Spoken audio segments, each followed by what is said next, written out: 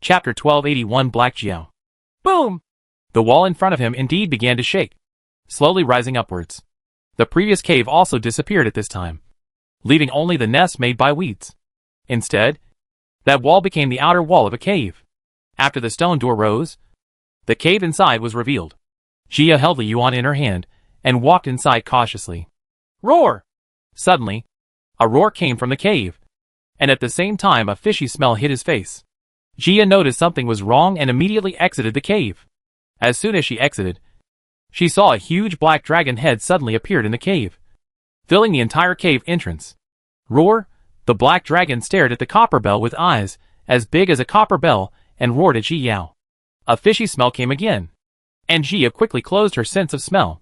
Roar! The black dragon roared again, suddenly rushed out of the cave and bid Jia.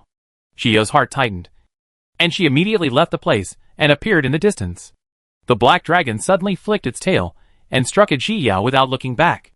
Jia struck up with the Yu's sword, but was directly scattered by the tail, which had no effect at all. Roar! The black dragon also turned his head, stood up tall and looked at Jia with disdain.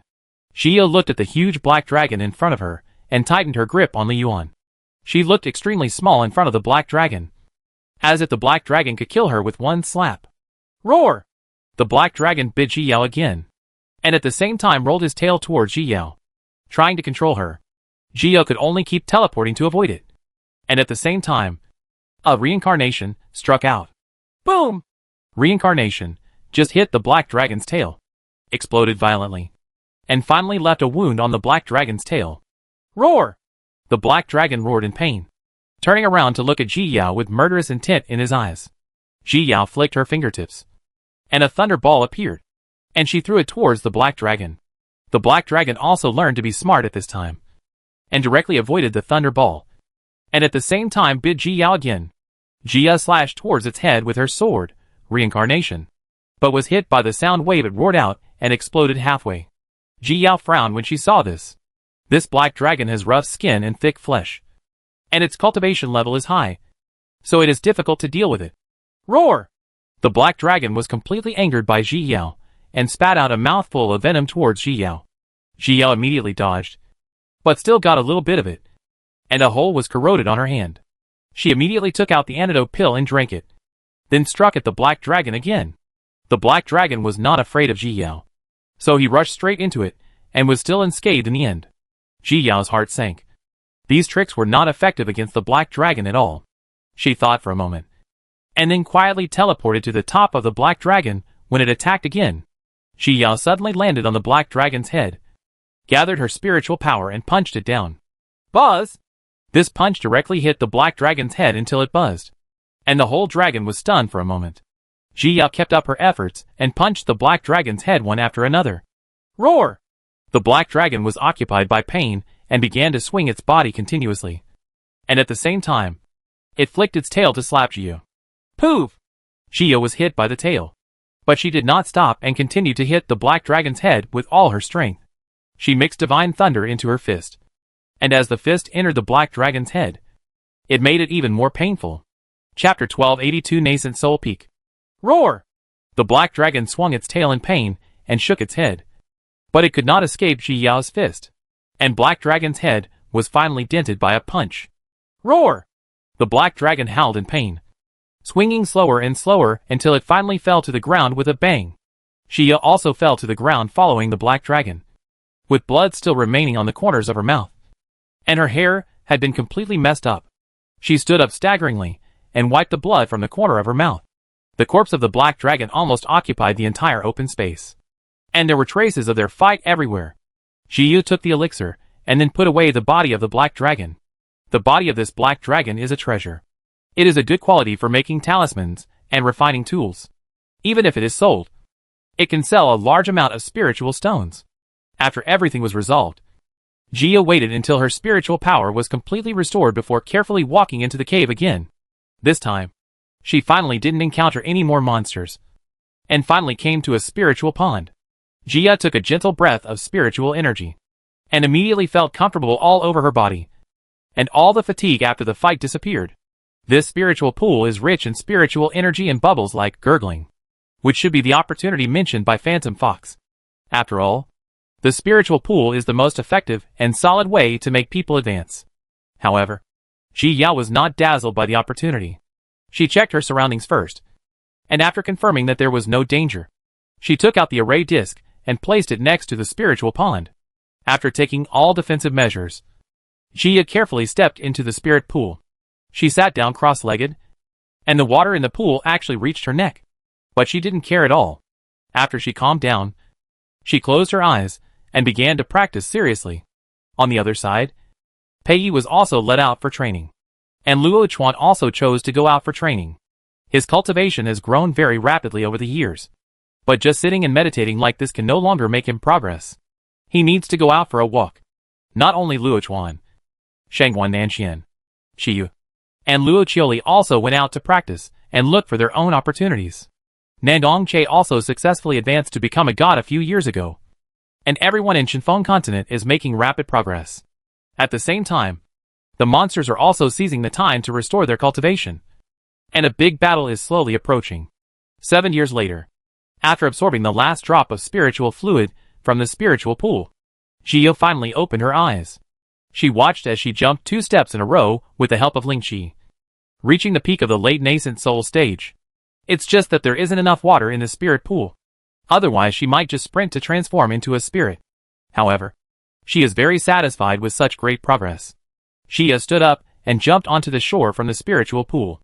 She scanned her bone age and found that 7 years had passed in a flash. Ji Yao sighed in her heart.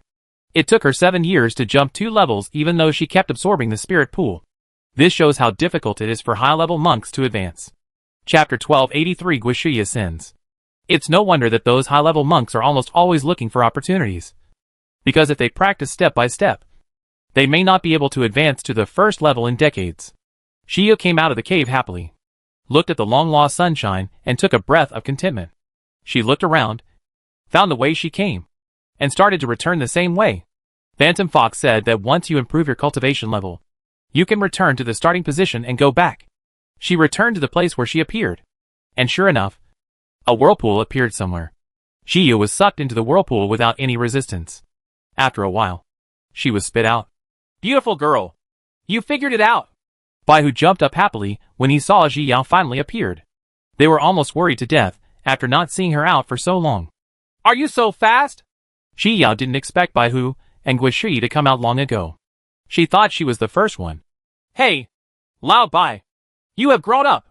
At this time, Ji Yao finally noticed that the white fox had grown up a lot. From a baby, she became a primary school student. Of course, I'm already at the 12th level. Baihu patted his chest proudly. He is so powerful now. Ji Yao smiled. But for the rare moment she didn't hit him. Shui! What's wrong with you? Ji Yao was just about to ask Shui about her gains when she realized something was wrong with her. Shi Yao, I'm going to ascend. Guishuyi had tried her best to suppress her aura, but when she saw Ji Yao appearing, she revealed some aura when she was excited. Now, she seemed to feel a suction. What? Ji Yao's eyes widened in surprise when she heard this. It was never recorded in the classics that the drought demon could ascend. She was still worried about what Shui would do in the future. Yes, Sister Shui has been about to ascend for a long time. But she has been waiting for you here for 2 years. Baihu explained helpfully. My physical strength has always exceeded the limits of the mainland before, but my spiritual power has never kept up. This time in the secret place, I finally made up for it. Guishuyi is also very happy, although now facing a separation. But she believed that Ji Yao would ascend to the upper world soon, and then they could play together again. Then let's get out quickly. After hearing Guishuyi's explanation, Ji Yao felt sincerely happy for Shui. Okay. Guishuyi smiled and nodded, finally no longer hiding her aura and letting it all out. As soon as they left the cave, calamity clouds appeared in the sky. Why are you still here? Guishuyi did not expect that the Shabe tiger was still outside the cave. He. Shabehu just smiled silly and didn't answer. He has been waiting here for 7 years. I'm going to ascend soon. You practice hard. If you can ascend, I will accept you. Guishuyi was also moved by Shabehu's persistence. It would be good if she recruited a subordinate to help fight. Okay, senior. Don't worry. I will definitely work hard to practice. When Sha Beihu heard Guishui said that he was going to ascend, he felt that he was following the right person, and he felt filled with pride. He will definitely ascend and keep up with his predecessors. Yes! Guishui nodded and hurriedly flew into the air. Boom! As soon as she flew into the air, thunder tribulation came down. And her thunder calamity was actually the 9 heavens divine thunder. The divine thunder wrapped Guishui tightly, and before it dissipated, the second thunder tribulation couldn't wait to strike down. Chapter 1284 Ascension. Boom! The second divine thunder was more powerful than the first. As soon as it fell, it turned the surrounding flowers, plants and trees into ashes in a moment. Countless monsters fled in all directions, hiding far away and not daring to get close. Some low-level monsters were hiding in caves and shivering. Countless high-level monsters deep in the jungle heard the noise and came to investigate the situation. Xia looked at the wrapped Guishui and felt a little nervous. After all, she had experienced the power of this divine thunder. Beautiful girl! Will Sister Shi be okay? Baihu nervously clenched the corners of Xiao's clothes. The aura of divine thunder reminded him of the beautiful girl's death. It's okay. Don't worry. Xia was worried herself, but still comforted her. Boom! The third lightning tribulation fell again. From the first thunder tribulation to now, they could not see Guishui's figure. Boom! Boom! Thunder tribulations fell one after another, and the surrounding area was completely in ruins, with traces of divine thunder still remaining. The sizzling sound made Gio even more nervous. Boom! The last thunder calamity finally fell after brewing, immediately covering the entire area for several miles. Ji Yao quickly retreated with Baihu, far away from the divine thunder. Guishui felt no discomfort at this time. These divine thunders could not harm her, but they could not be absorbed by her. Therefore, she could only wait for the thunder tribulation to dissipate little by little, and she felt a little bored for such a long time. It took a full 2/4 of an hour for the final divine thunder to slowly dissipate, revealing the unharmed Guishui. Seeing that Guishui was okay, Gio finally breathed a sigh of relief. She looked up at Guishui in the air, and couldn't help but raise the corners of her mouth. The auspicious clouds in the sky slowly floated over, and at the same time, the auspicious dew fell, and was absorbed by Guishui. Xiao? Yeah, bye. You must miss me. Guishui's eyes turned red for a moment as she looked at the elevator that appeared. You go up and have fun first. We will come up to you soon. Xia waved vigorously towards Guishui. She was more happy than reluctant to leave. Sister Shi, we will all miss you. Baihu also stretched out his little hand and shook it. Okay, then I'll wait for you. Guishui waved to Xiao and the others, and then stepped onto the elevator. She walked up the stairs step by step, but her life appeared in her mind. Until now, she had never thought that a mortal like herself would have the chance to ascend. She thought of her parents, the Guo family, and Wei Ziyue. All love and hatred have disappeared with time. From now on, she, Guishui, will have a different and splendid life. She smiled slightly and stepped onto the last step. She turned back to give Ji Yao and Baihu one last look, and then disappeared. Ji Yao withdrew her gaze, and just when she was about to talk to Baihu, a communication talisman flew over. Yao, I will ascend in the next few days, and Ji Shuzi's ascension will only take place in the past few months. Qin Chen's voice came from the communication talisman. The power of Shikai Tower has also been weakened a lot in recent years. It's just that the High Priest and Nalu Ruoshi have been hiding too deep, and there is no news about them.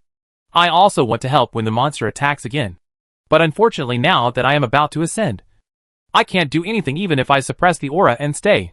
So, this monster can only rely on you, the younger generation, and we believe you can do it. Chapter 1285 Preparation. I have also communicated with the leader of the Wanshan sect, and I will try my best to cooperate with your arrangements. If you have any questions, please contact them or the Nangong family. Yao, you must live well. We are all waiting for you to ascend in the upper world. Ji Yao held the communication talisman in her hand. Uncle Qin Chen and Senior Ji Shuzi were also about to ascend. Presumably all the high-level monks in the past had almost ascended. She remembered that the battle with the monster in the original book was in July, when she had just advanced to become a god. At that time, almost all the senior monks were newly promoted young monks. This war lasted for about 10 years, and countless monks died, which also affected the mortal world. Xia also broke through again at the last moment, and then together with Shangwan Nanxian, senior brothers and others, they defeated the monster leader. In the end, with the concerted efforts of all the monks, the monsters were finally eliminated, and peace returned to Chifeng continent. Everyone began to practice hard and ascend to the spiritual world. I don't know what Chi-Chi's cultivation level is now. Jia decided to send a messenger to ask if the time was almost up, so that she could ask her senior brothers and the others to notify other monks so that everyone could be prepared to minimize casualties. A few days later, Jia was sitting in the cave, asking the Phantom Fox whether there was any place nearby that was suitable for cultivation, and at the same time suitable for overcoming tribulations. Yesterday, she received a summons from July and learned that she was now at the peak of the late nascent soul stage, and was only one step away from advancing to become a god. And she is now preparing to enter a secret realm, where she will stay for 5 years. When she comes out, she will most likely advance to become a god. Time is very tight for Jia. If she wants to step up to the next level within 5 years, it is impossible without special opportunities. But time waits for no one, so she can only send messages to Luochuan, Yi family and Nandong family, letting them communicate with other sect families and prepare for the battle. And she also had new ideas. I once bought a 7-color flower at an auction in July, and later gave her a petal. The 7-color flower is too precious. No matter how high your cultivation level is, as long as you take one petal, you can advance to the next level. However, a monk can only take one petal in his lifetime. Chichio and Jiyao now have the same idea. It is most suitable to use the 7-color flower at the juncture of advanced spiritual transformation. It would be a pity if it was used early. However, Jiyao does not intend to advance now. After all, she has only advanced not long ago. If she pursues speed blindly, it will easily cause her foundation to be unstable and her Taoist heart to be weak. If it affects future ascension, then the gain outweighs the loss.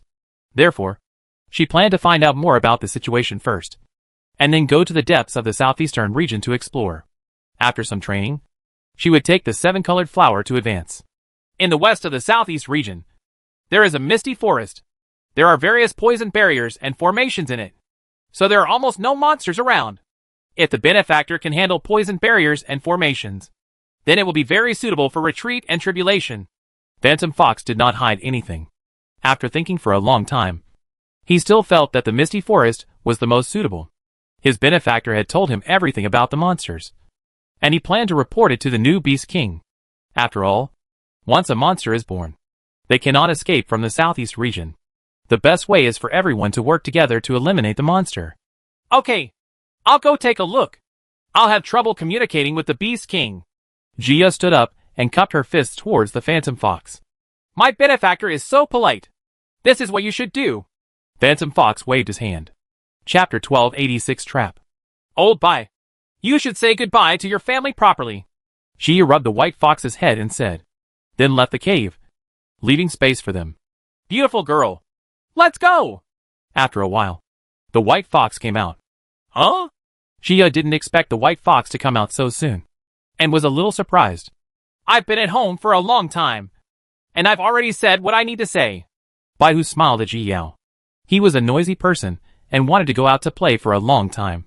He will get moldy if he stays in the clan area. Then let's go! Jia smiled, and rubbed the white fox's head, leading him away from the clan. Xiangyu, are you okay? Rongli asked nervously, as soon as he put Lu Xiangyu on the ground. I'm fine. Lu Xiangyu spat out a mouthful of blood as he spoke, but still looked at Rongli with a smile. Are you okay?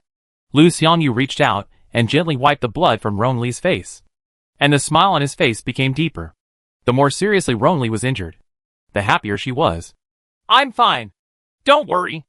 Rongli quickly took the elixir to Lu Xiangyu and held her in his arms distressfully. In the past 10 years, he had never lived a stable life. Lu Ruashi always clung to him and sent people to hunt him down. In order to avoid being chased, he went to find those confidants, but he didn't expect that all those women had turned against him. As soon as they knew that there were other women, they all attacked Xiangyu, who was unable to restrain a chicken. When he thought of those women, anger arose in his heart. The only person who is truly good to him and loves him regardless of reward is Xiangyu. Now he is nothing but Xiangyu, and nothing can happen to her. In the past few days, because Shinkei Tower had been unable to successfully chase him, Lu Ruashi appeared in person this time. He was seriously injured. Xiangyu almost had an accident, and finally managed to escape. Brother Rongli, I feel so uncomfortable. Lu Xiangyu felt the burning pain in her body and held Rongli's hand uncomfortably. It's okay. It's okay. The elixir is already working now. It will be fine soon. Just hold on for a while. Rongli lowered his head and saw Lu Xiangyu's painful look and felt his heart being tugged. Lu Xiangyu gritted her teeth and endured. Rongli was not dead yet. So she must not die first. She must persevere. In the past 10 years, the poisonous poison has invaded Rongli's body. Under the influence of the evil poison, his cultivation level has not improved at all. And he is still stuck in the late nascent soul stage. He thought it was because he was being hunted all the time and had no time to practice. He had no idea that this was her handiwork. She alienated all his confidence. And in the end, she would only be by his side. She wanted him to feel the feeling of being betrayed by the person she trusted the most. And she wanted to pay him back the pain she had felt. Beautiful girl. There is a bird egg here. The white fox climbed up a big tree and found a big egg in the bird's nest. Come down quickly. By then the mother bird will think you are an egg thief. Jia looked at the white fox with a headache. This guy has become more and more naughty as he grows up. It's the age when dogs are bored. This egg feels so strange. The white fox lay beside the bird's nest and poked the egg out of curiosity, only to find that the egg turned from black to red. What's weird? Jia heard this and flew up to the tree, and also came to the bird's nest. Chapter 1287 Fire Dragon. This egg will change color, the white fox said. Then he poked the egg like a treasure. Sure enough, the egg changed color again, from red to dark green. Hey, it really changes color. Jia got close to the egg and poked it curiously. Sure enough, it changed color again. Jia tried her best to recall the classics and found no color-changing bird eggs. Chirp! At this moment, a flamingo flew over from a distance. Let's go quickly. Jia grabbed the white fox and jumped off the tree with him. Although the flamingo was not very scary, in the end it was them who were at fault for touching other people's children at will. Chirp! The flamingo flew back to its nest, noticed the set of strangers, and chirped several times threateningly. Then it suddenly breathed fire at the egg and began to bake the egg in earnest. Beautiful girl. Are all eggs hatched like this? The white fox was confused by this operation. Who hatches eggs and roasts them on the fire? I think it's more like baking eggs. Jia shook her head. This operation really didn't look like hatching eggs. But they were not sure. And after looking for a while, they didn't find anything special. So they left. But before the two of them had gone far, an explosion suddenly came from behind. Jia was startled. When she looked back, she saw an explosion over there, and a fire ignited at the same time. Chee chee chee chee. Roar. Chirp. I remembered the screams of animals everywhere, and I must have been frightened by the movement. The fire grew bigger and bigger, gradually spreading to all directions. Roar. At this moment, a beast roar suddenly came from the center of the explosion. Jia's heart tightened, and she immediately took out Li Yuan. If she heard it correctly, it was the roar of a dragon. Roar! A flaming dragon suddenly rose into the sky and flew into the sky. How can there be a dragon? Bai Hu was shocked when he looked at the fire dragon. He had never heard of a dragon existing in the southeast region. I don't know, but this fire dragon is very dangerous. So you must be careful. Jia saw that the fire dragon seemed to be very angry at the moment, and was constantly circling in the sky. Roar! The fire dragon looked at the ground, and suddenly breathed fire into the forest. Suddenly, a large forest burned. The animals all panicked and began to run for their lives. The monsters did not dare to provoke the fire dragon and ran away in all directions. Let's go! Jia saw that the fire dragon had the tendency to spit fire again, and immediately flew forward with the white fox. Roar! The fire dragon noticed Jia's aura and sprayed fire towards her. Jia felt a hot breath approaching and immediately sped up to escape. After all, it was a dragon, not an insect. But she didn't do anything. So why was the fire burning on her body? Roar! The fire dragon saw Jia running away and began to chase Jia, while constantly spitting fire at her. This person had been close to it just now, and it still remembered her breath. These humans and monsters all want to eat it. They are all bad guys, and it wants to burn them to death. When Jia saw that the fire dragon was actually catching up, she cursed in her heart that she was unlucky. Then she took the white fox into the sea of consciousness, tore apart the space and got in. Roar! Huolong suddenly became angry when he saw Jia suddenly disappeared. It sprayed fire randomly in all directions, burning the entire forest. Countless animals and low-level monsters failed to escape and eventually died in the fire. Jia flew for a long distance before walking out of the space. She looked back and saw that the forest in the distance had turned into a sea of fire. Chapter 1288 Martial Law. Jia frowned. Why did a fire dragon suddenly appear? And at present, it seems that this forest cannot be saved, and it is not known whether other forests will also suffer. But she couldn't stop it now. It was more important to save her life first. Jia glanced at the forest again, then turned and left. A few hours later, she arrived at the peacock tribe. Her appearance immediately attracted the attention of the peacocks, who were basking in the sun. Jia smiled friendly. She was not here to cause trouble. The peacocks just stared at Jia, and did not do anything to her. Just when Jia was about to bypass the clan area, suddenly a peacock flew back to the clan area from a distance. Who is coming? As soon as the peacock came to Jia, he turned into a human form and looked at Jia warily. The flamingo tribe was burnt down just now, and now martial law has begun everywhere. After all, once it catches fire, many little ones will not be able to escape. I'm just passing by here. Jia tried her best to look kind and express that she meant no harm. Are you from the Flamingo clan? Peacock looked at Jia with some suspicion, as there was still some smell of fire left on her body. Yes. Jia nodded, not hiding anything. Upon hearing this, Peacock immediately stared at Jia fiercely, as if she was the accomplice of the fire dragon. Seeing his attitude, the other peacocks flew into the air one after another, all staring at Jia unkindly. Don't get me wrong. I'm just passing by. I'll leave right away. Jia smiled awkwardly, waved her hands quickly, then turned around and flew away. The peacock didn't catch up, and ordered the other peacocks to check for safety before returning to their nest. Jia on the other side ran away quickly. After all, they were a group of peacocks, not just one. Beautiful girl. Where is the fire dragon? The white fox came out of the sea of consciousness, holding the little white ball, with a carrot lying on the little white ball's back. Mom, as soon as Carrot saw Jia, its leaves began to swing excitedly. Why did you run out? I'm not afraid of these monsters eating you. Jia stretched out her hand to lift up the carrot and threatened her. Sure enough, the carrot shook momentarily, and the leaves curled up. Jia put it in her palm funny and stopped teasing it. The fire dragon didn't catch up, but many clans should know about it now, and they should all be under martial law. I passed by the peacock clan just now, and I was almost treated as a bad guy, Jia said, and searched with her spiritual consciousness, just in case the fire dragon suddenly appears.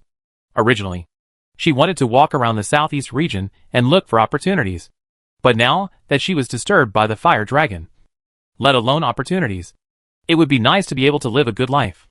Now that there is a lot of security everywhere, she will be found wherever she goes, and she can easily be regarded as a bad person.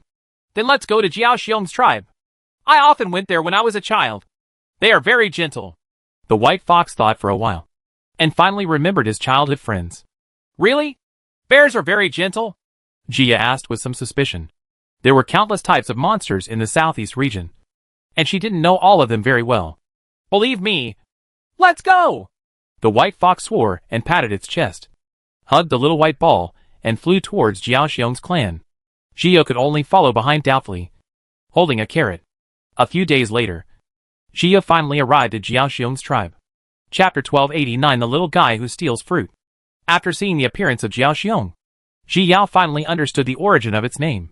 These scorched bears are huge, and their size should be scary, but they have a somewhat funny appearance. Their hair is all black and curly, and the curly hair is quite long, which does look a little funny. As soon as the white fox arrived here, it found its good friend, Xiao Jiao.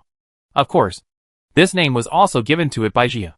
Xiao Jiao is also the young master of the Jiao Xiong clan. After he expressed his feelings to the clan leader, Jiao successfully blended into the Jiao Xiong clan. Beautiful girl. Xiao Jiao said that their Jiao fruits are about to bear fruit. The white fox winked at Jiao. This was the reason why it chose to come here. Jia was stunned for a moment when she heard this, and then smiled helplessly after she realized what she said. This old buy it quite an idea. Xiao Jiao, can we go and see your Jiao Xiong fruit? Of course. We will exchange it with you for other things. Xiao did not intend to ask for Jiao Xiong's things in vain, and planned to exchange them for pills and the like. Jiao Xiong nodded and suddenly squatted down. Beautiful girl. Come on. Xiao Jiao is inviting us up. The white fox jumped on Jiao Xiong's shoulder. Jia looked at Jiao Xiong. The size was almost the same as that of the giant, so it should be relatively safe. She tiptoed, flew directly into the air, and sat down on Jiao Xiong's other shoulder. Jiao Xiong stood up slowly and walked step by step towards the place where Jiao fruit was grown. Sitting too high and shaking slightly, Jia quickly grabbed Jiao Xiong's curly hair to steady herself. It didn't take long for Jiao Xiong to arrive at the jiagua planting area. Jia glanced around and saw fruit trees one after another full of fruits. Those red fruits are a little shiny and very conspicuous under the sunlight. Wow! There are so many fruits! The white fox almost drooled when he looked at the fruits. He has loved eating burnt fruits since he was a child. And he comes to play with Xiao Jiao every 2 days just for the burnt fruits. Xiao also had the urge to pick it. This burnt fruit can be eaten as fruit, but for people or animals with fire attributes, it can promote the growth of cultivation. This is true cultivation by eating the fruits. Ah! Why is there a piece missing there? Suddenly, the white fox discovered that a fruit tree had no fruits, which was very conspicuous among the red fruits. Xiao Jiao also found that there were less fruits, so he ran into the orchard in a hurry. Jia frowned. It seemed that some animal had come to steal the fruit. Ah! What is that? As soon as he ran over, the white fox saw the little guy under the tree. Xia also saw the little guy, who was lying under the tree and asleep, with many burnt fruits scattered beside him.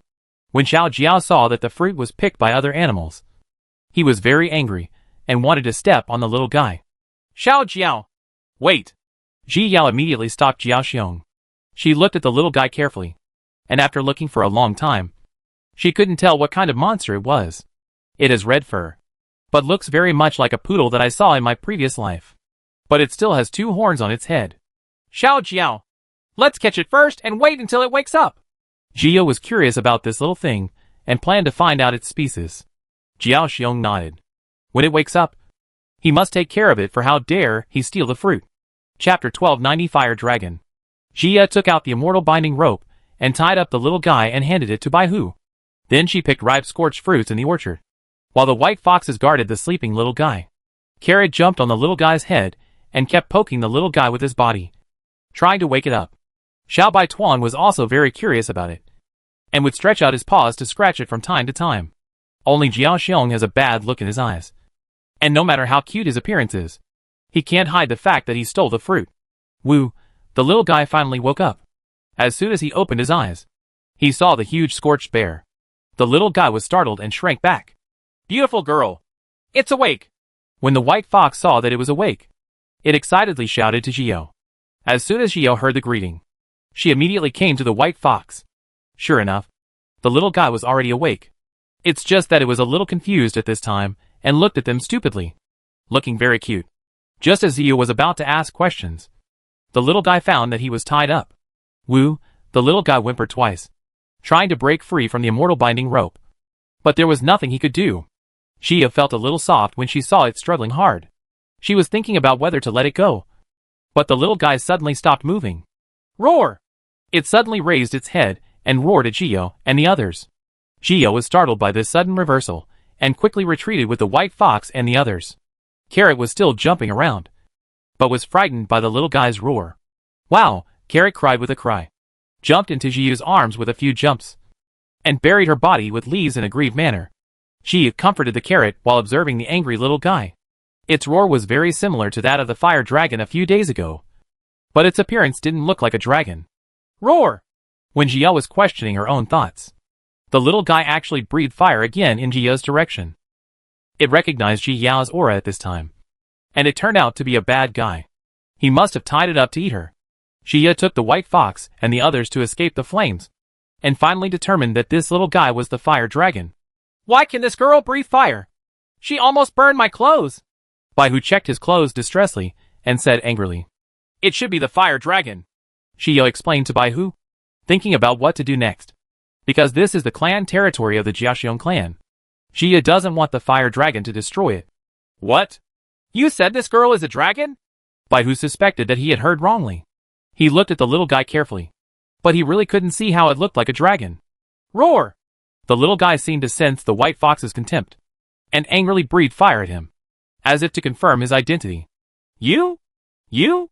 The white fox jumped in anger at the little guy's provocative attitude, but was too cowardly to step forward and be tough. Little guy, I'll give this to you. How about you stop breathing fire? Jia took out a burnt fruit and held it in her hand to seduce the fire dragon. The fire dragon's eyes lit up when he saw Jiaogua, and then he looked at Ji Yao warily. This person must be trying to trick it with something, and then eat it. Come on! Come on! We are not bad people. Don't be afraid. Ji Yao threw the burnt fruit to the fire dragon and smiled in a friendly manner. The immortal binding rope was still on the fire dragon, but I kept it because I was afraid that it wouldn't be able to break free and spit out fire at will. I was trying to untie it, but I was afraid that it would spit fire everywhere. No matter what I did, it would be wrong. Chapter 1291. The war is coming. The burnt fruit was thrown in front of the fire dragon, and its fragrance attracted it. The fire dragon swallowed, looked up at Ji Yao for a while, and finally couldn't resist the temptation and swallowed the Jiaogua in one gulp. We still have some. As long as you don't spit fire, we will feed you. Okay. Jia took out a few fruits again and held them in her hands. After the fire dragon finished eating the fruit, the fragrance was still lingering in its mouth. It looked at the fruit in Jia's hand and finally nodded. It's so good. Seeing that it agreed, Jia praised with a smile, and then threw the fruit to the fire dragon. Most monsters are very innocent when they are young, and they are not as thoughtful as they usually are when they grow up. Jia came to the side of the fire dragon and gently smoothed the fire dragon's hair. The fire dragon was busy eating the fruit and had no time to talk to Jia, so he just let her go. Spiritual Dragon Clan. Has that thing been taken care of? Dragon Mother Dragon asked as she looked at the green dragon in front of her. Don't worry, madam. I threw it into the sealed lower realm. It can't come back, Qilong replied with some pride. When it went out for training in the early years, it discovered a small sealed world. It didn't pay much attention to it at the time, but it didn't expect that it would be used now. It directly threw the thing down by calculating the space nodes, and the Dragon King could not count on them. But Qilong didn't know yet that the seal of that small world had been opened. Well done! The Dragon Mother smiled softly and threw a bead to Qilong. Thank you, Dragon Mother, for the reward. Qilong saw the pearl and immediately thanked him excitedly. With this bead, it can be advanced again. Go down! Mother Dragon waved her hand, turned around and returned to the dormitory. She opened the secret passage in the dormitory and walked in. Inside were all the good things she had acquired over the years, and they were also things she prepared for her son. Ha! The Dragon Mother sneered. The future master of this dragon clan would only be her son, and no other dragon could replace him. What's more, it's that kind of bastard whose bloodline is not pure. Its existence will only debase the dragon bloodline. If she wasn't worried that the Dragon King would find out if she killed that bastard, she would kill it no matter what. If she can drive away its mother, she can naturally drive it away as well. Okay. Okay. Don't eat. It's not okay to eat too much. Jia looked at the fire dragon with a headache. This guy is really greedy.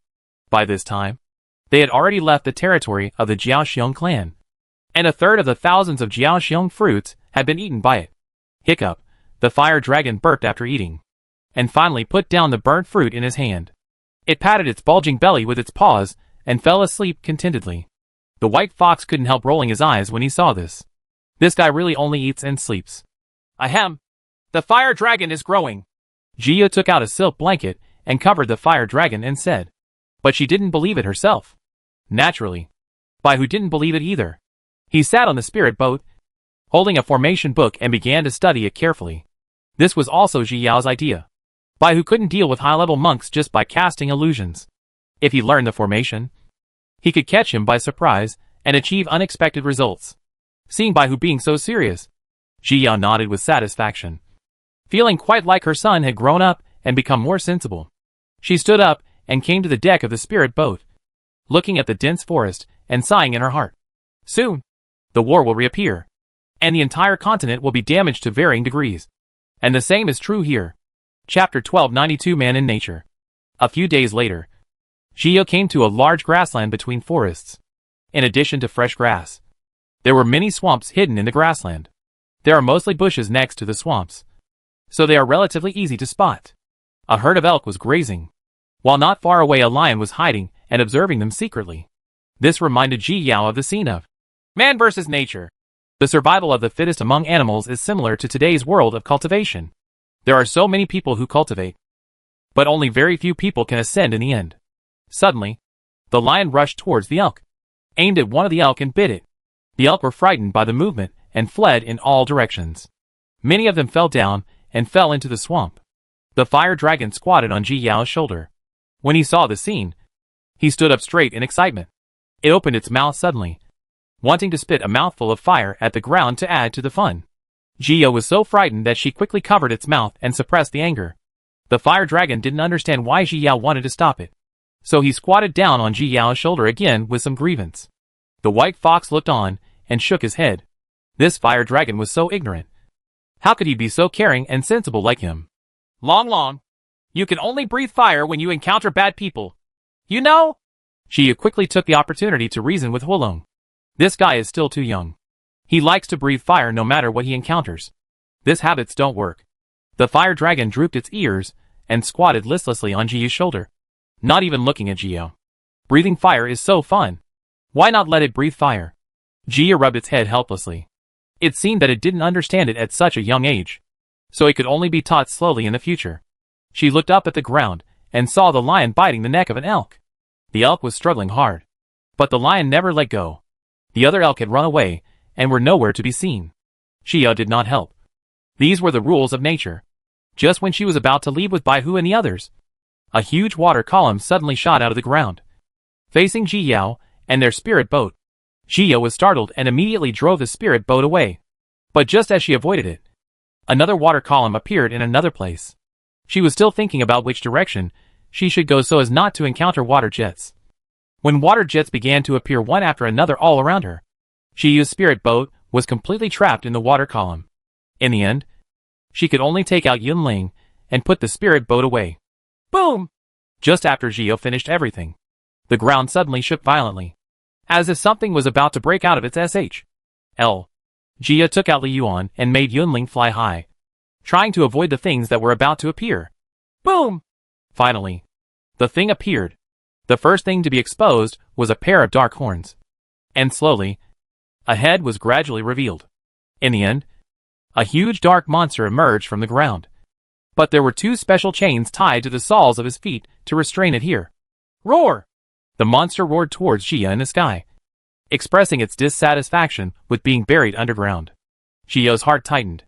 This monster's cultivation level was already equivalent to a human stage of becoming a god. It was not an easy character to deal with. The most important thing is that this monster gave Ji Yao an uncomfortable feeling. Chapter 1293 Warcraft. This is a monster. Shushu spoke at this time, his voice a little heavy. Warcraft? But it doesn't have devilish energy on it. Ji Yao frowned. Shouldn't the monster be like the Mao, who is full of devilish energy? This demon is not that demon. This thing is of the same category as the monster. It should be some kind of demon beast that became possessed by the demon and turned into a demon beast. Shushu was also a little surprised. After all, demon beasts are not as complex as human minds, and rarely there will be obsessions. So it is also a monster now. Ji Yao's heart sank. Since this is a monster, she must deal with it. Otherwise, when the monster comes out, it will definitely pose a fatal threat to the monsters here. Roar! The monster roared at Ji Yao again, and the chains under his feet made a crisp sound. This thing must be disposed of, Shushu said in the sea of consciousness. Yes, I understand. She nodded in agreement and carefully observed the monster, trying to find its weaknesses. Although I don't know who tied the monster here instead of killing it. There must be a reason why he couldn't kill it. Long. It's time for you to breathe fire. Ji Yao planned to let the fire dragon test the waters first to see the attack methods of this monster. The fire dragon's eyes lit up when he heard this. He stood up straight and sprayed fire towards the monster. Roar! The monster noticed the breath of the flames, and actually sprayed out a water column, which collided with the flames and immediately extinguished the flames. Ji Yao frowned. It turned out that these water columns were sprayed out by this monster. It was a water attribute monster. Roar! The fire dragon didn't expect that his fire would be extinguished, and he was so angry that he breathed out fire again. The monster sprayed out water jets again, extinguishing the fire. In this way, the cycle of one beast breathing fire and the other breathing water started. The fire dragon was born not long ago, and its flames are just ordinary flames, and cannot hurt the monsters at all, Shushu said, while observing the fight between the two beasts. Yeah, I know. Xia also saw at this time that the fire dragon's flame level was too low, and water was the nemesis of fire. Xia took out the chaos sky fire from the storage ring, and it immediately turned into countless red lotuses and attacked the monster. The Warcraft's brows jumped as soon as the chaos sky fire appeared. It looked at the flames coming from all directions, and could only keep spraying water while waving its claws. When it waved its claws, it caused strong spatial fluctuations, which effectively prevented the chaotic sky fire from approaching. The strength of this monster seems to have declined. Xia looked at the strength of this monster, and it was obvious that it was not like the combat power of the god transformation stage. Well, it's probably been buried for too long, and it didn't regain its strength in the process. Shushu also nodded, and his combat power was much weaker than he thought. Roar! The fire dragon kept spitting fire. Its eyes widened, and its face bulging angrily. At this time, it still maintains the size of a puppy, and has not transformed into a dragon. Most people really can't imagine a dragon, seeing that Fire Dragon wanted to defeat the Warcraft so much. Xia did not stop it, and watched Chaos Skyfire and Fire Dragon deal with the Warcraft together. When the Fire Dragon has had enough fun, she will take action to deal with this monster. The blood of the Fire Dragon is impure. Shushu in the Sea of Consciousness suddenly spoke. Indeed. Xia nodded. She had already seen it. After all, there was no dragon in the form of a puppy. But this might not be a puppy, but some monster she didn't understand. Chapter 1294 Dragon Level. The dragon family is mainly divided into red dragons, white dragons, green dragons, black dragons, and golden dragons. Shushu popularized knowledge about dragons to Xia. After all, dragons in the mainland have become extinct long ago, and there are very few relevant records. Among dragons, there are also levels of classification, from low to high. It is from red dragon to gold dragon, and this little guy is the lowest level red dragon. The red dragon's main attack method is to breathe fire. When it is a cub, it can only spit out ordinary flames. After it advances, the flames will gradually increase, and its final combat power will be very terrifying. And Qilong has a very high bloodline, and is also known as one of the 4 sacred beasts. However, among the dragon races, the most noble one with the highest bloodline is the golden dragon. It is the royal family among dragons. Once it reaches adulthood, it has the strongest combat power. Therefore, the dragon kings of the dragon clan are often golden dragons, and other dragons are not qualified to inherit the throne. Shushu has also seen the power of the golden dragon, which is an existence that many gods do not dare to provoke. However, this is also related to the cultivation level of the dragon itself. No matter how high the blood level is, it is useless without cultivation level. The fire dragon should be the red dragon, but it should be the result of the union between the red dragon and some other race. Shushu looked at the fire dragon that was working hard to breathe out fire, but he couldn't tell what its other half of the bloodline was.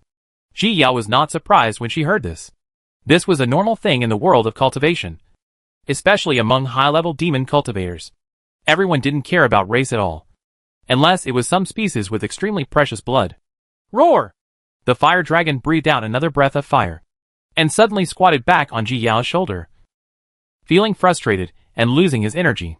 When Ji Yao saw it, she knew that the fire dragon's spiritual energy was about to run out. So she immediately slashed at the monster with a Yer sword.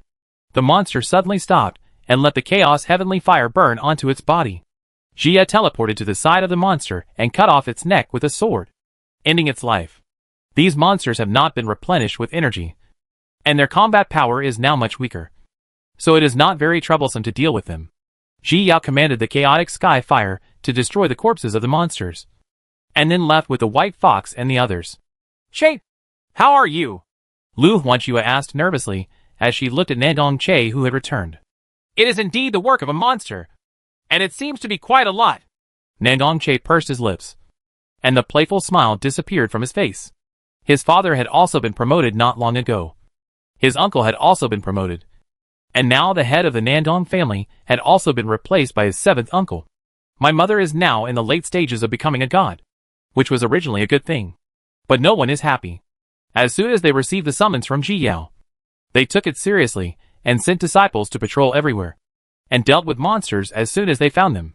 However, There are still many monks who suffered poisonous attacks and were killed by monsters. Now that there are more and more monsters, I am afraid that the war Jia mentioned is really about to begin. I'm going to discuss this matter with the leader of the Washan sect. Recently, I haven't been feeling at ease. Ever since Tao's companion and Yura ascended to the throne, she hasn't been feeling at ease. You asked Yao Yao to pay attention to her safety. If the war really breaks out, let her come to our Nangong home, and we will definitely protect her. Lu Huanchua warned Nangong Che. But she promised Yura that she would protect Yao Yao well, and never let anything happen to her. I know. Nangong Che nodded, but knew in his heart that it was impossible. Chapter 1295 The Hidden Family.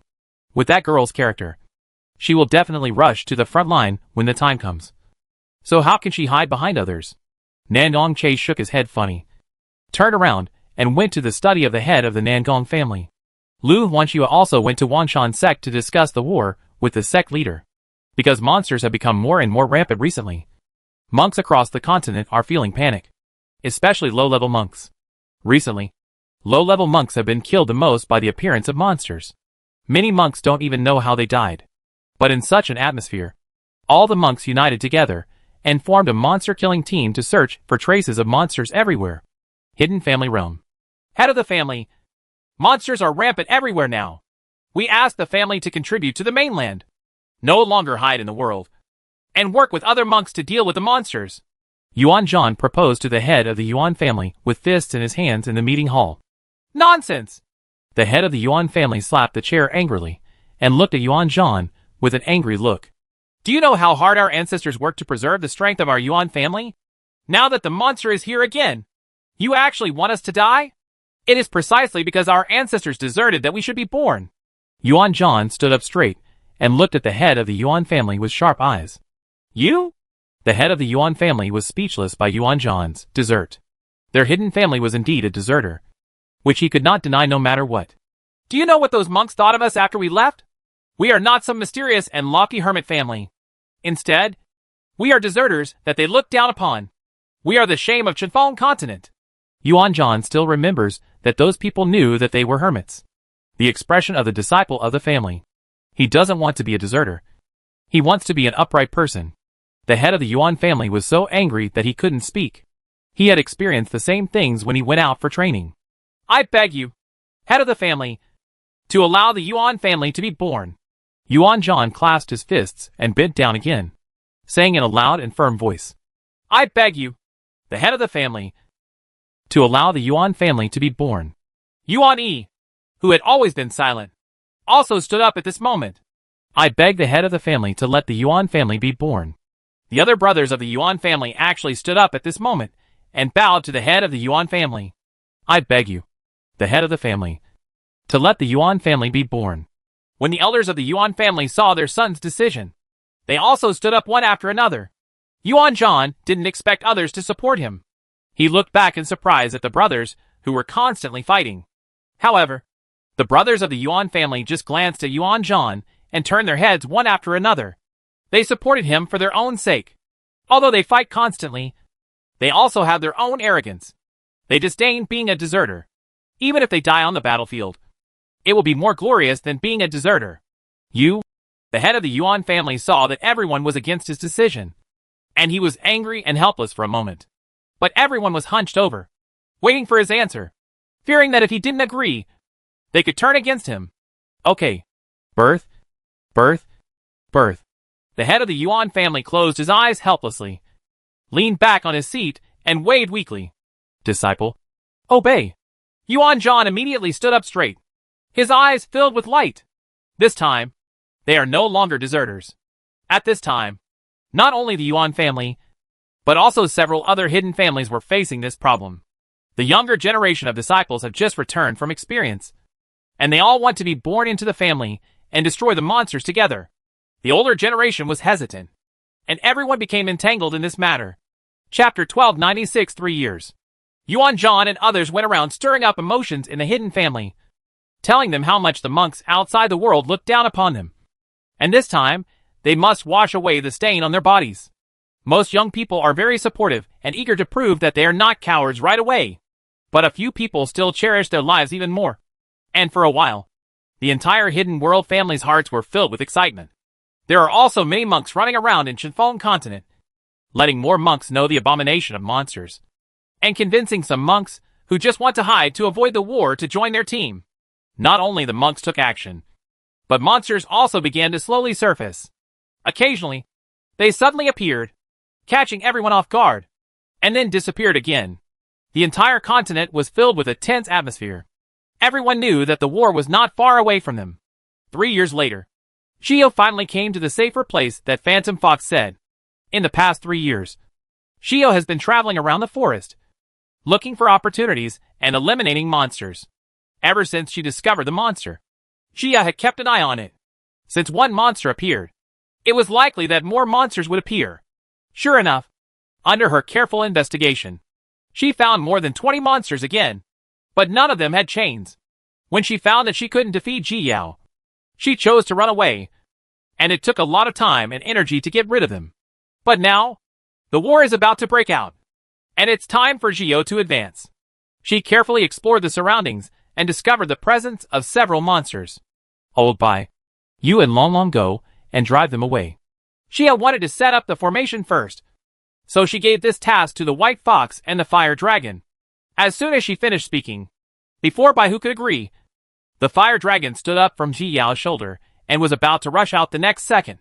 Ji Yao immediately grabbed the Fire Dragon and said threateningly, Long Long, you are not allowed to breathe fire. Then this place will not be used to advance. Do you understand? Huh? Seeing Ji Yao narrowing her eyes dangerously, Huolong had no choice but to agree, and then rushed out. The White Fox followed it and shook its head helplessly. It seemed that not all monsters were as obedient as it. Seeing them leaving, Shio began to arrange the formation with peace of mind. She chose a hidden cave where her advancement would not be easily discovered. An hour later, the formation was set up, and the White Fox and the others returned. I've also set up a formation near here. You guys can play around here, and don't run far away. You know? Ji Yao seriously warned a group of little guys. Carrots and little white balls also clamored to come out to play. So Ji Yao simply let them out. Old Bai, you are the elder brother, so you have to take care of them. Ji Yao was most worried about the Fire Dragon. This guy was very naughty. Don't worry, beautiful girl. I'll beat them if they don't obey. White Fox promised. Patting his chest, Ji Yao rubbed the White Fox's head in a funny way, then ignored them and turned back to the cave. Come on. Let's go play. Everyone must follow me. Seeing Ji Yao enter the cave, Bai Hu immediately acted as the eldest brother and directed several little ones to play together. Shio spread her consciousness and saw that they were all having fun. She was completely relieved and closed her eyes to calm down. Chapter 1297, the current situation of the mainland. After she was completely free of distractions, Shio took out the 7-color flower, put it in her mouth and swallowed it. As soon as the 7-colored flower was in her stomach, Shio felt a surge of spiritual power emanating from the 7-colored flower, filling her dantian instantly. At the same time, the spiritual power was so huge that it made her dantian swell up and hurt. Shio didn't dare to delay, so she quickly closed her eyes and absorbed the spiritual power to practice seriously. How are the preparations going? The high priest asked, looking at the map in front of him. We have already contacted most of the monsters, and they can be dispatched as soon as Master gives the order. Lu Ruashi looked at the map with a numb expression, which was the map of Chiffon continent. It clearly depicts the appearance of Chiffon continent, and some sect families are highlighted, especially the signs of Yejia, Wanjin sect, and Qingmu sect in the Northern Territory are extremely conspicuous. Although she wasn't sure why, she could guess that someone in these places must have offended the master. Well, that's right. When we accomplish something great, I will terminate the contract between us and let you ascend. The high priest was worried that Lu Ruashi would not care enough to do things for him, so he deliberately tempted her. Thank you, Master. Lu Ruashi didn't feel any excitement. She knew the master too well, and he would never let her go in the end. Now! No matter who loses or wins the battle, she will only die. Life has lost its meaning to her. What she once thought was the salvation of life was nothing more than flowers in the moonlight in the mirror. Well, then you can go down. The high priest waved his hand with satisfaction. Although Lu Ruashi was a little less qualified, she was better at being obedient. She had never thought of betrayal for so long. But no matter how obedient he was, She was destined to die. But he could make her death less painful. Ha ha ha. The high priest looked at the map and laughed wildly, as if the scene of their monsters occupying the continent had already appeared before his eyes. Lu Ruoshi had already walked very far, but she still heard the master's laughter. Huh. Lu Ruoshi raised the corner of her mouth and wanted to smile, but found that she seemed to have lost this ability. She looked up into the distance, feeling pale in her heart. Brother Rongli, there seemed to be more monsters recently. Lu Xiangyu frowned and said sadly, the aunt who took them in some time ago and her family were all killed by monsters. But she was a useless person and could not help at all. Well, so you must never leave my side. Rongli held Lu Xiangyu in his arms. He was afraid that Xiangyu would be killed by monsters as soon as he left his sight. He didn't dare to think about the days without her by his side. He didn't want to be alone. But aren't you going to help eliminate the monsters? There are rumors outside that a war is imminent. A flash of ridicule flashed in Lu Xiangyu's eyes. Sure enough, he was still as selfish as ever. I don't care about the monsters or the wars. Now I just want to find something that can restore your qualifications, and then ascend with you. Rongli hugged Lu Xiangyu tighter. Once he had the opportunity to practice again, Xiangyu, it will definitely work. As for other people, what does life and death have to do with him? Lu Xiangyu's face darkened when he heard this. But he didn't say anything. It's almost time. The devil's poison will break out soon.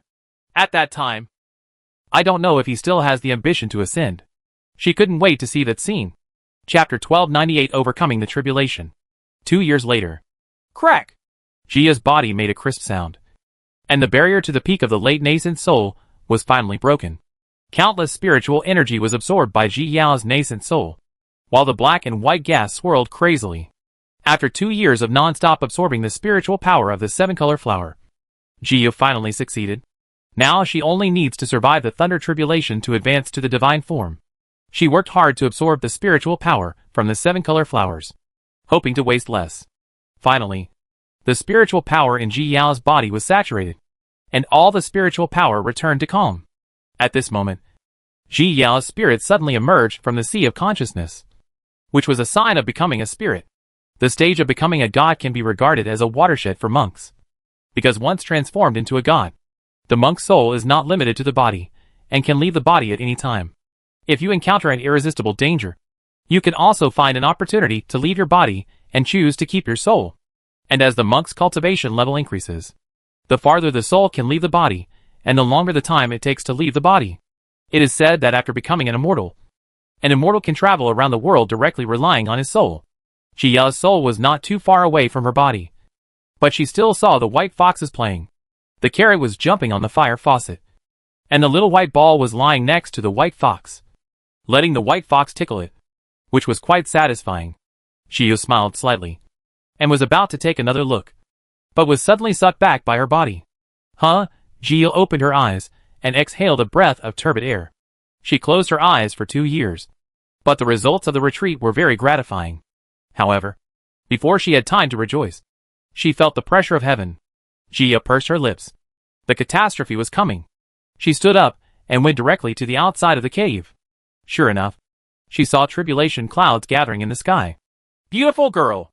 When Baihu saw Ji Yao finally coming out, he stood up straight in excitement.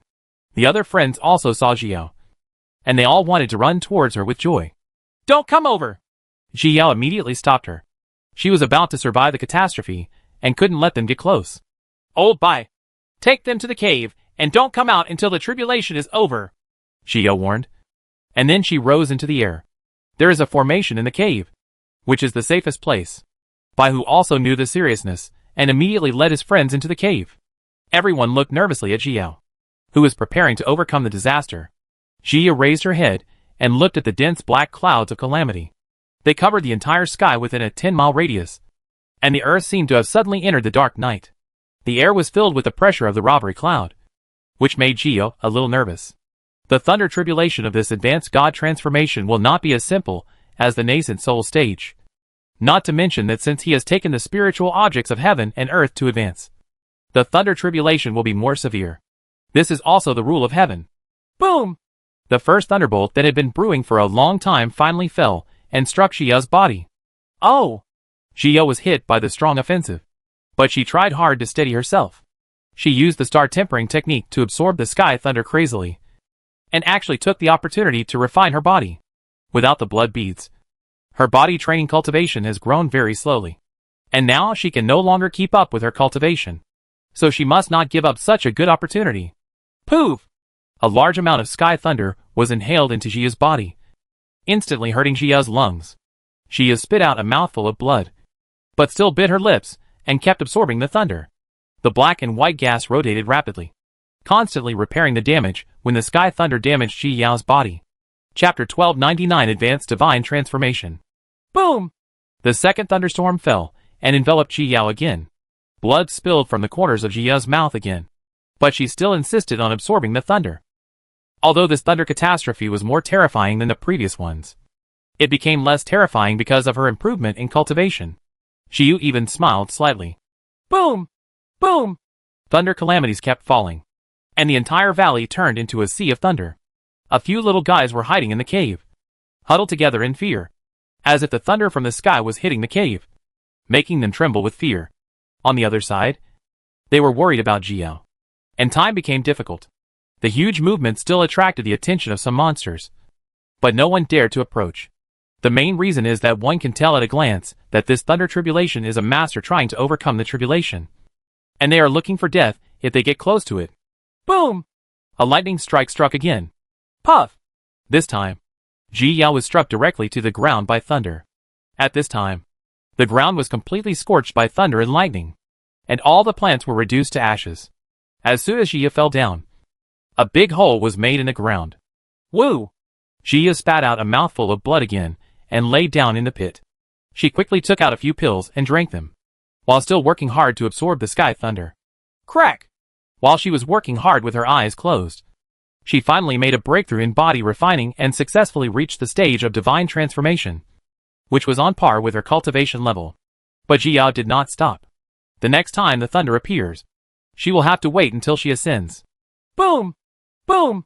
The sky thunder fell one after another, and Ji Yao simply stayed in the pit and refused to get out. The entire pit was completely occupied by thunder, without a single gap. Ji Yao could feel the thunder in her body still rushing around, but she had no intention of absorbing it at this time, because the last thunder was about to strike. She stood up hard and flew out of the pit, slowly flying into the air.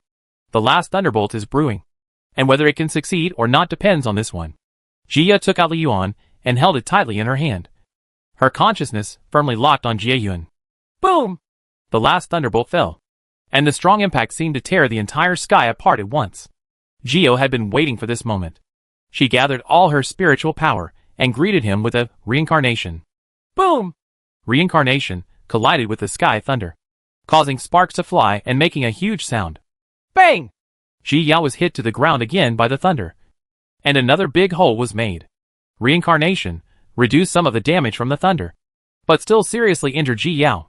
But Jia laughed stupidly while lying in the big pit. Although the thunder was still wreaking havoc on her body, she knew that she had succeeded. Sure enough, the injuries caused by the sky thunder were restored by the black and white gas, and they did not pose any fatal threat. Gradually, the sky thunder slowly disappeared. The calamity clouds also slowly dissipated, and the entire sky returned to light again. Success! Success! When the white fox saw the auspicious clouds appearing on the horizon, he jumped up excitedly. He hurriedly ran out of the cave and happily stared at more and more auspicious clouds. Other little guys also ran out. Everyone raised their little heads and looked at the auspicious clouds floating in the sky. Sheil flew into the sky from the pit, and the auspicious dew given by heaven also fell on her. She smiled slightly, and all the problems in her body were repaired in an instant, and her whole body was filled with strength. She finally became a god. Chapter 1300 The War Begins. Beautiful girl! You are amazing! Baihu waved vigorously towards Ji Yao in midair, expressing his inner excitement. The fire dragon was even more excited and breathed fire at Ji Yao. Long Long, are you naughty again? Ji Yao was pulled back from her excitement by the fire dragon. After avoiding the flames, she fell directly to the ground and reached out to grab its ears. The fire dragon grinned silly and rubbed Ji Yao flatteringly. Baihu also stood beside Ji Yao, looking at Ji Yao with admiration. If only he could practice so quickly. Okay, it's time for us to go back. Ji Yao rubbed Baihu's head, but looked in the direction of the North Territory. This war is about to begin. Oh my god! Look! Why are there so many monsters suddenly? The monsters are attacking. Quick! Send a message to those sects. The monks in the central domain were suddenly shocked when they discovered that monsters were appearing everywhere. Although they had known that this day would come, they were still surprised to see so many monsters suddenly appearing. They had obviously eliminated many monsters, but they didn't expect so many monsters to appear. After being surprised, they sent messengers to the big sects and families one after another. Ha ha ha. Our era is finally coming. The monsters flew into the air one after another. They looked at the monks with cruel eyes, as if those were their rations. Humph. You monsters are too arrogant. A nascent soul cultivator flew into the air and stood opposite the monsters. He has the highest level of cultivation here, and he must stand up. Other monks also flew into the air and stood behind him, while the lower level monks also took out their weapons and looked at the monsters warily. We are not arrogant. The monster looked at these monks and smiled cruelly. Their first stop was the most remote city in the central region. Once they are eliminated, their strength will rise to a higher level. Only then will they be more confident in attacking the central area. Not only them, but all the monsters in the Qinfeng continent are on the move. This time, they will definitely not fail again. You are destined to have only one ending, and that is death. The monster smiled arrogantly, and then rushed towards the Yuaning monk. Charge! The Yuaning monk roared and also attacked the monster. Their action was undoubtedly a signal, and the battle between the monster and the monk began. Such scenes are happening in many places in Qinfeng continent. The war finally kicked off. Ha ha ha. The high priest laughed wildly as he looked at the map. Now every area was surrounded by monsters from the edge. Just thinking about the painful death of those monks made him excited. Master. Lu Ruashi walked into the room and called with a lowered eyebrow. Huh? Why are you injured? The high priest glanced at Lu Ruashi and saw a scratch on her face. It's okay. Lu Ruashi touched the scar on her face expressionlessly. This was a gift he gave her when she chased wrongly not long ago. She should keep it well and always remind herself of his goodness to her. Well, since you don't want to say it, forget it. The high priest didn't care about Lu Ruashi at first, but now that he wants her to contribute, he naturally has to show some false concern for her. Where are you taking the team to? The high priest asked, looking at the map. Chapter 1301 Battle 1. I choose the Northern Territory. Lu Ruashi raised her head, and there was finally a light in her eyes. Rongli recently fled to the Northern Territory, and she was going there to take his life with her own hands. This is also the only motivation for her to live now. This time, he can't escape anymore. She will return all the pain to him. Okay, then go ahead. The high priest nodded, then waved his hand for Lu Ruashi to leave. He asked Lu Ruashi to take the monks from Shinkei Tower to help the monsters eliminate the monks, which should be of great help. After all, the monks are now united to deal with him. If humans suddenly kill the monks, they will be caught off guard.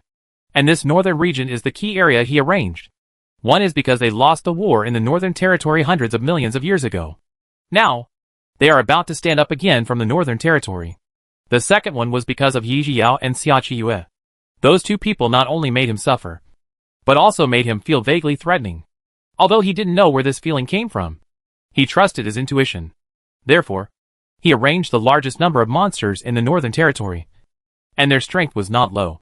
And he will also choose to go to the Northern Territory in the near future. The final center of the entire war will be in the Northern Territory.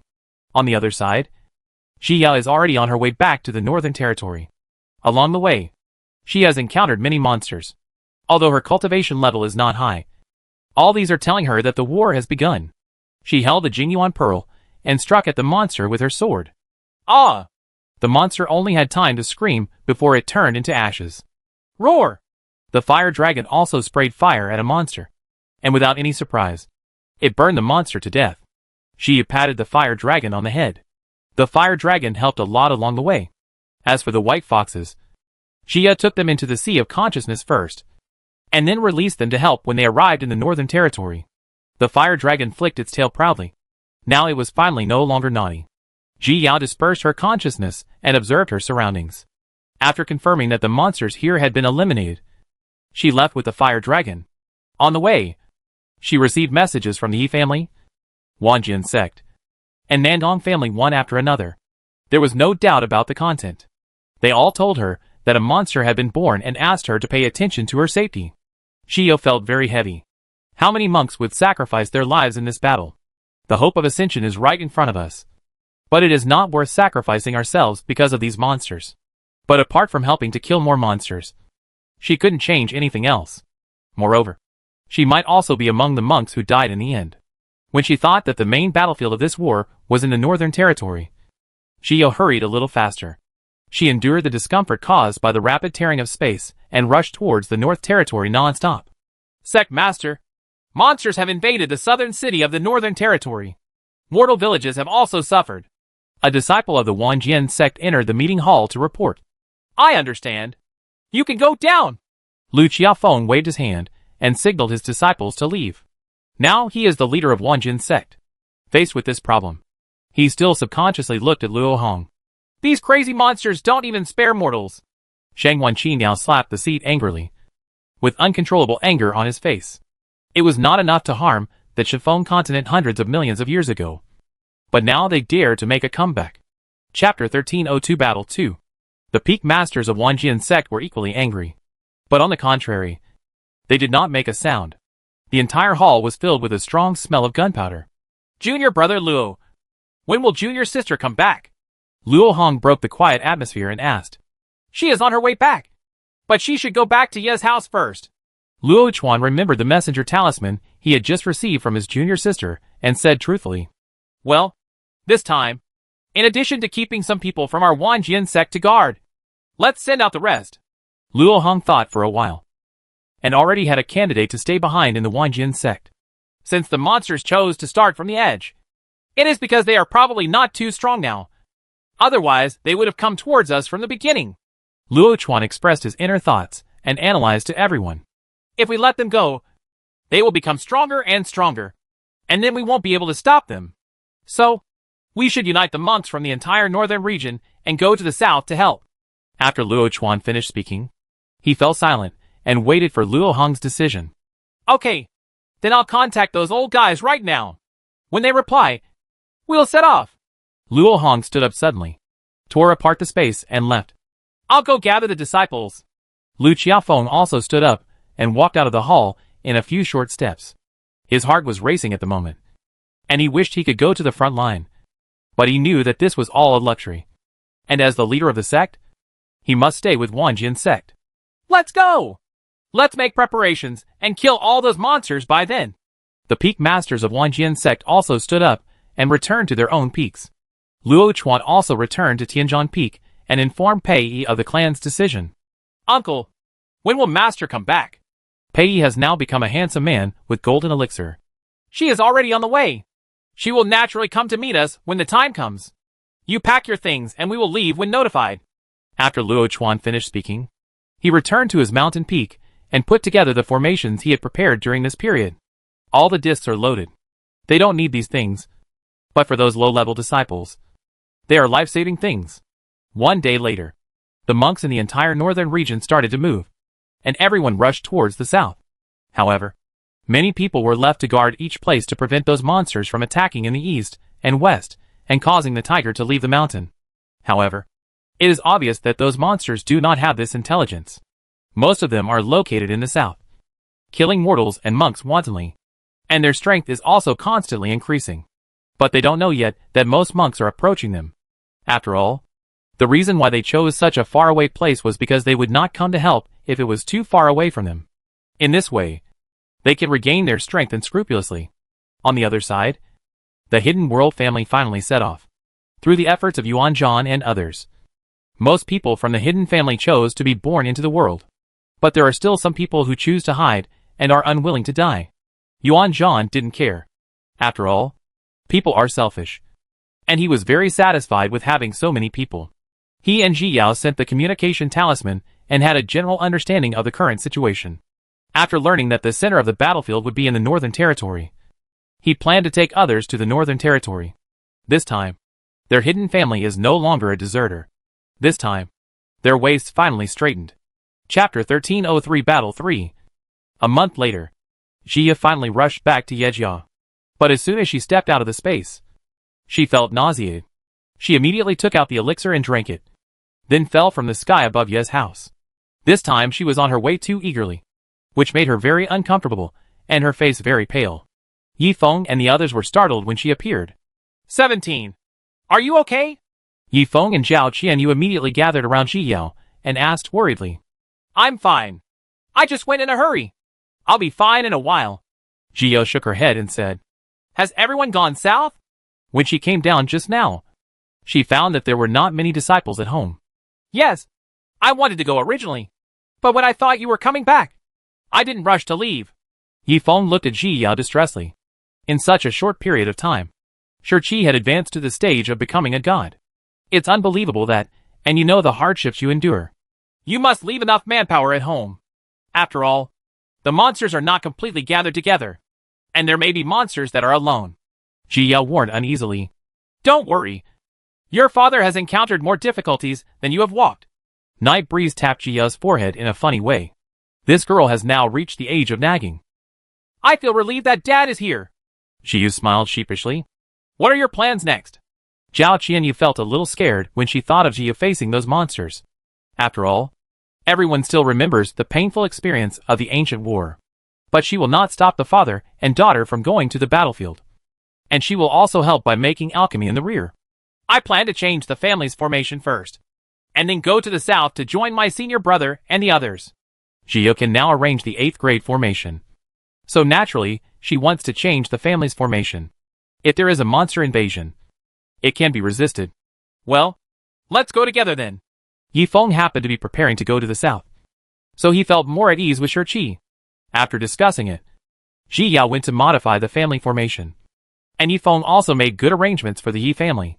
Even if a monster really attacks, their Yi family has a way to deal with it. Early the next morning, Ji Yao and Yefeng set out to the south. On the other side, Qiqiu was also on his way to the south. At this time, she has successfully advanced to become a god. Some time ago, she received a message from her master as soon as she came out of the secret realm, telling her that monsters had appeared and the war had begun. She had already arrived in the northern territory and planned to return to the Qingmu sect. But she just received a message from her master saying that they had rushed to the south. Therefore, she stepped out of the space, planned to change the space node, and quickly rushed to the south. But she didn't expect that as soon as she stepped out, she found herself above a city. And right in the city, she saw a familiar figure from behind. It was Lu Xiangyu. Lu Xiangyu also discovered Qiyue and smiled gratefully at her. It was only because of her help that he was able to learn about the demise of the Lu family. Chi wanted to go down and ask Lu Xiangyu how she was doing, but saw her shaking her head at him. Chi pursed her lips. Since she didn't want to interfere, she wouldn't interfere. She nodded towards Lu Xiangyu, found a new space node, and stepped into it. Xiangyu, what are you looking at? Rongli had just bought something to eat, and saw Xiangyu staring at the sky in trance. Chapter 1304 Battle 4. It's nothing. Lu Xiangyu came back to her senses, and smiled at Rongli. She could have asked that senior for help just now to deal with Rongli, but she was unwilling. Rongli had to die in her hands in order to comfort the spirits of the monks in the Lu family. If it's okay, let's go! Rongli gently held Lu Xiangyu's shoulders, his eyes full of tenderness. It's a pity that Lu Xiangyu can no longer see the affection in his eyes. Okay. Lu Xiangyu snuggled into Rongli's arms and followed him away obediently. Ha ha! Stop being so arrogant! Ah! Careful! War breaks out in the south, and mortals either choose to escape or hide in the cellar and dare not show up. But there are still many mortals whose souls were eaten by monsters and lost the chance of reincarnation. The monks are all trying their best to resist. But half a month has passed, and they can no longer support it. Monks continue to die, making everyone feel heavy and wondering how long they can live. Ah! Another monk was killed by a monster. He only had time to scream before losing the breath of life.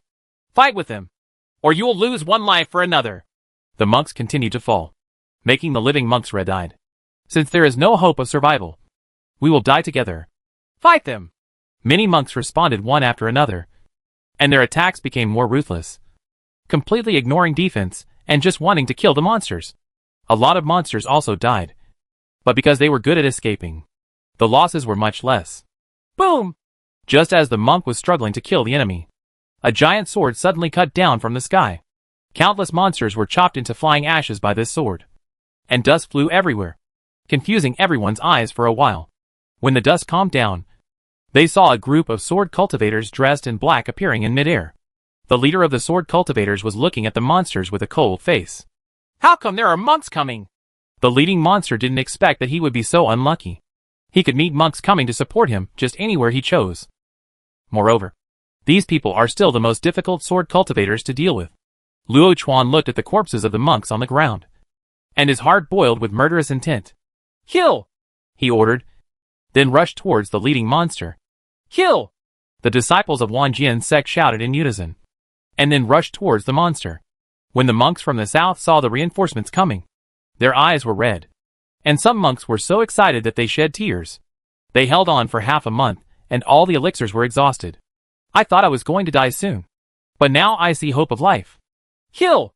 All the monks cheered up and rushed towards the monster with great momentum. "Ah! Careful! This way!" The voices of monsters and human cultivators mingled with each other on the battlefield, and the atmosphere was extremely tense. The same scene is playing out in other places in the south. The 4 major sects, families, and casual cultivators have all assigned tasks and go to different places for support. Their appearance gave the monks in the south a hope of survival, and everyone became more energetic, which made the monsters feel a little scared for a while. In the end, the monsters fled, and the first confrontation ended with the monsters escaping. But no one was happy at all, because in this first confrontation, they lost too many people. They thought about how powerful the monster was, but they didn't expect it to be so powerful. The most vulnerable thing for a monk is the soul, and the main area where these monsters attack is the soul. Chapter 1305 Battle 5.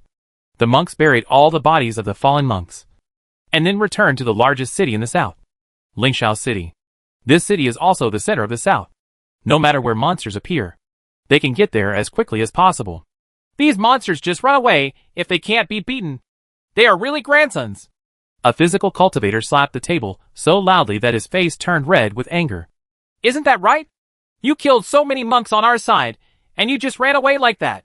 Another monk responded angrily. He is a monk in the south. During this period, he watched his former chatty and laughing companions die at the hands of monsters, which made him hate monsters to the core of his being. Luo Chuan listened quietly on the side. The scene in the daytime reminded him of the original Beast Tide. This time, the casualties may be even more severe. "Master!" While everyone was talking, July finally arrived. As soon as she entered the hall, she saw many high-ranking monks angrily talking about the problem of monsters in the hall. Chi-Chi's heart sank. Looking at this situation, he might have suffered heavy losses. "Here we come!" Shangguan Nanxian breathed a sigh of relief when he saw that July had finally arrived. He was worried that Chi-Chi would be out alone, and he would not be around if he encountered a monster. He is afraid of losing her. "Yeah." Chiyue walked forward and stood next to Shangguan Nanxian. "I have met the Reverend Chiyue." The Yuanying monks saluted Chiyue one after another, but they were very shocked in their hearts. Although they knew Chi-Chi's reputation as a genius, they didn't expect that she had already turned into a god. The name of this genius is indeed well-deserved. "No need to be polite." Chi-Chiyue nodded lightly and gave her a little help. Everyone straightened up and stood aside to listen to the arrangements of the venerable gods. "Master, how is the situation now?" Chi-Chi was in a very bad mood. She had been in this world for decades and had deep feelings for her. Although there are always constant fights between monks, monsters are not something that can be killed wantonly. "We just arrived today. Those monsters have escaped now. I don't know where they are hiding." Shangguan Nanxian frowned. Those monsters seemed to have special hiding methods, and they could not detect their traces at all. "And during this period, about 5,000 people died." Shangguan Nanxian's heart trembled when he mentioned this number, and he felt very depressed in his heart. When Chi-Chi heard this, her heart boiled with murderous intent. She clenched her fists, feeling a deep hatred for monsters in her heart. "We are now discussing how to find these monsters. Otherwise, when they recover, there may be another bloody storm." Zhao Yunqi, the leading monk of the Shenin sect, took over and said. He once had experience with Chi-Chi for a period of time, and the two were also friends. Although she rejected his intention, he still had her in his heart. Now seeing Chi-Chi getting better and better, Zhao Yunqi is very happy for her. "I have a way to find the hiding place of those monsters," Chiyue said directly without hiding. "Really? Everyone's eyes lit up when they heard this. If they could find out where the monster was hiding, they would turn passivity into initiative, and the initiative would be in their hands. Well, it's not just me. Fairy Jianyao from Wanjian Sect can also do it. Chiyue remembered the message she received from Jiyao, and she was about to arrive. That's great. Zhao Yunqi was very surprised.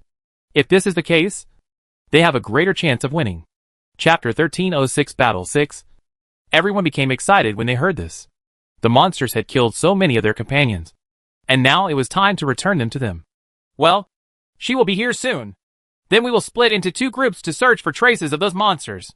You can also ask those disciples if anyone has a way to detect the traces of monsters, Chiyue suggested. After all, most monks have their own opportunities, and it is very likely that other monks also have the ability to detect traces of monsters. Okay, I'll ask right away. Zhao Yunqi responded immediately, stood up and left the hall, asking questions in a hurry. And those monsters know we are coming, so they won't stay in the south stupidly.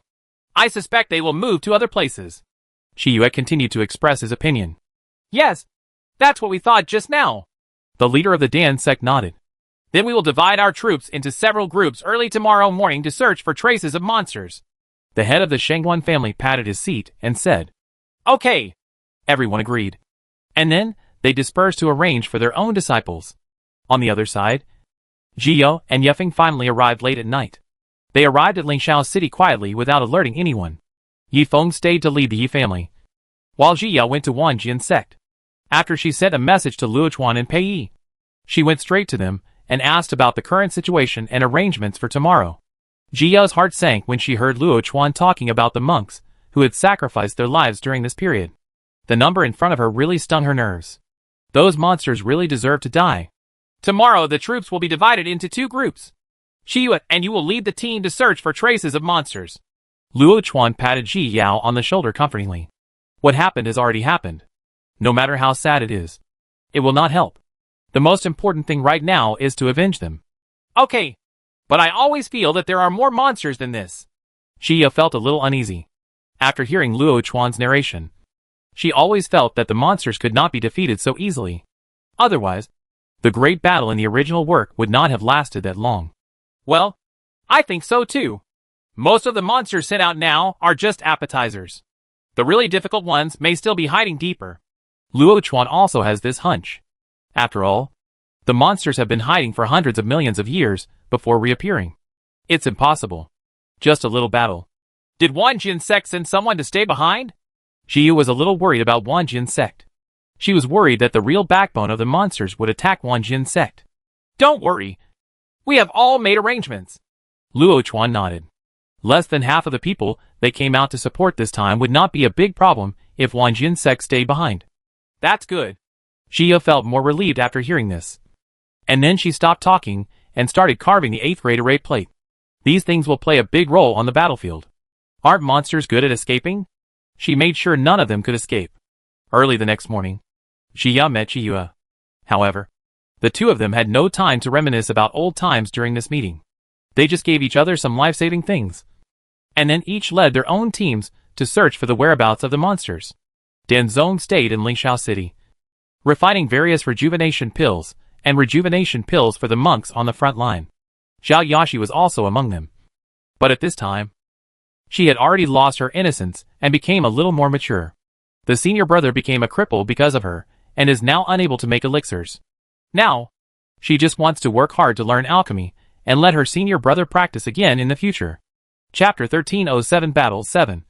Qingmu Sect, Shenin Sect, Shangguan family and Chiyue team went east to search for traces of monsters. Wanjian Zong, Yi Jia, Luo Jia and Zhao Jia then joined Ji Yao's team to search to the west. As for those casual cultivators and other second-class families, they followed a team of Jin Dan disciples, who could also sense monsters, and searched for traces of monsters in the north. Everyone has also agreed that if they encounter a particularly large number or particularly powerful monsters, they will send messages to each other, and others will rush to support immediately. While everyone was searching seriously, the high priest set out. Behind him were about 10,000 monsters. These monsters are not comparable to those outside. These are high-level monsters with powerful combat power. I believe it will definitely give them a surprise when the time comes. The high priest smiled sinisterly, and set off towards the northern territory with the monster. However, they did not rush forward at high speed.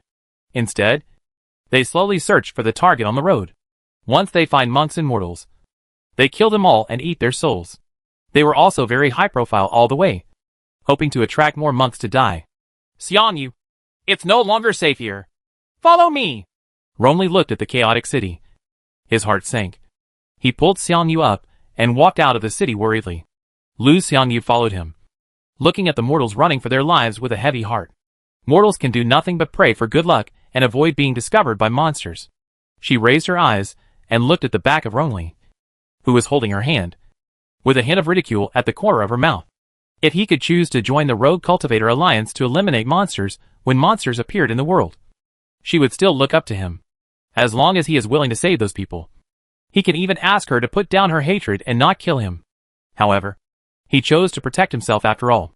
He spent his whole day either avoiding pursuit or avoiding monsters, living like a coward. She didn't see any monk's arrogance in him. Sometimes she would always wonder, what was it about him that made her fall in love with him so wholeheartedly? Phew! Just when Lu Xiangyu was thinking wildly, the sound of bows and arrows suddenly came from ahead. Be careful! Rongli protected Lu Xiangyu and led her to avoid the attack. It's you again! Lu Ruashi! Rongli blocked Lu Xiangyu behind him and looked at the person who appeared in front of him with a true look on his face. Lu Ruashi looked at Rongli coldly, looking at him protecting Lu Xiangyu worriedly, with a smile on his lips. But there was only sarcasm and hatred in his smile. How long are you going to keep insisting? Rongli felt angry and helpless at the same time. He didn't understand why Lu Ruashi clung to him. When you die? Lu Ruashi sneered, then drew his sword and struck Rongli with a sword. Rongli's heart tightened, and he took out his trident and waved it towards Lu Ruashi. But the others stood still and did not dare to move. He was afraid that Lu Ruashi would take action against Lu Xiangyu as soon as he left. But this time, Lu Ruashi was not the only one who came to hunt. As soon as he made his move, he saw 20 nascent soul cultivators suddenly appearing next to Lu Ruashi. Rongli's heart skipped a beat. Shinkei Tower actually sent out so many people. They really thought highly of him. Xiangyu, don't be afraid. He turned his head to comfort Lu Xiangyu behind him, fearing that she would be afraid. I'm not afraid. Brother Rongli will definitely be able to defeat them, Lu Xiangyu said with trust. Chapter 1308 Battle 8. Yes!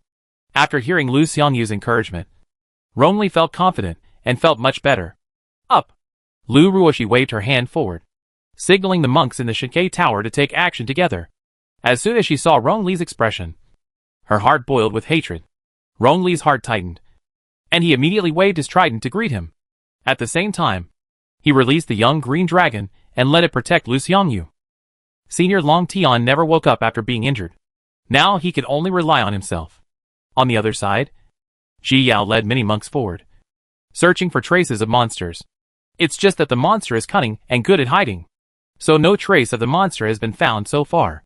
Ji Yao spread her consciousness all the way and carefully observed every inch of the land, not missing anything suspicious. Suddenly, she caught a trace of the monster's breath in her consciousness. But this breath was looming and very weak. Over there! Ji Yao gestured to everyone, and then quietly approached the monster. When they arrived nearby, they found no trace of the monster.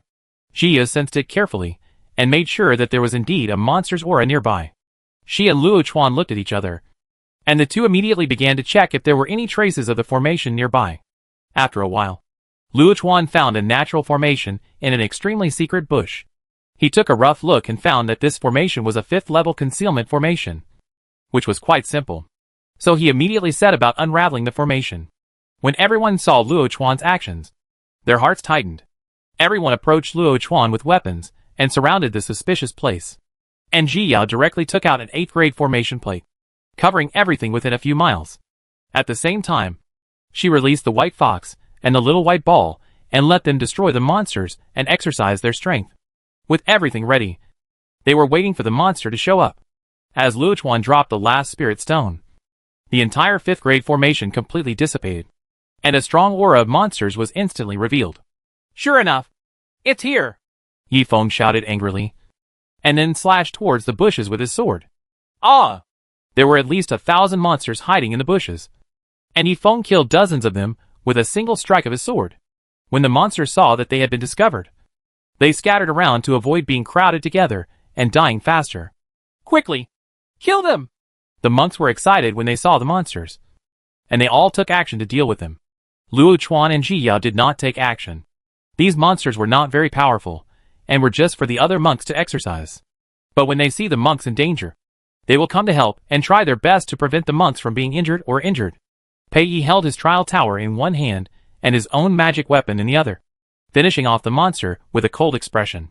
He didn't know why, but when he saw these monsters, a strong anger arose in his heart.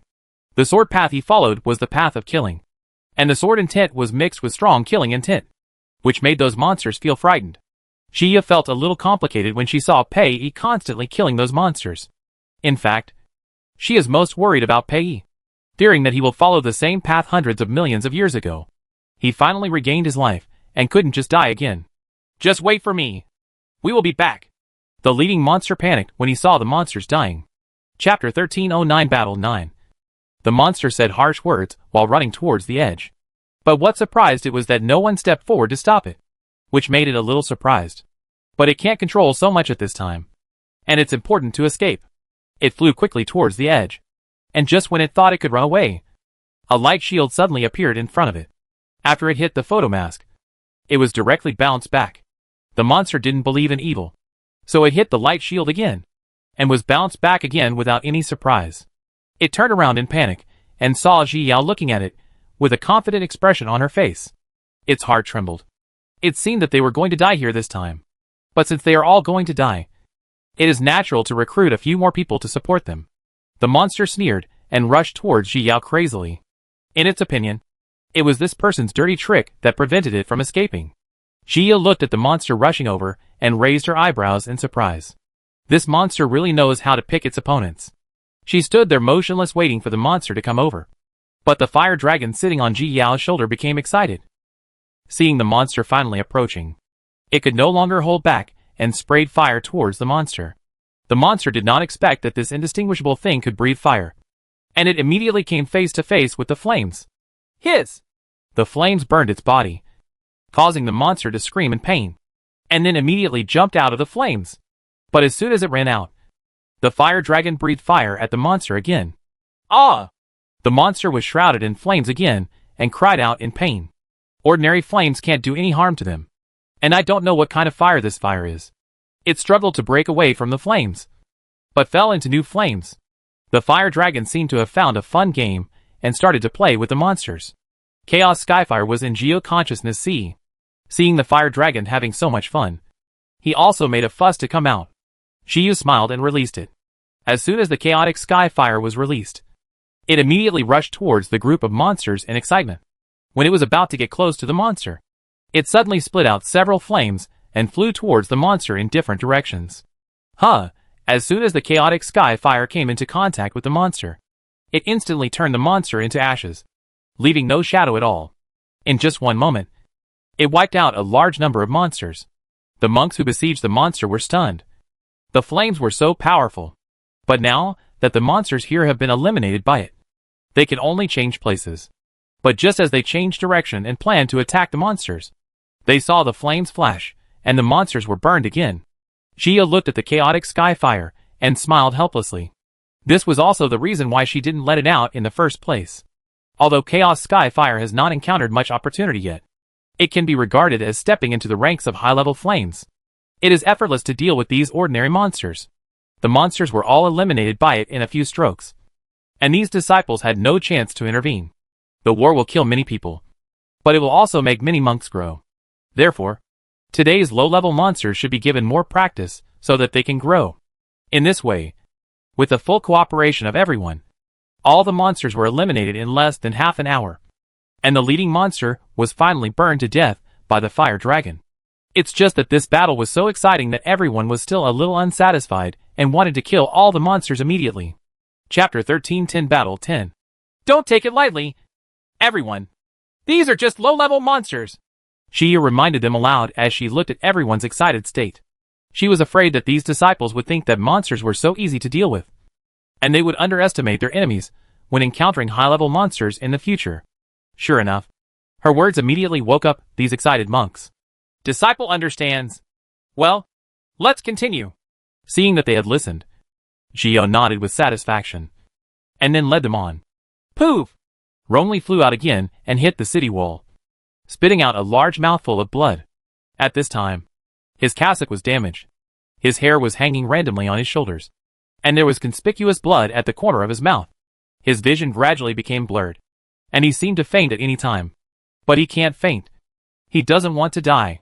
Lu Ruashi looked at the embarrassed Rongli with no expression on her face. So what if he is great, facing so many Yuanying monks? No matter how hard he struggled, it was all in vain. She came to Rongli and looked at him, who seemed to be dying in the next second. And her heart was filled with joy. Brother Rongli! Lu Xiangyu took the opportunity to rush to Rongli and hugged Rongli worriedly. Let's go! Rongli's heart skipped a beat when he saw Lu Xiangyu coming over. Come on! Leave me alone! Huh, Rongli became anxious and spit out another mouthful of blood. Brother Rongli, don't scare me. Don't worry. I won't leave. I will be with you whether life or death. Lu Xiangyu hugged Rongli tightly. How could she be willing to leave him? She still has to watch him die little by little. When Rongli heard this, he was so moved. Everyone is fake. But Xiangyu truly loves him. He Rongli was so lucky to meet Xiangyu in this life. Ha! Lu Ruashi looked at the two people on the ground coldly. In her eyes, their actions were really dazzling. Her eyes wandered around Lu Xiangyu, but she didn't see anything special about her. In fact, she never understood. How could she be inferior to such a useless person? In fact, she no longer liked Rongli a long time ago. She was just unwilling to lose to such a woman. Although she has had many bad experiences, she is also proud. Whether it is her qualifications or her appearance, she has the right to be proud. But in the end, Rongli killed this woman for her sake. Lu Ruashi raised her lips and smiled. She wanted to see how deep and righteous these two people were. With this thought in mind, she bent down and grabbed Lu Xiangyu's neck. Lu Xiangyu struggled painfully. It was like a huge boulder was pressing on her neck, and it seemed that her neck would be broken in the next second. Let her go! Rongli struggled to get up, trying to break away Lu Ruashi's hand. Come at me! Don't touch her! Rongli suddenly panicked when he saw Lu Xiangyu's blushing face. Humph! Lu Ruashi snorted coldly and threw Lu Xiangyu out. Bang! Lu Xiangyu hit the stone pillar at the city gate. His heart was broken immediately, and he vomited out several mouthfuls of blood. A sharp pain surrounded Lu Xiangyu, making her moan in pain. Rongli felt heartbroken when he saw this. He stumbled over and tried to feed Lu Xiangyu the pill, but Lu Ruashi kicked him away again. How did you get yourself into this state? As soon as Long Tian woke up, he saw Rongli's embarrassed appearance. Chapter 1311 Battle 11.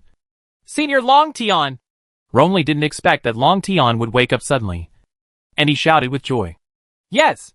Long Tian responded lightly and observed the environment Rongli was currently in. Seeing so many Yuanying cultivators around, Long Tian's heart sank. What on earth had this guy done these days to provoke so many people to kill him? Lu Ruashi didn't know about Rongli's situation, but she felt very refreshed when she saw Rongli's panic-filled face. Senior Long Tian, can you help me save Xiangyu? After Rongli's brief moment of joy, his attention was once again attracted to Lu Xiangyu, who was groaning in pain. When Long Tian heard this, he looked at Lu Xiangyu, who was curled up in pain. This woman was considered a junior with good qualifications at the beginning. How did she become a useless person? But now is not the time to ask about this. It is more important for him to rescue Rongli first. Rongli, I will never let you go this time. Lu Ruashi watched Rongli slowly squat down and reached out to touch his face, using the same movement as before. Rongli felt a deep chill at this moment, as if what was on his face was not a hand, but a knife. Ruashi, I'm sorry for you. I apologize to you. Rongli just wanted to delay time so that Senior Long Tian could save Lu Xiangyu. Lu Ruashi was unmoved at all, and slowly stretched a hand towards Rongli's neck. Her hands rubbed the prominent blood vessels on Rongli's neck. A trace of madness flashed in her eyes. With just one stroke of her hand, this person would disappear from this world. Just when she was about to exert her strength, her consciousness suddenly noticed a crowd approaching. She was shocked and immediately pinched it hard, planning to kill Rongli and leave. But as soon as she made a move, Rongli suddenly burst out with momentum, which forcefully shook her away. With just this move, She suffered internal injuries. Lu Ruoxi looked at Rongli warily. Feeling that the crowd was getting closer, she could only look at Rongli unwillingly. Let's go! Lu Ruoxi waved to the monks in Shigei Tower and left in the blink of an eye. Rongli finally breathed a sigh of relief when he saw them leaving. He struggled to get up, stumbled to Lu Xiangyu's side, and quickly gave her the pill. Xiangyu, don't be afraid. You'll be fine soon. Don't be afraid. Rongli hugged Lu Xiangyu tightly in his arms and kept comforting him. Long Tian squinted his eyes when he saw Rongli's nervous look. What on earth has this kid experienced? Why has he changed so much? I'm not afraid. Lu Xiangyu stretched out her hand and pinched Rongli's arm tightly, gritting her teeth to endure the pain in her body. Boy, are you willing to die? Long Tian's heart sank when he saw that all Rongli's thoughts were on Lu Xiangyu. And he even forgot to take the pill. This kind of change was not what he wanted to see. Rongli was stunned when he heard this, and then realized that he was still injured. He smiled sheepishly, took out the elixir and drank it. Kill her! Long Tian felt even more uneasy when he saw his stupid appearance. What? Rongli didn't react for a moment. Kill Lu Xiangyu! Long Tian said with a commanding tone. Impossible! Rongli objected subconsciously. She must be killed. Otherwise she will become your weakness. Long Tian strengthened his determination to kill Lu Xiangyu. Chapter 13-12 Battle 12. You are clearly attracted to her now, but she is just a mortal and will only be a stumbling block for you. So, you must kill her. Long Tian will never allow anyone to affect his plan to reincarnate in the physical body. No! Rongli objected firmly in a deep voice. He could give up on anyone, but he could never give up on Xiangyu. You will be killed by her. How can you have feelings for a woman if you want to achieve great things? Long Tian thought of his past in his mind. He was so naive at that time. But in the end, he was betrayed by that woman and ended up like this. Therefore, things like feelings are untouchable. I won't do it if I say no. Rongli objected firmly, and then directly cut off communication with Long Tian and blocked him from speaking. Long Tian was so angry at Rongli's attitude that he had no choice but to slowly do his work and convince him to kill Lu Xiangyu. He could take action himself, but he was afraid that if he did, Rongli would hate him and would not help him even if he ascended in the future. Who is that below? Just when Rongli was worried about Lu Xiangyu, a group of people suddenly appeared in midair. And this group of people is a group of casual cultivators searching for monsters. When Rongli saw the monks arriving, his heart sank, but he still smiled in a friendly manner. I am also a casual cultivator, and this is my wife. We just met someone from Shigei Tower. As soon as we met, they attacked me without saying a word, and then left suddenly for some unknown reason. Rongli explained with a mix of truth and falsehood. It turned out to be Shigei Tower. The leader of the Loose Cultivator Alliance burst into anger when he heard this. Those idiots in Shigei Tower are now helping monsters to kill the monks. My little friend, I see that you are also seriously injured. It may be dangerous to travel alone. How about you follow us first? Recover from your injuries, and then deal with the monsters together? The Alliance leader saw that Rongli had a late-stage nascent soul cultivation, so it would be a great help to help deal with the monsters.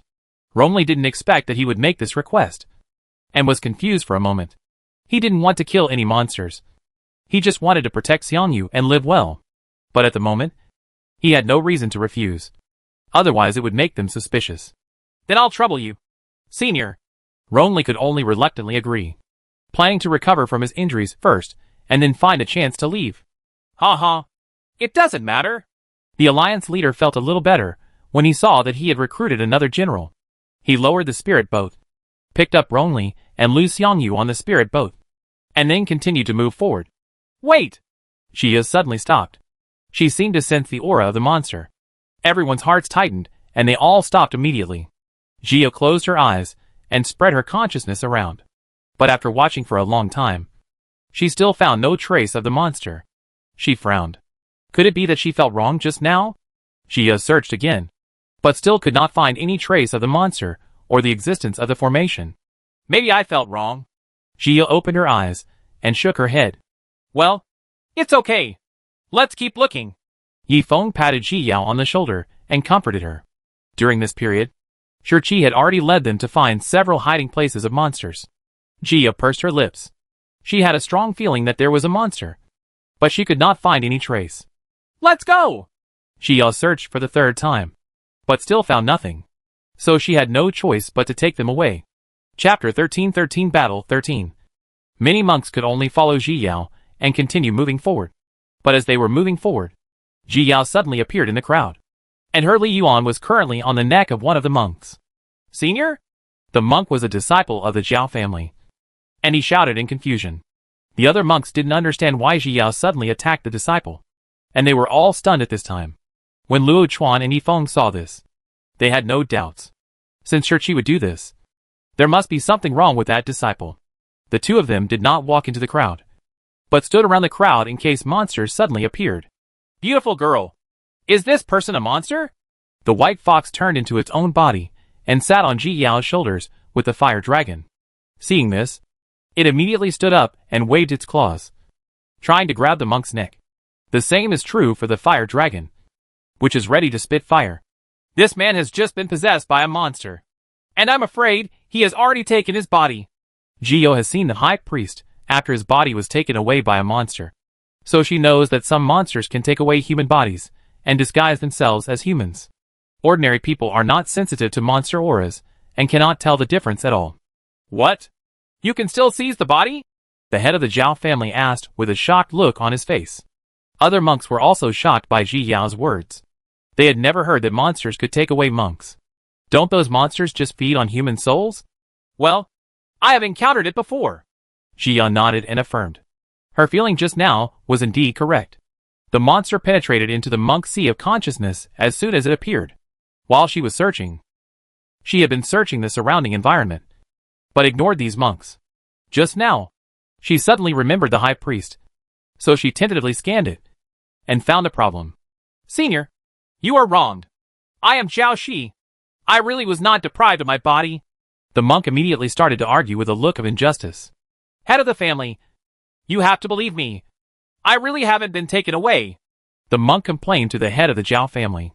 Seeing the sincere look on his face, the monks around him were a little shaken for a moment. Could it be that he really wasn't taken away? Girl 17, we all listen to you. The head of the Zhao family unexpectedly did not side with Zhao Shi, but expressed his support for Ji Yao.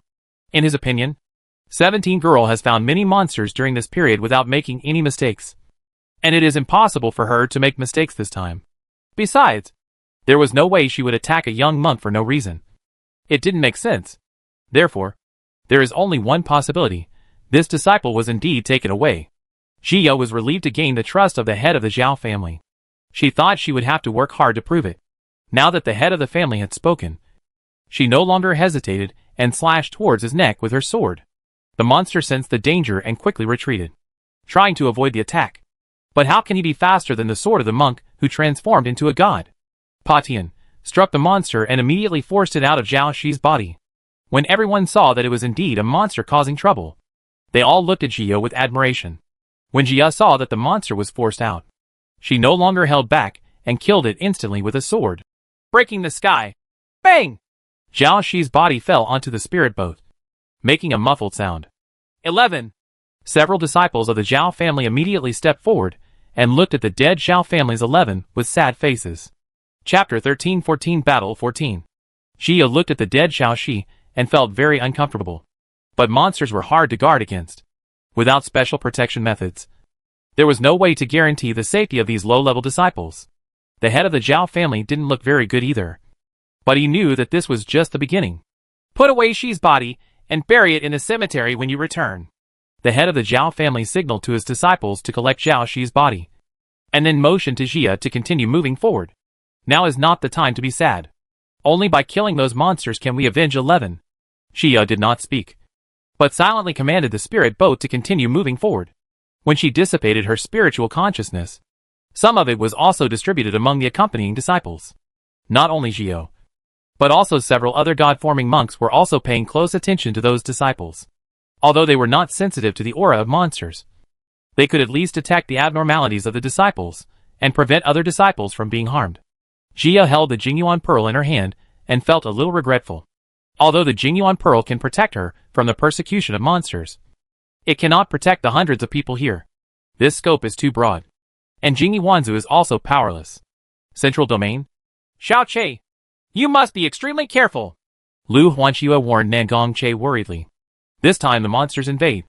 Nangong Che will lead the disciples of the Nangong family to destroy them. Mom, don't worry. I'm going to deal with those monsters first. And then I'll go to the Northern Territory to help that girl Ziyao. Ever since Nangong Che received a message from Ziyao, saying that the center of the final battle would be in the Northern Territory, he began to feel a little worried. Impatient. He now has to deal with the monsters in the central domain before he can rush to help. Okay. You all have to be careful.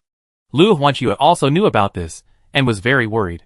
But she was left to guard the Nangong family, and at the same time led the disciples, who knew how to make pills, to refine pills for the disciples on the front line. Lu Yige watched quietly from the side. But he was very curious about the Ziyao, in his uncle's mouth. She had heard her name countless times, and knew that she was her future mistress. But she had never had the chance to meet her.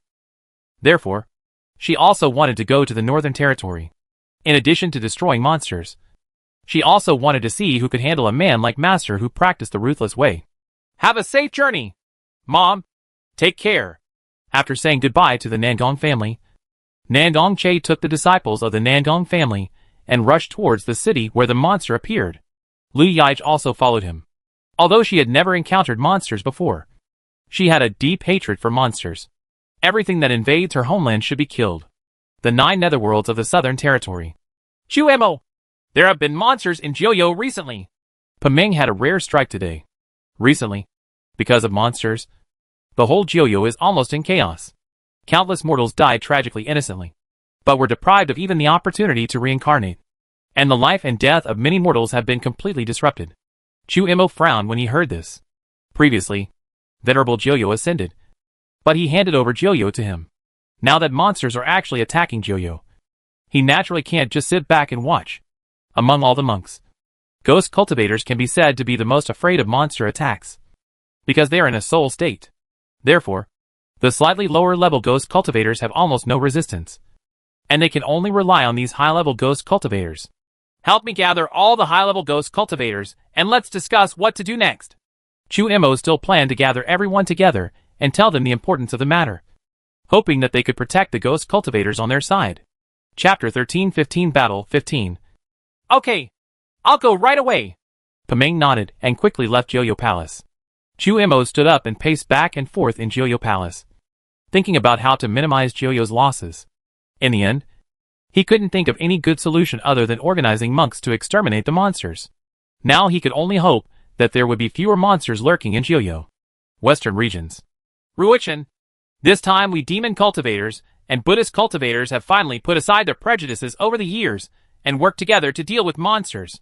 Yin-Mo received news of monsters appearing in different cities one after another, and his expression was very ugly. Although they also have the word devil, they are completely different from monsters. They just don't like to be restricted and do whatever they want. But monsters are really heartless things. They have no conscience at all, and all they have is desire. When monsters appear in the world, our western region is the most dangerous, because most of the monsters were lurking in our western region before. So, there is a long way to go to exterminate the monsters. So you must be careful. Yin-Mo warned with some worry. Due to Ruochen's continuous advancement in recent years, he has become a god at a young age, and has a high prestige throughout the western region. Therefore, the person leading the team of demon cultivators this time was Ruochen. Master, don't worry. Ruochen has matured a lot now, and the gloomy aura around him has slowly disappeared as he grows older. A few years ago, he received a message from Ziyao and learned that the monster appeared in the past few years. Therefore, he took the time to practice and finally broke through the divine transformation stage. Now, the responsibility of the entire western region rests on his shoulders, and he must not live up to their expectations. Well, then go ahead. Yin-Mo waved his hand and finally let Ruochen leave. Now the world has long been dominated by the younger generation, and these old guys have stayed to look after the house. Ruochen and his party were walking in a hurry, and they encountered many monsters on the way. Monsters can also absorb demonic energy, so it is quite difficult for demon cultivators to deal with monsters, and it is not easy to fight.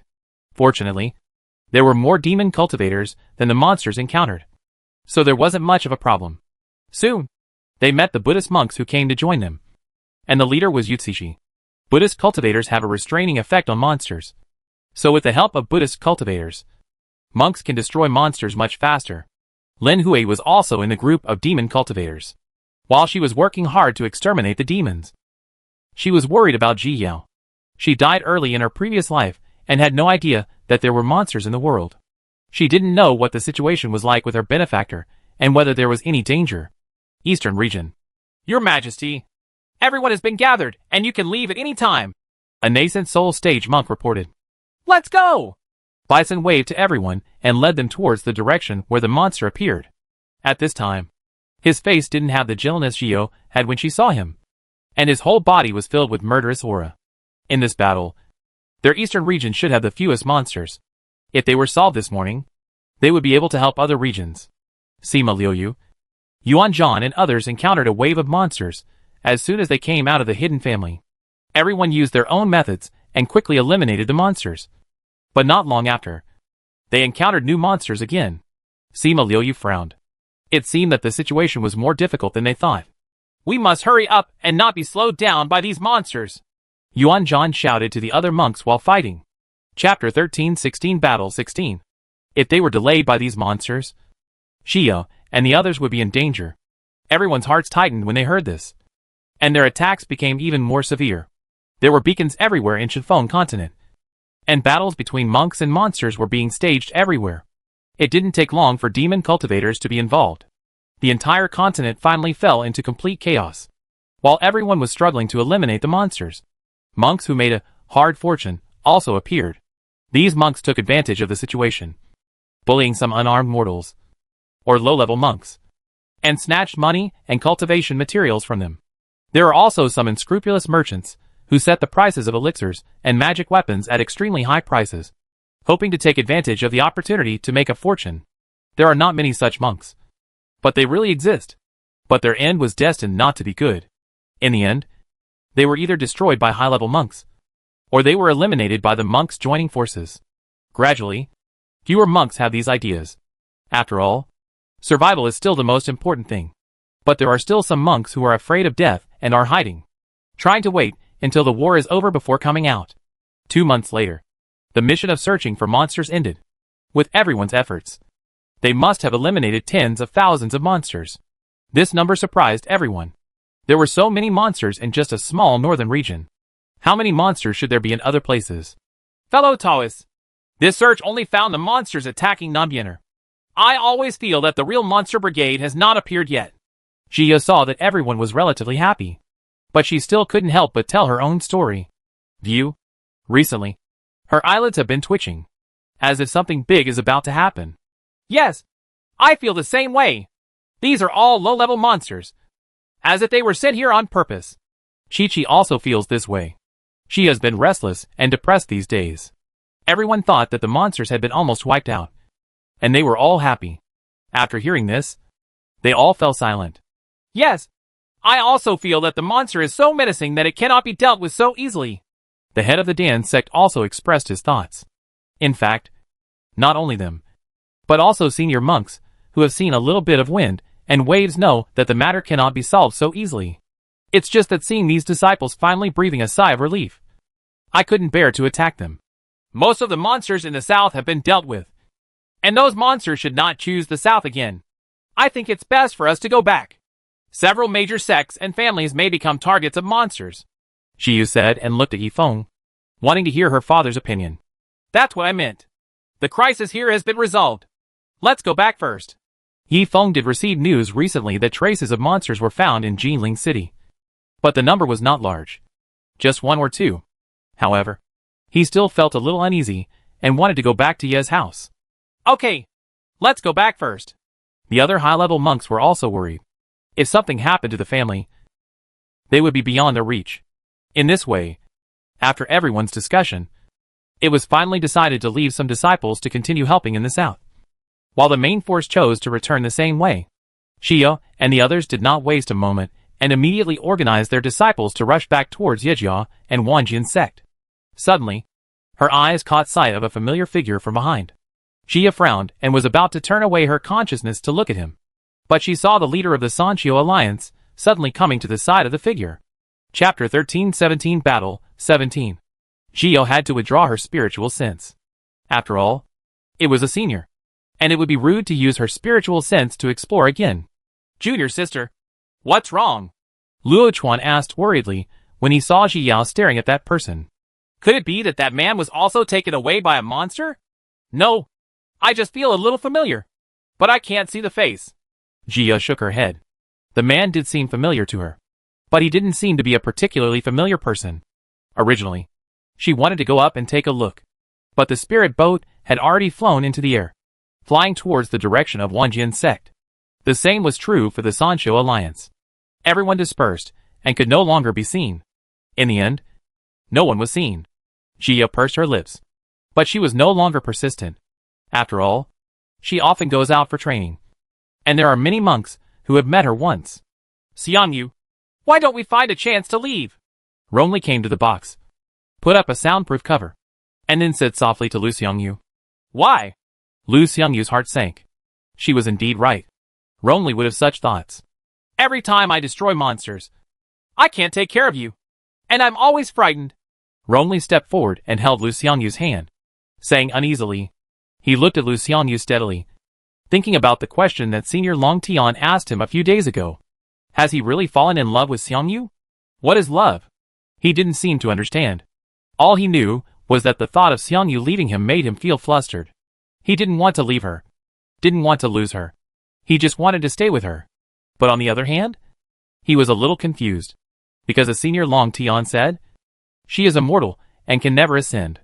If he chooses to be with her, he must give up his ascension. So is he willing to give up his ascension? No, he doesn't want to. Kill her! Kill her! At this time, Long Tian's voice suddenly appeared in Rongli's mind, trying to trick Rongli into attacking Lu Xiangyu. Rongli's eyes flashed with anger, and he slowly put his hand on Lu Xiangyu's neck. Lu Xiangyu felt a chill all over her body. She felt the murderous intention on Rongli's body. Rongli gradually tightened his hand and looked at his hand steadily. As long as he exerted a little more force, he could get rid of her. But before his eyes appeared the picture of the two of them relying on each other for so many years. I saw countless scenes where Lu Xiangyu was injured for her, and would rather die than drag him down. Oh! Rongli sighed softly, bent down and pressed a kiss on Lu Xiangyu's forehead. Then he held Lu Xiangyu in his arms, with a flash of helplessness in his eyes. He really couldn't kill Xiangyu, and he didn't want to do it. Even if she is immortal, he still wants to accompany her. And he is only in the nascent soul stage now. And it is still very early before ascension. There is no need to make a decision now. Let's wait until then. Lu Xiangyu was held in Rongli's arms, with cold sweat breaking out on her forehead. She almost died. She recalled that in the past few days, Rongli always looked at her with a strange look, as if he was worried about something. Now it seemed that he was thinking about whether to kill her or not. A trace of hatred flashed in Lu Xiangyu's eyes. It seemed that she had to hurry up. Otherwise she would be the first to die. The discussion on the issue of whether to leave or not was thus diverted. They did not leave the Rogueshio Alliance, but followed them to the Rogueshio Alliance's stronghold. Chapter 1318 Battle 18 TSK. This northern territory is so different from the ancient times. As soon as the high priest entered the scope of the northern territory, he smacked his lips in disgust. In ancient times, the northern territory was the most prosperous place, which is why they chose the northern territory. Unexpectedly, hundreds of millions of years have passed, and this place has become such a desolate place. The high priest took out the map and glanced at it briefly, and finally fixed his eyes on Wanjin's sect. You guys, lead the teams to several sects and family bases, and lead the 10,000 sword sect to me. The high priest looked at the words, 10,000 sword sect, and smiled. He had long heard about the sword cultivator's combat power. He wanted to see the tyranny. Yes! The other monsters agreed one after another, and they couldn't wait to kill those monks. The high priest smiled with satisfaction, and then slowly rose into the sky. He looked down at the entire northern territory. A cruel smile flashed across his face, and then he suddenly closed his eyes and began to recite a spell. These spells turned into characters invisible to the naked eye and spread towards the entire northern territory. Soon, countless sleeping high-level monsters woke up under the summons of the spell. Go! Our companions are waiting for you! The high priest waved towards the other monsters, beckoning them to leave. Yes! The monsters agreed one after another and rushed towards their goals. The high priest also led some monsters towards Wanjian's sect. On the other side, Jia and the others did not know that the high priest was already rushing to Wanjian's sect. But they were very uneasy and rushed towards Wanjian's sect without any delay. Yifeng and the others have all returned to Yejia. There should be no big problems in Yejia. On the contrary, Jia is more worried about Wanjian's sect. This was just an intuition. But Ji Yao felt that it was a warning from heaven. After all, the previous war had a great impact on Chifeng continent, and heaven must hate monsters extremely. Half a month later, the high priest finally arrived outside the gate of Wanjian's sect. Ha ha ha! He burst out laughing as soon as he saw Wanjian's sect activate the sect protecting formation. Is this the so-called swordsman who goes forward without fear? Why does he feel like a coward? Who is coming? As soon as Lu Qiaofeng heard the laughter, he flew into the air and looked at the high priest warily.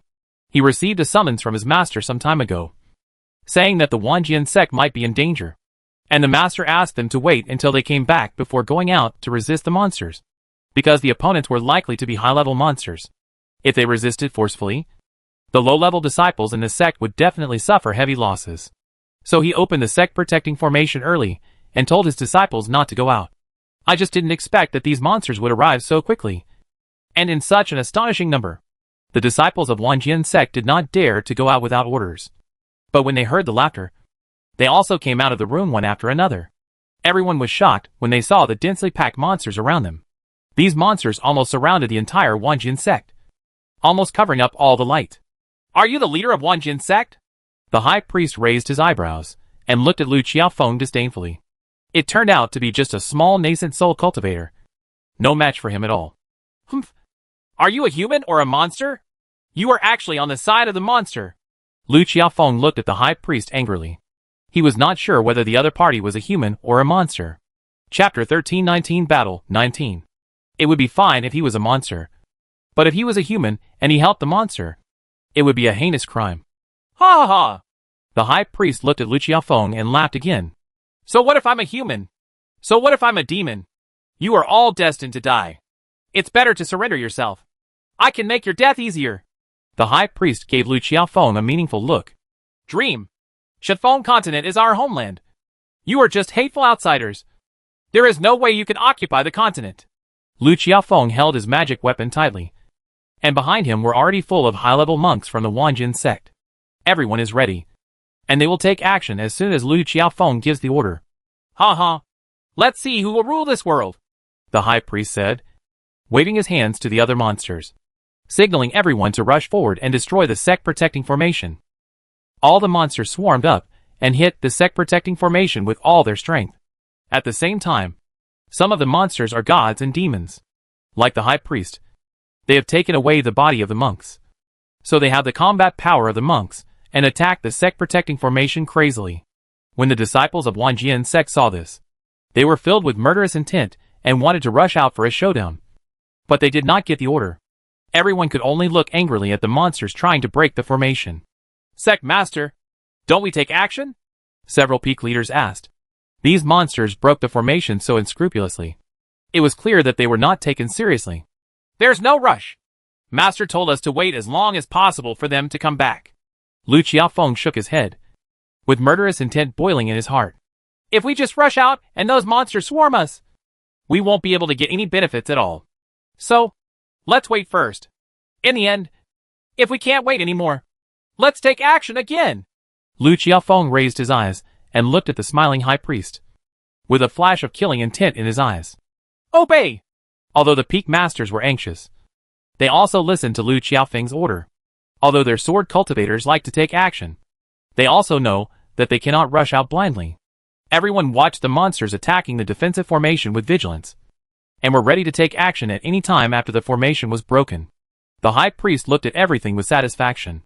He wanted to know how Yijia would react when he came back and saw that all the disciples of Wanjian's sect were dead.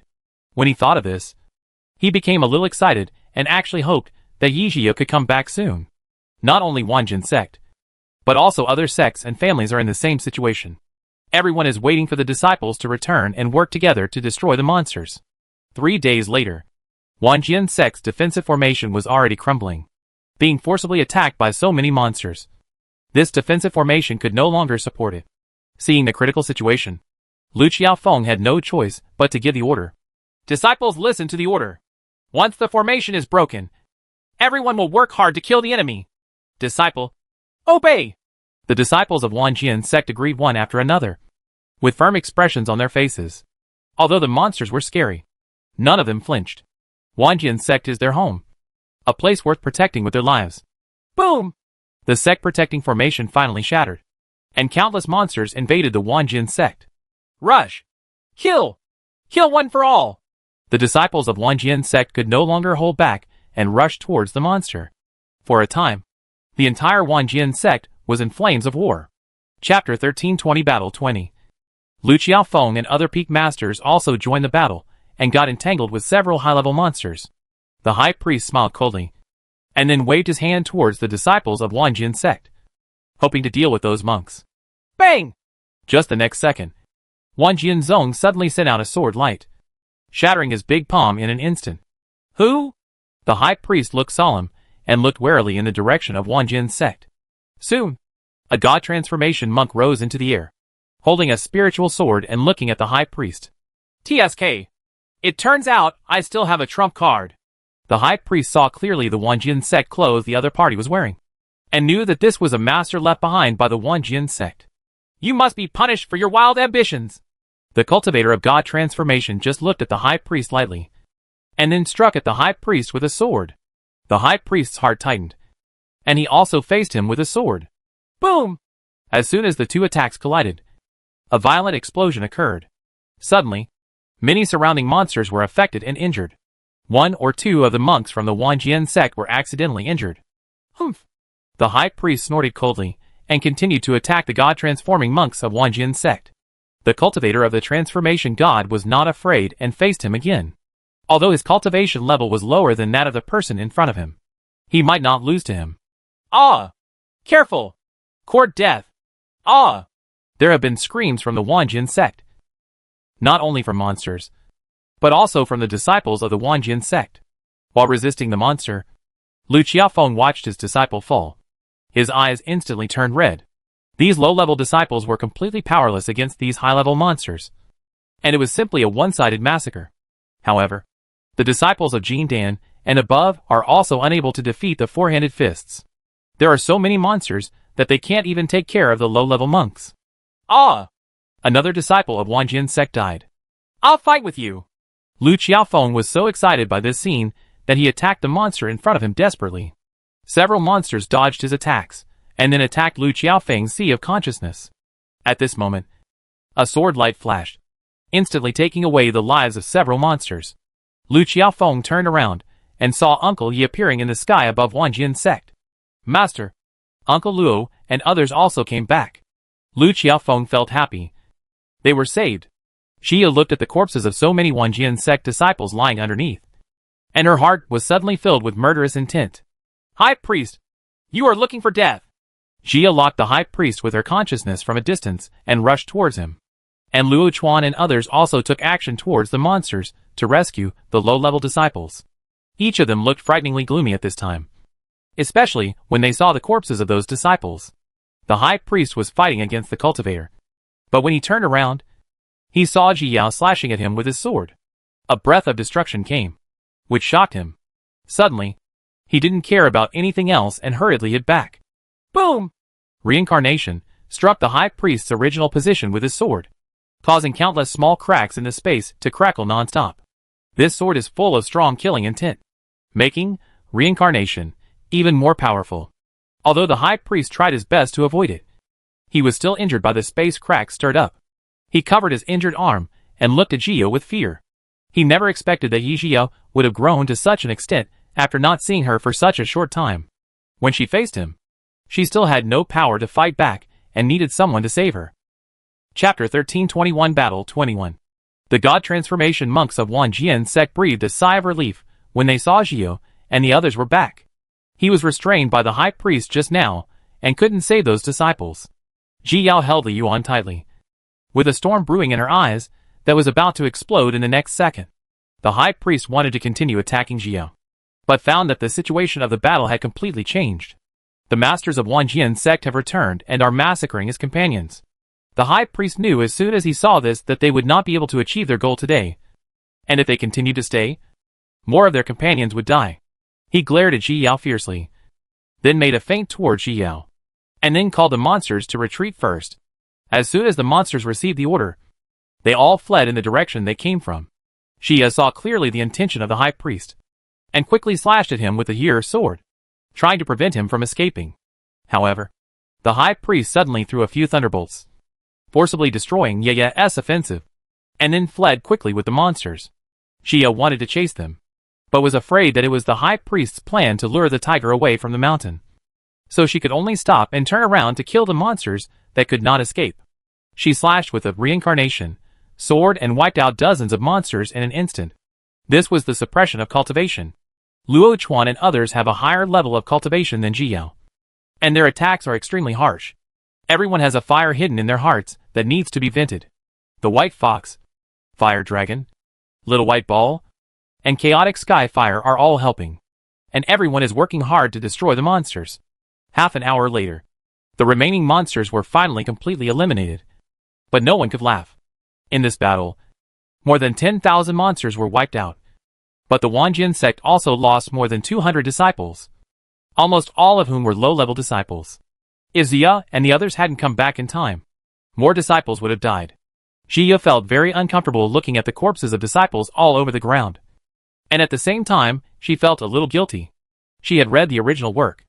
In the original work, the battle was not in the sect, but in the south. Therefore, she was affected and thought that the danger was all in the south. But she didn't expect that everything had changed. Since the high priest chose Wanjin sect, the final battle may be here. You can't save everyone! Luo Chuan came to Ji Yao, gently patted Ji Yao on the shoulder, and comforted her. Every monk has his own life and his own destiny. Although many people will die in this battle, it is also an opportunity for more monks to grow. The world of cultivation is a place of natural selection. Luo Chuan knew that his junior sister valued friendship and did not want her to bear the shackles. I know, Jia said with red eyes as she looked at the disciples cleaning up the corpses after the battle. I know that without strength, it will be difficult to survive these wars or natural disasters. I'm just sad. Jia did not finish her words. She was just sad about the death of these disciples. She understood the basic principles, but she was still sad. These disciples would sweetly call her Master every time they saw her, and some even communicated with her. But now, these lives have passed away. Brother, leave the high priest to me. Jia's eyes slowly became calmer, but it made Luo Chuan's heart tighten. He has never seen such a junior sister, as if she will be destroyed in the next second. Okay. Luo Chuan was also very sad and could understand Ji Yao's mood. Since she wanted to kill the high priest with her own hands, he would not interfere. Chapter 1322 Battle 22. Master! As soon as Lu Ruoxi received the message from the master, she immediately brought the people from Shikai Tower to his side. During this time, they have been assassinating the monks of the Rogue Alliance because Rongley actually sneaked into the Rogue Alliance. You have done well during this period. The high priest lowered his head and looked at his injured arm before saying without looking at Lu Ruoxi. He originally thought that Lu Ruoxi would not be able to do anything to those monks, but he didn't expect that she would actually help him deal with them. After all, it was a battle between humans and their demons. It still surprised him that a human would make this choice. However, he looked down upon Lu Ruoxi even more because of this. It is rare for a person to be so greedy for life and afraid of death. Lu Ruoxi lowered her head and closed her mouth tightly without speaking. Before, we divided our troops into several groups to attack the monks, but we didn't expect those people to come back so quickly, which disrupted my plan. The high priest narrowed his eyes and raised his arms in front of his eyes. He still remembered Ji Jia's sword strike. The high priest smiled coldly, and he would definitely return it to her. Now that our demon clan has awakened, we will gather together in a few days. By then, none of them will be able to escape. After the high priest finished speaking, he burst into laughter. He didn't bring many powerful companions with him at the beginning, so he chose to escape. But when all the monsters gather, even if they are all there, he is not afraid. So, help me write a letter of challenge directly to people and tell them that in half a month, we will have a showdown in Wanjian sect. The high priest's lips curled up. He originally wanted to play with them for a few years, but Yi Jia's sword changed his mind. If these people were jumping around for a while, he would feel like an eyesore. So it would be better to gather them all and deal with them together. Half a month was enough for the monks to gather together. Yes! Lu Ruashi accepted the order, then turned and left. She was dying anyway, so she didn't care about these things. When the high priest saw Lu Ruashi leaving, he laughed again. It wasn't until after a while that it stopped, chanted the spell again, and summoned his companions. On the second day, Jiao and Luo Chuan were rearranging the sect-protecting formation for Wanjian sect. Suddenly, a dagger was thrown over. Luo Chuan turned around and caught the dagger with one hand. Jiao turned around and saw Lu Ruashi standing in the distance, looking at them with an indifferent expression. Jiao frowned. Lu Ruashi was really brave. He dared to come to Wanjian sect alone.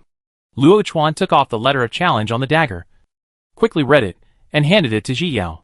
Jiao glanced at it, and looked up at Lu Ruashi with some surprise. Half a month later, we will fight to the death in Wanjian sect. Lu Ruashi looked at Jiao coldly. She did not expect that the person who helped her so casually would now reach this level and surpass her. Jiao winked at Luo Chuan and asked him to go back and discuss a solution with Luo Hong and the others. After all, they were not sure about the authenticity of the content of the challenge. Lu Ruashi, do you really want to help those monsters? Jiao looked at Lu Ruashi with a puzzled face. She didn't understand why it was inappropriate for her to leave a good city lord alone. But she wanted to be the monster's lackey. Lu Ruashi didn't answer, but looked at Jiao expressionlessly. We are all human beings, and we are our companions. Those monsters are now trying to destroy the Qinfeng continent. Chapter 1323 Battle 23. Do you know that even if you help the monsters, you won't be able to survive in the end? Jiao hopes that Lu Ruashi can help them deal with the monsters at this time. After all, her cultivation level is quite high, which will be a big help. I know. Lu Ruashi glanced at Jiao one last time, then activated the teleportation talisman and left. She knew everything, but her life had long been meaningless. Except for Rongli's life. Everything else had nothing to do with her. Seeing Lu Ruashi leaving, Jiao sighed helplessly. However, she still knew the rules of Bujan, and she didn't want to take action against Lu Ruashi. If she insists on helping the monster, she will definitely show no mercy on the battlefield. Jiao immediately turned around and continued to set up the formation. If the battle was really going to be in Wanjian sect, then this formation would be even more important. She must protect Wanjian sect well. After everyone's discussion, they finally chose to believe in the letter of challenge. Luo Hong also spread the news, and the entire northern territory soon knew about it. After discussion, several major sects, families, and casual cultivators all planned to leave half of their disciples to guard the area while the other half went to Wanjian sect to support them. This battle can only be won, but not lost. Soon, the monks all gathered towards the Wanjian sect, and the monsters also gathered towards the hiding place of the high priest. The entire northern territory fell into a tense atmosphere, and everyone was waiting for the day of the battle. Rongli mingled with the Sanchio alliance and followed him to Wanjian sect. He didn't want to come at first, but because of his outstanding performance in the battle during this period, he was favored by the leader of the Rogue Cultivator Alliance. So he was brought along, forced to have no choice. Rongli could only follow. Here, he didn't dare to walk around for fear of meeting Jiao. When he saw her before, she was already a cultivator.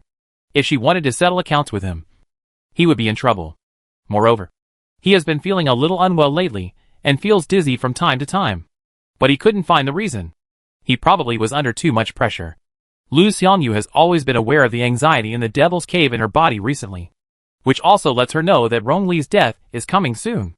Half a month later, the day of decisive battle finally came. At this time, most of the monks from the northern territory came to Wanjian sect, and Yuan Zhan and others also came, just in time to catch up with the duel. Qiyu, Jiao and other god transformation monks flew into the air, waiting for the arrival of the monster. Sure enough, not long after, the high priest came with the monster, looking at the monster with no end in sight. Everyone's heart sank. They still underestimated the number of monsters. Jiao's heart sank as she looked at the high-level monsters beside the high priest. These monsters had actually returned to the stage of becoming gods, so it would not be easy to win. Yi Jia, Xia Qiyu. The high priest looked at Jiao and the two with a playful expression. These two women who had seen him embarrassed before must not let go today. Qiyu and Jiao looked at the high priest with unkind expressions, their eyes filled with murderous intent. Lu Ruashi stood behind the high priest with the monks from Shinkei Tower. At this time, she only had eyes for Rongli and Lu Xiangyu in the crowd. This time, she would never let them go. Rongli noticed Lu Ruoxi's gaze and held Lu Xiangyu's hand tightly. Originally, he didn't want Lu Xiangyu to follow him, but Xiangyu insisted on following him no matter what, because he didn't trust him. But he didn't know that Lu Xiangyu was just trying to be his hindrance and make him die faster.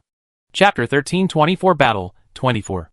Boy, run away when you find an opportunity. Do you understand? Long Tian said with a frown as he looked at the many monsters on the opposite side. With so many monsters, it is very likely that this kid will be trapped here, and his plan will be ruined by then. I understand. Rongli responded with a serious expression. He had no intention of fighting here. Ha! If you two die to apologize, I can let these monks go. What do you think? The high priest felt uncomfortable looking at Zhiyou and Chiyue's calm appearance. Do you really think that you are some kind of powerful genius and don't take them seriously? Do you think you are a fool? Or do you think we are fools? Zhiyou looked at the high priest calmly and asked. No matter how worried they are, they, the high-level monks, must act very confident, so as to give other low-level monks confidence. Only the support of confidence can give them a better chance to survive. Kill if you want! Qiqiu's eyes were boiling with murderous intent, and he was firmly locked on the high priest, without the slightest fear in his heart. You are quite courageous, so don't blame me, the high priest said through gritted teeth with veins pulsing on his forehead. Stop talking nonsense! Jia yelled angrily, and took the lead in slashing at the high priest with a sword. She had wanted to take action for a long time, but she didn't have that much time to chat with him. Come on! The high priest was so angry at Ji Yao's arrogance that he immediately ordered all the monsters to attack. Charge! Yi Feng also directed all the monks to rush towards the monster, and the entire Wanjian sect fell into a melee. Ji's goal is the high priest, and so is Qiu. Both of them were in the early stages of becoming gods, while the high priest was already at the peak of divine transformation. So the gap in their cultivation levels was quite large. But the two of them were not afraid and still attacked him. Luo Chuan, Shangguan Nanxian, and other high-level monks also chose those monsters in the divine transformation stage. But they all deliberately forced them near Wanjian sect in order not to accidentally injure the monks during the fight. Although the high priest looked dismissive, he was a little wary of Ziyao and the two. He always felt that these two people posed a great threat to him. He slashed at Ziyao with his sword, and at the same time, he appeared in front of Qiyu and punched her. Bang! Qiyu had punched him forward. As soon as the two fists met, a violent wave spread around. All the surrounding monsters and monks were blown away. Everyone avoided the three of them and moved the battlefield away. The high priest groaned when he noticed the severe pain coming from his fist, and then quickly took a few steps back to distance himself from Qiyu. His face was very calm, but he was cursing in his heart. This woman's fist was actually harder than him, who was at the peak of his transformation. Jia saw this scene just after destroying the high priest's sword move, and felt a little funny in her heart. Are you actually having a fist fight with Qiyu? It's really courageous. Qiyu, I will try my best to control him with time and artistic conception later. And then you take action. Jia sent a message to Qiyu. If they resist head-on, the two of them may not be the match of the high priest.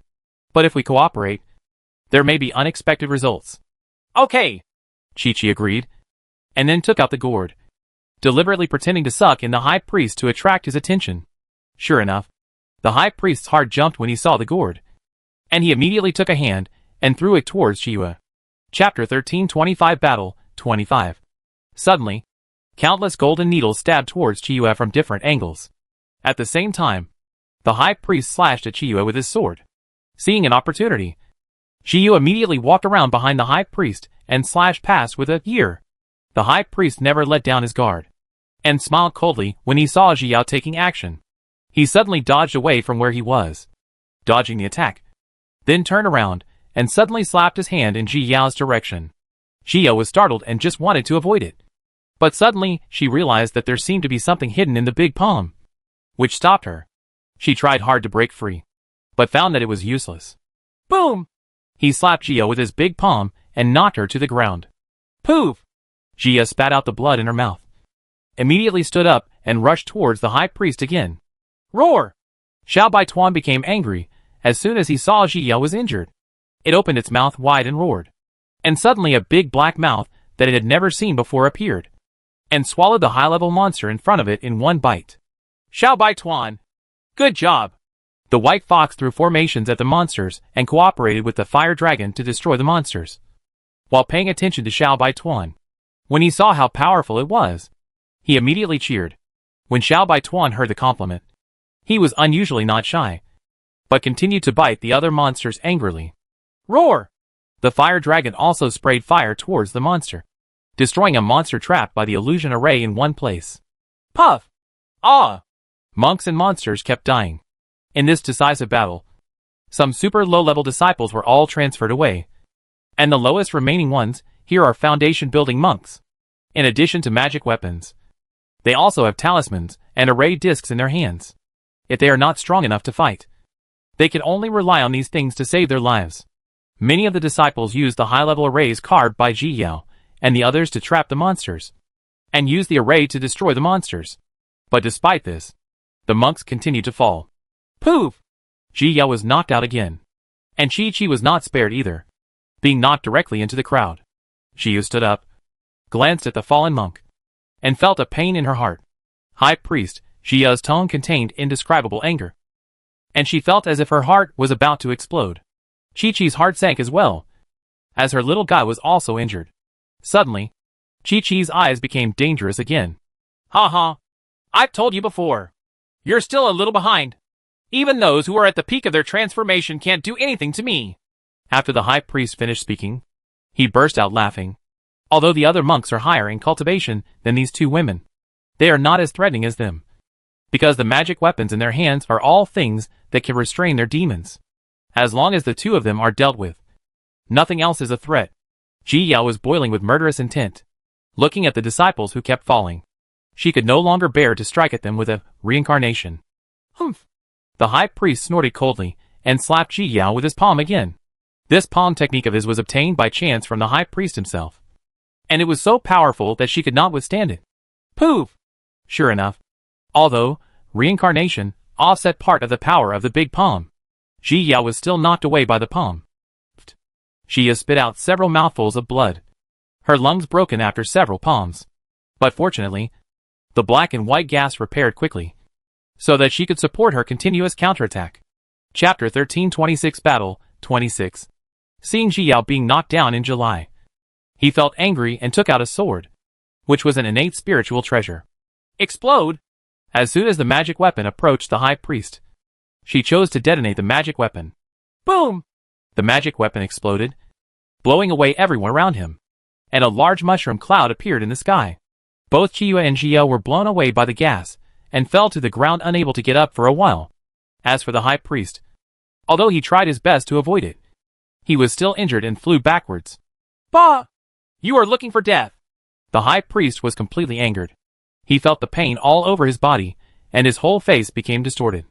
He ducked to Chiyue and lifted her up. Boom! Chi-Chi punched the high priest directly in the abdomen. He was so shocked that he let go of his hand and retreated far away. When Shangwan Nanxian saw that Chi-Chi was injured, he gave up his opponent and came to Chi-Chi's side to block the high priest's attack for her. I can! Go and help them! Chiyue, with blood still covering her mouth, shook her head toward Shangwan Nanxian and said, even if she and Ji Yao couldn't kill the high priest, they could still hold him back. In this way, others can destroy more monsters, and more monks can survive. Shangwan Nanxian was about to refuse, but his heart softened when he saw Chi-Chi's eyes. No one can change what was decided in July. Then be careful! Shangwan Nanxian could only nod at Chiyue, then slashed at the high priest with his sword, and then rushed into the group of monsters again. The high priest dodged Shangwan Nanxian's sword and struck at Ji Yao and Chiyue again. Ji Yao and Chiyue looked at each other and rushed forward desperately.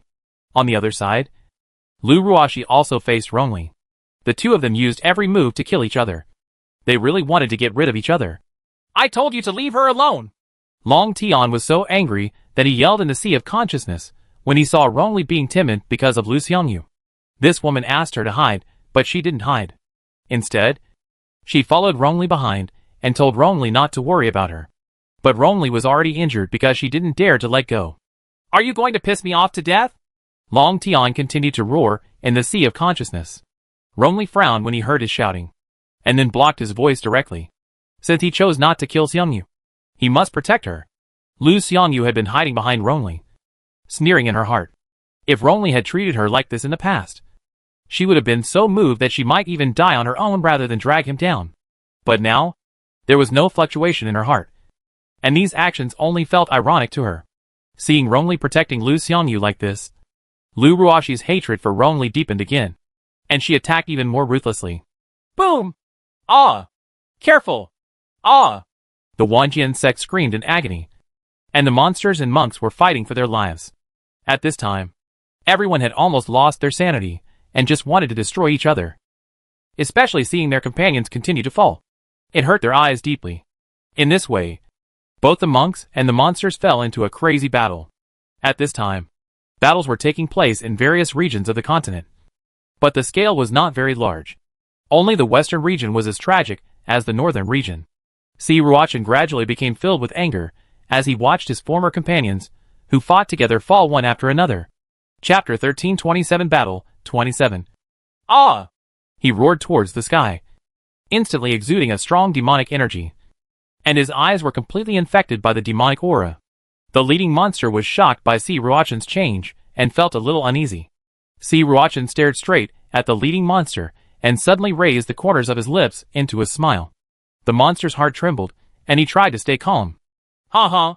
Ruoxian chuckled twice and waved his hand gently in the direction of the monster. Suddenly, a ferocious-looking monster appeared from his fist and bit into the monster. 3 days later, bang! Jia was knocked out again, fell to the ground and covered her chest. Bang! Chichio was also knocked away and dragged on the ground for a long distance before stopping. Although it seemed that the two of them had been being tortured, the high priest was furious to death at this time, because these two women are like invincible Shiqiang. No matter how hard he kills them, they can stand up again and then attack him as if nothing is wrong. His cultivation level has exceeded the peak of becoming a god, but because he is a monster, he cannot ascend. But his cultivation level could clearly crush the two of them, but he still couldn't kill them. Every time they were knocked away, he stepped forward to kill them.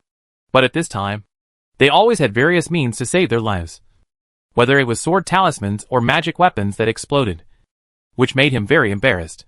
How could this make him angry? He felt that if this continued, he might really be pissed to death. Poof! Jia fell to the ground and closed her eyes in discomfort. The sword talisman once given by her master was almost used up, and she was really not sure whether she could survive. But she will never give up until the end. Otherwise she will be sorry for these fallen disciples. She struggled to stand up, glanced at the piles of monk corpses around her, and tears suddenly fell from the corners of her eyes. At this time, 3 days have passed. Many monks can no longer bear it, and the elixirs are almost exhausted. The final outcome is death. Jia, we can do it! Qiyue also stood up with great effort and said to Jia, they can definitely defend their home and eliminate all these monsters. Jia raised her eyes to look at Chi-Chi, looking at her embarrassed appearance. But she suddenly laughed. We can definitely do it! Jia nodded firmly, and then rushed towards the high priest again.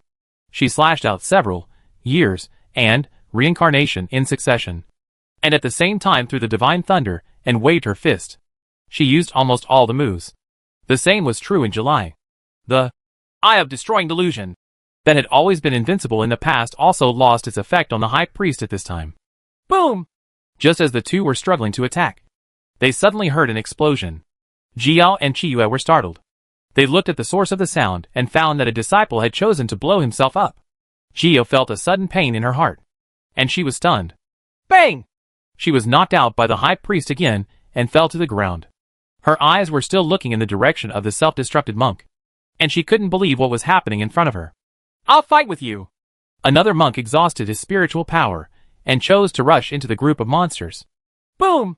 The power of the monk's self-destruction swept away the lives of a group of monsters, but made all the monks quiet down. Everyone's eyes were red while they were doing it, but they couldn't bear to cry. Chapter 1328 Battle 28. They have tried their best, but without the support of spiritual power, they can no longer hold on. Chichio forced herself to endure the sadness and still fought hard to kill the high priest. Boom! Another monk blew himself up. Jia stood up desperately, biting her lip, forcing herself to retract her gaze and no longer look at the monks. She rushed towards the high priest, and for the first time, she experienced what it meant to be desperate. Now, she doesn't even want her life. She only wants the life of the high priest. Boom! Boom! There are monks who continue to choose to self-destruct. They will die anyway. So their death must be more valuable. Some monks even had smiles on their faces when they blew themselves up. The sound of self-destruction kept reaching Jiao's ears, gradually making her completely lose her mind. She slashed at the high priest with sword after sword, completely ignoring the spiritual power in her body, and just attacked the high priest as if going crazy. The high priest kept dodging and fighting back, but was still injured by Ji Yao. He looked at Ji Yao, who was already crazy, and felt suddenly uneasy, as if something bad was going to happen.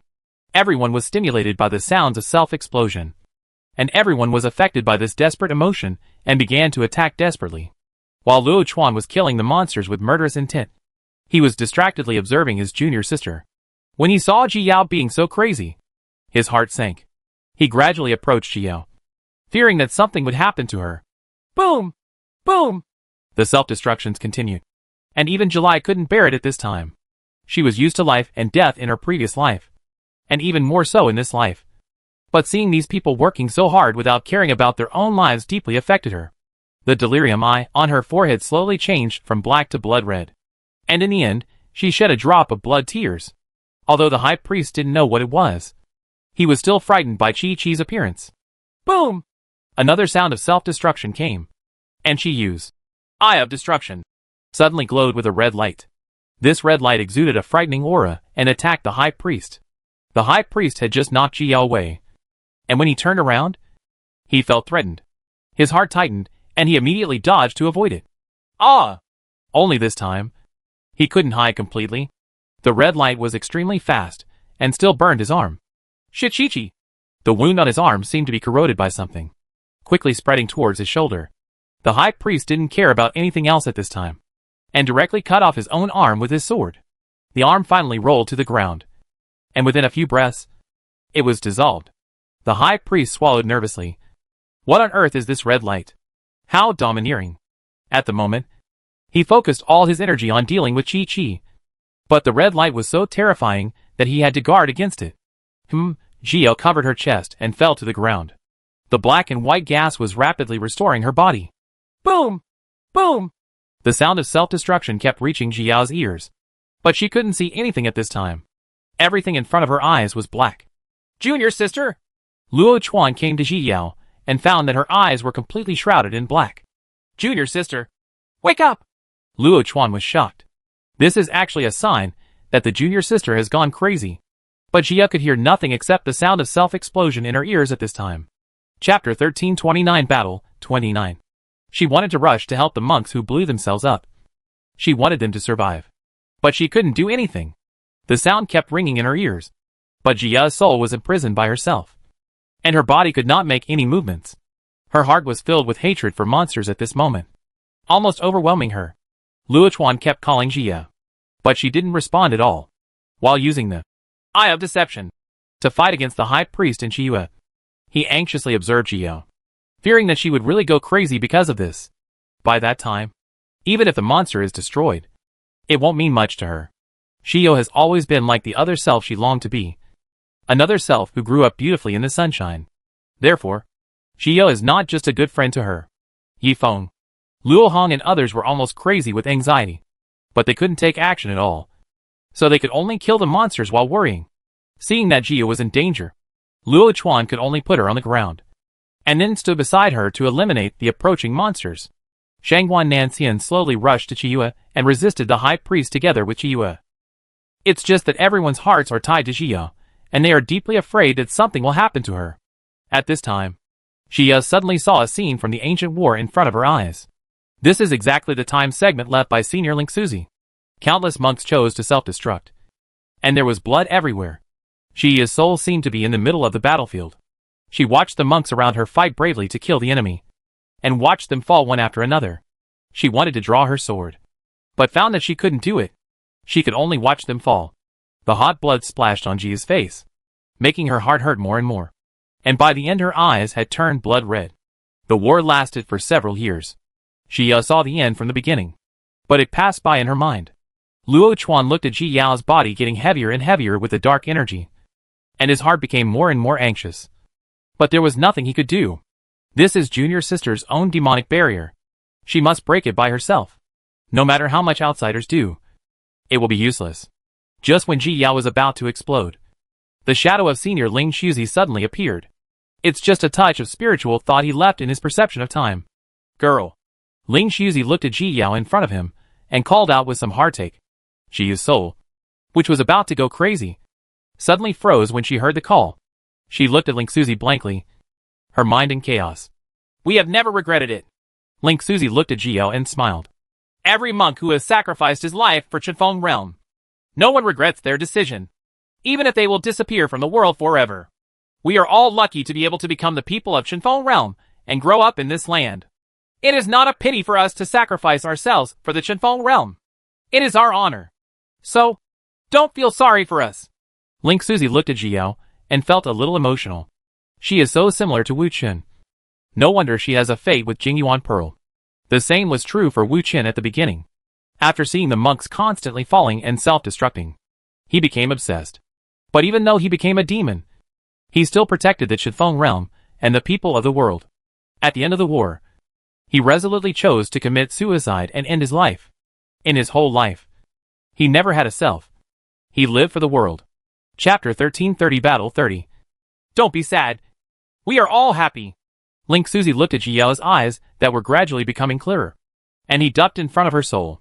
Chenfeng continent still needs you. Ling Suzi smiled and patted Ji Yao's head gently, his eyes full of expectations for her. Senior, tears fell from the corners of Ji Yao's eyes, and she slowly broke free from the evil thoughts.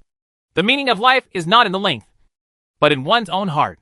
Ling Suzi left his last words, which slowly dissipated in Ji Yao's sea of consciousness. The meaning of life is not in the length, but in one's own heart. Ji Yao murmured to herself. What is the meaning of her life? For a counterattack? To ascend? No. The meaning of her life is to protect. Protect everything. The length of life is not important. Nor is the passing of years. Having faith in your heart means eternity. Boom! Ji Yao suddenly burst out with momentum. And then a black and white gossip flew out of her head and flew into the sky. Everyone and the monsters were shocked by this turn of events and didn't know what was going on. The high priest frowned, and his heart beat violently. He covered his chest with his hands, trying to calm the panic in his heart, but found that it had no effect at all. Chi Chiyua's eyes turned red instantly when she saw the demonic aura disappearing from Ji Yao's body. Her Ji Yao is really great. Ji Yao stood up slowly. The injuries on her body had not yet recovered, but she felt full of strength at this time.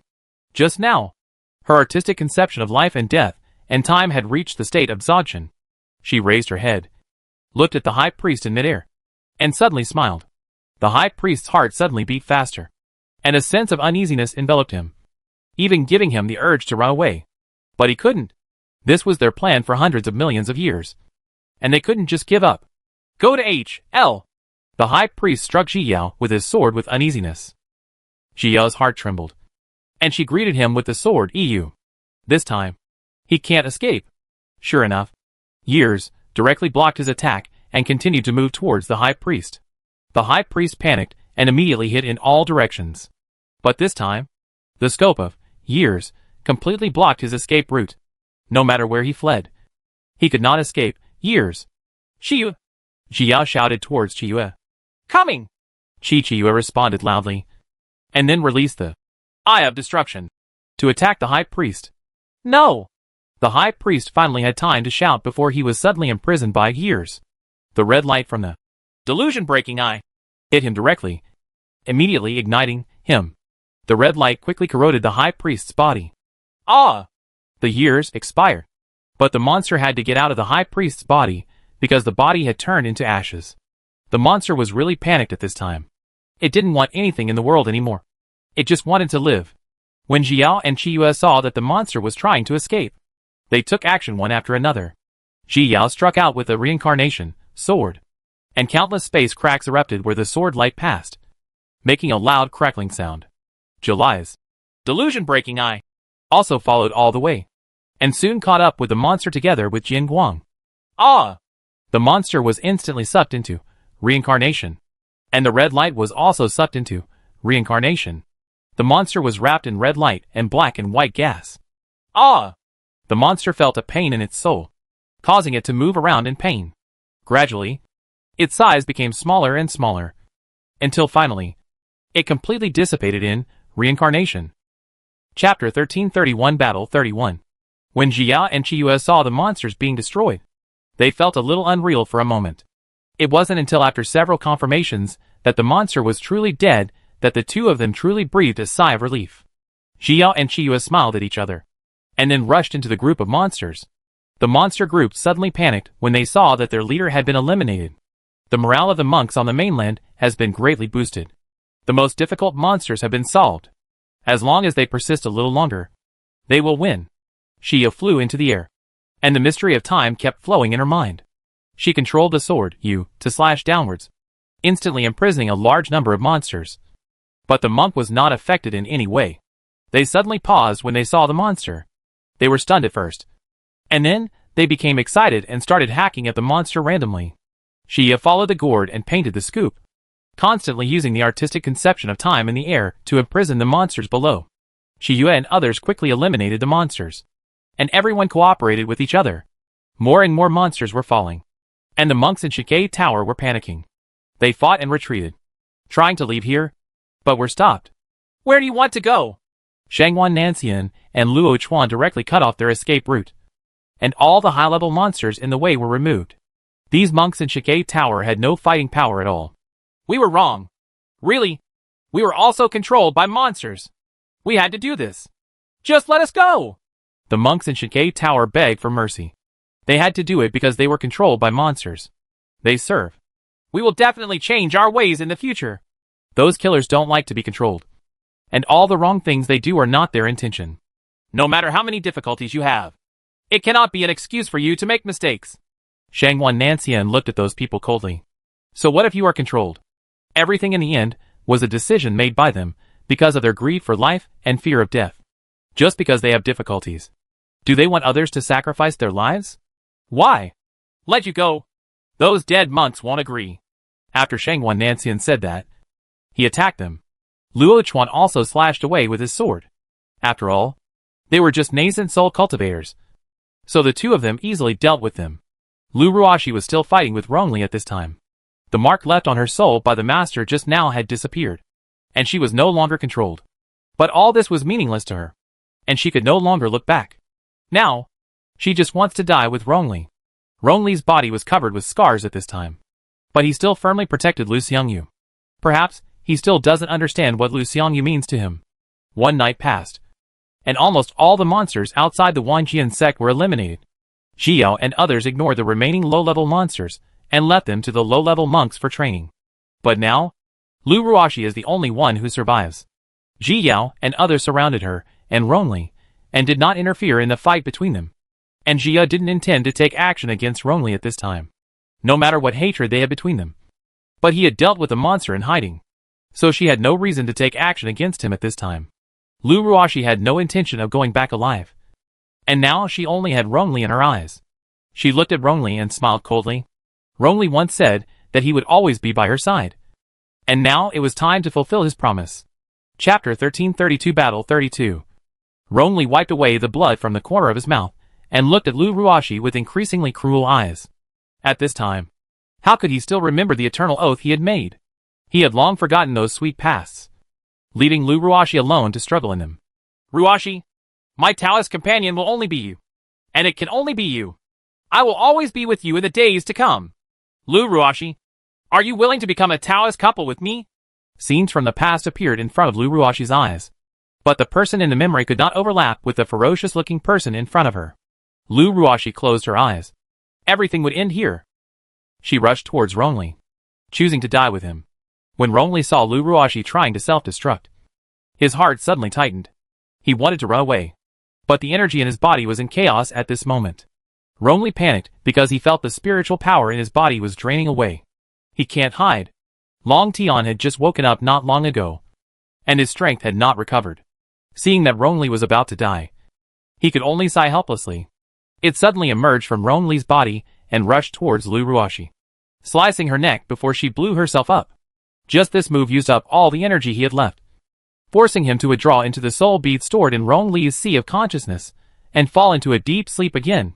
He thought that as long as he could save Rongli's life, he would wake up again one day. Bang! Lu Ruashi fell down from midair, her throat bleeding continuously. She looked straight at Rongli in the distance, her eyes gradually losing focus. In a daze, she seemed to see the time when she was a child and had just embarked on the path of spiritual practice. What was she thinking at that time? She wants to practice hard and not be bullied by anyone. But later, her dreams were shattered. At that time, she met the Master. She originally thought that Master would be her salvation. But later she realized that she was wrong. He is not salvation, but the beginning of her nightmare. Later, she met Rongli. He carved the final blow into her life and cut off all her escape routes. In this life, before she was 5 years old, she was the happiest time. Cece, look, there's a caterpillar here. Ah, get away quickly. I'm going to tell my aunt that you bullied me. Lu Ruashi smiled slowly as she thought of the time when she was bullied and wanted to escape. She was really tired. In the end, Lu Ruashi closed her eyes and completely lost the breath of life. Rongli watched Lu Ruashi die while controlling the spiritual power flowing in his body. He pursed his lips and sighed inwardly. After all, there was love once. But now that she died like this, he felt a little sad. But thinking that both he and Xiangyu were fine, he felt more happy. Xiangyu, we're fine. Don't be afraid. Rongli turned around with a smile. Just as he was about to reach out to comfort Lu Xiangyu, he felt a sudden pain in his chest. In an instant, the spiritual power in his body seemed to have found an opening, and all of it ran out from his chest. Rongli lowered his head blankly, looking at the spiritual hairpin inserted into his chest in disbelief. This spiritual hairpin is a defensive spiritual hairpin he gave to Lu Xiangyu. In addition to protecting her, it can also be used as an offensive spiritual weapon. But at this moment, one end of the spiritual hairpin was inserted into his chest, and the other end was held in Lu Xiangyu's hand. Chapter 1333 Battle 33. Boom! Rongli felt the loss of life and quickly took out the elixir and drank it. But this time, the elixir had no effect. The demon poison had hollowed out his body, and now he was fatally injured. And the elixir could no longer save him. Therefore, Rongli could no longer maintain his figure and knelt down. Why? Rongli asked with blood overflowing from the corner of his mouth. Looking at Lu Xiangyu in confusion. He would rather get hurt to protect her, and would not give up on her no matter what. Why would she do this? You killed hundreds of members of my Lu family, and you asked me why? Lu Xiangyu looked at Rongli and finally revealed his true self. You know. Rongli smiled mockingly. It turned out that she had always known. For so many years, I have been looking forward to your death every day. Lu Xiangyu shed tears in pain. She had always wanted him to die. But now that he is really going to die, her heart still feels sad. She has seen Rongli's kindness to her over the years. However, none of these can offset the mistakes he made. She had love for him, but more of it was hatred. This hatred tortured her and kept her from sleeping day and night. I'm sorry. Rongli raised his hand and wanted to touch Lu Xiangyu's face, but he couldn't touch it at all. In the end, he could only lower his hand feebly. Bang! The vitality quickly disappeared, and Rongli fell directly to one side. He looked at the sky in the distance, with a hint of bitterness at the corner of his mouth. Doesn't he have love for Lu Xiangyu? Maybe not from the beginning, but in the years that followed, he slowly lost his heart. That's why he had the idea of killing her in the first place. Because he was also worried that one day he would give up his ascension and his future for her. It turns out that all the years spent together were all fake. Rongli spit out a mouthful of blood again, his eyes gradually unable to open. He was about to die. But Rongli suddenly remembered his childhood. At that time, he was the genius of his family. His parents loved him. Everyone loved playing with him. And his family had high hopes for him. At that time, he also loved his family and Chiffon continent. But later, after an accident, he lost his loving parents and lost the qualification to practice. Since then, everything has changed. He suffered all kinds of humiliation and countless tramples. It was also from that time that he gave up on himself. Later, he got a chance to practice cultivation again. But nothing could go back. The family could no longer vigorously cultivate him, but instead suppressed him because they were afraid that he would grow up and take revenge. And he himself also lost his original intention. He just wants to become stronger. He just wants to ascend. He wants them to regret it. and he wants to never be bullied by anyone again. Slowly, he embarked on a crooked road. If there is an afterlife, he would like to be an ordinary mortal who grows up happily under the knees of his parents. Ha ha! Rongli seemed to see his parents coming to pick him up. He smiled happily like a child, and then closed his eyes forever. Lu Xiangyu couldn't hold back her tears anymore. She knelt down and gently hugged Rongli's body. She still remembered the first time she met Rongli when she was a child. At that time, he was still the cultivation genius, but she had not yet started practicing. Chapter 1334 Battle End. She was bullied by children from other families, and Rongli helped her get rid of those people. At that time, he seemed to be glowing. It was also from that time that she started following him, calling Brother Rongli. He would always stop with a helpless expression, and then hold his hand. How great it would be if I could stay at that moment. Unfortunately, nothing can go back. Lu Xiangyu pulled out the spiritual hairpin from Rongli's chest, and then pierced it into his body. Lu Xiangyu! Jia was startled and immediately stepped forward to Lu Xiangyu's side. He took out the elixir and was about to give it to her, but Lu Xiangyu refused. Hold on! All the bad things are over, and you will have a good life in the future. Jia hugged Lu Xiangyu, not wanting her to give up on her just like that. Jia lowered her head and looked at Lu Xiangyu. She was a somewhat silly girl. She was foolishly devoted to loving Rongli, but now she is foolishly devoted to revenge. But she has never had bad intentions towards anyone. She is really a very simple and kind-hearted girl. No need. Lu Xiangyu shook his head and refused to take the pill. Blood spilled from the corner of her mouth. But Lu Xiangyu smiled in relief. Carrying the lives of hundreds of members of the Lu family, she was really tired. She didn't want to be alive anymore. Thank you. Lu Xiangyu smiled gratefully at Ji Yao and closed her eyes forever. Ji Yao endured the sadness and put her body aside, then stood up and struck Lu Xiangyu with her reincarnation sword, sending her into reincarnation. She looked at Lu Xiangyu's body and pursed her lips. Perhaps for Lu Xiangyu, death was the real relief. I hope she can be happy in her next life. It's okay. Chiyua walked to Jiyao and reached out to shake her hand. Well, it's okay. Jiyao looked sideways at Chiyua and nodded. The decisive battle of Wanjian sect is over. All the attacking monsters have been eliminated, but thousands of monks have also died. This is much smaller than the original number, but it is still depressing. Wanjian sect was also greatly affected by the war. Many places were affected by the battle and were damaged, and it will take time to repair. In the following time, some monks from the Northern Territory began to exterminate other monsters hiding in the Northern Territory, and some monks went to other regions to help them exterminate the monsters. Xiyao, Xiyu, Luochuan, and Shangwan Nanxian led their teams to the 4 regions respectively, while Jiyu chose the central region. When they arrived, the operation to exterminate the monsters was almost over. Girl, why are you here? Nandong Che originally wanted to help Jiyao, but she actually came to the central region by herself. It's okay in the North Territory. Xiyu smiled at Nandong Che, and then slashed at the monster with the sword years. Soon, a large number of monsters stopped. After the monks discovered this surprising turn of events, they took action against the monsters and quickly eliminated them. TSK. Yes. Nandong Che looked at Ji Yao's move and raised his eyebrows teasingly. Thank you for the compliment. Jia replied with a smile, then changed the direction and struck with her sword. Seeing Ji Yao's sullen look, Nandong Che shook his head helplessly and continued to attack the monster. In this way, one night passed, and with the cooperation of everyone, the monster was finally completely eliminated. In this battle, the central region did not suffer much loss, and everyone was in a good mood. Chapter 1335 Master and Disciple meet again. After the battle, Jia was learning from Nandong Che about the situation of the battle in the central region, when a confused voice suddenly came from behind. Are you the future master's wife? The conversation between Jia and Nandong Che was also interrupted. That's right.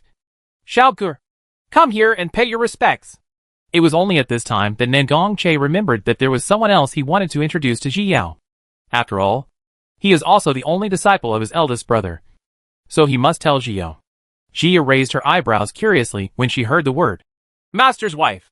Of course, she never thought that this was calling her. She turned around to see the excitement, but stopped suddenly when she saw the man. Master? Ji Yao's tears fell without warning. She even couldn't believe her eyes for a while. She already felt that it was a gift from God to have the chance to meet Pei Yi.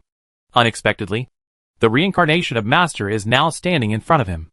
Lu Yige didn't expect that his wife would cry as soon as she saw him, and she suddenly looked at Nangong Che at a loss. Nangong Che was surprised at Jia's reaction at first, but after a while, he suddenly thought of the reason. Ever since Lu Yige grew up, he has always had a feeling of déjà vu, but he never remembered it. Now when he heard the word master from Ji Yao, he suddenly remembered the ancient battlefield.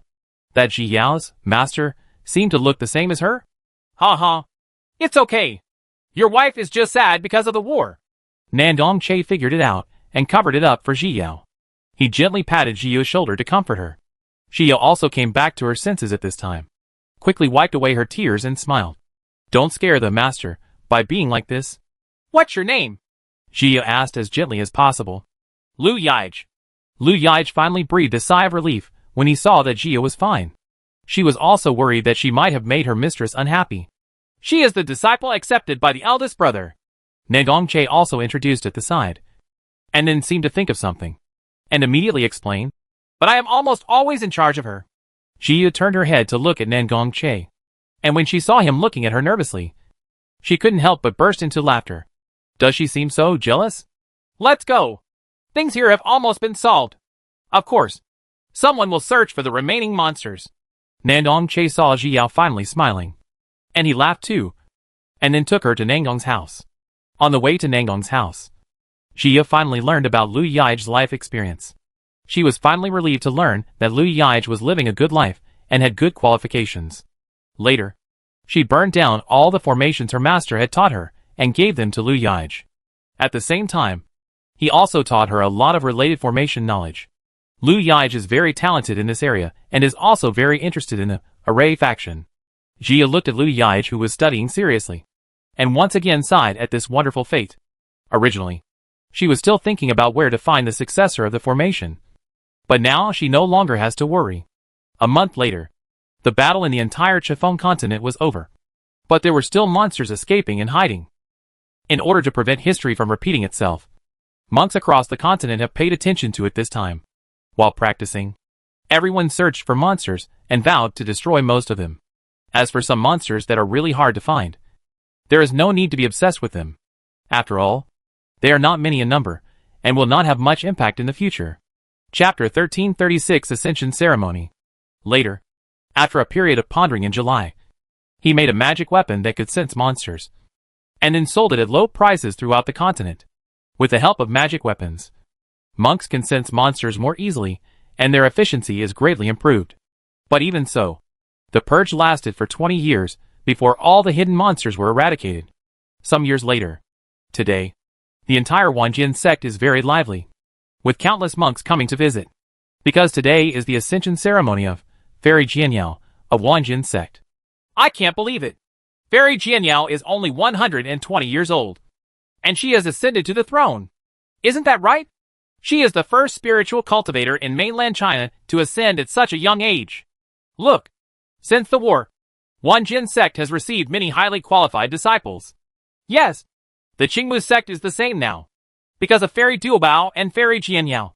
Those children now want to run to these two sections. Ha ha. To be honest, that brat of mine also plans to join the Wanjin sect this year. Hey, I'm here to congratulate you in advance. Ha ha ha. The people who came to watch the ceremony were talking about it, mainly around Jia and Chiyue. The original war allowed Jia and Chiyue to completely establish their status in the Northern Territory and become the idols of many disciples. Wanjin sect is no longer unable to accept highly qualified disciples like in the past. Now they are all trying to get into Wanjin sect. But Wanjin sect has to consider whether to accept it or not. Not only Wanjin sect, but the entire Northern Territory is developing in a better direction. Jia stood on Tianzhan Peak. Chiyue, Pei Yi, and Lu Yige were all beside her. You two must practice hard and strive to ascend as soon as possible, Jia patiently told Pei Yi and Lu Yige. Ahem. Master, you have said this sentence no less than 10 times. Pei Yi interrupted Ji Yao with a smile. It is true that Master has said it many times. Really?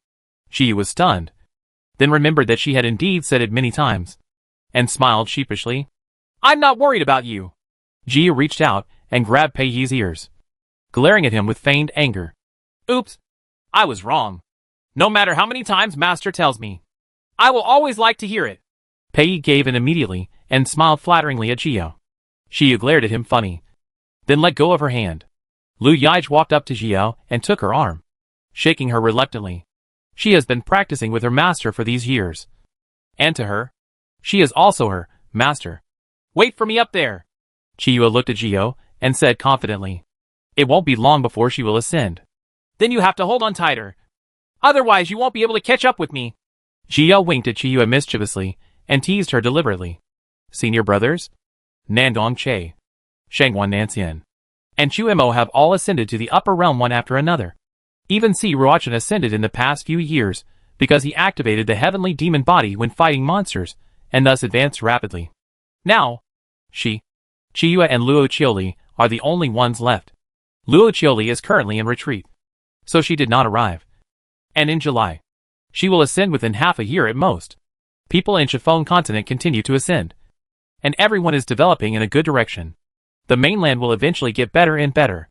Chi-Chi glanced at Jiao funny, walked up and hugged her gently.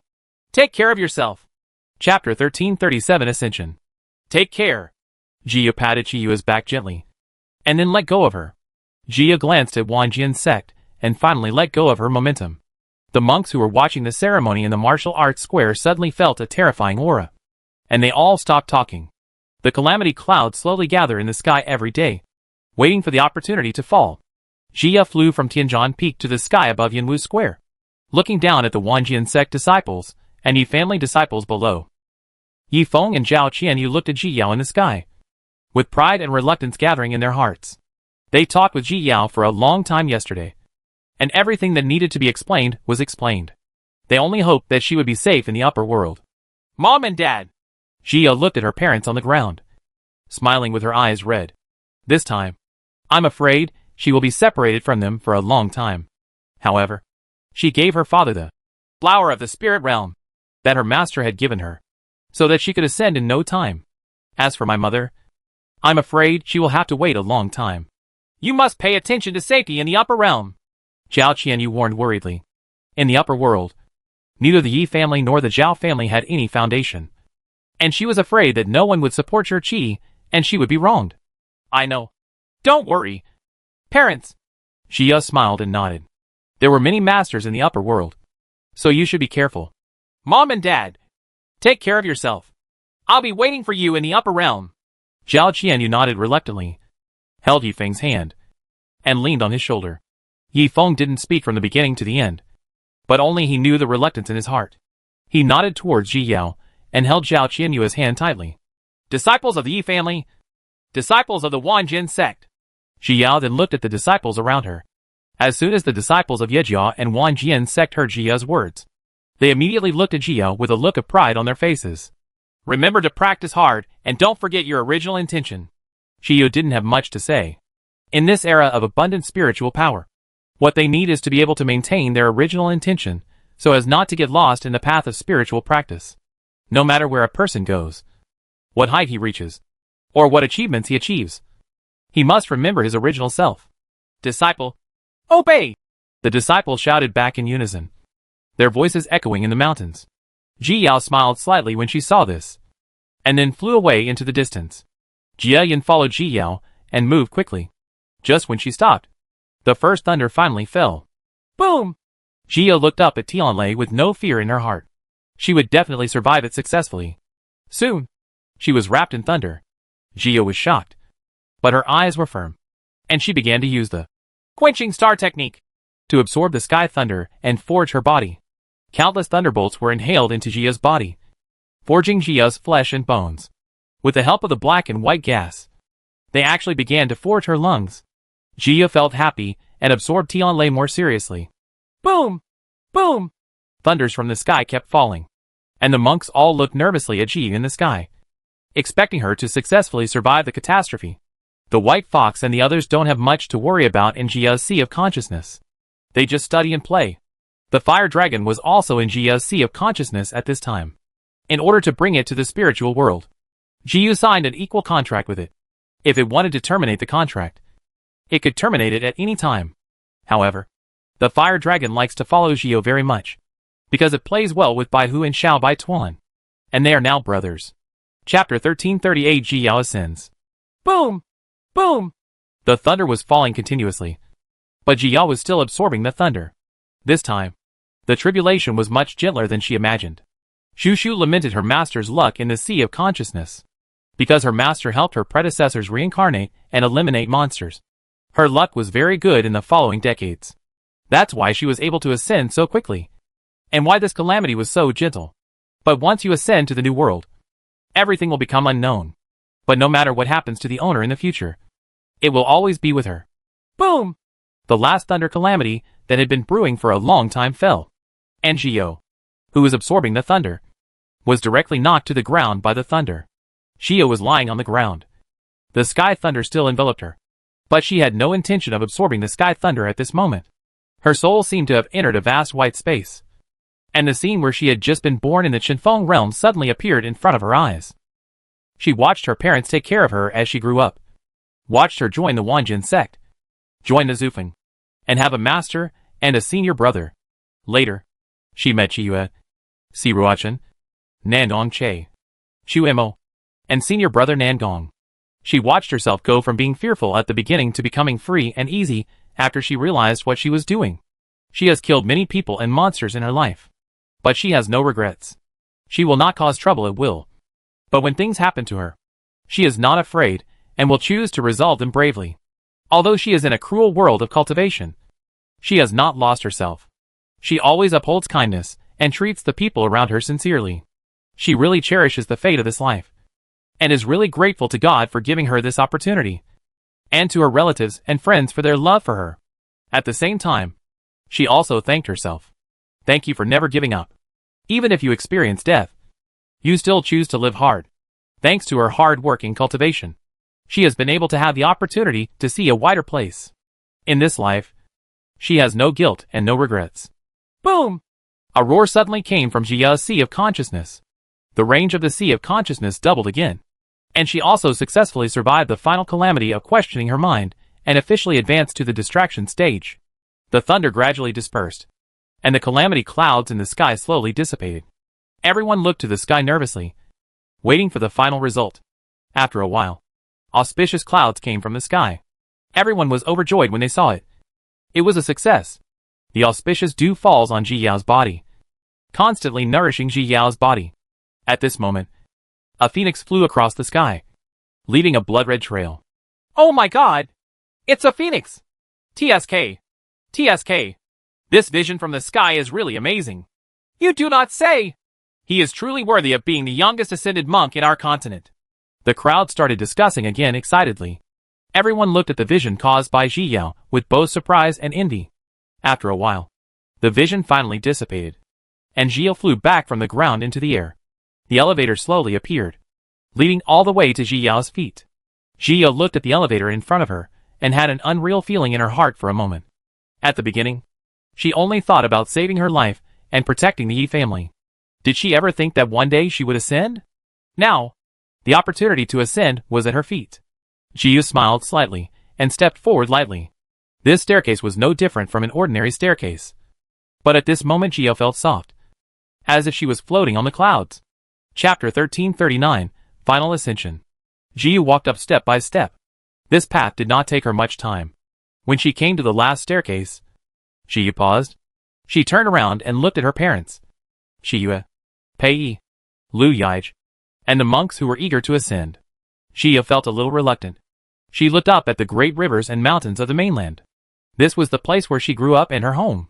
She took out some supplies and exercises from the storage ring, and then threw them far away, leaving them for the destined person. Tian Dao, I'm sorry, and thank you. Ji Yao smiled slightly. She sincerely thanked Tian Dao, and at the same time, she felt sorry for her misunderstanding of Tian Dao. As soon as she finished speaking, a rainbow suddenly appeared in the sky, spanning the entire Wanjin sect, as if it was heaven's response to Ji Yao. Seeing this, Ji Yao's whole brows were filled with smile. She will never forget that she is a citizen of Chenfeng continent, and will always love this land. She took one last look at her relatives and friends, waved to them, then turned around and stepped firmly onto the last step, disappearing from everyone's eyes. Chiyue looked at Ji Yao's disappearing figure and withdrew her hand. She has chaotic spiritual roots and needs more advanced spiritual power than him. But it won't be long before she will catch up with him. Chiyue smiled slightly and disappeared from the place in a flash. She is also going back to seclusion for the final sprint. Pei Yi watched Ji Yao disappear. Reluctantly pursed his lips, but kept his back straight. Now that Master has ascended, he is Zhu Feng's pillar and must shoulder Zhu Feng's responsibilities. Moreover, she also promised her master to take good care of Lu Yaij and fly to the upper world together in the future. Don't cry. We will find them soon. Pei Yi reached out to wipe the tears from Lu Yaij's face and smiled at her sunny face. Lu Yaij held back tears and smiled back at Pei Yi. After Yifeng disappeared from Ji Yao, she couldn't help but have red eyes. Look at you. I just thought you were really willing to give up your child. Zhao Qianyue's originally sad mood calmed down the moment she saw Yifeng. She looked at Yifeng a little funny. It seemed that he could bear it quite well. Aren't I afraid that your Qi will be worried? Yifeng turned his face to the side in embarrassment and said harshly. Okay. Go back and practice hard. You will be able to see our precious daughter soon. Zhao Qianyu said cooperatively without exposing Yifeng. I don't know when I can ascend. Zhao Qianyu pursed her lips. She was only in the middle stage of becoming a god and was still far away from ascending. What are you afraid of? You will definitely be able to ascend, and our family will always be together. Yifeng reached out and took Zhao Qianyu into his arms, comforting her. Ouch! The disciples of the Yi family started to cheer when they saw this. Everyone was very happy at this time. What are you looking at? Why don't you go back and practice hard? Yifeng's face turned red because of him, and he immediately scolded him. Yes! The disciples of the Yi family quickly responded loudly, and then burst into laughter. These bastards! Night Breeze scolded with a smile on his face. It's all your fault! Zhao Qianyu blushed with shame and lightly punched Yifeng in the chest. Yifeng grabbed her hand and laughed stupidly. Zhao Qianyu snuggled into Yifeng's arms with a satisfied smile on her face. She was satisfied to have Yifeng and Shurqi in this life. Chapter 1340 Feng Family. This is the upper realm? Are you sure you're not mistaken? The white fox shouted as soon as he looked at the surrounding environment.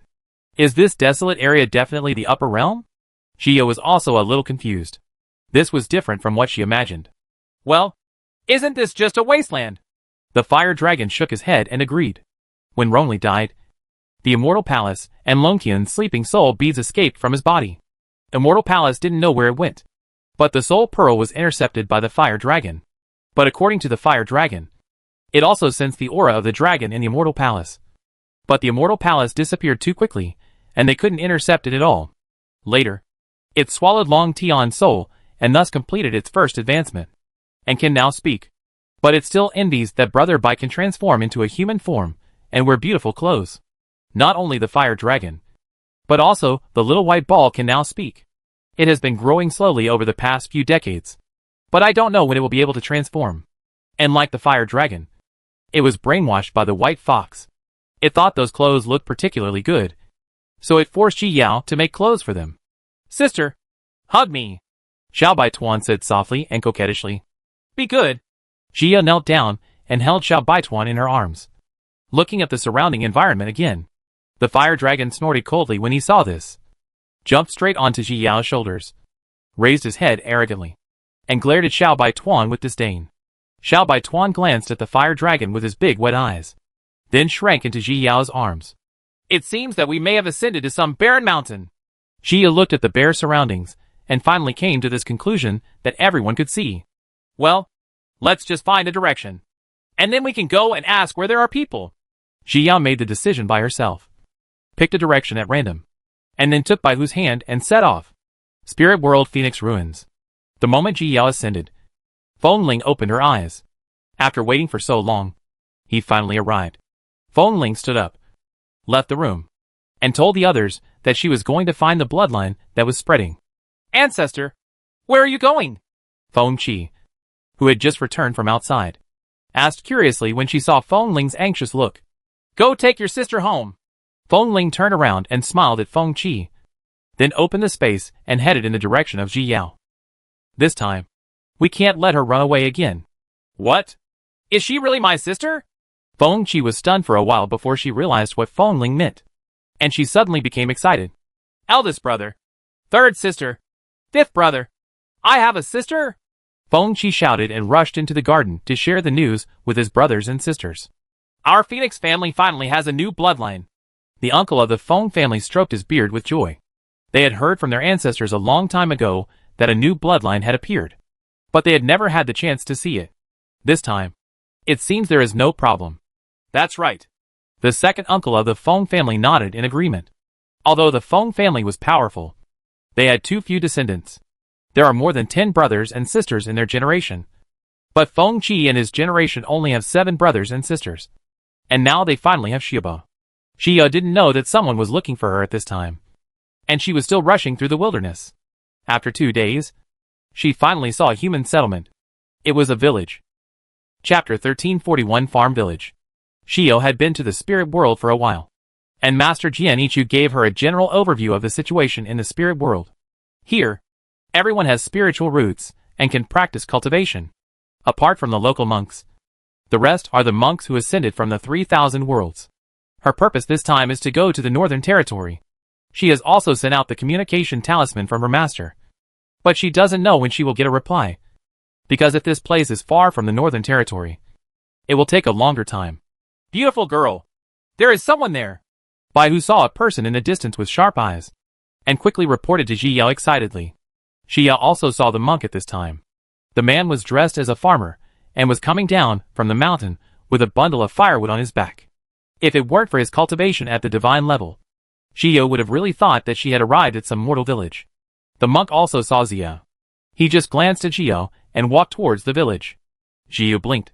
Seeing that the other party was like this, it was not easy to ask. Just as Xia was hesitating, a girl suddenly walked out of the village. The girl's eyes lit up as soon as she saw Xiao, and she came to Xiao in a few steps. Senior, what's the matter with you?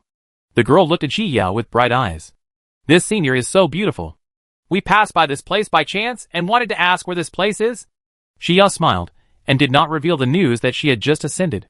After all, newly ascended monks are easier to deceive and easily bullied. Oh, I know. Senior must be a hermit.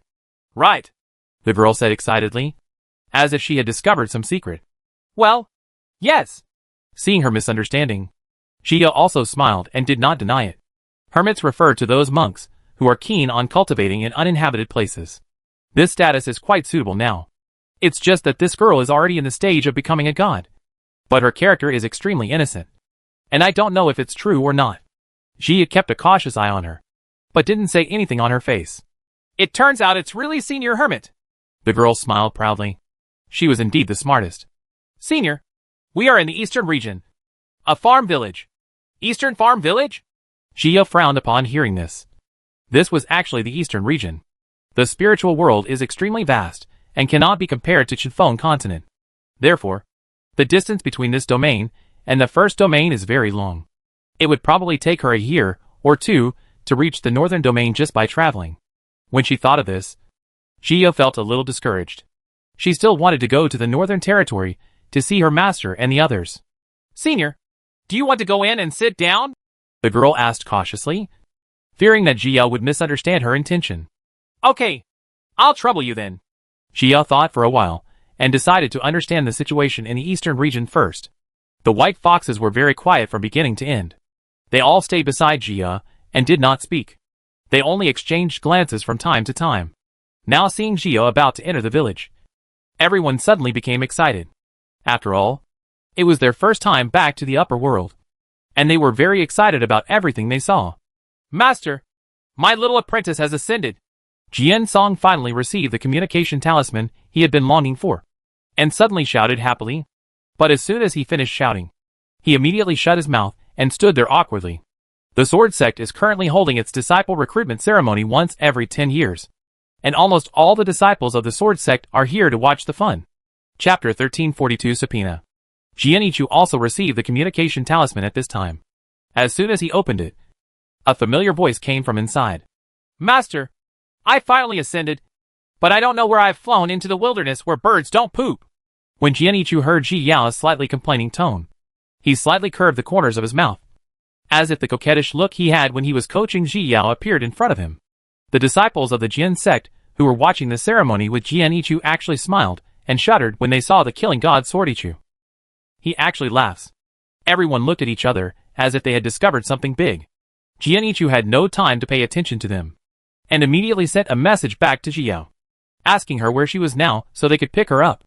After returning the communication talisman, Jian Ichu said no more, resumed his expressionless expression, and continued to watch the ceremony.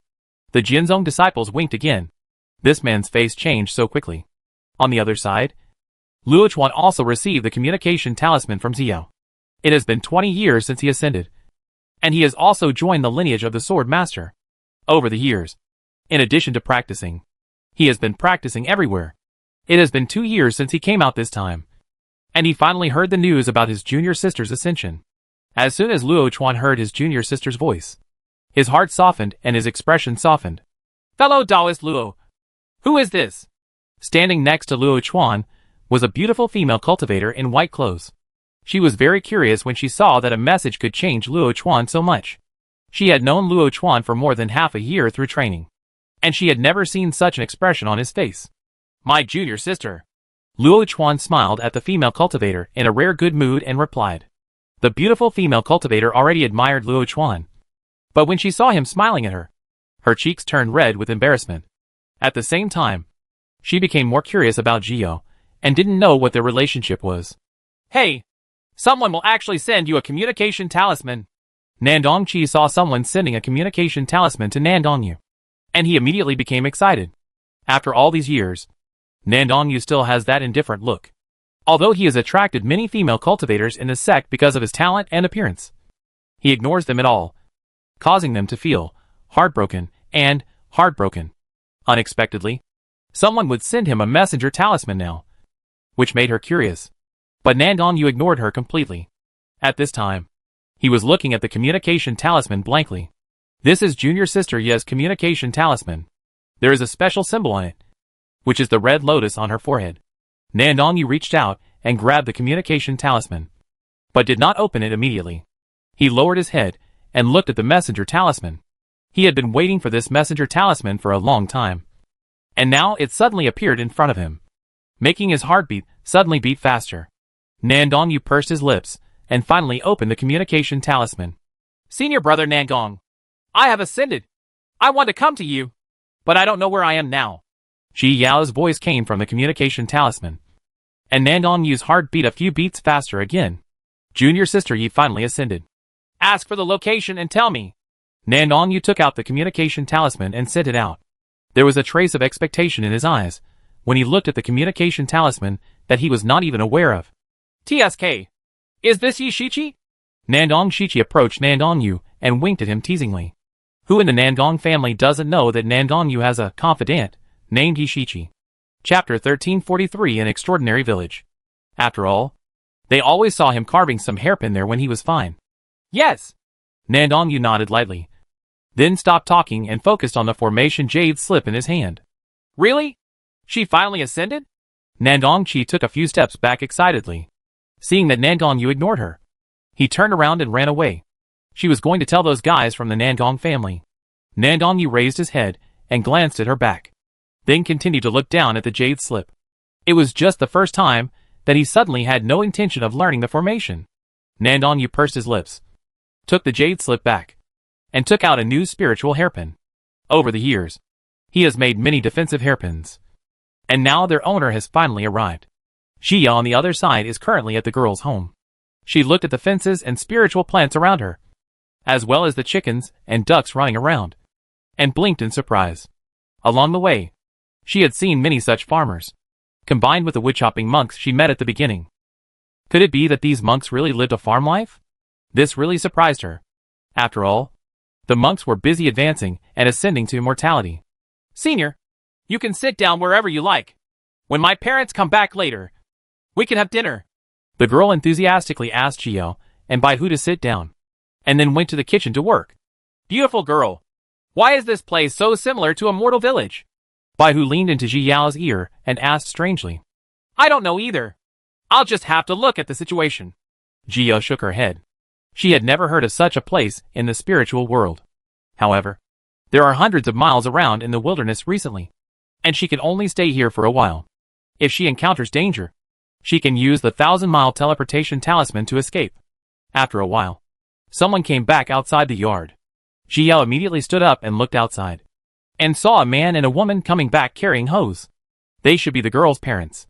Both of them had smiles on their faces, but they put it away the moment they saw Ji Yao, and immediately looked at Ji Yao warily and asked, "Who are you? Why are you at my house? Mom and Dad, are you back?"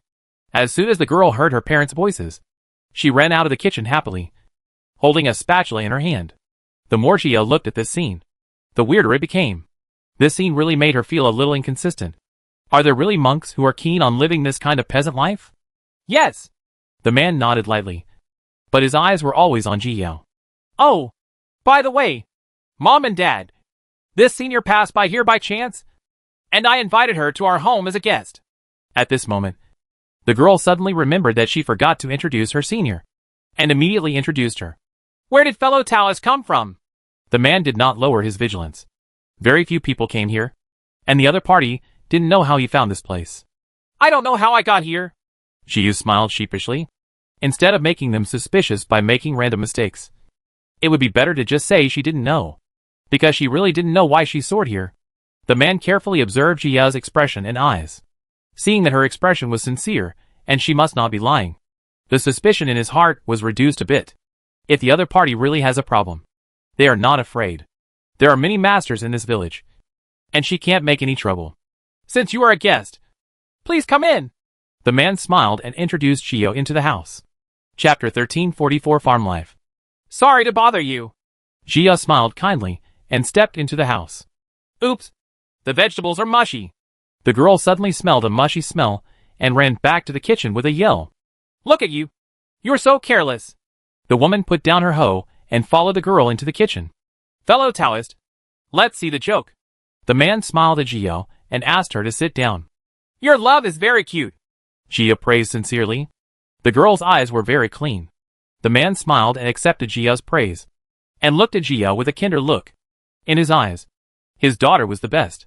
However, after observing Ji Yao's cultivation and bone age, he guessed that she might be a genius disciple from some family who came out to practice and came here by chance. Looking at the spiritual pets around her, one of them has already transformed, which is rare in the world of floating dust, because once transformed, monsters often have their own pride and are rarely willing to surrender to humans. Therefore, he could judge that this spiritual pet should have grown up with this Taoist friend since childhood. As for the two spiritual pets squatting on Ji Yao's shoulders, he couldn't understand them, and he didn't know what species they were. In a short period of time, the man had a certain understanding of Ji Yao's origins, and his guard against her became slightly lower. Ji Yao sat at the bottom, smiling awkwardly, not knowing what to say for a while. Fortunately, the girl came up with food after a while, breaking the awkward atmosphere in an instant. Senior, please eat more. You're welcome. The girl and her mother both sat down and greeted Ji Yao warmly to eat. You're welcome, fellow Taoist. The man also greeted Ji Yao. Ji Yao smiled gratefully and moved her chopsticks politely. Anyway, she is black and white gas, so it is unlikely that she will be poisoned. So there is no need to be too cautious. The white fox also became very well behaved in front of outsiders, eating his food honestly, and the scene became very harmonious for a while. In this way, Ji Yao rested at the girl's house after eating, planning to inquire about the situation in the eastern region the next day. Early the next morning, Ji Yao went out and wandered around the village with the white fox and the others. Along the way, she saw many monks farming, and two of them were actually fusion stage monks. The more Ji Yao walked, the more surprised she became. This village truly lives in a peasant style. Even those children were monks in the Qi training stage and were studying in a bamboo building. This is amazing! White Fox exclaimed as he walked, especially when he saw the seniors in the distraction stage feeding chickens in the courtyard, and the seniors in the integrated stage doing carpentry in the courtyard. He thought he had seen it wrong. 3 days later, Ji Yao and others were helping to feed the chickens in the yard. In the past few days, they had quickly become familiar with the life here, but they did not find out any useful information. Suddenly, a figure suddenly appeared in the courtyard, making Ji Yao's heart tighten, because he discovered that the other party was actually a big shot in the Mahayana period. Feng Ling looked at the guarded girl in front of her and nodded with satisfaction. As expected, he is a member of the Feng family, and his appearance has the style of their family. He took another look at Ji Yao's bone age and cultivation, and a smile appeared on his face. Senior, who are you? Ji Yao was secretly on guard. If the other party wanted to attack her, she would have no power to resist. Chapter 1345 Recognition of Relatives. Because in the Mahayana stage, one has the highest level of cultivation in the world of dust, and one is a real boss. In the next step, one should ascend to the world of immortality. Ji Yao secretly murmured in her heart. How could she meet such a big boss as soon as she ascended? I am the ancestor of the Feng family. Feng Ling. Feng Ling smiled kindly at Ji Yao. The little girl opposite did have the blood of his Feng family in her body. Their ancient demon and mythical beast clans are all different from humans. Humans usually need their own family members to be called the same clan, which means they must be humans. But their descendants, no matter what species, as long as they have blood, they are their tribesmen. Therefore, when he saw that Ji Yao was a human girl, he was not surprised at all, because he had made similar speculations before. But he didn't expect that the other party was so good. I have met Senior Feng. She quickly saluted, but she looked at the senior as if he did not come to trouble her. Thinking of this, she breathed a sigh of relief, as long as it was not someone who came to trouble her. Call ancestor! Feng Ling heard Ji Yao's name and immediately glared at Ji Yao with feigned anger. Ji Yao choked when she heard this. What kind of operation is this called ancestor? Ahem. What's your name? Feng Ling asked with a cough when she saw that she seemed to have frightened Ji Yao. The junior's name is Ji Yao. Ji Yao didn't hide it. No one here knew her background anyway, so telling her real name would have no effect. That's a good name. Feng Ling nodded with satisfaction, and then continued. Yao Yao, would you like to go back to Feng's house with me? Feng family?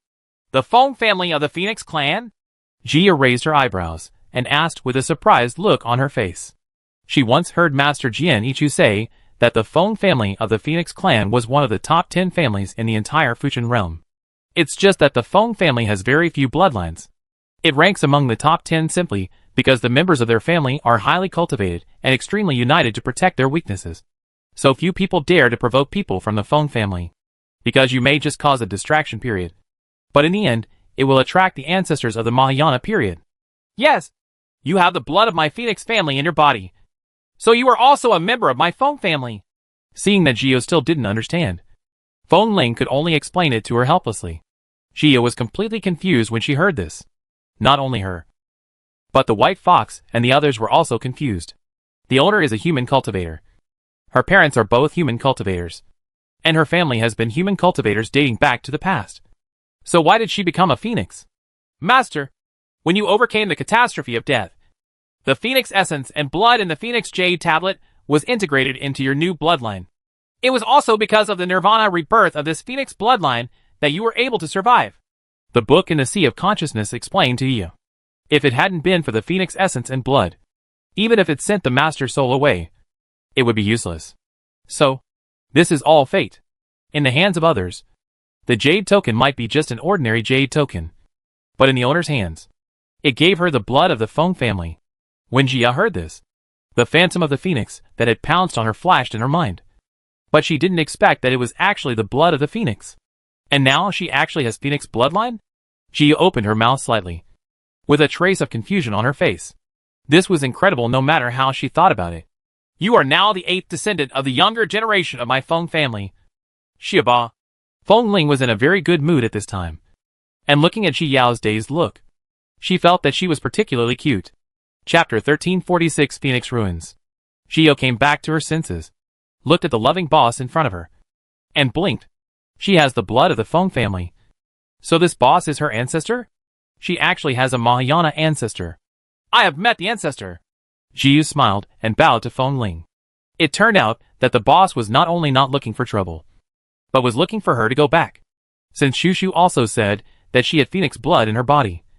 This senior didn't deliberately lie to her, and he probably really wanted to take her back to the Feng family. Xiao Ba, how about going back with ancestor?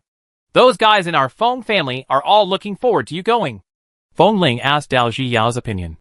If Shiba didn't want to go back to Feng's house, he wouldn't force her. After all, she was a human cultivator, so it was normal for her to have some resistance to them. Ji Yao straightened up and pursed her lips. Now that Master and the others haven't replied to her message talisman, she didn't know where to go for a while. She might as well go to Feng's house to take a look. After all, Master Jianichu once said that the Feng family was very united, and it was impossible for those big bosses to have any bad ideas against her. Okay. After some thought, Jia nodded in agreement. Ha! Very good. Let's go now. Feng Ling laughed instantly when she heard Jia's words, and all the worries in her heart disappeared. Then I'll leave a message. Jia took out a communication talisman and informed the girl's family that she was leaving, and then followed Feng Ling to tear apart the space and rush toward the Feng family's clan. On the way, she chatted with Feng Ling and realized that the farm village she went to was a hermit village, and the monks in it were the real hermits. Ji Yao felt a little embarrassed when she thought that she had shamelessly pretended to be a hermit in front of the hermit, and her face was burning. She followed Feng Ling all the way, and finally arrived at the Phoenix Ruins in the central region, the land of the Feng family. A month later, as soon as he stepped out of the space crack, several communication talismans flew in front of Jia. Jia felt happy that they finally replied. She reached out to take the communication talisman, but before she could open it, she heard a roar. Shirba! Jia was frightened by the sudden excited shout and tightened her grip on the communication charms, fearing that someone would rush out and snatch them away. She could only put away the communication talisman first and look up at the place where the shout came from. Soon, a group of people appeared in front of her. Xiao Ba! Feng Qi ran to Ji Yao excitedly and reached out to hug Ji Yao. But Feng Ling reached out and grabbed her ears. You scared Xiao Ba! Feng Ling glared at Feng Qi and pinched Feng Qi's ears hard. Ouch! Let go! Let go quickly! Feng Qi shouted repeatedly. The ancestor's twist was extremely powerful, and it hurt him to death. Humph! If Xiaoba is scared away by you, I will let you take care of you. Feng Ling snorted coldly and scolded. Feng Qi shrank his neck when he heard this. He curled his lips towards Feng Ling and pretended to be dissatisfied and complained. Ancestor, you are partial. I'm just partial. What can you do? Feng Ling raised her eyebrows and looked at Feng Qi with disdain. Feng Qi was choked and had nothing to say. She could only stand beside Ji Yao and sulk. Xiao Ba! Feng Ling turned her head and looked at Ji Yao. Her expression instantly changed and she became gentle. Ancestor! What's wrong? Jia felt goosebumps when she heard Feng Ling's kind voice. This change of attitude was too fast for her to adapt to. Chapter 1347 Shiba of the Feng family. Come! Let me introduce you. These are our Feng family. There are some kids who are out there and haven't come back yet. Feng Ling brought Ji Yao to the Feng family with a smile and introduced them to Ji Yao one by one. Everyone in the Feng family is very curious about Ji Yao. After all, this is Shiba, who has been remembered by the ancestor for decades. Ji Yao was stunned by the crowd, but she had to smile and say hello. After the introduction, Ji Yao received a bunch of greeting gifts, especially from the uncles, who were really generous. Ji Yao looked at the good things in her hands and sighed in her heart. Being so rich is really a sweet trouble. These things are good, but if she dares to use them outside now, I'm afraid she will soon attract a lot of robbing monks. Therefore, she could only look at these things eagerly until she was able to take them out. After the introduction, a group of people happily entered the Phoenix Ruins. Phoenix Ruins is located in the central region, and its spiritual power is extremely rich, especially since there is a huge spirit gathering array covering the entire Phoenix Ruins. It makes the spiritual power inside even more intense. The environment in Phoenix Ruins was even more like a fairyland, which made Ji Yao shake her head. In the central square of Phoenix Market, there stands a huge statue of a soaring phoenix. When Ji Yao saw the statue, the blood in her body suddenly became hot and started to surge spontaneously. She quickly tried to stabilize the energy and blood in her body to prevent them from making a big fuss. The people of the Feng family looked at Ji Yao with smiles. The statue here depicts the true ancestor of their Phoenix family, which can be traced back to the real ancient times. All tribesmen with Phoenix bloodline will have that feeling of blood boiling when they see the statue for the first time. Let's go! Shiba! Brother Qi will take you to see the yard prepared for you. Feng Qi walked in front of Ji Yao happily. After being the youngest for so many years, he is now an older brother. Moreover, his sister is soft and beautiful, and she must be envious of his little friends. When she thought about taking her sister out to show off in the future, Feng Qi's walking pace became arrogant. Feng Yi and Feng San were both relatively steady, but the eyes they looked at Ji Yao were also very gentle. Feng Wu was aloof and walked beside Ji Yao with a cold face. Those who know him well can find that the slight curvature of the corner of his mouth is a sign of a good mood. The uncle of the Feng family and others showed it even more obviously, and could not hide the smiles on their faces. Jia followed Feng Qi in this atmosphere that warmed her, but also made her embarrassed, and soon came to a courtyard. There is a plaque hanging on the gate of the courtyard with a big 8 written on it, which should be Ji's ranking. Xiao Ba, come in quickly and see if you like it. We have prepared this courtyard for you a long time ago. Feng Qi opened the courtyard door with a treasured look and led Ji Yao into the courtyard. As soon as she stepped into the yard, Jia saw a patch of flowers. Flowers of various colors were in full bloom. Passing through the flowers is an exquisite high-rise building, which is Jia's bedroom. Is this an innate treasure? Jia pointed to the tall building in disbelief and asked in surprise. Yeah. How about it? Does it look pretty? If you don't like it, we'll change it for you. Feng Qi replied with a smile. Chapter 1348 The Attentive Feng Family. I like it.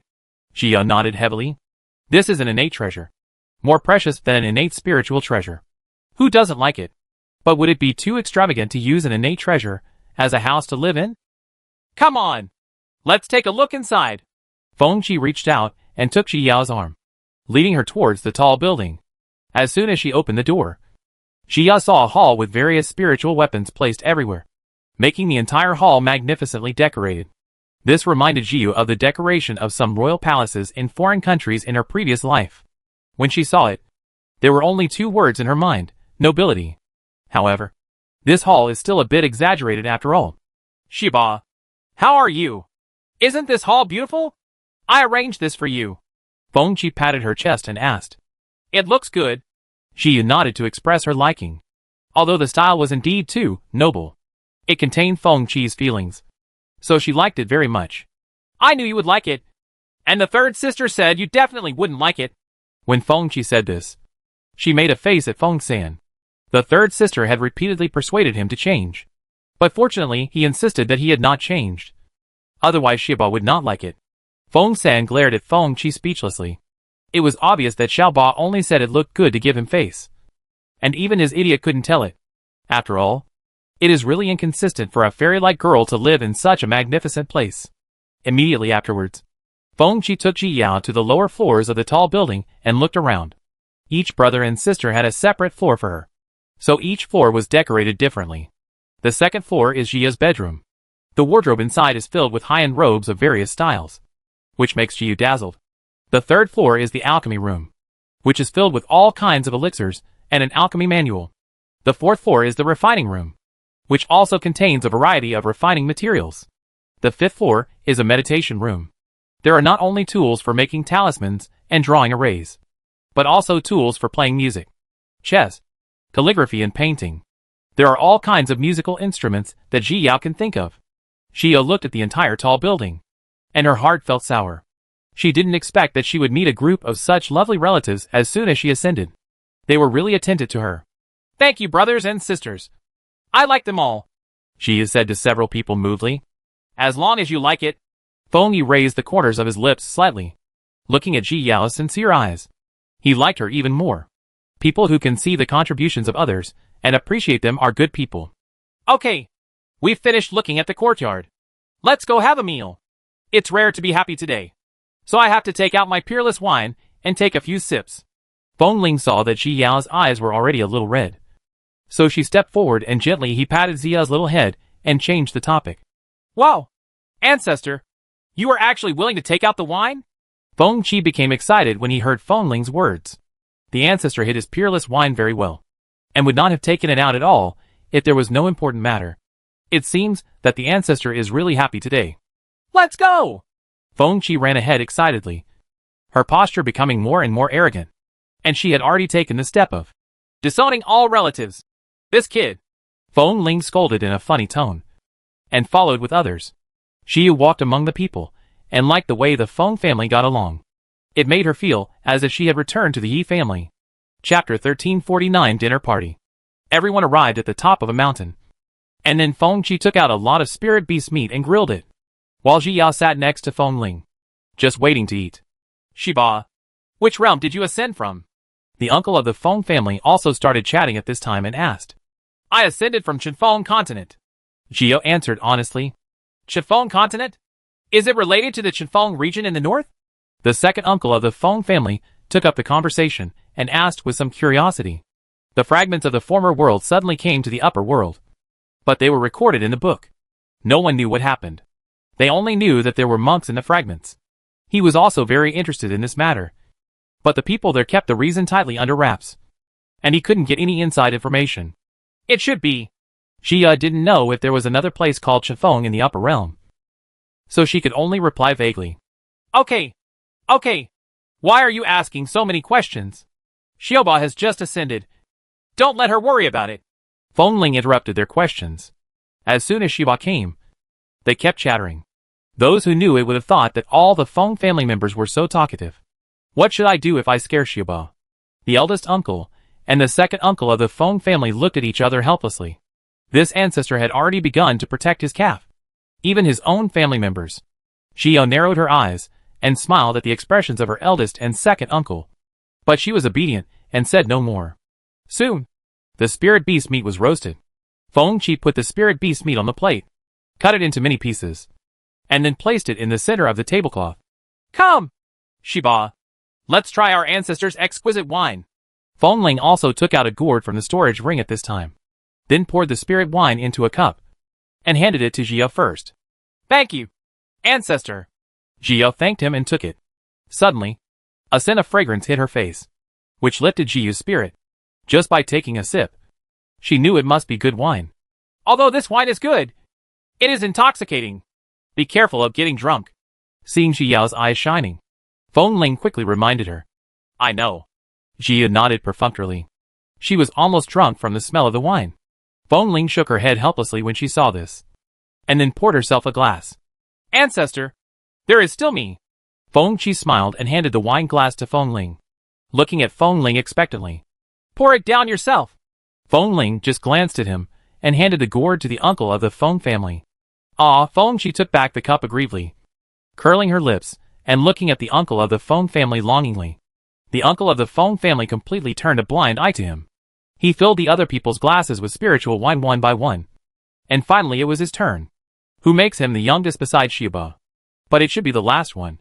Feng Qi looked at the uncle of the Feng family and snorted coldly. The uncle must have done it on purpose. Come on, Shiba. Eat more. Feng Ling smiled and picked up a piece of spirit animal meat and put it in Ji Yao's bowl, gesturing for her to eat more. I'll do it myself. Master, you can eat it yourself. Seeing everyone looking at her, Ji Yao could only cooperate and take a bite of the spirit beast meat. With just this bite, Ji Yao raised her eyebrows, gave Feng Qi a thumbs up and praised. It's so delicious. Brother Qi is so awesome. But when it comes to the barbecue Ji Yao has ever eaten, Brother Nangong's is the most delicious. The appearance of senior Brother Nangong's barbecue seemed to appear in front of her, making her cheeks turn red quietly. Chapter 1350 Good Times. Xiao Ba, you are so discerning. Feng Qi looked like she was about to cry, looking at Ji Yao with tears in her eyes. Finally, someone discovered his excellent side, and the other Feng family members all looked bad. It seems that Xiaoba is his soulmate. Ji Yao was amused by Feng Qi's exaggerated expression. This Feng Qi was like a living treasure, the pistachio of the Feng family. Although other people always like to attack him in various ways, they still love him in their eyes. Okay, everyone, let's eat quickly. Feng Ling was the first one who couldn't stand Feng Qi's appearance. This kid was always so stupid. Everyone started to get excited after hearing this, chatting about some interesting things while eating barbecue, and taking a sip of spiritual wine from time to time. The atmosphere was very good. Feng Qi played various tricks and made everyone laugh. Ji Yao sipped the spirit wine in her glass while listening to their jokes with a smile, her eyes full of smiles. Feng Ling turned her head and looked at Ji Yao. Seeing that she was really happy, she nodded with satisfaction. It seems that Feng Qi still has some effect at the critical moment. Gradually, Ji Yao's mind was taken away by the fine wine in the cup. Although her ability to drink has improved a lot now, she is still dizzy after drinking. When Feng Ling saw that she was drunk, she winked at everyone, and the scene suddenly became quiet. Xiao Ba, go back and rest. Feng Ling stretched out her hand to rub Ji Yao's head and looked at Ji Yao lovingly. At this time, her cheeks were rosy, but her eyes were particularly bright. making her look a little more charming. Oh! Jia nodded obediently, then saluted to everyone in a decent manner, and then flew to her yard. Fengling also stood up and escorted her back. He didn't turn around and leave until he saw Zhao entering the house. Xiaoba is fine. At this time, Feng San, who had not spoken much, spoke up. He is a good boy. Uncle Feng also nodded in agreement. Through today's contact, they can see that Xiaoba is a very sincere person, very comfortable to get along with, and gets along well with them. They are truly worthy of being members of the Feng family. Yes, Xiaoba is my favorite. Feng Qi nodded quickly. At this time, he was so drunk that his tongue seemed to be tied up. Everyone looked at him speechlessly and ignored him. Xia woke up early the next morning. She looked at the pink bed curtain above her head and couldn't recover for a while. After a while, she remembered that she was at Feng's house now. She sat up. She was drunk yesterday, but she didn't feel any discomfort today. Instead, she felt refreshed. Thinking of yesterday's exquisite wine, Xia swallowed her saliva. After just one sip, she understood why Feng Qi was so excited. That wine was called the best wine, and it really deserved the title. Suddenly, Xia remembered that she still had the communication talismans that she had not opened, and hurriedly took out all the communication talismans. The first is Master's communication talisman, which mainly asks her where she is, how she is doing now, and to tell her not to be afraid. He will pick her up soon. Then came the communication talismans from Senior Brother and Master Jianichu, the content of which was almost the same as the Master's. When Jiao heard the familiar voice, she suddenly felt longing in her heart. She hadn't seen them for a long time, and didn't know how they were doing. The last communication talisman was sent by Senior Brother Nangong. Chapter 1351 Phoenix dances for 9 days. Jia looked at the communication talisman in her hand, and her heart beat uncontrollably. She and Senior Brother Nangong have not seen each other for decades, but she still blushes when she thinks of Senior Brother Nangong. She had been looking forward to it for so long and finally ascended. I wonder if Senior Brother Nangong still remembers her. Jia nervously opened the communication talisman and heard Senior Brother Nangong's voice. Ask for the location and tell me. This simple sentence made Jia laugh silly. Senior Brother Nangong still remembered her, and even came to pick her up. Jia lay back on the bed holding the communication talisman and laughed silly again. Senior Brother Nangong is still as good to her. Bai Hu saw Ji Yao's stupid look in the sea of consciousness, and rolled his eyes speechlessly. Yi Xiao Bai. You see? You will become stupid when you have a sweetheart. Don't be stupid and find a beast to be with in the future. Bai Hu took the opportunity to start brainwashing Xiao Bai Tuan. These love things, it's the most complicated, and not suitable for beasts like them. Xiao Bai Tuan nodded in agreement, and continued to play with the fire dragon. The white fox pouted in displeasure. Ever since he got the fire dragon, Yi Xiaobai didn't like to stick to him anymore. It must have forgotten that it was pulled up by itself.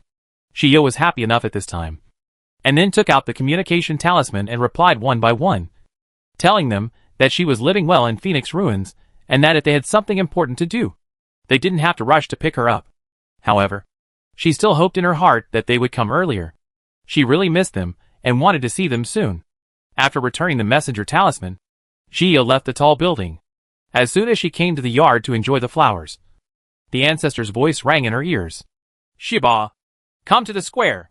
Jia raised her eyebrows, not understanding what her ancestor was asking her to do in the square. But she obediently hurried towards the square.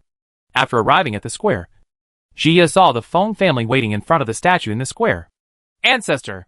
Jia quickly walked over and saluted the elders one by one.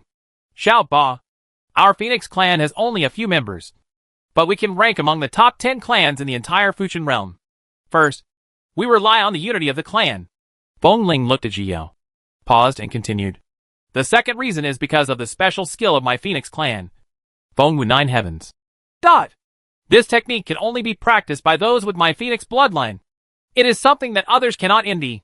Not only us, but other races such as the Dragon Clan also have their own innate magical powers and techniques. This is a good thing for us, but it is also a potential danger, because there are many evil monks who will forcibly separate the blood from other people's bodies and add it to their own blood. So, when our children and grandchildren are still young, they cannot leave at will.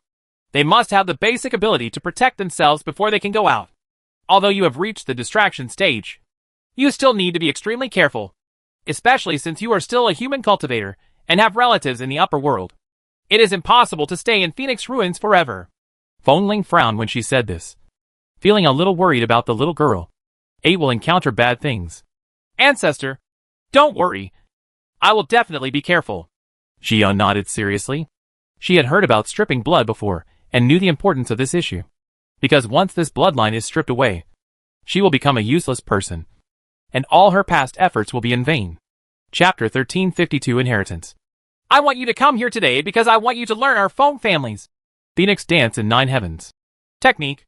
Feng Ling looked at Jia with a loving look on her face, and said, when they were having dinner and chatting last night, they also learned that Xiaoba had other relatives in the upper world, so they would not stay in Phoenix ruins for too long. She pursed her lips when she heard this and nodded solemnly. This was a special technique of the Phoenix clan. She was really lucky to have the opportunity to learn it. Then go ahead and put your hand on the statue. Feng Ling patted Jia's shoulder gently, hoping that she could learn more before coming out. Because of the Phoenix Dance in 9 Heavens technique, learning not only depends on bloodline, but also on understanding. The more you understand, the more you can learn. But he doesn't plan to tell Jia, for fear that she will be burdened psychologically, and it will affect her understanding. Jia didn't know there was such a mystery in it, so she went straight to the statue and reached out to touch it. Suddenly, she felt a friendly breath coming from the statue and entering her body. At this moment, a ray of light suddenly appeared from the statue, covering her instantly, and Jia suddenly disappeared from the place. I don't know how long Xiaoba can stay in there, Feng Qi said with some worry as she watched Jia go in. Because Zio is a human being after all. Although she has the blood of the Feng family, it is not as concentrated as theirs, which may affect her understanding. Don't worry. Xiaoba is definitely better than you, the uncle of the Feng family said with a smile. Xiaoba can soar at such a young age in a sealed continent. There is no need to doubt his understanding. In front of sensible people, bloodline concentration has nothing to do with it. Really? Feng Qi asked with some doubts. But if Xiaoba can be better than him, that will definitely be a good thing. After all, if the Feng family is small, and the clan members are more powerful, the Feng family can go further. Yes! Feng Wu, who had been silent all this time, took over. He turned to look at the statue. Xiaoba gave him an unusual feeling, and his feelings were never wrong. Hearing what Feng Wu said, Feng Qi immediately became excited, especially wanting to see how long Xiaoba could stay out. Feng Ling also laughed while listening to their conversation. Their Xiaoba would definitely not let them down. So, everyone stayed in the square. The juniors were studying the 4 arts, while the elders were playing chess. Everyone hoped that Jia could come out later. On the other side, Jia came to a strange space. It was pitch black, and she couldn't see anything. But she didn't panic, because if there was any big danger, the ancestor would definitely remind her. Since he didn't say anything, there shouldn't be much of a problem here. After all, it is also a place of inheritance. She tentatively opened the storage ring, and sure enough she found that the storage ring could not be opened and had been isolated. Jia could only move forward slowly, trying to find something. Suddenly, a phoenix cry came from all directions, shocking Jia's heart. She looked up and saw a red phoenix appearing in the sky in the darkness, like a shooting star, fleeting. Jia didn't see any clues, but she marveled at the grace of the phoenix in flight. There are many types of phoenix, and different types have different symbols. According to ancient records, there are 5 categories. That is, 5 phoenixes. Those who resemble phoenixes have 5 colors. Those who are more red are phoenixes. Those who are more green are luan. Those who are more yellow are eagles. Those who are more purple are eagles. And those who are more white are swans. Chapter 1353 Phoenix Types. The red phoenix, also known as the fire phoenix, is red all over. As the name suggests, it is called fire phoenix because its whole body is covered with flames. The feathers are fire. The eyes also have fire. And even the mouth can spit fire. Its temperament is also relatively fiery. Its status among phoenixes is relatively noble, and its attributes mean immortality and rebirth. The second type, a purple phoenix, is also called Yuzhua. He has an arrogant personality and stands out from others. So the 5th brother should be Zifeng. Zifeng has a relatively withdrawn personality and is not good at interacting with others. So she always seems cold and hard to get in touch with. The third type is the white snow phoenix, opposite the fiery fire phoenix. Snow phoenix is covered in white, symbolizing holiness and innocence like snow. They like cold places very much, and can spit out cold air and make snow fall all over the sky. The fourth kind of phoenix is called Yuan Chu. Its whole body is yellow, and its character is very noble. The last one is the cyan phoenix that everyone is familiar with, commonly known as Qingwan. Qingwan's appearance is gorgeous and often very impressive. And when they turn into human form, they are also the type with outstanding appearance. Shio has never seen the true form of her tribe members, so she doesn't know what kind of phoenix they are. The only fifth brother who can make some guesses is because of his reticent and cold personality. But what flew by just now was obviously the fire phoenix with a relatively hot temper. Then, the next step should be other kinds of phoenixes. Sure enough, next, 4 phoenixes flew across the sky again, which were the other 4 kinds of phoenixes. Shio looked at the different types of phoenixes and was shocked. In the past, she could only read the records in ancient books, but now she saw them with her own eyes and realized that there really were so many classifications of phoenixes. Just as Shio sighed, a fire phoenix flew out again and came to the sky. It chirped crisply, and then started dancing in the sky. As it danced, flames continued to spurt out. Shio could feel the heat of the flames even though she was far away, making her feel like she was almost being roasted dry. But she did not retreat, because she knew that this was the inheritance she wanted to understand. As for her bloodline being the fire phoenix, she was not surprised at all, because when she first passed through the death tribulation, the phantom of the phoenix she saw was the fire phoenix. But maybe because her blood concentration was not high, her temper was not affected by the fire phoenix, and she became irritable. The fire phoenix kept dancing in the sky, and Shio gradually became fascinated and lost in the dance of the fire phoenix. On the other side, Jian Song and Jian Ichu finally received a message from Ji Yao, and were very surprised to hear that Ji Yao actually had phoenix bloodline. But thinking that she had such a big backer in the upper world, they were also happy for Ji Yao. Jian Song and Jian Ichu had just finished the apprenticeship ceremony and rushed to Phoenix Ruins. But Luo Chuan was in the secret realm at this time, and did not receive the communication talisman. Nan Gongyu is still carving the spiritual hairpin, waiting for Ji Yao's reply. The moment he received the summons, he stopped carving in his hand and put it away. After knowing Ji Yao's location, he immediately tore apart the space and searched for her. Nandong 26 originally wanted to find Nan Gongyu, but he only had time to see his back before he disappeared in front of his eyes. Chapter 1354 Nan Gongyu came to find him. Nandong 21 suddenly remembered what he had heard about Yi Shichi before. It seemed that 21 was looking for her. He immediately smiled obscenely, turned around and left immediately, intending to go find those brothers and sisters to share the good news. 2 months later, Feng Qi had barbecue in the square again, while others sat there drinking wine and talking.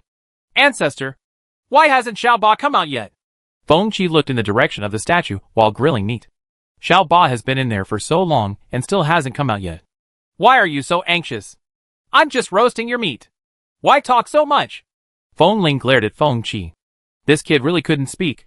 He just wanted to let Xiao Ba come out. He wished that Xiao Ba could stay in there as long as possible. It would be best to come out after a few years. Feng Qi knew that she had asked the wrong question and stuck out her tongue in embarrassment. Doesn't he miss Xiao Ba? After all, she was the only one who would compliment his grilling skills. Someone is coming! Suddenly, Feng Ling frowned slightly and said, because everyone knows that the Phoenix clan is not easy to mess with. The people who come to interview are all acquaintances, and strangers generally dare not approach them. However, this aura was unfamiliar, and not a friend of the Feng family. Who's here? Feng Qi's eyes suddenly lit up, and he hurried towards the outside of Feng Wang ruins. When Feng Ling saw that he was gone, she didn't go out. She continued to drink his wine. But her consciousness spread out, and she closely observed the situation outside. As soon as Nan Gongyu stepped out of the space, he noticed a stream of divine consciousness falling on him. Due to the fast pace, his usually neat hair was a little messy at this time. Nan Gongyu pursed his lips and did not resist, letting his consciousness look at him. He could guess who was looking at him now. As soon as Feng Qi rushed outside the Phoenix Ruins, she saw Nan Gongyu standing at the door. The opponent's bone age is younger than his, but his cultivation has reached the integration stage. He can be said to be a true genius, coupled with his jade-like appearance. Even though the other person looked a little tired at this time, he was still eye-catching. Feng Qi immediately thought that this person must be a genius disciple of some big family, and he didn't know why he came to their Phoenix Ruins. Fellow Taoist, I wonder why you came to Phoenix Ruins. Feng Qi saw the other party's indifferent expression and did not speak, so she could only break the silence herself. However, seeing his indifferent look, Feng Qi suddenly felt that fifth brother was not too cold after all. This person really cannot be compared. Looking for someone. Nandong pursed his lips. He was not very good at dealing with people. The person in front of him was probably a relative of junior sister Yi, and he didn't want to offend someone when they met for the first time. Therefore, he thought about his words again and said again, "I'm looking for someone." Feng Qi choked. Of course he knew he was here to find someone. Otherwise he would still be here for fun. There are probably no people in the world who dare to visit Phoenix Market. Then who are you looking for? Feng Qi could only ask herself. Seeing the other party's behavior, she might not be able to get the result even if she waits for a few days. I'm looking for junior sister Yi. Yi Xiao. This was the first time Nandong called junior sister Yi by her name, which made him feel a little strange. As soon as he finished speaking, he felt that the consciousness that was looking at him suddenly became stronger, and he looked at him carefully from beginning to end. Nandong stood upright, letting him look at him. Chapter 1355 Review. Feng Ling took a good look at Nandong and found that he was a very good junior with superior talents and magnanimous eyes. But I don't know what the relationship between him and Xiaoba is. What? Are you here to see Xiaoba? Feng Qi's eyes widened when he heard this. He thought about all his brothers and sisters, but he didn't expect it to be Xiaoba. After all, Xiaoba had just ascended, and unexpectedly someone came to his door. No! Who are you, Xiaoba? Feng Qi reached out and touched her chin, looking at Nandong with doubtful eyes. Could this person have fallen in love with their Xiaoba? That's not okay. Their Xiaoba is so cute and good. They can't be deceived by these stinky men. Suddenly, he looked at Nandong with alert eyes. Friend. Nandong looked at Feng Qi with calm eyes. He had only one purpose, and that was to find junior sister Yi and meet her. Feng Qi scratched her head in distress. Judging from the sincerity of the other party, she should indeed be Xiaoba's friend. But why does he think it's not just that simple? After all, if they were just friends, why would they come to her just after she ascended? Feng Qi became confused. Should she let him in? Bring him in! At this moment, Feng Ling sent a message to Feng Qi, asking him to bring him in. Ahem! Come in with me! Feng Qi could only obey the order. Wait to Nandong and led him towards Phoenix Ruins. Soon, the two arrived at the square. I've met you seniors. As soon as Nandong came to the square, he saw the Feng family sitting together, and the people here were all higher in cultivation than him. So he cupped his fists and saluted. Well, no need to be polite. Feng Ling nodded, raised her head, and looked at him carefully again. Seeing the sincere but clean look in his eyes, Feng Ling felt quite satisfied. He was indeed a good junior. The same goes for the rest of the Feng family. Everyone observed Nandong carefully. They also saw the scene outside the Phoenix Ruins just now. Are you Xiaoba's friend? Feng Ling asked proactively. Yes. Nandong nodded and replied briefly. Xiaoba is in there. I don't know when he will come out. Please have a drink with me first. Feng Ling patted the empty seat next to her and motioned for Nandong to sit over. Excuse me. Nandong walked over and sat down without restraint. Feng Qi curled his lips when he saw this. That was his position, and it was actually taken, so he could only go back and continue to barbecue. While glaring at Nandong, Feng Ling poured the spirit wine for Nandong, chatting with him, inquiring about the past between him and Ji Yao, and getting to know this person. On the other side, Xia didn't know that Nandong had arrived. After 2 months of study, she already had a preliminary understanding of Fengwu Jiotian, but it would take a long time to truly understand it. After all, the skills that have allowed the Feng family to stand firm for so many years must have many aspects that are difficult to practice. Thinking that she had gained something new in the past 2 months, Xia curved her lips and smiled. At this moment, a ray of light suddenly shone in the space, covering Ji Yao again. In the blink of an eye, she disappeared from the space and returned to the square. Just as she stabilized her figure and looked towards the Feng family, she suddenly saw Nandong in the crowd, and Nandong also turned around immediately. The moment their eyes met, Jia's eyes suddenly turned red. Chapter 1356 Miss You. Senior brother Nandong? Jia looked at Nandong steadily, unable to believe her eyes that senior brother Nandong had arrived. Nandong finally saw Ji Yao, and he ducked in front of Ji Yao. Long time no see. Nandong reached out and gently wiped away the tears that overflowed from the corners of Jiya's eyes, feeling an inexplicable surge of satisfaction in his heart. This feeling was very unfamiliar to him, and he didn't even know what it felt like. I just felt that the moment I saw junior sister Yi, I felt sour in my heart. When Jiao heard the words, "Long time no see," all her longing finally broke out, and she threw herself into Nan Dongyu's arms.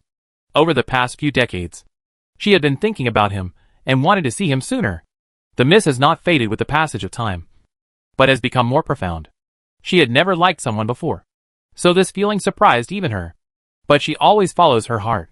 Since she likes it, let herself like it seriously, no matter what the future holds. Even if the other person can never have feelings, she still wants to like him. Simply but purely. Nan Dongyu gently hugged Ji Yao and comforted her silently along her back. But his own heart beat violently again. For the first time, Nan Dongyu frowned. This heartbeat was a little too fast, which made him a little confused.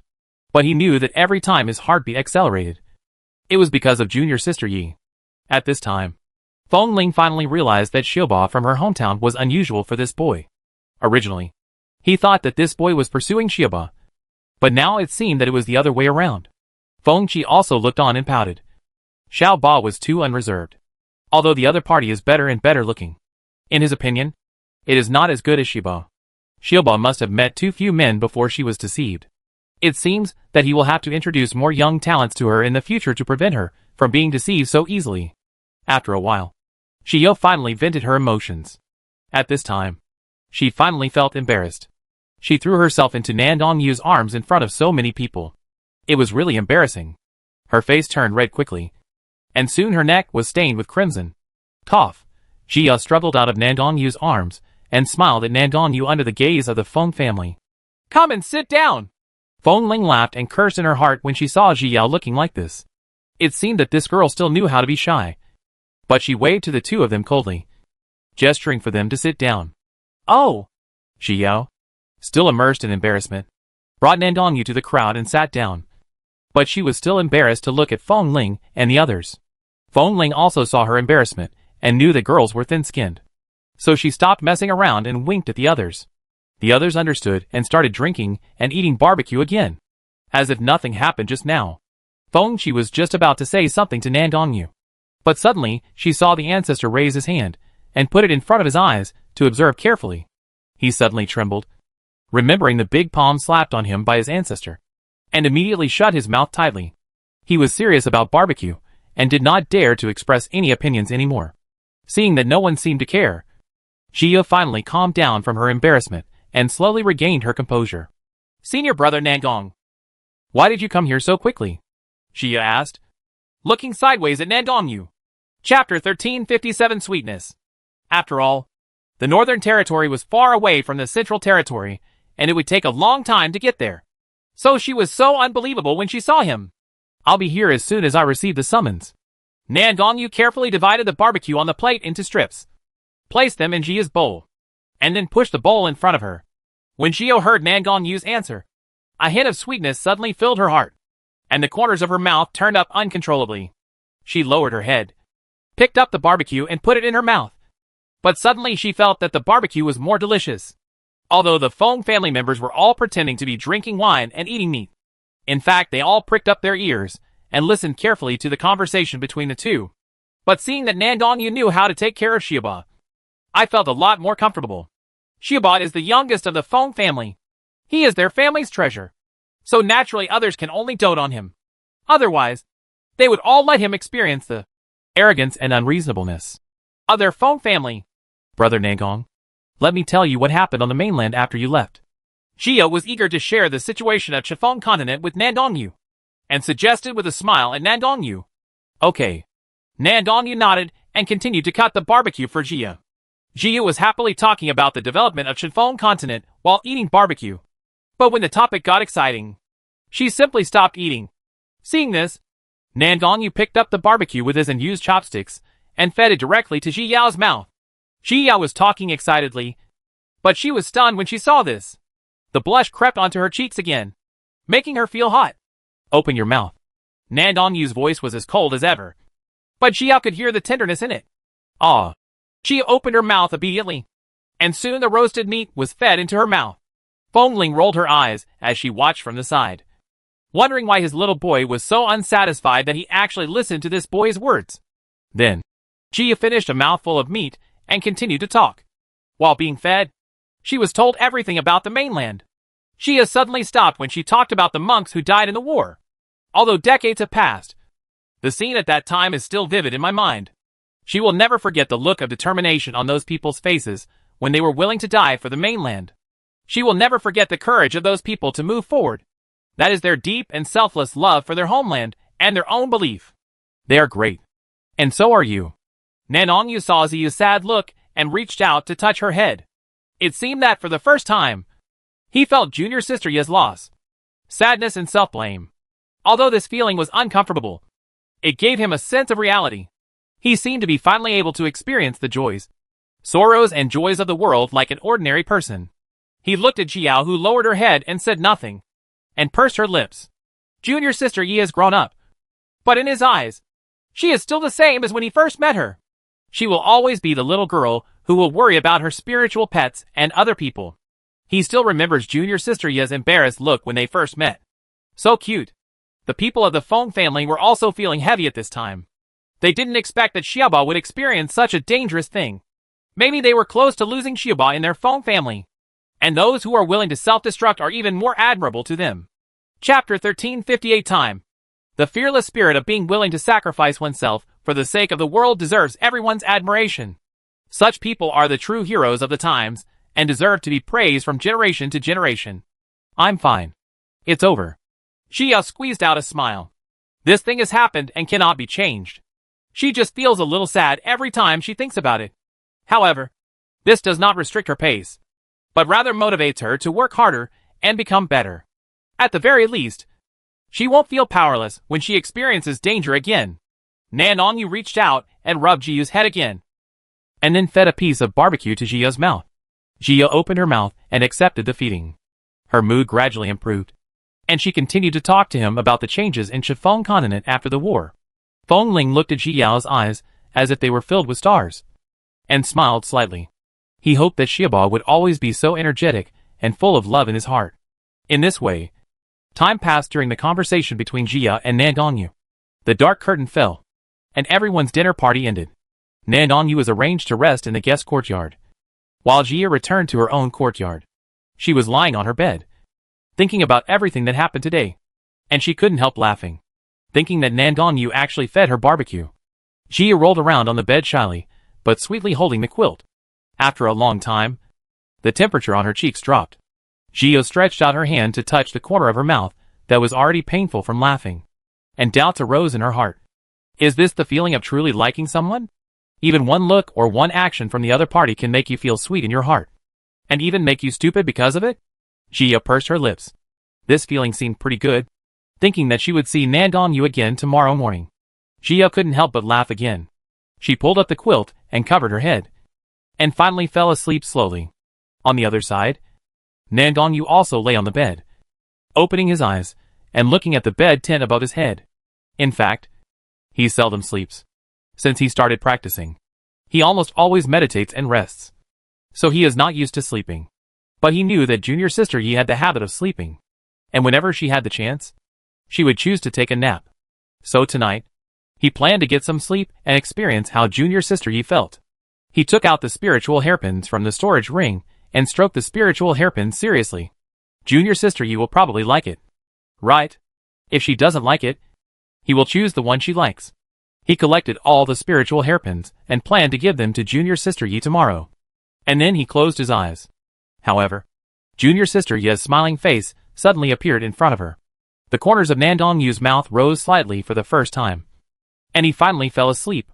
Early the next morning, Xiao, who was sleeping soundly, suddenly sat up. Her little face flushed. She patted her face hard.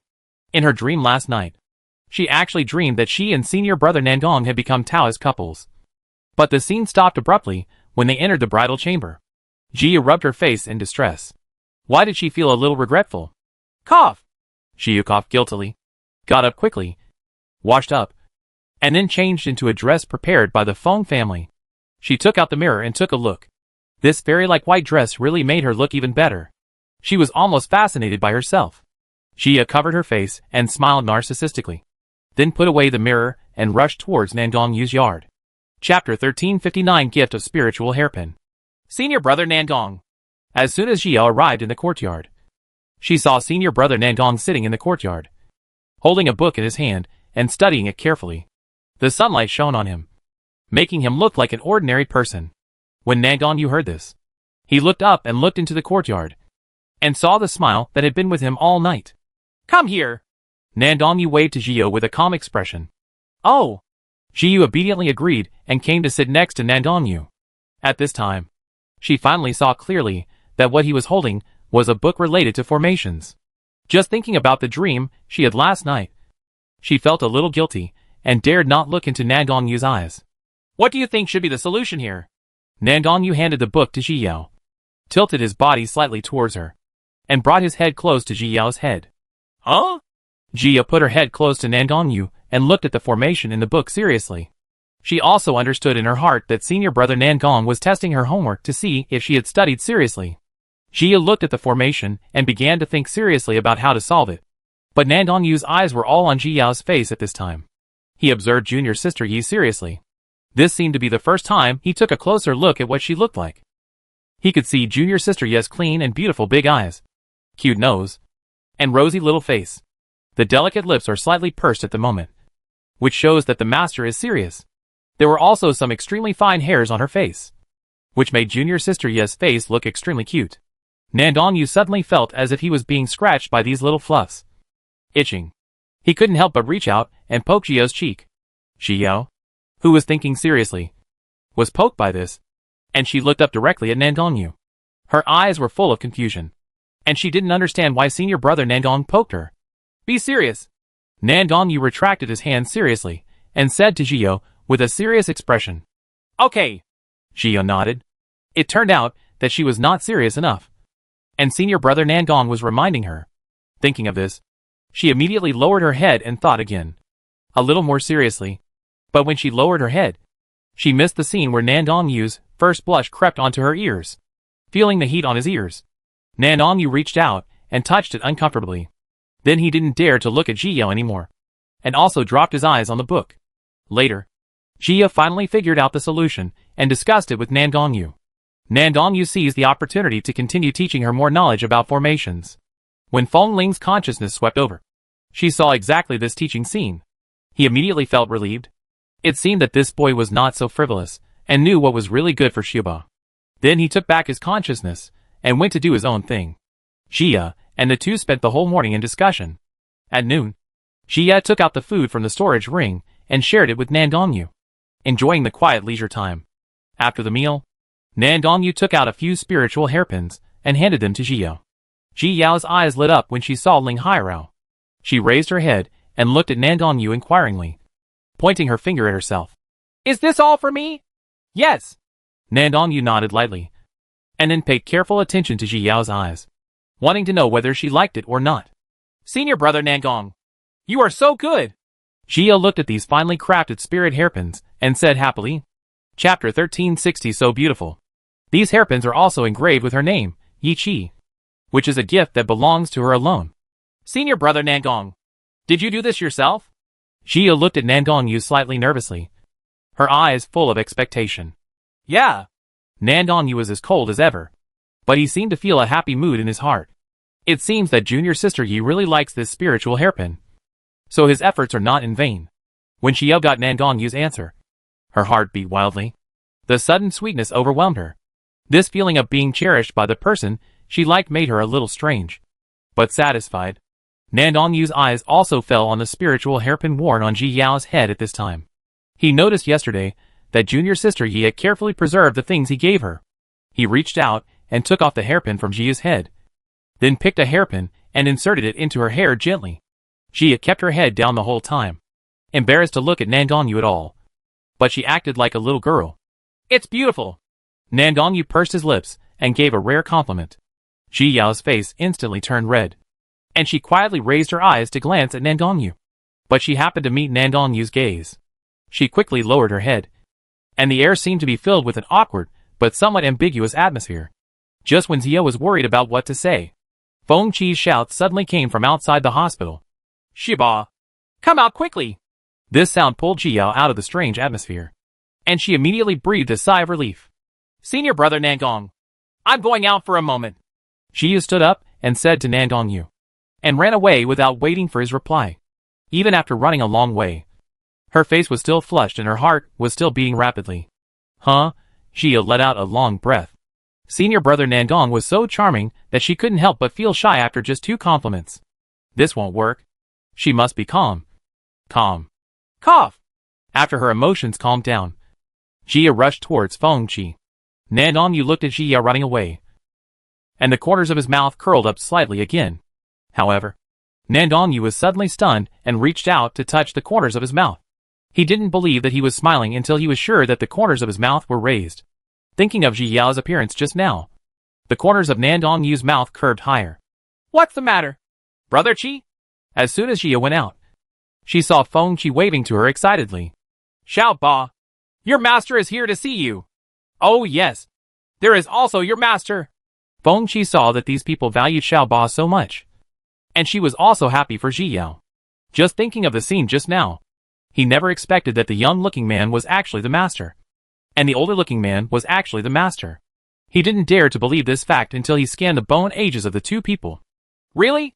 Ziya's eyes lit up when she heard this, and she immediately flew towards the door. "Hey, there's me too!" "You?"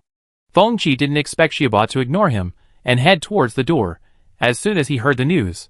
He could only point at Ziya's back and choked in silence. But Ziya only thought about her master and master at this time, and she didn't care about Feng Qi, so she ruthlessly left him behind. Jian Song stood at the door, rubbing his hands nervously and excitedly. He hadn't seen his little apprentice for decades, and he didn't know how she was doing now. Chapter 1361 Master and Master. Jianichu was very calm. He glanced at the nervous Jian Song and shook his head helplessly.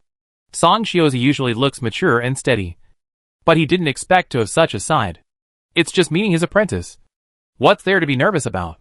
When he first met Luo Chuan, he looked calm, but that was not the case. "Master! Master!" As soon as she rushed to the gate, she saw Master Jianichu and Master whom she hadn't seen for many years. As soon as Jian Song saw Ziyao appearing, his face immediately burst into laughter. As soon as Ziyao approached, he stepped forward and knocked her on the head. "I remember that when I first became a disciple, the little apprentice was still a baby in his teens. Now, 100 years have passed in a flash, and the little apprentice has grown up. Master, my disciple misses you so much." Ji Yao smiled and took Jian Song's arm, shaking it happily. "How do you act like a spoiled child at such an old age?"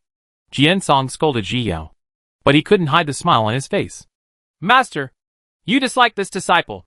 Ji Yao curled her lips, let go of her hand, and snorted coldly. "Oh, how could my master dislike such an outstanding disciple?" Jian Song pretended to glare at Ji Yao angrily, then stretched out his hand to rub her head.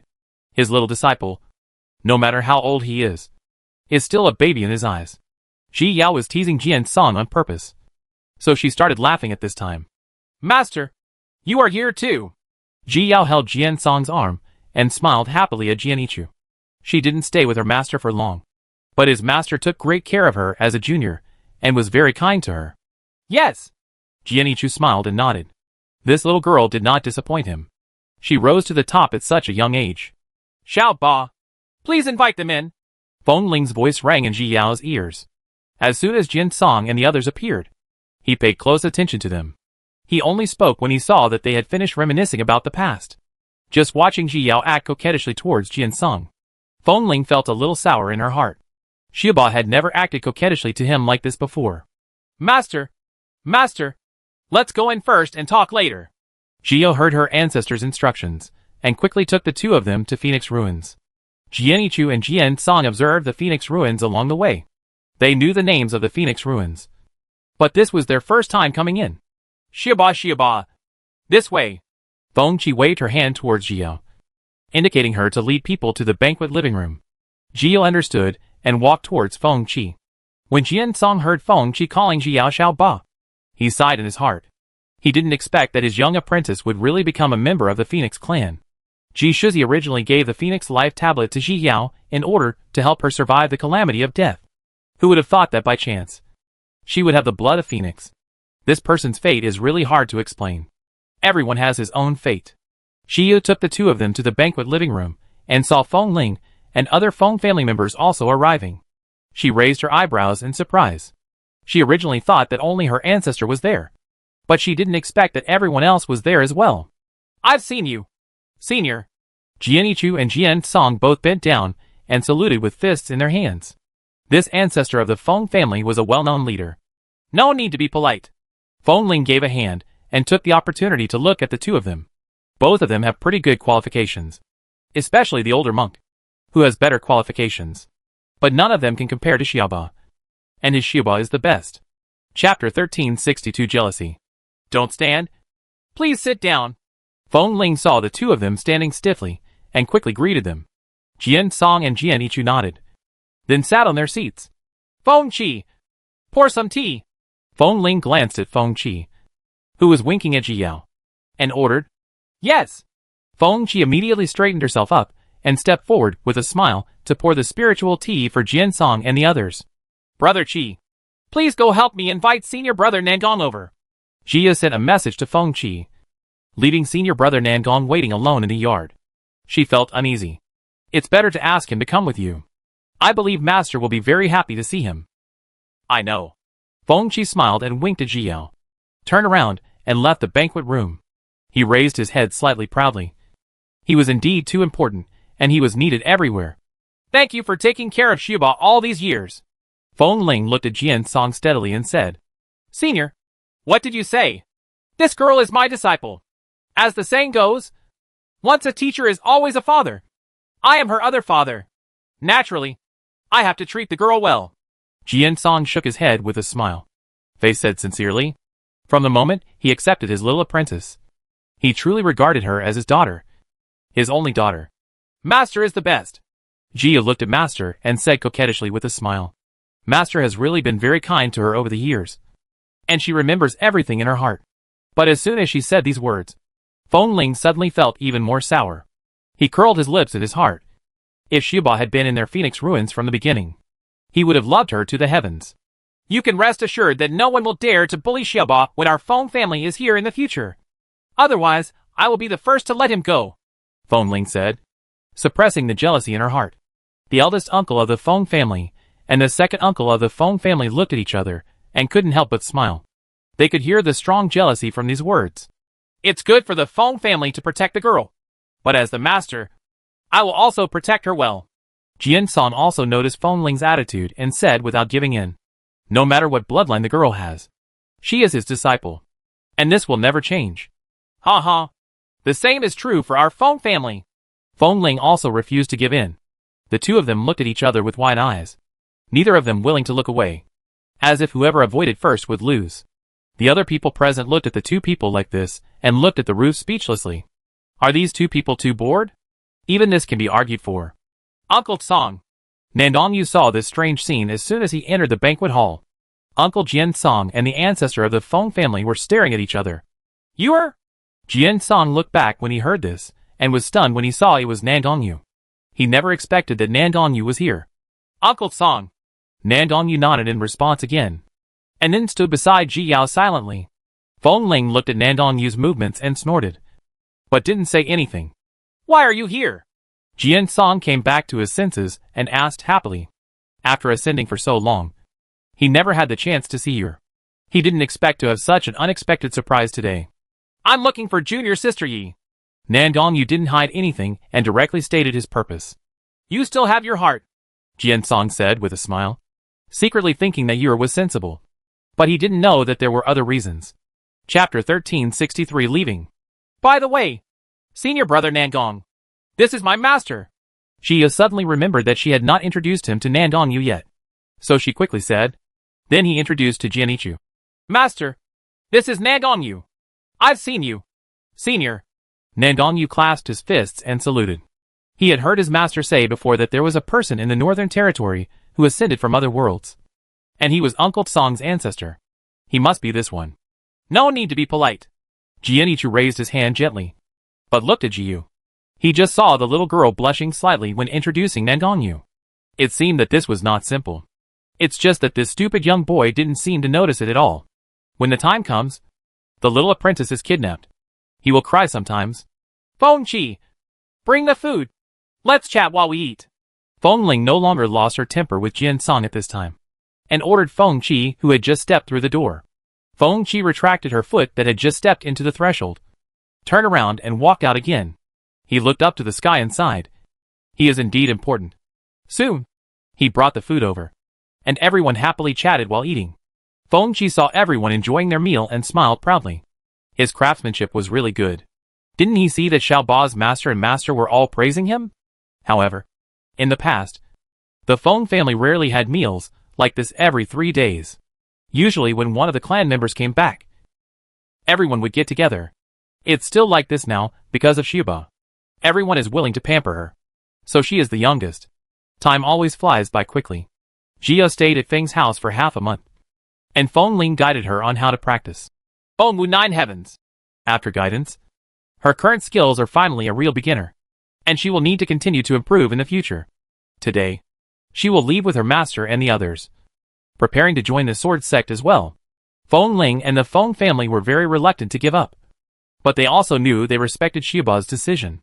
Sword cultivators will definitely develop better in the sword sect. Xiao Ba, you must be careful when you go out. If you encounter danger, just run away if you can't fight it. You know? Feng Ling looked at Ji Yao worriedly and warned. In his eyes, Xiaoba is just a little baby. What should he do if he is in danger without him? Ancestor, don't worry. My escape skills are excellent. Jio patted her chest confidently. She hadn't practiced anything well in these years, but her escape skills were top-notch. This is the identity jade token of my Feng family. Feng Ling saw Jia looking proud of escaping and glared at her funny, then took out a jade token. Jia reached out to take it and saw a jade plaque depicting a fire phoenix. This jade tablet is different from the phoenix jade tablet given by Senior Ji Shuzi. The phoenix on it seems to be alive, and there is still sparkle in its eyes. If you encounter danger or other situations, you can take out the jade token. With this jade token, few people dare to touch you. Feng Ling said confidently. There is no one in the world who dares to completely break up with them. No one is born yet. Even the Dragon Clan, which has always been at odds with the Feng family, still maintains a superficial harmony with them. This jade token is not only your identity certificate, but it also contains a trace of my soul. If you encounter danger, activate the jade token and let me deal with them then. There was a hint of murderous intent in Feng Ling's tone. If this day really comes, he will have to tear each other apart. Chapter 1364 Parting. Thank you, Ancestor. Jia held the jade plaque in her hand and thanked Feng Ling emotionally. If this ray of soul was damaged, it would cause harm to the Ancestor. But he gave it to her without hesitation, which really touched her. Good boy. Come back to Feng Wang Ruins often when you have time. This is your home. Feng Ling looked at Jia reluctantly.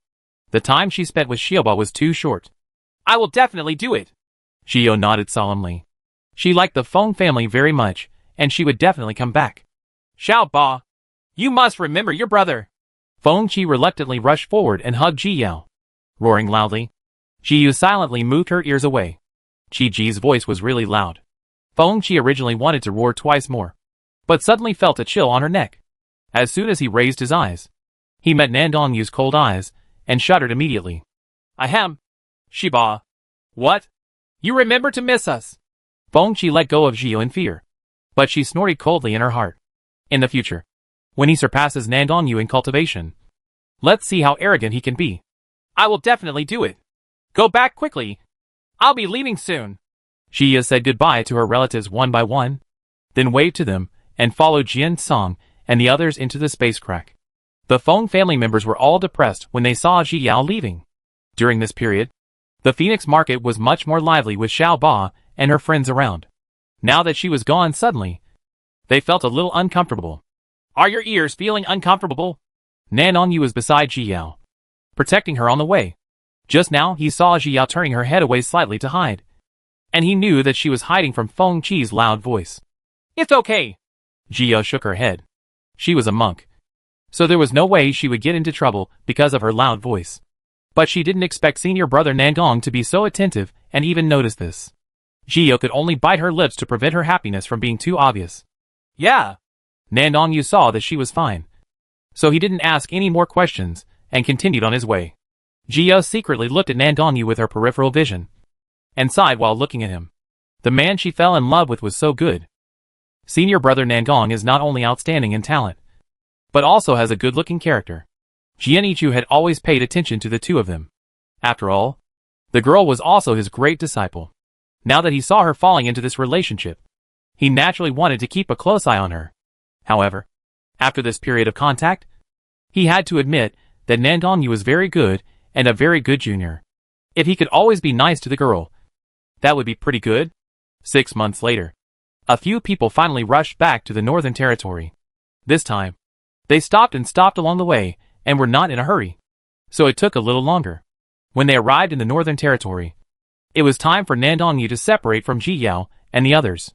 Practice hard and send me the communication talisman if you have anything. Nandong Yu handed the formation book to Ji Yao. It had his marks on it, making it easier for junior sister Yi to learn. Okay, I'll find you when I'm free. Jia took the book, feeling reluctant to part with it, but not showing it. Immortal cultivators can have love in their hearts, but they cannot indulge in love. Only when their cultivation level is high can they be qualified to ask for these things. Especially since senior brother Nandong has advanced to the integration stage, while she is only in the distraction stage. There is still a big gap. Only by studying hard can she not be left behind by him. Chapter 1365 Sword Sect. Nandong Yu took a deep look at Ji Yao, then changed direction and left.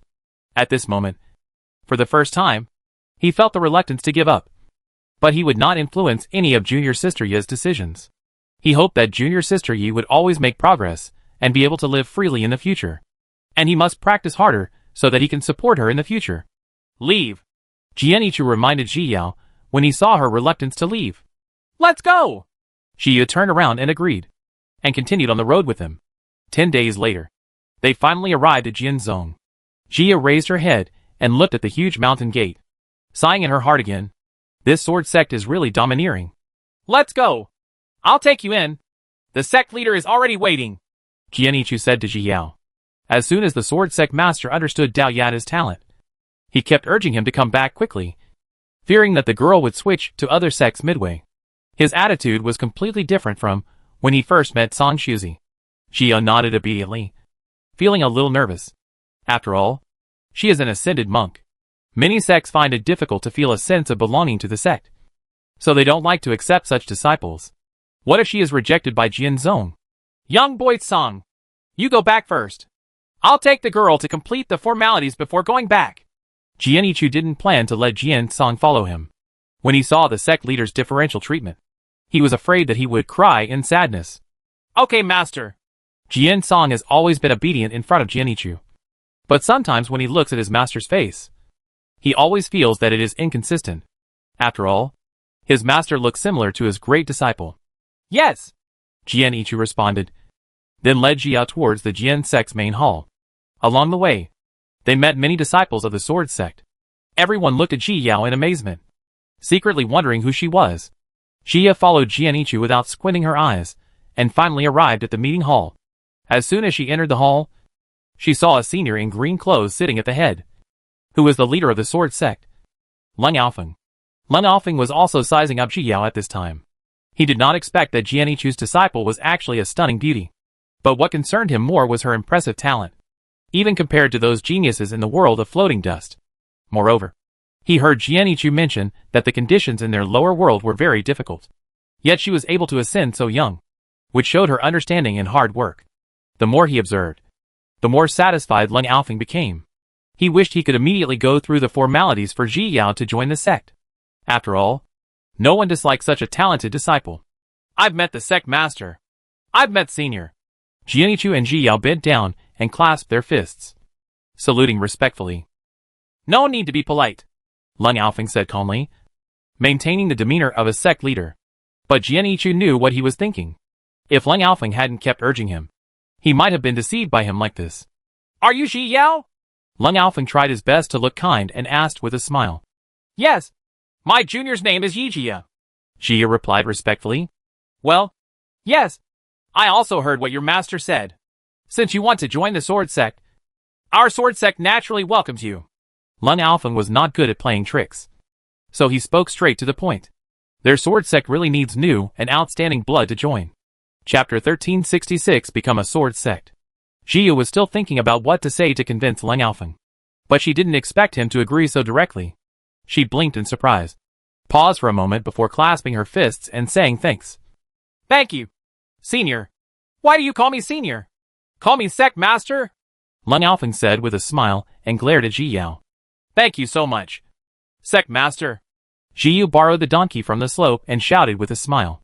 Jianichu, please take the girl down and record her as a true disciple of your sword Saint Peak. Lung Alfeng said as he threw a jade talisman to Jianichu, and then disappeared in a flash. Jianichu took over the jade talisman and was very surprised. The sect leader actually let Ji Yao directly join the ranks of true disciples. He frowned. What on earth did this sect leader have in mind? The true disciples of the sword sect are all those who have stood out through competitions, and true disciples can also challenge each other. Once the challenger wins, they can occupy the other's ranking position. Non-true disciples can also challenge the last one among the true disciples, and thus enter the ranks of true disciples. But this was the first time he had heard of the quota being given directly to true disciples. Master, what's wrong? Jia asked strangely when she saw Jianichu frowning. All the true disciples of Jian Zong have entered through competitions and various challenges. You are the first airborne monk. Jianichu picked up the jade talisman and showed it to Ji Yao. It was the identity of the true disciple of Jian Zong. Symbol. I'm afraid others will be dissatisfied, Jianichu said with some worry. He could imagine that scene. Perhaps the sect leader just wants them to be dissatisfied? Ji Yao smiled when she heard this. As an airborne soldier, other disciples would definitely be dissatisfied. The final result is obvious. Many people will challenge her, which can not only arouse the competitiveness of other disciples, but also allow her to make progress in fighting. She didn't care about the status of a true disciple, but she liked the opportunity to make progress. Jianichu actually understood, but he always believed that Jia was a little girl and should be pampered and worried about her safety. But seeing that she was not only not afraid, but also eager to try, Jianichu could only helplessly shake his head. He almost forgot that the girl was also a swordsman, and there were few swordsmen who didn't like to fight. Let's go! Jianichu patted Jia on the head, and then took her to go through the formalities. Alfeng, how are you? Feng Xingzi, the ancestor of the sword sect, had already received a report from Lung Alfeng, saying that a talented disciple was about to join the sword sect. Therefore, he deliberately did not meditate today. Instead, he sat and played chess in the back mountain, waiting for Lung Alfeng's reply. Ancestor, she is indeed very good. Lung Alfeng thought of Ji Yao. Although she was a genius disciple, she had no arrogance and was neither arrogant nor impetuous. She was a good young talent. Since you said it's true, it must be true. Feng Xingzi looked up at the sky and sighed. Our sword sect is full of talents, but they are all stuck in the integration stage. There are only a few monks in the tribulation stage. If this continues, our sword sect's ranking among the 8 major sects in the Northern Territory may fall. Feng Xingzi was a little worried. Sword cultivation is more difficult to advance than spiritual cultivation and physical cultivation. It depends on understanding. Although their sword cultivators are powerful in battle, if there are too few high-level cultivators, they will not be able to consolidate their sword sect status. Now their sword sect is ranked 2nd, and the future is unknown. Chapter 1367 Sword Saint Peak. Jianichu is good. Lung Alfeng thought of Jianichu, who had gained a lot of fame recently. Now that he has reached the integration stage, all he needs to advance to transcend the tribulation is time. After all, the lifespan of the combined period is tens of thousands, so he is not worried. Yes, indeed. Feng Xingzi nodded. He had also observed Jianichu, and he was indeed a good junior. Today's new disciple. You should train her well. Feng Xingzi's final focus fell on Ji Yao, mainly because she was a sword cultivator, and she was able to ascend at the age of more than 100 years old. Her understanding was really amazing. If cultivated properly, he might become the pillar of the sword sect in the future. Yes, Lung Alfeng agreed seriously. He had been thinking of ways to cultivate him from the beginning. On the other side, Jia followed Jianichu to complete the formalities and returned to Sword Saint Peak. At this time, The news of the first airborne true disciple in the sword sect's history was also spreading rapidly. And it didn't take long before almost everyone knew about it. Why can she be a true disciple as soon as she comes? An ordinary disciple slammed the table and said angrily, "Who among them is not desperately trying to join the ranks of true disciples? The treatment is completely different from theirs. But now there are people who go in without doing anything.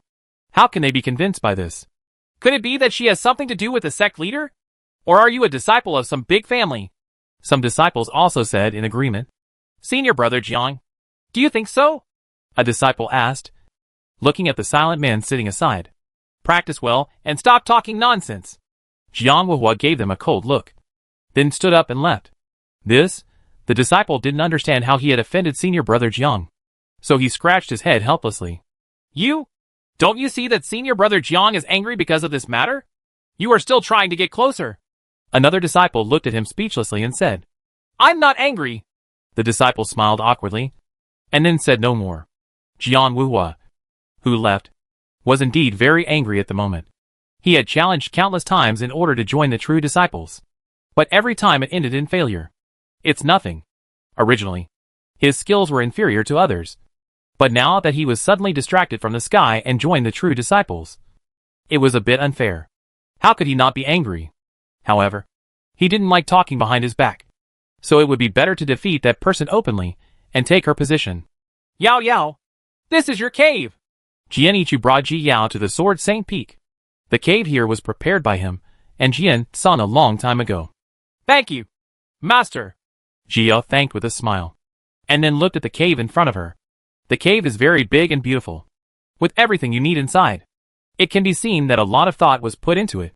This Sword Saint Peak occupies a very large area and towers into the clouds. Ji Yao can't even see what it looks like at the top. There are many caves on this mountain peak, and they must be all other monks from the Sword Saint Peak, including you. Our Sword Saint Peak now has a total of 108 disciples. Jianichu also briefly introduced the situation of Sword Saint Peak to Ji Yao. Our sword sect has a total of 31,006 peaks, but there are only 10 main peaks. Our Sword Saint Peak is one of them. Many disciples are trying to get into the main peak. Chapter 1368 True Disciple. The master of our Sword Saint Peak is a monk in the tribulation stage, Patriarch Mo Shumqing. He is almost never seen on weekdays, but we often meet other monks, and our relationship with them is pretty good. But if you suddenly join the true disciples, I'm afraid there will be people in Sword Saint Peak who want to embarrass you. Most of the disciples of our sword sect are obsessed with cultivation. Even if they don't accept you, they will at most challenge you and squeeze you out. However, we cannot rule out those with ulterior motives, so you must not take it lightly. If you are in danger, send a message to me and your master. Jianichu rarely explained so carefully because he was afraid that Ji Yao would be bullied by others because he was too innocent. After all, this upper realm is different from the lower realm. Apart from the local monks, the others here are disciples who have ascended from various small thousand realms. So there are constant battles. I know. Don't worry, Master. Jia nodded cautiously, keeping all Jianichu's words in mind. She will not take the initiative to cause trouble, but she will not be afraid of trouble. What swordsmanship needs is the spirit of forging ahead. No matter how many people want to cause trouble for her, she will take it seriously and will never look down on anyone. Then you go in and practice hard. Jianichu saw that Ji Yao had listened and said no more, turned around and left. Ji Yao also chose to enter the cave and activated the defensive formation. She came to the room and sat down, took out the door rules, and carefully studied the precautions. The rules of the sword sect are similar to those of the Wanjian sect. The only difference is in the true disciples. The true disciples of the Wanjian sect refer to the direct disciples accepted by high-level monks. But this is not the case for the sword sect. The monks of the sword sect will not accept disciples, and the disciples will not learn swordsmanship through the monks' teachings, but will still pass it on. The sword sect has many inheritance places, which contain the inheritance of the sword sect's predecessors. As long as you are a disciple of the sword sect, you can comprehend it. The sect will not have any restrictions, as long as you can comprehend it. The disciples here all have the same starting point, and it's all up to you if you want to get ahead. There are a total of 500 true disciples, and they are the most powerful monks in the sword sect besides the ancestors in the tribulation period. Now because of her, the number of true disciples has increased to 501. Ji Yao pursed her lips when she saw this. No wonder the master was so nervous about the true disciples. After all, this position was watched by hundreds of thousands of disciples. Moreover, those true disciples were all in the integration stage. But I was only in the early stage of distraction. This gap was really too big. If the other disciples are not convinced, they will all come to challenge her, which will indeed be a big trouble. The best way is for her to frighten those who come to challenge her at once. Otherwise, if one person leaves and another comes, she will have no time to practice at all, which is contrary to her original intention. Although sword cultivation requires a lot of time to fight, it also takes time to comprehend. It seems that she needs to think carefully about countermeasures. But now that the matter has come to this, she can only use the troops to cover up the water and the earth. After thinking about it, Jia took out some of her daily necessities and spread them on the bed in the cave.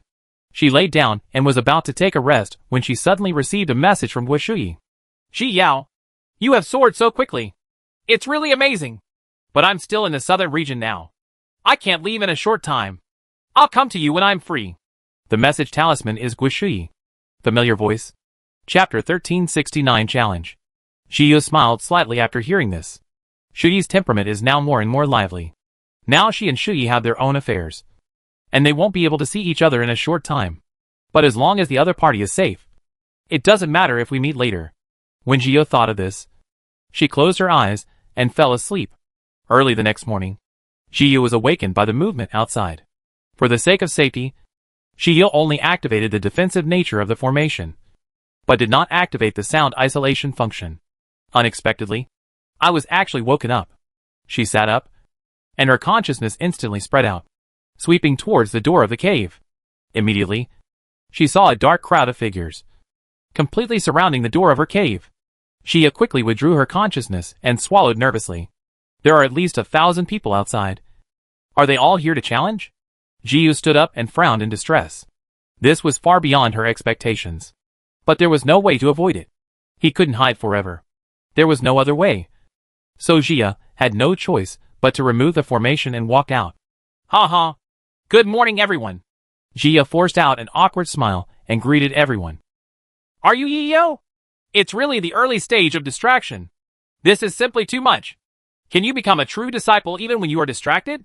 What a joke." The crowd exploded the moment Ji Yao appeared. They had only heard rumors before, but now that they saw her with their own eyes, she was really just in the early stages of distraction. Although she is young and has outstanding talent, true disciples always only look at strength and not talent. So she is not qualified to be ranked. Jia stood in front of everyone, receiving the unkind looks from everyone, her little heart beating loudly. Can she give in? There are so many people. They have to tear her down. "What are you doing?" Just when Jia was about to cry, but had no tears left, a group of people suddenly walked by. The leading disciple is dressed in white and has a dignified appearance. He is a person who has cultivated in the late stage of integration. Behind him were many disciples in the early stages of integration and distraction. "Nan Shichen, we are going to challenge the true disciples. I'm afraid you can't control it." "Right." A late-stage fusion disciple among the crowd of onlookers also stood up and looked at the leading disciple with a dissatisfied look on his face. "Of course we won't care about challenging the true disciples. But only one person can challenge them every day. Have you decided who will come?" Nan Shichen said lightly. This disciple in the integration stage was stunned. He was originally a true disciple, and he came today to help their Sword God Peak disciples. He really hadn't thought about this issue. "I come! I come! Get out of the way! I'll come! I'll come!" A group of people were clamoring to come on stage. After all, in their eyes, Shio was in the early stages of distraction and could be solved with just 2 moves.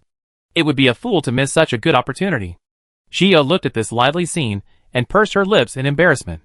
These people really looked down on her. But it is true that her cultivation level will really make these people look down on her. Nan Shichen glanced at Jiu standing aside, then passed through the crowd and came to her side. "Don't be afraid.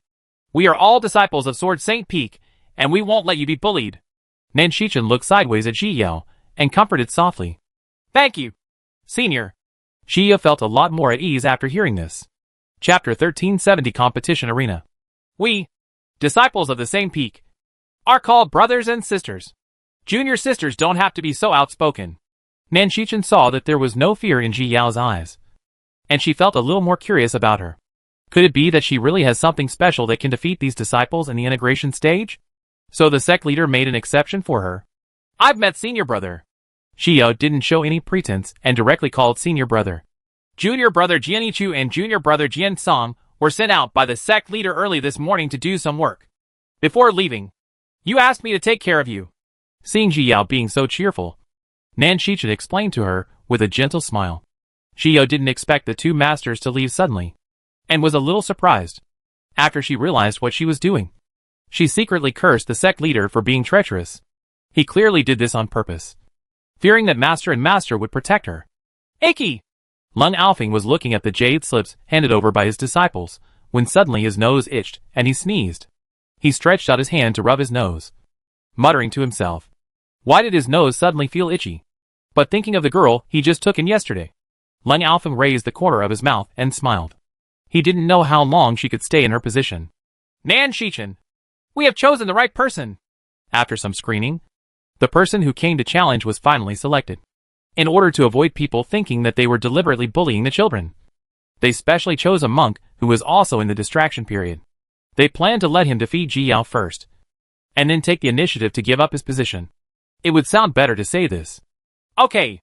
Nan Shichen glanced at the challenging disciple. He was just distracted in the late stage, but it didn't mean he couldn't work hard. Xiao also breathed a sigh of relief when she saw the person they selected. In the later stage of distraction, she can still fight. But if it is the combined stage, there will be no suspense at all. Are you okay? Nan Shichen turned to ask Xiao. After all, he had accepted the request. If she was seriously injured, he would feel sorry for her. Okay. Xiao nodded, her eyes full of fighting spirit. She has always been a genius disciple in the lower world. Although she is not proud and complacent, she still has her own arrogance. No matter what, she will try her best. Even if she loses, she is not afraid. Okay then. Let's go to the competition arena. Nan Shichen nodded and said to the others. Walk. Go and tell others to come. The crowd who came to challenge immediately became excited. Everyone wanted to watch the fun and see how the little girl would cry. After all, in their eyes, there is no such thing as beauty, and nothing is as important as swordsmanship. Soon, everyone rushed to the competition stage. Xiao went to the competition stage with a late-stage distracted monk, while everyone else sat in the stands. She raised her eyes and saw that it was just like the stadiums used to watch sports games in previous lives. It was already densely packed with people, at least no less than 3,000 people. Sword Domain Peak Suzuki challenges Sword Master Piki Xiao. A referee walked to the competition stage at this time, looked at the two of them each, and then reported. The competition begins now. Oh, Suzuki will win! As soon as the referee finished speaking, the crowd became restless and cheered Suzuki. After all, no matter what, Suzuki is better than a person who fell from the sky. I'm offended. Suzuki cupped his fist at Ji Yao and said, and then struck Ji Yao's direction with a sword. Suzuki is a metal monk, so he is very suitable for practicing swordsmanship. Chapter 1371 Sword Domain. There was a hint of dazzling gold in this sword, which was the shadow of the sword realm that he realized. Swordsmanship is also divided into levels. From low to high they are sword chi, sword intention, sword art concept, sword domain, and sword Dao. And Suzuki has now touched the threshold of the sword realm. The sword domain, as the name suggests, forms an area of its own. There were rumors that if one could comprehend the sword domain to the extreme, it might even form a real world and possess living objects. But these are all rumors, and it is unknown whether anyone has succeeded. As for the way of swordsmanship, that is when a person and the way of swordsmanship truly become one, and they achieve their own way of swordsmanship. Nowadays, the most accomplished sword cultivator has his own sword domain, and no one can achieve swordsmanship. Jia noticed the gap when the opponent slashed with his sword. The opponent has touched the threshold of the sword realm, but now she only understands the artistic conception of the sword, and has almost no chance of winning in a confrontation. Therefore, she could only focus on attributes to see if she could still suppress the opponent's sword domain with attributes.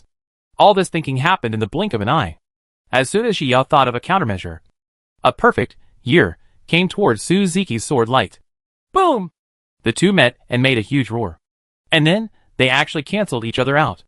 The originally lively crowd suddenly fell silent. They had already planned to cheer for Suzuki, but they did not expect this result. Suzuki had touched the threshold of the sword realm. But Yi Jia obviously didn't. So why could she tie with Suzuki's move? Nan Shichen was also surprised by Jia's performance and was shocked by her. But after being surprised, he smiled knowingly. It seemed that this junior sister was indeed valued by the sect master because of her outstanding qualities. Suzuki didn't expect that even though he was 2 steps higher than Ji Yao and had a grasp of the sword realm, he couldn't defeat her with one move.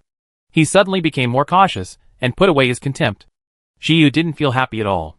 The opponent clearly didn't use his full strength just now that it has attracted his attention. I'm afraid the next move won't be that easy.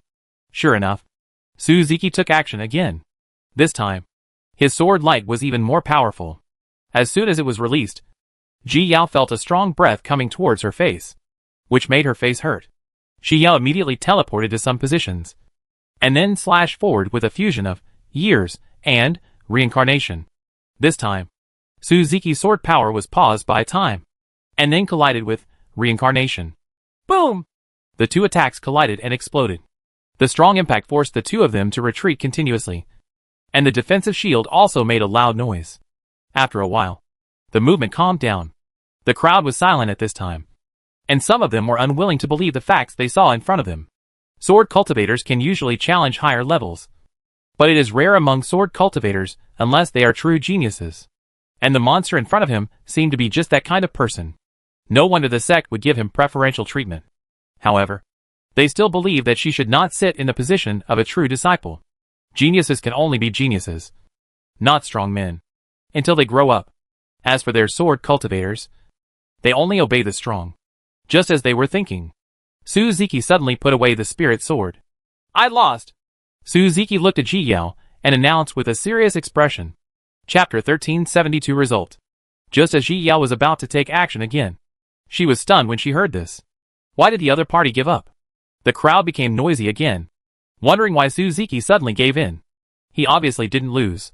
I'm 2 levels higher than you, but I couldn't take you down with 2 moves, and I didn't even hurt you at all. Then I lost. Suzuki looked at Ji Yao steadily and explained. If he kept taking action, he would probably win. But then, he would lose the pride in his heart. To be honest, he did lose, but he was not convinced. He will also deepen his understanding of the sword. And when he understands the sword realm, he will come to fight with her again. Shia didn't expect Suzuki to say this, and was very surprised. But she admired the other person in her heart. Being able to choose to remain true to yourself in the face of temptation is a difficult thing. The other party was obviously more concerned about his own future than the position of this true disciple. People like this will not be too bad in the future. Thank you, senior brother, for giving in. Jia cupped her fists and said to Suzuki. The opponent did not try his best. Otherwise she would probably lose in the end. Suzuki nodded lightly, jumped off the competition stage and left. This competition with Ji Yao also made him realize his own shortcomings. He is now eager to improve himself. Seeing that there was no excitement to be seen, the onlookers started talking and left one after another. However, many people were thinking about their little Jojo and wanted to challenge Jia tomorrow. You are very good. Nan Shichen stepped onto the competition stage and praised Jia. Thanks to senior brother Su for letting me. Jia smiled sheepishly. This time she was indeed lucky enough to win. Go back and rest. Nan Shichen smiled brightly at Ji Yao, and then left. But her impression of Ji Yao was much better. Ji Yao didn't waste much time, and went back to her cave to summarize the previous competition, and find ways to deal with the challenges ahead. She had a feeling that this challenge would not stop. Sure enough, someone came to challenge again the next day. This time it was a disciple who was distracted in the middle stage. After a fierce battle, Ji Yao finally kept her position. But on the third day, the ones who came to challenge were not the disciples in the distraction stage, but the monks in the integration stage. As for Ji Yao, it was no surprise that she lost to him and lost her position as a true disciple. Don't be discouraged. It's not easy to achieve this step. Nan Shichen was a little worried that Ji Yao would be affected and quickly comforted her. Today on the competition stage, he also saw how desperate junior sister Yu was. She kept fighting back as if she couldn't be beaten to death, and her nose in the combined stage was almost crooked with anger. However, almost all the disciples of Jian Zong have changed their views on Ji Yao. Everyone can see that she is not the kind of embroidered pillow, but has her own strength. Coupled with her character of not being afraid of death, she quickly won everyone's love. After all, her position as a true disciple was given up. Without interests involved, everyone would naturally look at her differently. I'm fine. Jiyu smiled and shook her head. Being able to fight with the combined stage gave her more insights. Even if she gave up her position as a true disciple, she would not be at a loss. It's just that the injuries in her body are still serious now, and she needs to recover for 2 days, just in time for her to summarize her insights from the battle. Take good care of your wounds. Nan Shichen handed Ji Yao a pill and left after warning. Chapter 1373 The Inheritance Wall. Jia took the elixir and turned around and entered the cave. After taking the elixir, she began to heal her wounds. Sect Master, Yi Jia lost. A Jin sect disciple came to the sect leader's study to report the result to Leng Alfing. Go down. Leng Alfing waved his left hand, signaling for him to leave. He stopped the talisman pen in his hand and finished drawing a talisman. Leng Alfing nodded with satisfaction, put away the talisman, then sat down and poured himself a cup of spiritual tea. He took a gentle sip and closed his eyes to digest the rich spiritual power in the spiritual tea. He had expected this result, but it was a little later than he thought. He had put a lot of thought into doing this in the first place. In this way, Yi Xi can be known to other disciples as soon as possible and gain the respect of the disciples after these competitions. The second is to let Yi Xiao experience the feeling of falling from the position of a true disciple. Genius disciples have their own arrogance and will not be willing to give in like this. This will encourage her to practice and rely on her own strength as soon as possible. Join the ranks of true disciples. Now the result is better than he expected. Everyone has a good impression of her, which will also help to establish her prestige in the future. He has already paved the road for her. How she walks in the future depends on her. Jia woke up from meditation and let out a sigh of relief. The injuries in her body were finally healed. Jia frowned when she thought of her fight with the monks in the integration stage that day. This gap in cultivation was simply unbridgeable. The other party seriously injured him with just one move, and he couldn't get up for a long time. If it weren't for the black and white gas, she wouldn't be able to move away. She desperately wants to improve her strength and regain her position openly and honestly in the future. Jiu smiled slightly, stood up straight, and walked towards the sword sect's inheritance wall. On the other side, July has finally soared. She also came to a remote place and couldn't find her direction at all. Although Xiao gave her an overview of the situation in the spiritual world, Xiao herself didn't know much about it, so she could only have a general direction. Beside her, there was a cute little girl, who was the transformed Suzaku. Suzaku and Chi-Chi had to eat a lot of genius treasures to be able to transform in such a short period of time. Sister, where are we going? Suzaku held Chi-Chi's hand and asked in a sweet voice. Let's go to the Northern Territory. Shiyu had touched Suzaku's head and looked up to the north. She wants to go there. There is Jiao there. There is the master. And there is her concern. Junior Sister Yi. Junior Sister Yi is going to the inheritance wall. The inheritance wall is over there. Along the way, Xiao met all the disciples who greeted her warmly. Now that she is an ordinary disciple, other disciples naturally lose their hostility towards her. On the contrary, I admire her for being a delicate girl but not afraid of working hard.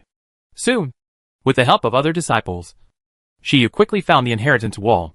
This is a huge stone tablet with the knowledge of swordsmanship left by countless predecessors on it. At this time, many disciples were sitting cross-legged in front of the inheritance wall, comprehending it seriously. In addition to the inheritance wall, the sword sect also has a sword pool, a sword forest, etc. There are many places for future generations to learn, which is completely different from the situation of the 10,000 sword sect. Jia came to sit in front of the inheritance wall and observed it carefully. Chapter 1374 Bone Rain. Jia was dazzled by the various inheritances in front of her, and she didn't know which one to choose. There was no other way. Jia could only close her eyes and rely on her feelings to find the inheritance that suited her. After a long time, the inheritance wall showed no reaction at all. Jia frowned. Could it be that there are so many inheritances but none suitable for her? She continued to sense without believing in evil, and finally caught a special wave. Jia immediately spread out her consciousness and caught the wave. Suddenly, her soul came to a strange space again.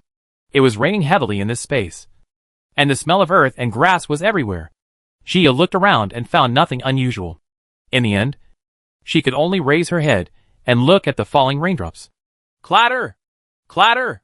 Slowly, the raindrops seemed to fall on her heart. causing her heartbeat to beat rhythmically. Xiao was just immersed in the rhythm of raindrops, and gradually lost her mind. It took a full day before she broke free from that mysterious mood.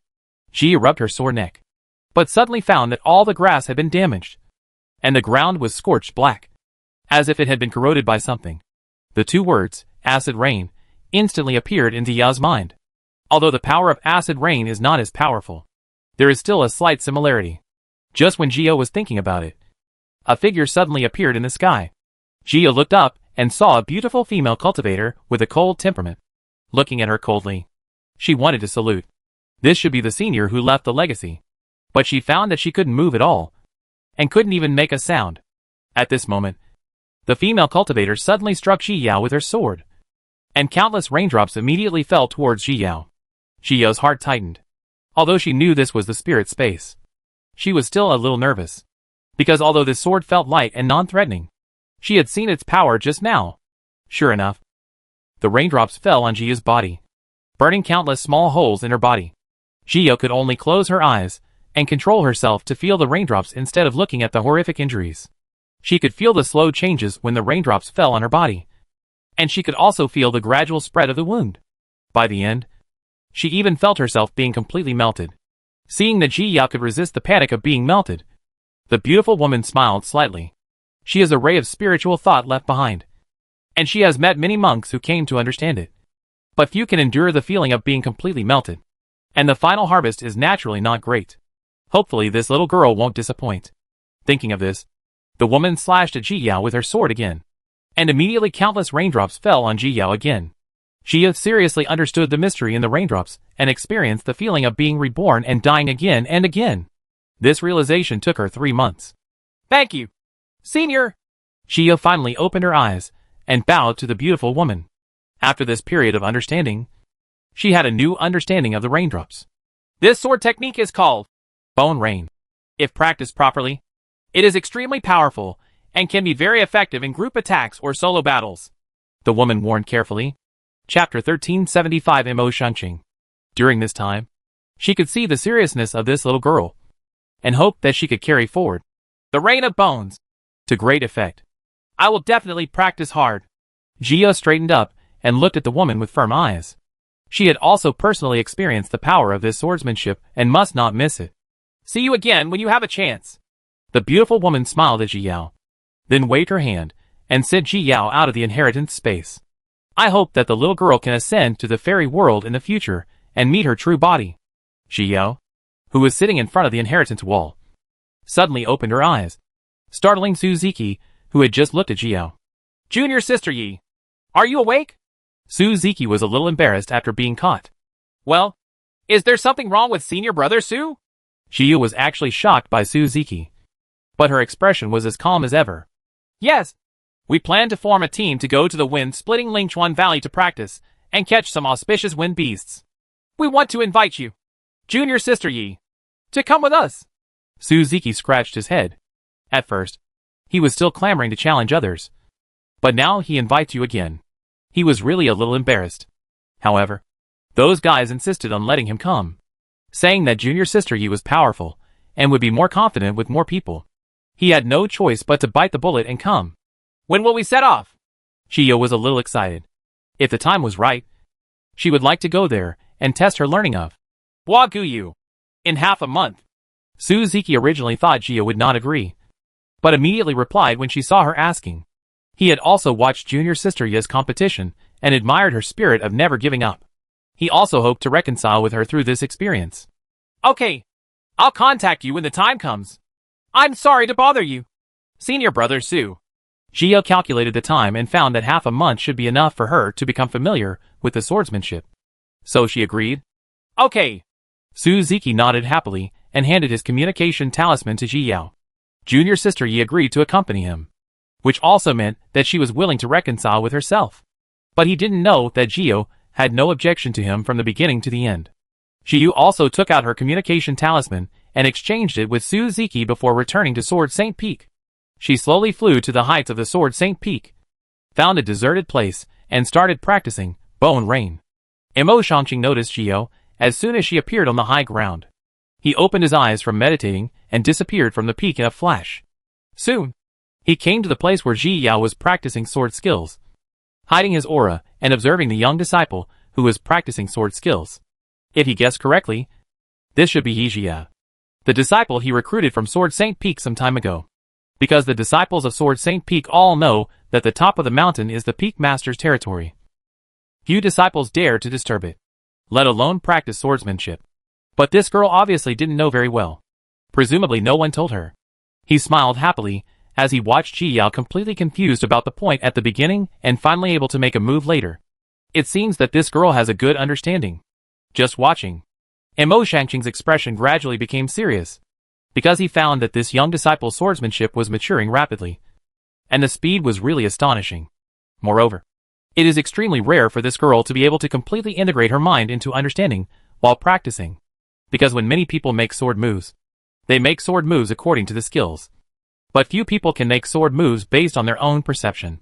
Chapter 1376 Sword Dao Experience. Mo Shangqing just stood silently in the corner watching Ji Yao practice her sword skills for half a month. It wasn't until Ji Yao sheathed her sword that Mo Shangqing suddenly walked out and slapped Ji Yao with a light palm. Ji Yao was shocked when she saw the big palm. She obviously didn't expect that someone in the sect would dare to attack her. After all, the sect prohibited such internal fighting. To resolve personal grievances, one must go to the martial arts arena as a challenge, so that the sect will not pursue responsibility. Of course, two people must agree to go to the competition ring. If one person is unwilling, the matter cannot proceed. In just a short moment, Ji Yao had already thought of a lot of questions in her mind. But it still did not delay her from drawing her sword. She quickly entered the state she was in before when she was enlightened, and slashed towards the big palm with a sword called Bone Rain. Suddenly, countless raindrops fell from the sky, all falling on the big palm. The big palm was quickly penetrated and melted by the raindrops, and finally turned into nothingness. Mo Shangqing took back his hand and looked at Ji Yao with satisfaction. He just used his palm casually and wanted to test her results. The result did not disappoint him. In just half a month, she had mastered this swordsmanship to a minimum. She was indeed a natural swordsman with extraordinary understanding. Ji Yao also saw Mo Shangqing with a gentle face after her big palm melted away. She was startled before quickly bending down to salute. "I've met Senior." Ji Yao lowered her head, but she was guessing the identity of this person. He was probably the master of their Sword Saint Peak. Senior Mo Shangqing. Because the senior in the tribulation stage is the only one on this peak. It certainly does not rule out the possibility that other seniors in the tribulation stage might come to the Sword Saint Peak to have something to do. No need to be polite. Get up. Mo Shangqing gave a small hand and directly used his spiritual power to lift Ji Yao upright. Ji Yao looked up at Mo Shangqing, smiled awkwardly, and didn't know what to say. "Are you the ETO?" Mo Shangqing asked proactively. "Yes. This junior is Ji Yao." Ji Yao was not surprised that the other party knew who she was, mainly because she was considered a popular figure in the sword sect some time ago. "Yes. No wonder Lung Alfling would do this." Mo Shangqing smiled. Lung Alfling was worthy of being the sect leader, and he had good vision. "I think you haven't touched the threshold of the sword realm yet. So these are some of my experiences. So I'll give them to you." Mo Shangqing took out his swordsmanship experience from the storage ring and handed it to Ji Yao. Ji Yao didn't expect such a good thing to happen to her, so she blinked in disbelief. Isn't this kind of routine only encountered by the protagonists of novels? Could it be that she was going to overcome all obstacles and kill everyone, and then reach the peak of life? What? You don't want it? Mo Shangqing saw Ji Yao in a daze and raised his eyebrows teasingly, pretending to take back his feelings. "I want it! I definitely want it!" Ji Yao quickly reached out and grabbed the book, and smiled sheepishly at Mo Shangqing. Anyone who doesn't want such a good thing must be a fool. Go back and practice hard. I look forward to the day when you understand the sword domain. Mo Shangqing stopped teasing Ji Yao and warned him. "Thank you, Senior." Ji Yao thanked her with a smile and held her treasure in her arms. This was the stepping stone for her to understand the sword realm. "Yes." Mo Shangqing nodded and disappeared in a flash. Seeing that Mo Shangqing was gone, Ji Yao couldn't wait to open the book and wanted to study it. But suddenly, she received the communication talisman. Chapter 1377 The Wind Splits the Lingchuan Valley. "Junior Sister Yi, we have arrived at the gate of Jinzong, waiting for you to come over." As soon as Ji opened the communication talisman, she heard Suzuki's voice. Only then did Ji remember that she had to go to an appointment. It seemed that she could only study the results after a while, so she had no choice but to put them away. When she arrived at the door of Jinzong, she saw 4 people waiting at the door. One of them was Suzuki, and the other 3 were 2 men and 1 woman, all of whom were in the late stages of distraction. Among them, the female cultivator was wearing black clothes and carrying a broad sword on her back. Standing there, her whole body exuded a strong aura of the sword domain. She must have just touched the threshold of the sword domain recently, and was still unable to suppress it. Make it easy to retract and release. Junior Sister Yi! Suzuki shouted as soon as he saw Gio finally arrived. Senior brother Su. I kept you waiting for a long time. Gio apologized to a few people. It seemed that they had been waiting for a long time. It's okay. It's okay. We didn't wait for a while. Suzuki waved his hand and said nonchalantly. Come! Let me introduce you. This is senior brother Lu Ziming. This is senior brother Xia Hang. And this is junior sister Ji Changda. Suzuki introduced Jiu enthusiastically. As for junior sister Yi, everyone knows her, so there is no need to introduce her. I've met senior brothers and sisters.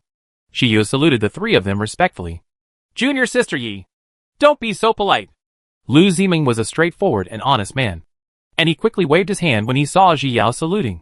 All of them could see that with junior sister Yi's qualifications, she would soon surpass them. Shiyu straightened up, smiled at Lu Ziming, and said nothing.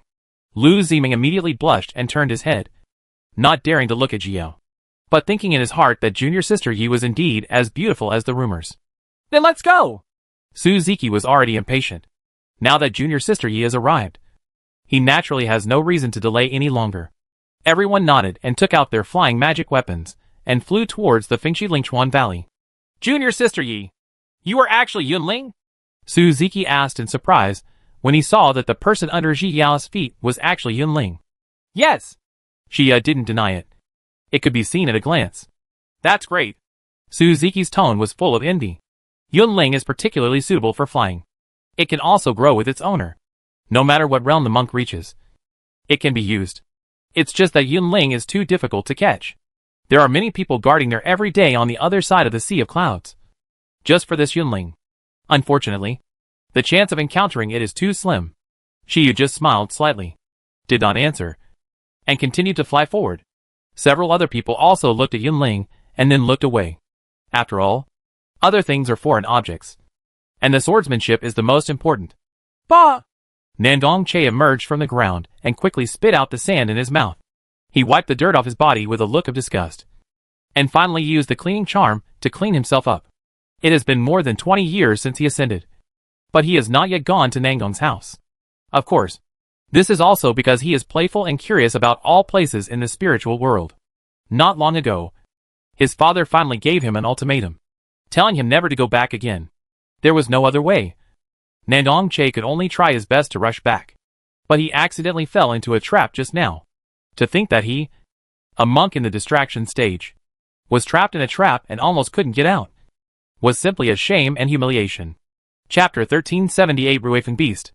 Which 1,000 swordsmen made this trap? If I happen to be so flying, I'll skin him. Nandong Che cursed and kicked the trap twice, and then planned to leave. Who are you? Why are you here? Suddenly, a cold voice came, which immediately made Nandong Che's heart tighten. He raised his eyes, and saw a stunning beauty in white staring at him with an indifferent expression.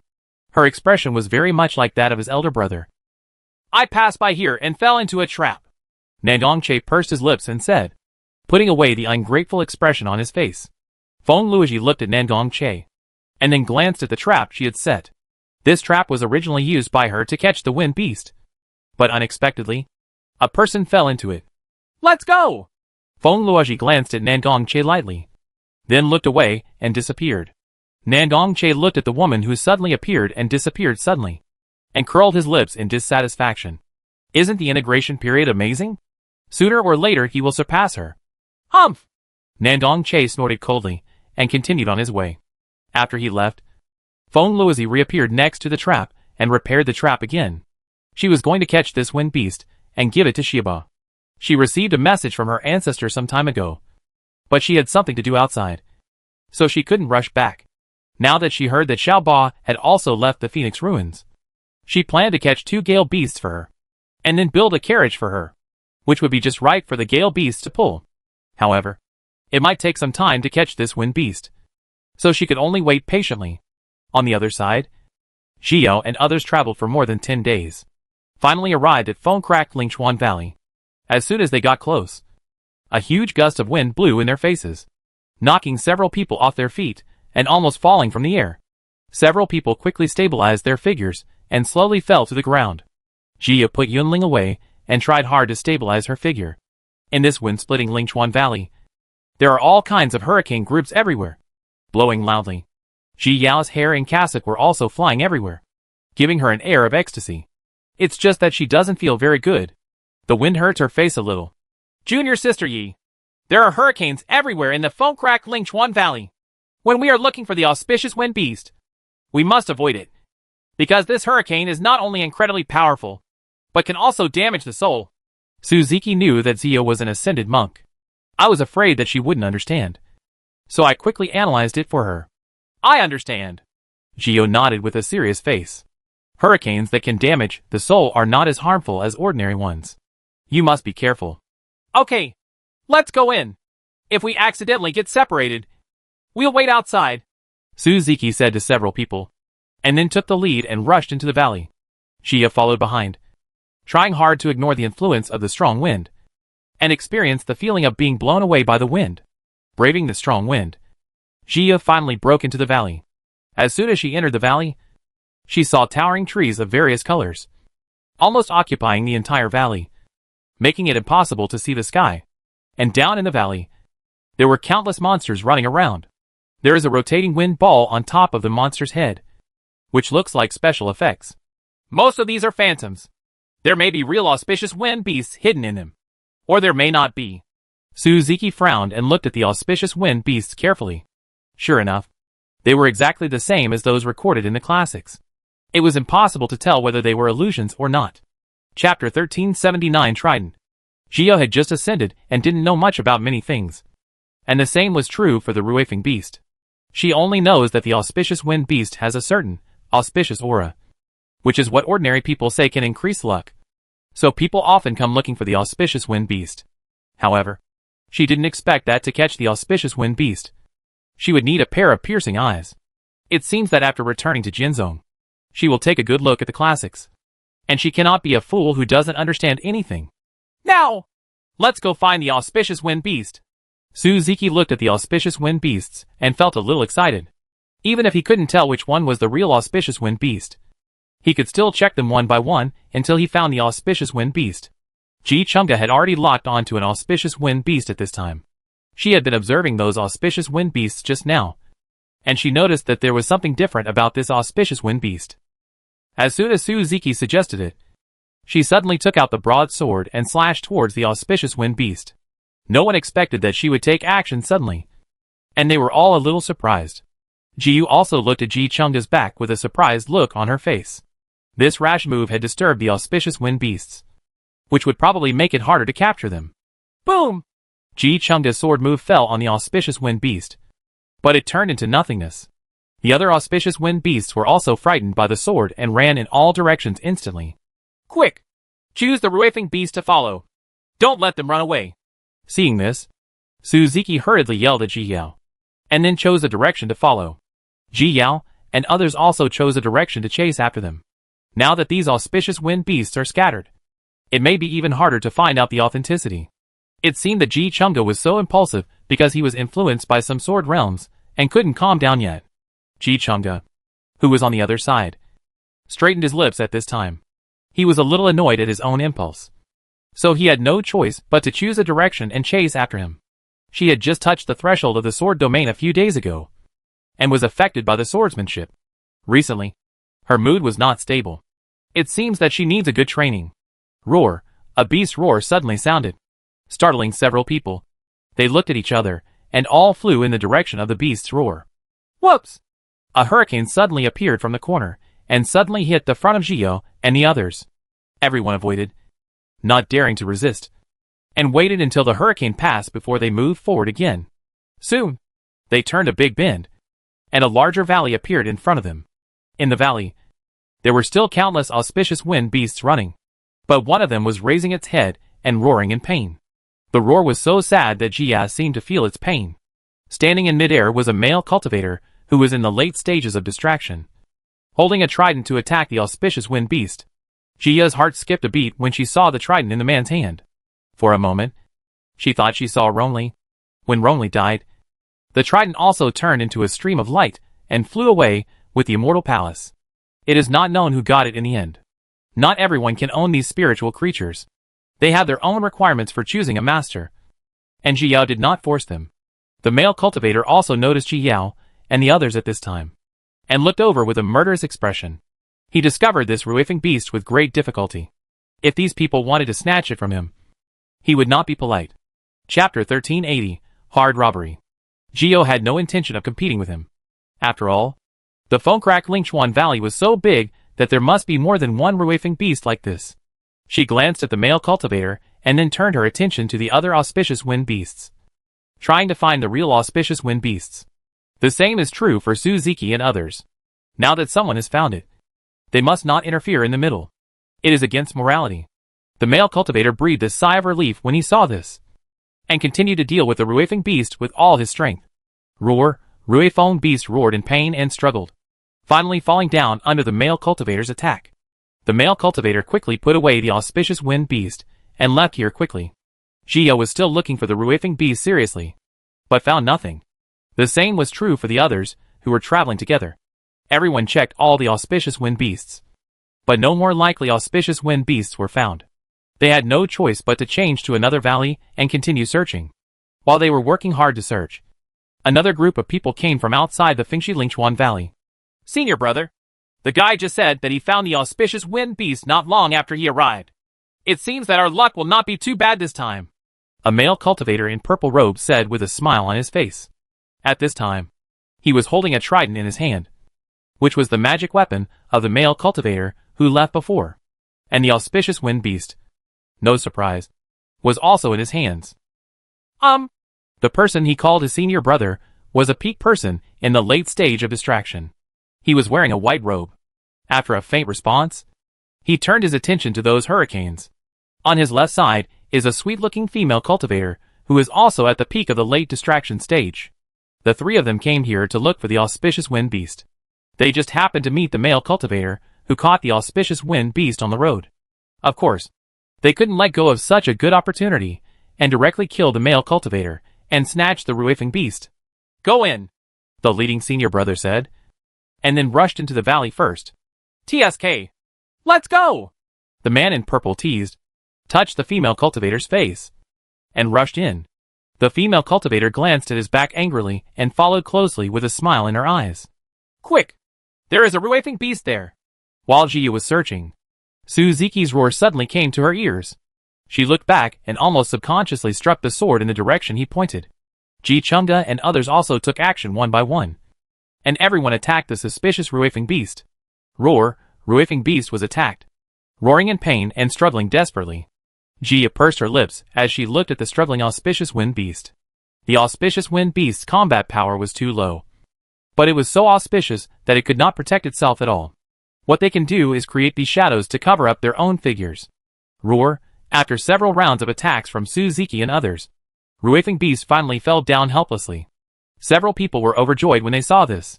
Just as Suzuki was about to put the ruifeng beast away, a figure suddenly rushed out from diagonally. In the blink of an eye, he put the ruifeng beast away and then ran to the side. Who is that person? Suzuki was shocked. This person was so fast. He immediately looked in the direction of the man warily, only to find that there were three people standing there. Xiao and others did not expect that someone would directly grab them, and they released murderous intent without reservation. Oh! It turns out to be a guy from the sword sect. The purple-clothed male cultivator turned the trident in his hand and looked at the few people indifferently. Chapter 1381 Fight. Humph! Knowing that we are from the sword sect, you still dare to attack us? Suzuki frowned. The other party was too arrogant. Do you really think that with higher cultivation level, you can ignore them? It's just because you are from the sword sect that we want to rob you even more. The man in purple replied angrily. They dislike these big sect disciples the most. Do they really think that the sect is their backing? It's just a reminder. Jia frowned as she looked at the arrogant appearance of the man in purple. There were such arrogant people wherever she went. In this world of floating dust, the distraction period is really nothing special. It is almost the same as the golden elixir in the lower world. I don't know where this person got his confidence. Could it be that they have something to rely on? Suzuki was also angered by the other party's attitude. He snorted coldly. Since the other party was deliberately targeting them, they couldn't be polite anymore. Stop talking nonsense! The man in white became impatient and took out a golden folding fan and attacked Suzuki. When he made a move, everyone moved. Suzuki and Lu Ziming faced off against the man in white. Xia Hang and Ji Chengda faced off against the man in purple. And Ji Yao faced off against the sweet female cultivator. My beautiful sister! I can't bear to do it! The sweet girl looked at Ji Yao with an apologetic look on her face, as if she had some unspeakable difficulties. Ji Yao was unmoved and slashed towards her with a bone rain sword. She could also pretend to be pitiful and innocent, but she just disdains it. If she were a man, he might still do what she did. When the female cultivator saw that Ji Yao was not giving any face, her face darkened, and she drew out a soft sword and faced him. It's just that she didn't expect Ji Yao's move to be bone rain. When she saw the raindrops falling from the sky, she instinctively felt the danger. Therefore, she immediately avoided the attack range of bone rain. Then he turned around and struck Ji Yao with his sword. The soft sword continued to grow longer, as if it had no end, and rolled towards Ji Yao. Ji Yao didn't panic. If the opponent was a swordsman at the peak of distraction, she would have almost no chance of winning. But the other party is only a spiritual practitioner, so she may not necessarily lose. She greeted him with a perfect year and immediately imprisoned the soft sword. Years continued to move forward, imprisoning the female cultivator before she could react. Then Ji Yao quickly used the bone rain again and rained it down on her head. Ah! The female cultivator was not imprisoned by years for long, and quickly resumed her actions. But as soon as she recovered, she felt pain. She looked down and saw that there were many melting holes in her body. The female cultivator was furious. After taking the elixir, she threw a magic weapon at Ji Yao. Ji's eyelids twitched, and she teleported away from the place and moved towards the open space. However, this speed did not catch up with the speed of the attack. Ji was quickly controlled by a mysterious force and was frozen in place. Ji was shocked. The other party's move turned out to be to imprison the soul. Master, don't be afraid. This trick won't work on you. Shushu was also surprised that someone could imprison the soul. But the master had the flower of the soul, so it didn't have much impact on her. Sure enough, as soon as Shushu finished speaking, Xia noticed that the imprisonment of the soul disappeared. She can move now too. Chapter 1382. The villain dies because he talks too much. However, Xia did not resume her action stupidly, but still pretended to be imprisoned. When the time comes to give her a sword unexpectedly, her expression will definitely be wonderful. Xia was already secretly beating up Xiao Jiujiu, but her face still looked anxious. TSK, are you in a hurry? The female cultivator snorted coldly when she saw Ji Yao's panicked look. Weren't you very arrogant just now? It's not like he was defeated at his own hands now. These proud men of heaven die so easily because they have blind confidence in themselves. The female cultivator took a few steps to Ji Yao and glanced at the situation of the other two senior brothers. Although it is difficult for them to deal with the attacks of the two of them, they have their own special movement skills. No matter how powerful the sword sex people are, it is useless if they can't touch them. Therefore, she withdrew her gaze with confidence and looked at Ji Yao. My sister is so pretty! The female cultivator smiled sweetly. With a typical smile, she seemed to be praising Ji Yao very kindly and sincerely. Ji Yao rolled her eyes in her heart. Could this be the legendary split personality? Tell me, sister, you are more beautiful. Or am I? The female cultivator asked, blinking in distress. Ji Yao still looked eager, but she was thinking about when to take action. Tell me, if I put on my sister's face, will I attract more people? The female cultivator raised an eyebrow at Ji Yao and reached out to touch Ji Yao's face. Ji Yao opened her eyes wide when she heard this. This woman really looked like a schizophrenic pervert. What kind of messy hobbies are these? Forget it. I scared my sister. It won't look good by then. Hee hee. The female cultivator smiled sweetly, as if she remembered something happy. Ji Yao closed her eyes. This kind of person was really scary. She might as well just come up and shout to kill him. Also, hee hee Pete. Ji Yao looked at the face that was so close to her. She couldn't bear it any longer. and suddenly struck the female cultivator with the sword. Time. The female cultivator was stunned for a moment, then quickly reacted and retreated, but was still hit by the years and froze. Jia quickly appeared in front of her, slashed her neck with a sword, and at the same time used her soul to attack the opponent's sea of consciousness. After doing everything, she took a few steps back and distanced herself. The years soon became ineffective, and the female cultivator resumed action. She still maintained her retreating movement and took a few steps back, not knowing what had just happened. But there was a sharp pain in her neck, which made her groan. Boom! The female cultivator suddenly knelt down, her eyes filled with confusion. One is the confusion about what happened to him, and the other is the confusion that the other party can unlock her soul attack. Over the past few hundred years, how many people have died under her attack? And no one can escape, not even treasures with protective souls. She didn't understand why this attack was ineffective against Ji Yao. However, she didn't have time to figure it out, and she completely lost the breath of life. Ji Yao pursed her lips.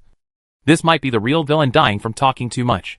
If she had taken action from the beginning, she would not have won so easily. This also sounded the alarm for her. You should never be floating at any time. There are always things in this world that you can't expect.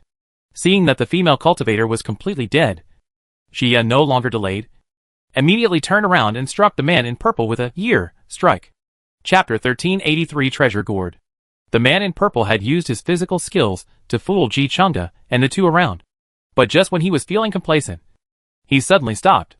Ji Chengda and Xia Hang, who were already extremely angry, saw this and attacked the man in purple fiercely, leaving 2 deep scars on his body. What's going on? As soon as the man in purple recovered, he saw the injuries on his body and screamed in shock. But no one answered him. So Ji Chengda struck him with his sword again. Xiyu took a look at Ji Chengda's attack, and it seemed that it was from the power faction. She struck down with her sword, and the man in purple threw the trident, and then took out his own magic weapon, a purple gourd. Xiyu's eyelids twitched. This gourd looked a bit like the one in July. Seeing him wearing purple clothes and holding a purple gourd, Xiyu suddenly remembered the 7th child in Calabash Baby. Humph! Today I will let you see the power of my precious gourd.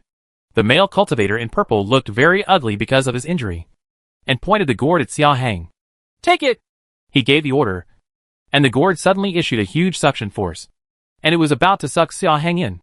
Xia Hang slashed towards the gourd with his sword, and the ice flowers kept spinning, cutting off the suction of the gourd again and again. Ji Chengda slashed directly at the gourd. The attack landed on the gourd, causing it to sink for a distance, but it eventually stabilized. Xiyu did not take action immediately, but chose to observe secretly, planning to find a suitable opportunity to kill him with a fatal blow. However, the male cultivator in purple did not pay much attention to Ji Yao.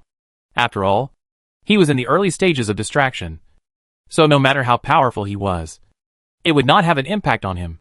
But just when he was using the gourd to continue the attack, he suddenly had a flash of inspiration and thought of his little junior sister. He felt something was wrong, and then it suddenly occurred to him that they had left the weakest female cultivator to their junior sister. The man in purple suddenly had an ominous premonition in his heart. He turned his head and glanced at the open space over there, and saw the lifeless junior sister. Junior sister! The man in purple shouted in shock, his eyes full of disbelief. The junior sister is so powerful. How could she be defeated by someone who is in the early stage of distraction? When the man in white heard the man in purple's exclamation, his heart skipped a beat. When he turned around, he saw a scene he didn't want to see. Suddenly, a strong murderous aura emitted from his body, and he was about to go berserk. The junior sister, who had been dependent on them for hundreds of years, died so quietly. He raised his head and pierced Ji Yao with his sharp eyes, his eyes filled with killing intent. Jia looked back at the past without fear. Since she wanted to cause trouble, she had to bear the consequences. What does it mean to look like a victim now?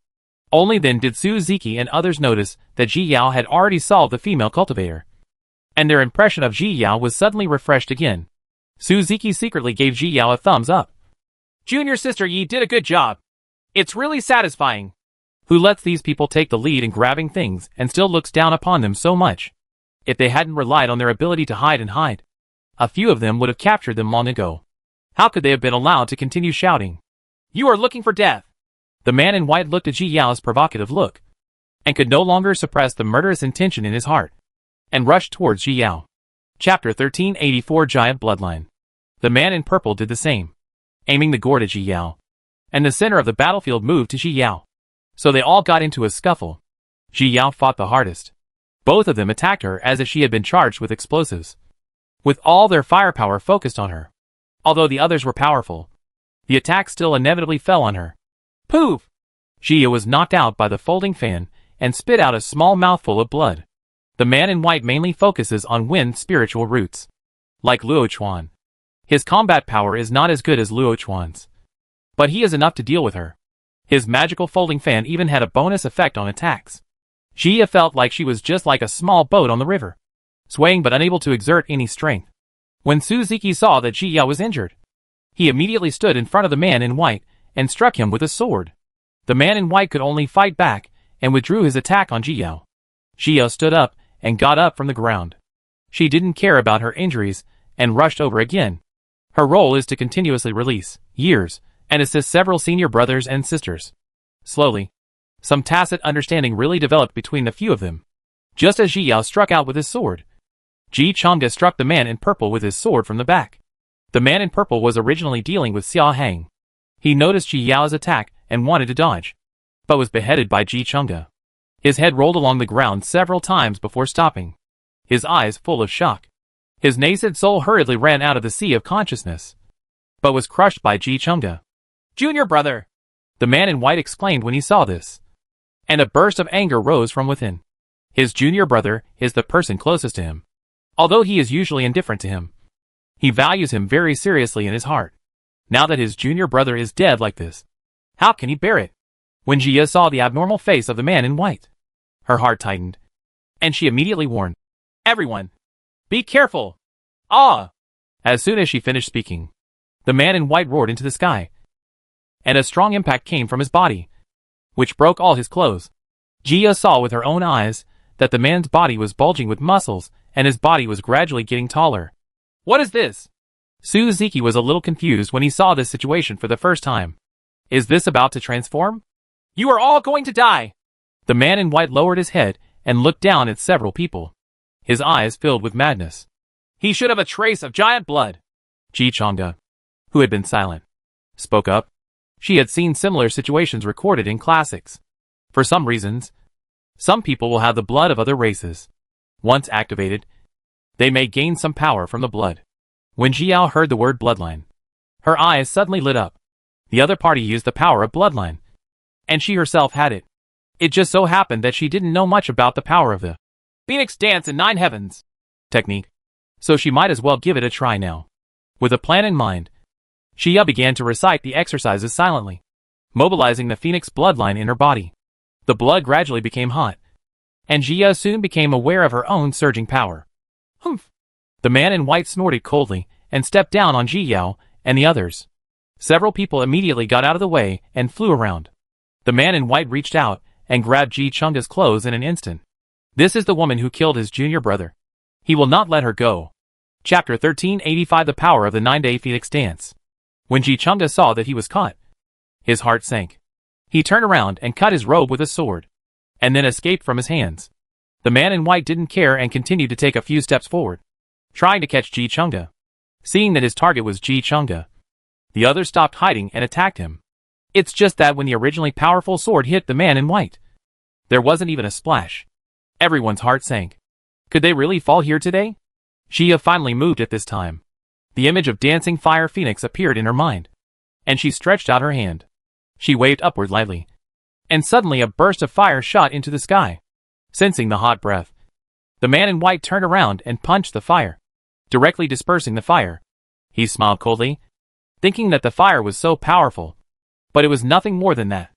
At this time, Ji Yao turned around slightly and made another gentle stroke in the direction of the man in white.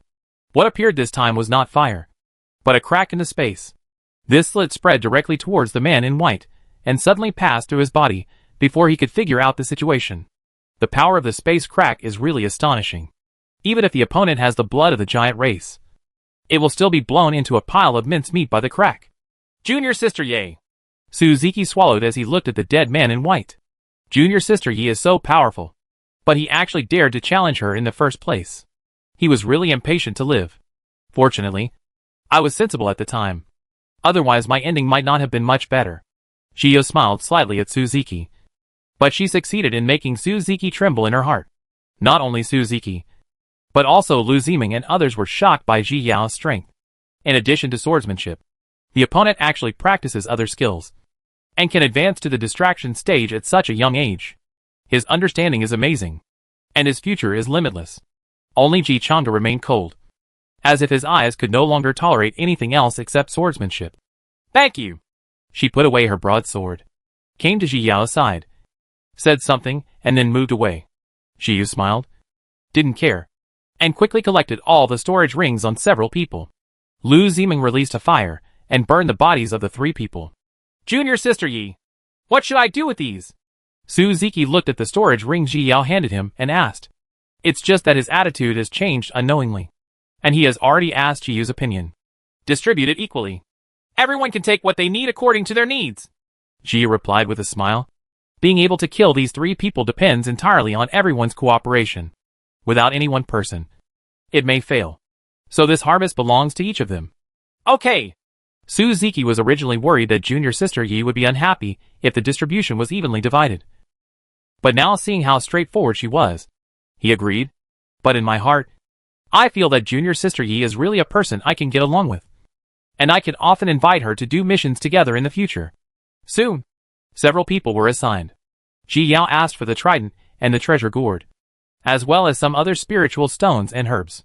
This trident was not the same as Rong Li's, but Ji Yao still put it away. As for this treasure gourd, she planned to give it to Qiyue.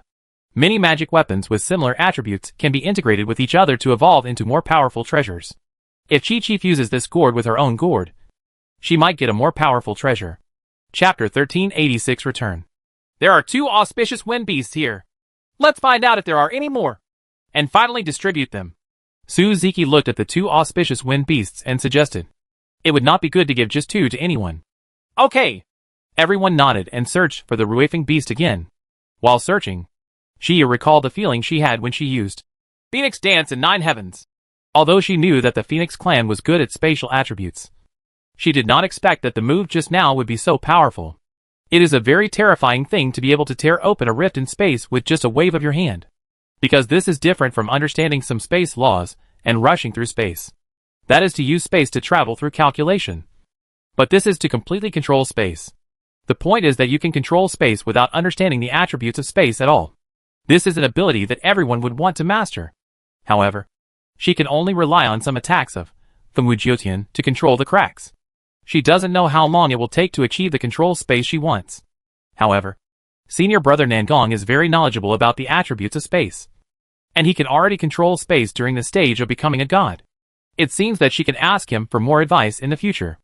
A month later, Jia and others finally found enough 3 auspicious wind beasts, and planned to return to the sect. When they went back, they chose to take the spirit boat, and exchange some experiences on swordsmanship on the way. After listening to other people's ideas, everyone gained something more or less, and their understanding of Kendo has deepened a bit. Here are the 5 auspicious wind beasts. You can choose yourselves. Leave the last one for me. Suzuki released the 5 auspicious wind beasts and said grandly, no matter which one is left to him in the end, he can accept it. Ji Changde and the 3 others did not move, and all looked at Ji Yao. During this period of getting along, Ji Yao has gradually taken the lead, and everyone is more convinced of her. Ji Yao was not polite, and directly picked the cutest-looking Ruifeng beast. Anyway, she couldn't see the auspiciousness, so she could only choose one at random. Several other people also chose their own auspicious wind beasts one by one. Thinking of the fruitful harvest from this trip, everyone laughed. Senior Sister Ji, you look so beautiful when you smile. Jia looked at Ji Changde, who smiled for the first time and praised sincerely. Ji Changde immediately blushed at Ji Yao's praise and put away his smile, looking a little embarrassed. She didn't even notice that she was smiling just now, and now her image must be ruined. It is indeed good-looking. Lu Ziming nodded in agreement, and then added, Junior Sister Yi is also good-looking. Senior brother Lu, you are really discerning. Xia gave Lu Ziming a thumbs up mischievously, praising herself in a shameless way. This period of time spent together made her very close to these senior brothers and sisters. Each of them had different personalities, But they all treated people sincerely. She liked them very much. And they can be regarded as the first friends she met in the spirit world. Ha ha ha. Junior sister Yi. You are so rude. Several people burst out laughing when they saw Ji Yao. But they didn't expect junior sister Yi to have such a cute side. Even Ji Chunga couldn't help but laugh out loud. And his eyes softened a lot when he looked at her. Excessive modesty is pride. You don't understand. Ji Yao shook her head pretending to be profound, making several people laugh again. And the atmosphere was unusually harmonious. Chapter 1387 Master and Disciple. A month later, several people finally returned to Sword Sect. After agreeing to have dinner together another day, Jia returned to Sword Saint Peak. Master, are you back? As soon as Jia returned to the entrance of the cave, she saw Master standing there. You girl, where did you go? Jian Song finally breathed a sigh of relief when he saw Ji Yao came back safe and sound. He and his master had been worried that the young apprentice would be challenged and injured by those people. They hurriedly completed the task and rushed back. Unexpectedly, when they came back, they found that she had gone out. Hee hee. Several senior brothers and sisters, and I went out to catch the auspicious wind beast. Jiu approached Jian Song with a smile, and then released the auspicious wind beast like a treasure. Master, look, this is the Ruifeng beast. You girl, you are quite courageous. Jian Song shook his head helplessly. Who would have thought that this girl would dare to go out to catch the auspicious wind beast not long after she ascended to the throne? Master, this auspicious wind beast has auspicious aura. Can I give it to you? Jiu squatted down, touched the auspicious wind beast, and blinked at Jian Song and suggested. Although the master has good qualifications, he was also affected by the lower world at the beginning. Now his bone age is still too old, but his cultivation level is not that high. Master is very powerful in Shinfeng continent, but in Fujian realm, he is not particularly outstanding. Jia hopes that Master's luck will be better, and he will go further in the future. She also wants to ascend to the immortal world with her master. You better keep this girl to yourself. Don't look at your mysterious luck. Jian Song also squatted down and knocked Ji Yao on the head in a funny way. But he was very moved by the girl's intentions. Her own luck has never been very good. But she immediately thought of herself as his precious little apprentice. How could he be like his great disciple? After ascending for such a long time, he had barely seen him. He was wandering around outside every day, and he had already forgotten his old bones in a corner. I'm going to give it to you. Jia glared at Jian Song and pushed the Ruifeng beast in front of Jian Song. I don't want it. You keep it. Jian Song shook his head and refused, pushing the Ruifeng beast towards Ji Yao. No, I'll give it to you. I don't want it. You keep it for yourself. I have to give it to you. Take it quickly. I told you I don't want it. I don't care. I'm going to give it away. I don't want it. Ji Yao and Jian Song shied away from each other, as if what they were facing was not some auspicious wind beast, but some evil thing. Ruifeng beast opened his big innocent eyes, and looked confused, as he was being pushed around, and was already a little dizzy. Those people were all vying to catch it before. So why did they dislike it now? Ruifeng beast felt a little wronged. It was actually disliked. What are you doing? When Jianichu came here, what he saw was the scene of two people squatting there, pushing Ruifeng beast around. He raised his eyebrows in confusion. Ahem. Master. When Jian Song saw Jianichu coming, he quickly stood up and coughed in embarrassment, thinking about his childish look just now. Jian Song blushed a little. His master shouldn't have seen him like this. If he was seen, there would be no place to put his old face. Master, we are talking about this auspicious wind beast. Jiu also smiled and greeted Jianichu, touching the auspicious wind beast under her. What's wrong? What's wrong with it? Jianichu took a few steps to Ji Yao's side and squatted down to touch the Ruifeng beast. Chapter 1388 Tomb of Shura God. No problem. I just wanted to give this auspicious wind beast to Master, but he just didn't want it. Jia quickly reported to Jianichu. Besides, he was fierce at me just now and almost hit me, Jia said. Then she shrank her neck in feigning fear and glanced at Jian Song. What are you talking nonsense about? Jian Song glared at Ji Yao dumbfounded. This girl was really getting more and more naughty. Then Master, help you teach him a lesson. Jianichu also cooperated seriously, which surprised Ji Yao. She was just joking, but she didn't expect to see another side of her master. Okay. Ji Yao immediately nodded with a smile. She liked the joking atmosphere among relatives very much. Young man Song, Come here. Jianichu raised his head and glanced at Jian Song lightly before ordering directly. Jian Song coughed when he heard this, but still approached Jianichu. This is the girl's intention. Just accept it. Jianichu decided on the ownership of the Ruifeng beast in just one sentence. He could understand the girl's good intentions and was happy to fulfill her. Oh. Jian Song had no choice but to accept it. In his opinion, this auspicious energy can be used to its greatest effect only if it is given to the young apprentice. But it would be a waste if given to him. However, this was the young apprentice's wish, and Jian Song couldn't help but raise the corners of his mouth. Okay, let's get down to business. Jianichu took Jia's arm and helped her stand up together. Master, let's go in and talk. Jia felt that people outside were too talkative, so it would be better to talk about something inside the cave. Yes. Okay. Jianichu nodded and walked in. Jian Song followed behind, looking at his master's back, and found that when he faced his young apprentice, his entire body's edges and corners were much flatter. He also talks more and has a gentler attitude, which is completely different from how he treats him on weekdays. Jian Song shook his head. This little girl of his was indeed popular, and all the senior bosses liked her.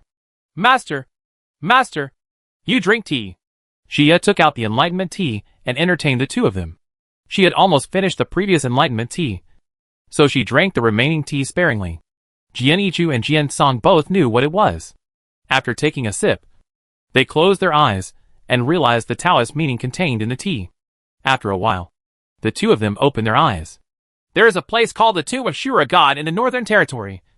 Do you know about it? Jianichu looked at Jia and asked. I'm not quite sure about this yet. Jia shook her head. She had just gone to the library to borrow a classic, but she hadn't had time to read it yet. Read more books later. Jianichu frowned when he heard this. She still had to understand these basic knowledge. I've already borrowed the book. I'll read it later. Jia nodded obediently. Yes. When Jian saw her sincere attitude for the first time, he relaxed his brows and continued. This Tomb of Shura God is a secret place that only appears once every 1,000 years. You just happened to bump into it this time.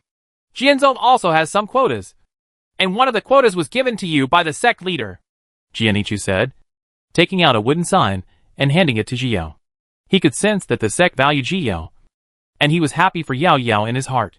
It's just that this secret place is full of dangers, and he is also worried about her safety? Jia took the wooden sign and saw an extremely scrawled portrait painted on it. Chapter 1389 Quota. Next to the portrait is engraved the word tomb. This tomb of the Shura God is said to be the tomb of the Shura God in ancient times. There are countless opportunities in it, but there are also countless dangers.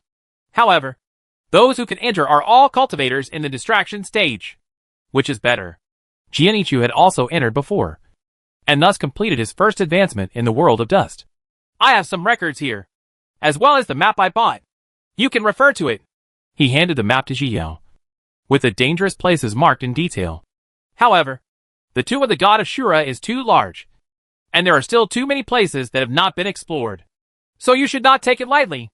Jianichu patiently warned him. This feeling made him feel a little nostalgic. Once upon a time, he also warned his apprentice like this. But his apprentice failed to catch up with the good times now. Thank you, Master. I will definitely be careful. Jian nodded seriously while holding the map, which contained Master's full concern. Jian Song also wanted to say something, but his words were all finished by Jianichu, so he could only stand aside and listen carefully.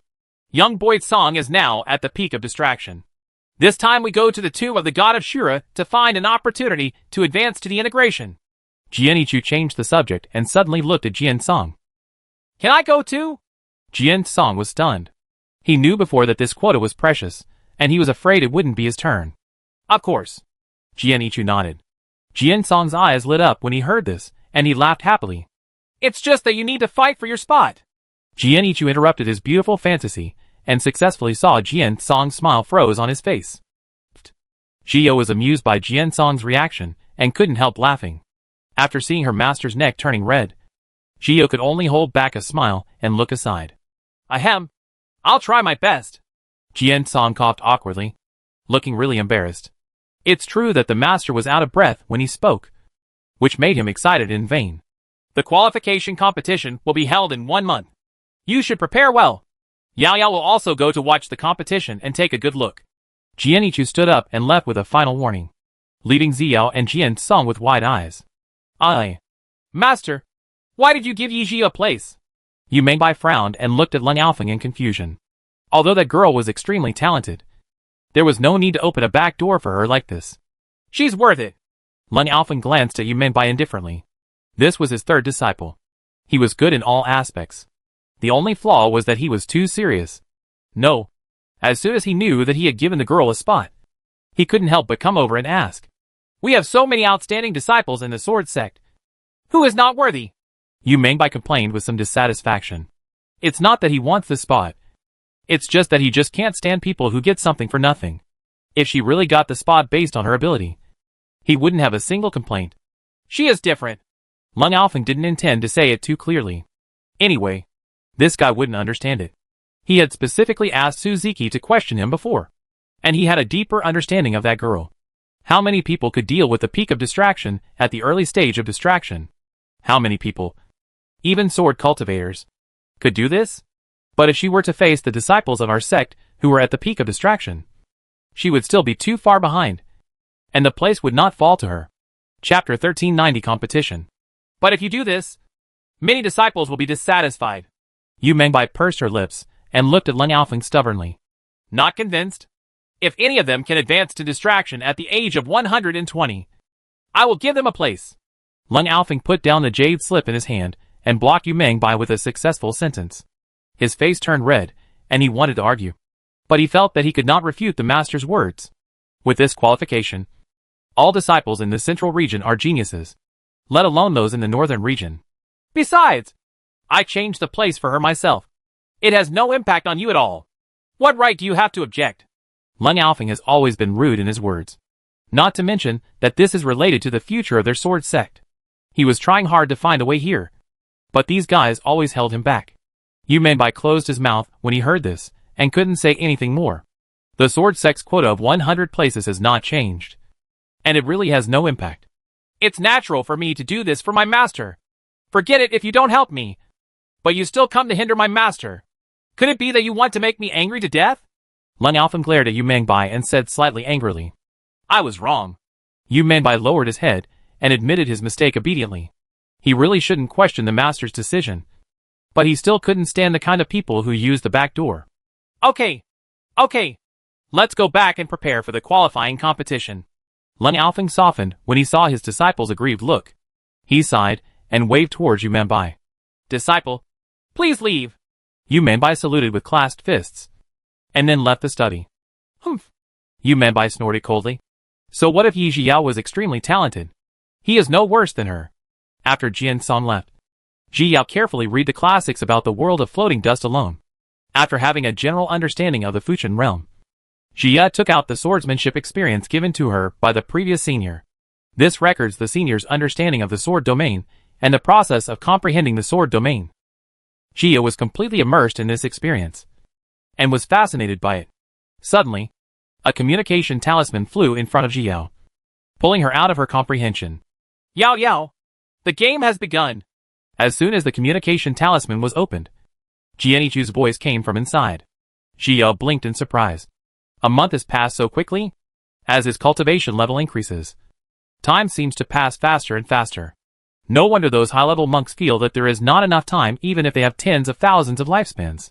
It is too slow to advance, and it takes a long time to accumulate. Jiu stood up, stretched out her waist, and carefully collected her experience. This experience may not seem like much, but it is not easy to understand. Now the sword field seems to be covered with a veil, and standing in front of Ji Yao. She wanted to lift the veil, but she always felt that something was missing, and it was not yet time. However, Ji Yao was not in a hurry, and planned to watch the battle. Firstly to cheer for her master, and secondly to see other people's swordsmanship and learn from it. When Ji Yao arrived at the martial arts arena, the place was already full of people. When Ji Yao looked at it, all she saw were human heads. Junior sister Yi. As soon as Ji Yao appeared, Suzuki saw her and immediately shouted to her. Ji Yao looked over following the shouts, and saw Suzuki and Ji Chengda. At this time, the two of them were squeezed into the crowd, looking quite embarrassed. Ji Yao smiled at the two of them. These disciples of the sword sect were really enthusiastic.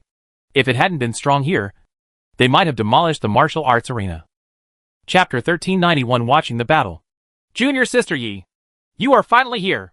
Suzuki and Ji Chungda finally squeezed out of the crowd and ran in front of Ji Yao.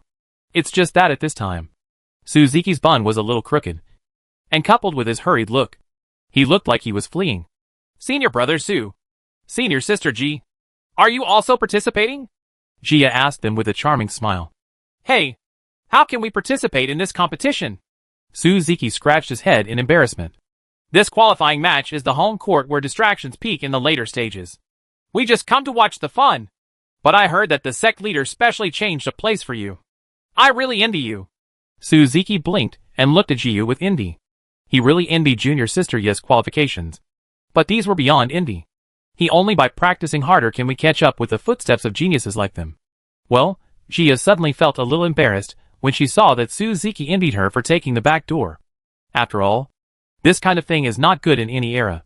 But if she is asked to give away her quota like this, she will not agree. Although he did not participate in the qualifying competition, he earned this spot through his previous hard work. The competition is about to start. Let's go over there. Ji Chungda noticed Jia's discomfort and took the initiative to change the topic. Yes. Let's go to the ring over there. There is the seeded champion this time. Bai Su. Suzuki immediately became excited after hearing this. He took Ji Yao's arm and rushed to the ring over there. Ji Yao had no choice but to grab Ji Chungda's arm and drag her over. Perhaps because there is a favorite to win the arena here. There are particularly many disciples watching. Suzuki squeezed for a long time, but couldn't squeeze in. In the end, they had no choice but to stand on the outermost edge and crane their necks to look in. Although everyone has spiritual consciousness, they still prefer to watch the game intuitively with their eyes. Girl, why are you here watching other people's arena? Jian Song suddenly appeared behind Ji Yao and said in a resentful voice. Ji Yao was startled by Jian Song's sudden appearance and turned around to glare at him. Master, do you know that people are scary and can scare people to death? Ji Yao snorted coldly.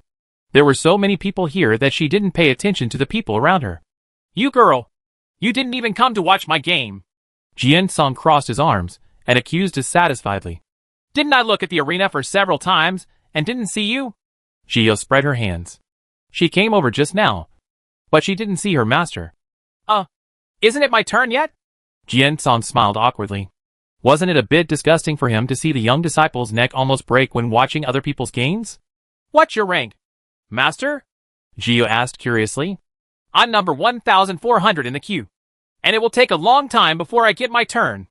Jian Song remembered that he was further back, so he simply stood next to Ji Yao, planning to take a look at this person named Bai Su together.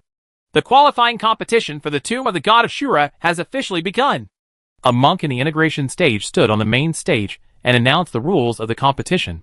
In the first round, the arena competition, the top 1,000 disciples will compete in the second round. The first round of competition begins now. As soon as he finished speaking, a referee appeared on each stage and began to preside over the competition in each stage. Baishu, Quercus Oak. After the two people on the ring clasped their fists and saluted each other, they attacked each other at the same time. Chapter 1392 Bai Su. This Bai Su is an ice spirit root. With one slash of his sword, the entire arena was instantly frozen. Lin Yu has earth spiritual roots, and it has a strong defensive function as soon as it is struck, isolating the cold power from the sword moves. In the first move, the two of them just tested the waters and wanted to get a general idea of each other's strength. Next, the two of them became much more ruthless in their attacks, especially that of Bai Su. His moves were so fierce and so fast that Ji Yao couldn't even see his specific moves. Ji Yao pursed her lips. Bai Su actually understood the concept of speed to achieve this step. If you were to face him, you would probably lose miserably. After all, you just made one move, and the other party may have already made 10 moves. There is really no chance of winning. I lost. Lin Yu had no choice but to admit defeat after being completely frozen. He couldn't take the opponent's attack at all, and it was obvious that the opponent didn't use any force. Bai Su saw him admitting defeat and put away the spirit sword in his hand. Bai Su wins! The referee also stood up and announced the result at this time. The crowd suddenly became restless and cheered for Bai Su. He is indeed a genius disciple of the sword sect, and his combat power is indeed extraordinary. Xiao also followed the crowd to applaud Bai Su. and admired his strength in her heart. The other party's bone age is only over 200 years old. And he is indeed a genius disciple worthy of the name. Bai Su turned his head, and immediately saw Xiao, who was slapping vigorously under the ring. Dressed in red, she stood out among the crowd. In fact, he had also seen her compete in the competition, although she lost the position of true disciple in the end. It left a deep impression on him. He smiled gently when he thought of how the little girl was almost dead at that time, but still kept pushing forward with all her strength. He jumped off the ring directly, and came to Xiao. Xiao originally thought he was going out, and was about to turn aside to make way for him. But suddenly she heard him speak. I hope we have the opportunity to fight side by side at the tomb of the god Ashura. Bai Su was not as fierce as he was during the competition. Instead, he was unusually gentle, and his smile was bright. Okay. Xiao was stunned for a moment, then realized that he was talking to her, and nodded with a smile. She received the kindness released by the other party. Bai Su smiled and nodded, leaving Xiao behind. Su Ziki looked at Xiao with a confused expression. Did these two people know each other? Girl, do you know this person? Jian Song frowned and glanced at Bai Su's figure, and quickly inquired. I don't know. I just met. Xiao shook her head. She didn't know why the other party was talking to her. You have to stay away from these guys. Don't you think they have bad intentions? Jian Song seized the opportunity to educate his young apprentice. His little apprentice is getting better and better now, but he can't be deceived by these monsters. I know. Don't worry, Master. Xiao nodded. She still knew how to judge people's good and evil. By the way, Master, hasn't Senior Brother come back yet? Xiao frowned when she thought that Senior Brother would not be able to catch up with the qualifying competition. Such a good opportunity was missed. He is probably still staying in some secret realm. You don't have to worry about him. Jian Song shook his head indifferently, and then said, Besides, even if he comes back, I'm afraid he won't be able to qualify. In this world of floating dust, and Shenfeng the mainland is different. His eldest disciple is indeed talented, but the time for ascension is still too short, and the possibility of winning against these disciples is too small. Chapter 1393. Is she Yi Xiao? Oh, okay. Xiao thought about it. This sword sect is full of talents, which is completely different from the Wanjin sect. Just like Lin Yu who lost just now. She is no match for him. After asking clearly, she continued to watch the next competition. And Jian Song's competition was also on the second day. Early on the next morning, Xia rushed to the martial arts arena again, and soon found the arena where her master was. At this time, the bottom of the ring was already filled with people watching, but almost all of them were cheering for Jian Song's opponent. Master, come on! Master, you are the best! Xia originally wanted to be more reserved and pretend to be aloof, but seeing that those people didn't think highly of her master, she didn't care about the impression issue and shouted loudly to cheer for Jian Song.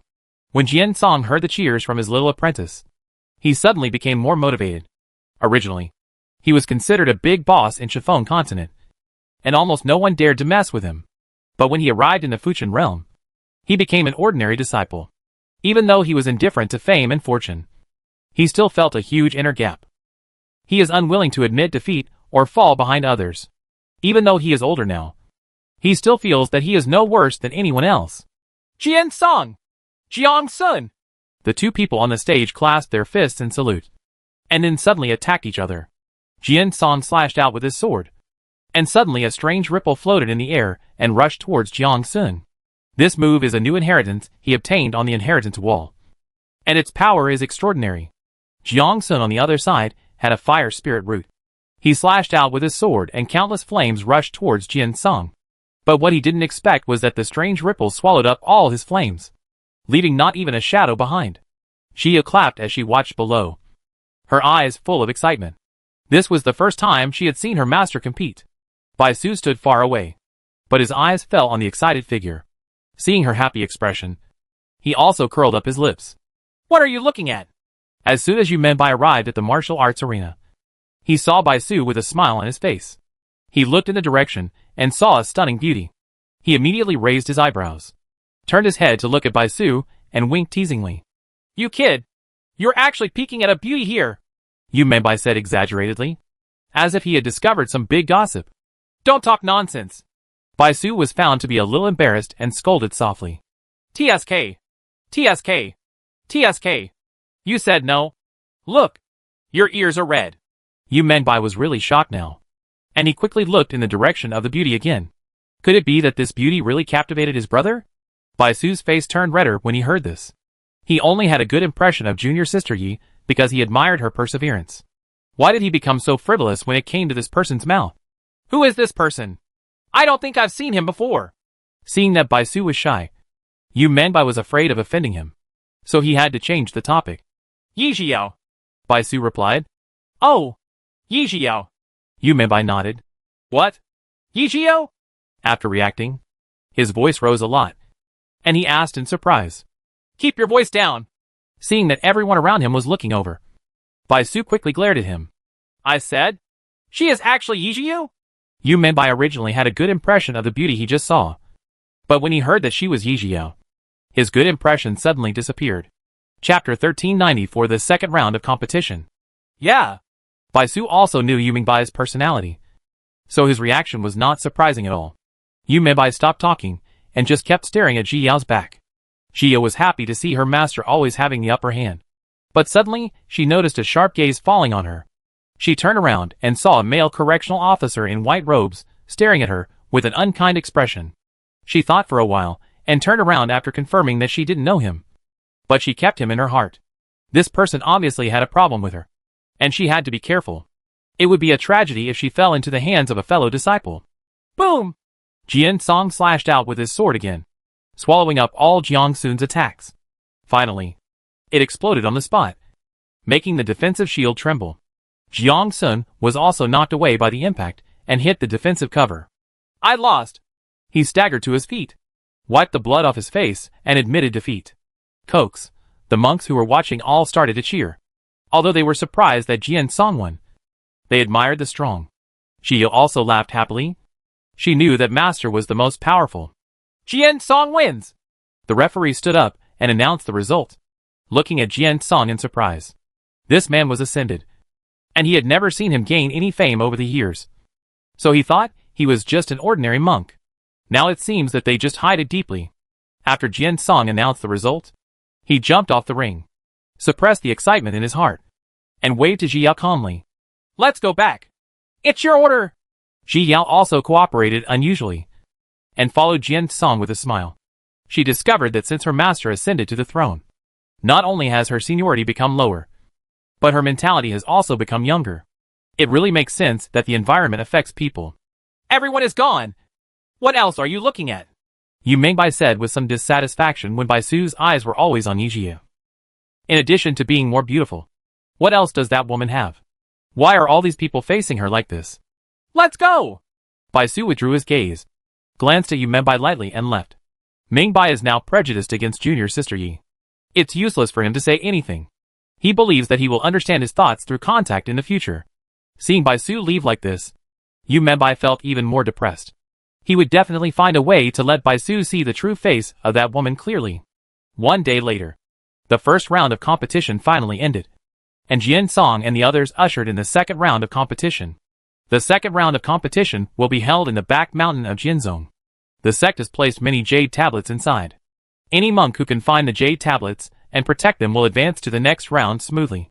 Here, the competition rules have also changed. The competition between the monks ends at the point. As long as one party is injured, that party will be eliminated. The purpose of this is also to prevent the disciples from suffering too much damage and to preserve their strength. For this second round of competition, the sect leader and several peak leaders were also present in person. I've met a few martial uncles. Lung Alphen quickly clasped his fists and saluted respectfully as soon as he saw the peak masters. Sect master, there is no need to be polite. Several peak masters smiled and helped Lung Alphen up. Uncles, please take a seat. Lung Alphen stood up and immediately invited several peak masters to take their seats. These peak masters are all in the tribulation stage and are the support of their sword sect. In addition to a few of them, there are still a few who are in retreat and want to attack the Mahayana. Chapter 1395 Appreciation. The peak masters were not polite and sat down directly. I heard that the sect master made a special case for a new disciple this time. A peak master went straight to the topic and asked as soon as he sat down. Yes, that disciple's name is Yi Xiao.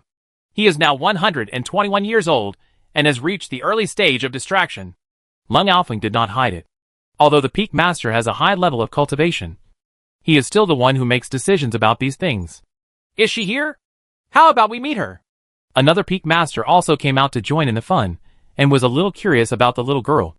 Mo Shangqing sat aside, and had already found the little girl in the crowd. Now that the competition has begun, the little girl is looking at the projection light screen nervously, fearing that her master will be eliminated. Of course you can.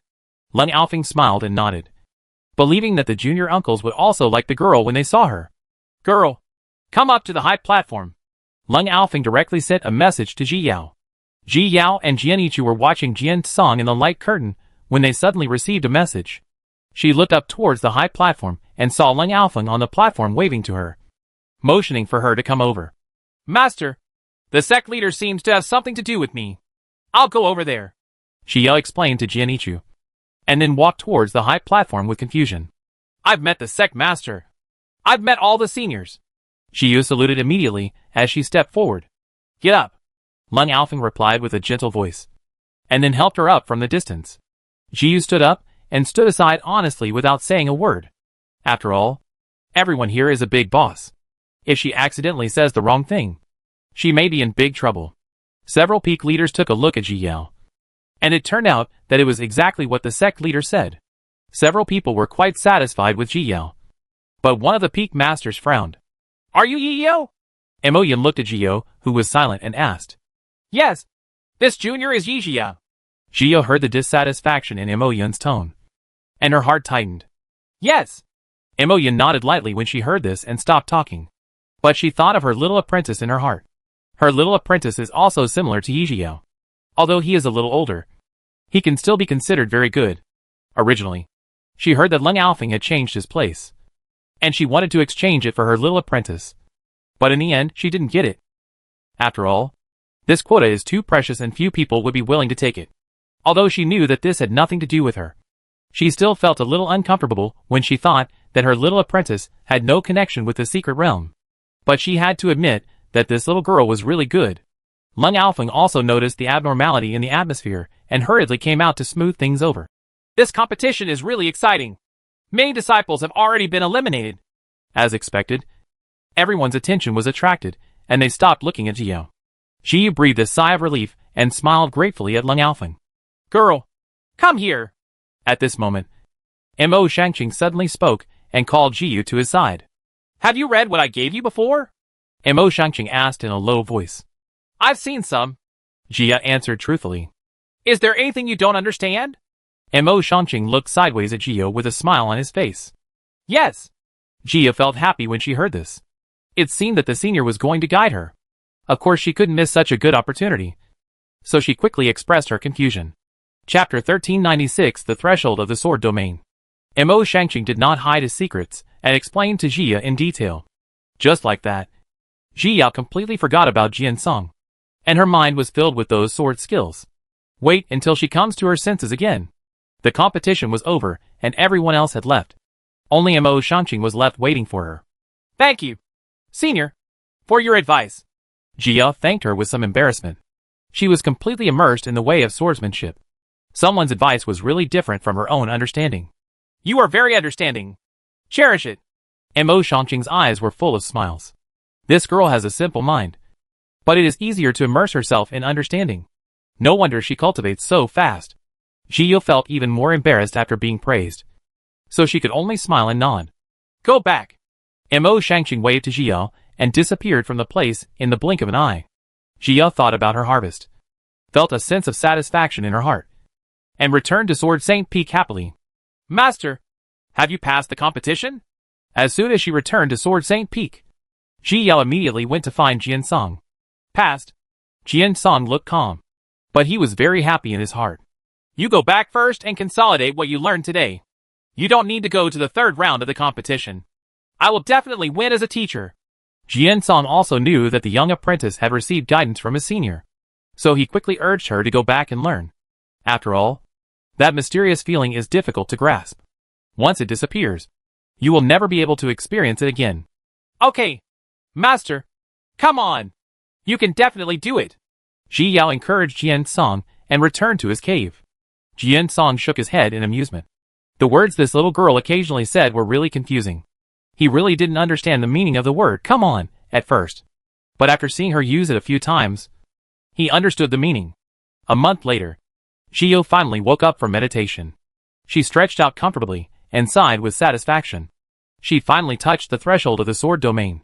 Although she hasn't truly understood it yet, it can greatly enhance her strength. She stood up excitedly, wishing she could fight with someone now to test her strength. Boom! At this moment, the Jinzone's wake-up bell rang, which was the signal to summon the disciples to set off. Xiyu did not dare to delay at the moment and rushed towards the meeting hall. When she arrived, many disciples had already arrived. For this trip to the secret realm, the sword sect has a total of 100 places, including Zhiyao. The number is 101. She took a quick glance and saw that the people here were all peak cultivators in the late stage of distraction. And she was the only one in the early stage of distraction. When Gio was sizing up others, they were also sizing up Gio. Seeing her cultivation, although everyone felt uncomfortable, they didn't say anything, as long as she didn't implicate them when the time came. Girl, come here! Jian Song called Ji Yao to his side. This trip to the secret realm was very dangerous, so he had to protect this girl. But he didn't expect that now he would actually enter the same secret realm as his young apprentice. Jian Song sighed for a moment. These years make people grow old. Everyone is here! Lung Alfing suddenly appeared on the front seat. He glanced briefly to make sure everyone was here before continuing to speak. I believe you have all heard about the dangers of Shura God's tomb. I hope you can help each other in the secret realm. No matter what happens, you must first remember that you are disciples of the same sect. The last thing Lung Alfing wants to see is for his disciples to kill each other. If a sect wants to be strong, its disciples must unite. Chapter 1397 Invitation. Disciple, obey! Everyone responded loudly. Uncle Qin, thank you for your help, Lung Alfing said to the uncle who was leading the team this time. Qin Jian shook his head lightly and left the hall with his disciples. He took out a spirit boat, directed everyone to get on board, and then rushed to the tomb of the god Shura. Lung Alfing watched the spirit boat gradually disappear, and secretly prayed in his heart that all the disciples would come back alive. Brother! Nangong Che finally rushed back to Nangong's house after a long journey. And Nangong Yu happened to return to Nangong's house because of something, and met Nangong Che. You are willing to come here!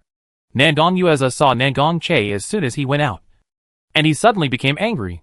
Even if this guy sins, he is still so unreliable.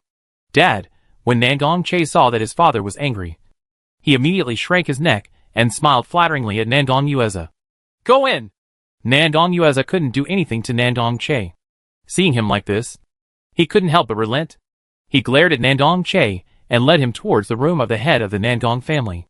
Nangong Che could only follow him obediently. But when he walked to Nangong Yu, he wanted to drag him in with him. Nangong Yu turned slightly and hid, watching him leave with an expressionless face. Nangong Che was so angry that he was so unsympathetic that he didn't help him block his anger. Nangong Yu was unmoved at all.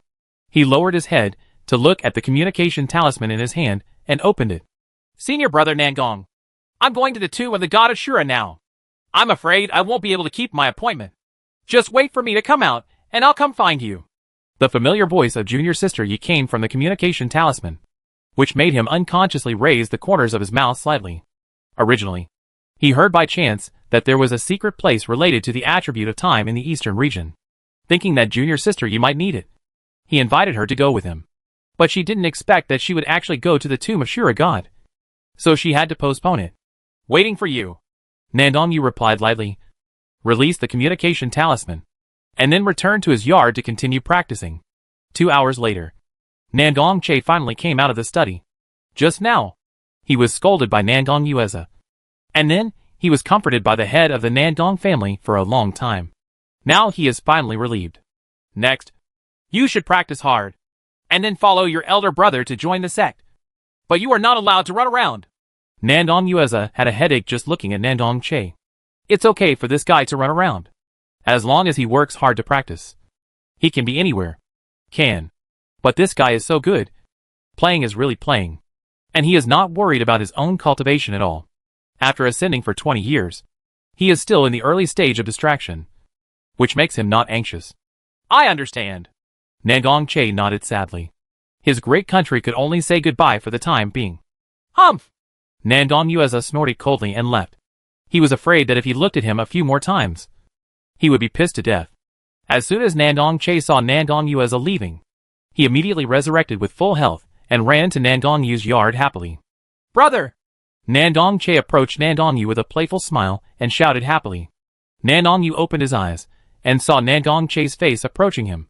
For the first time, the word, due to draw, appeared in his mind. He seemed to suddenly understand the reason why his parents usually took action. Brother! I haven't seen you for so long. Do you miss your handsome brother? Nandong Che tossed his hair coolly and asked narcissistically. Chapter 1398 Brother Nandong. Think! Nandong Yu softly uttered one word from his mouth. Nandong Che opened his mouth in surprise when he heard this, and stared at Nandong Yu with a ghostly expression. Beat you. Nandong Yu said the remaining two words slowly and expressionlessly, successfully making Nandong Che shut his mouth. Ha ha. Brother, you've learned too much. Nandong Che leaned on the stone table and rolled his eyes. He had heard from his father that his eldest brother had changed a lot. He didn't believe it at first. After all, the eldest brother he had seen since childhood was indifferent. Now he finally believes it. Big brother can joke now. But that has changed. Nandong Yu ignored him, took out the spiritual tea from the storage ring, and poured a cup for Nandong Che. He and Xiao Che haven't seen each other for a long time. Brother, when I first ascended, Chiffon continent was getting better and better. The Nandong family's status was still stable, and Xiaogu also made rapid progress. Nandong Che said to Nandong Yu while taking a sip of spiritual tea. Nandong Yu looked down at the tea leaves in the cup and didn't have much reaction. He had already heard these things from junior sister Yi, but he couldn't interrupt Xiao Che's interest. Also, hee, junior sister Yi you care about most. After saying this, Nandong Che smiled obscenely at Nandong Yu, deliberately not saying the rest, trying to whet his eldest brother's appetite. Unexpectedly, Nandong Yu was completely unmoved and didn't even look at him. Nandong Che's heart skipped a beat. What was the eldest brother's reaction? Could it be that his heart now belongs to someone else, and he was seduced by some foxy girl? Brother, you can't do this. Yao Yao is such a good girl. She is beautiful, talented, and has a good personality. She is the object of many people's admiration. You can't be deceived by those women outside. Mother said that women outside are the best at lying. Nandong Che was so anxious that his voice became much louder. Although he usually loved to quarrel with that girl, I really liked that little girl. He didn't want to see her hurt by his eldest brother. Nandong Yu frowned slightly when he heard this, not understanding what Nandong Che was talking about at all. Brother, tell me, who is that woman? I have to beat her into a pig's head. Seeing that Nandong Yu still didn't speak, Nandong Che thought he was acquiescing. He was so angry that he stood up and was ready to beat her. People, junior sister Yi has ascended.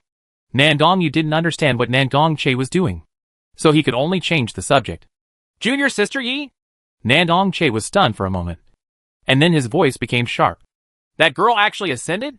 Well, now I'm going to the tomb of the god of Shura. Nandong Yu glanced at Nandong Che's cultivation. It seems that this guy has been just playing around for the past 20 years. Ahem. Brother, I'm going back to practice. Nandong Che suddenly sobered up when he thought of the scene where he was more than despised by that girl. Playing is all nonsense, but cultivation is still important. Well, let's go back. Nandong Yu nodded, took a sip of the spirit tea. What? I only recognize that girl as my sister-in-law, and our Nandong family only recognizes her as one sister-in-law. You have to remember that. Nandong Che walked to the door, suddenly paused and turned around and said, the Nandong family likes that girl from top to bottom, and they would not agree with anyone else. Nandong Yu said softly, yeah, then closed his eyes and continued practicing. When Nandong Che saw that his elder brother agreed, he finally breathed a sigh of relief and rushed back to practice. Chapter 1399 Reaching the Secret Realm. On the other side, Xiao and others finally arrived at the tomb of Shura God after 2 months of traveling. There are 8 major sects in the Northern Territory, ranked from high to low: Wantian sect, Sword sect, Qi sect, Fu sect, Xingyue sect, Tianji sect, Dan sect, and Hehuan sect. But now, several other sects have arrived early. Hey, senior brother Qin, you are finally here. Please let me wait.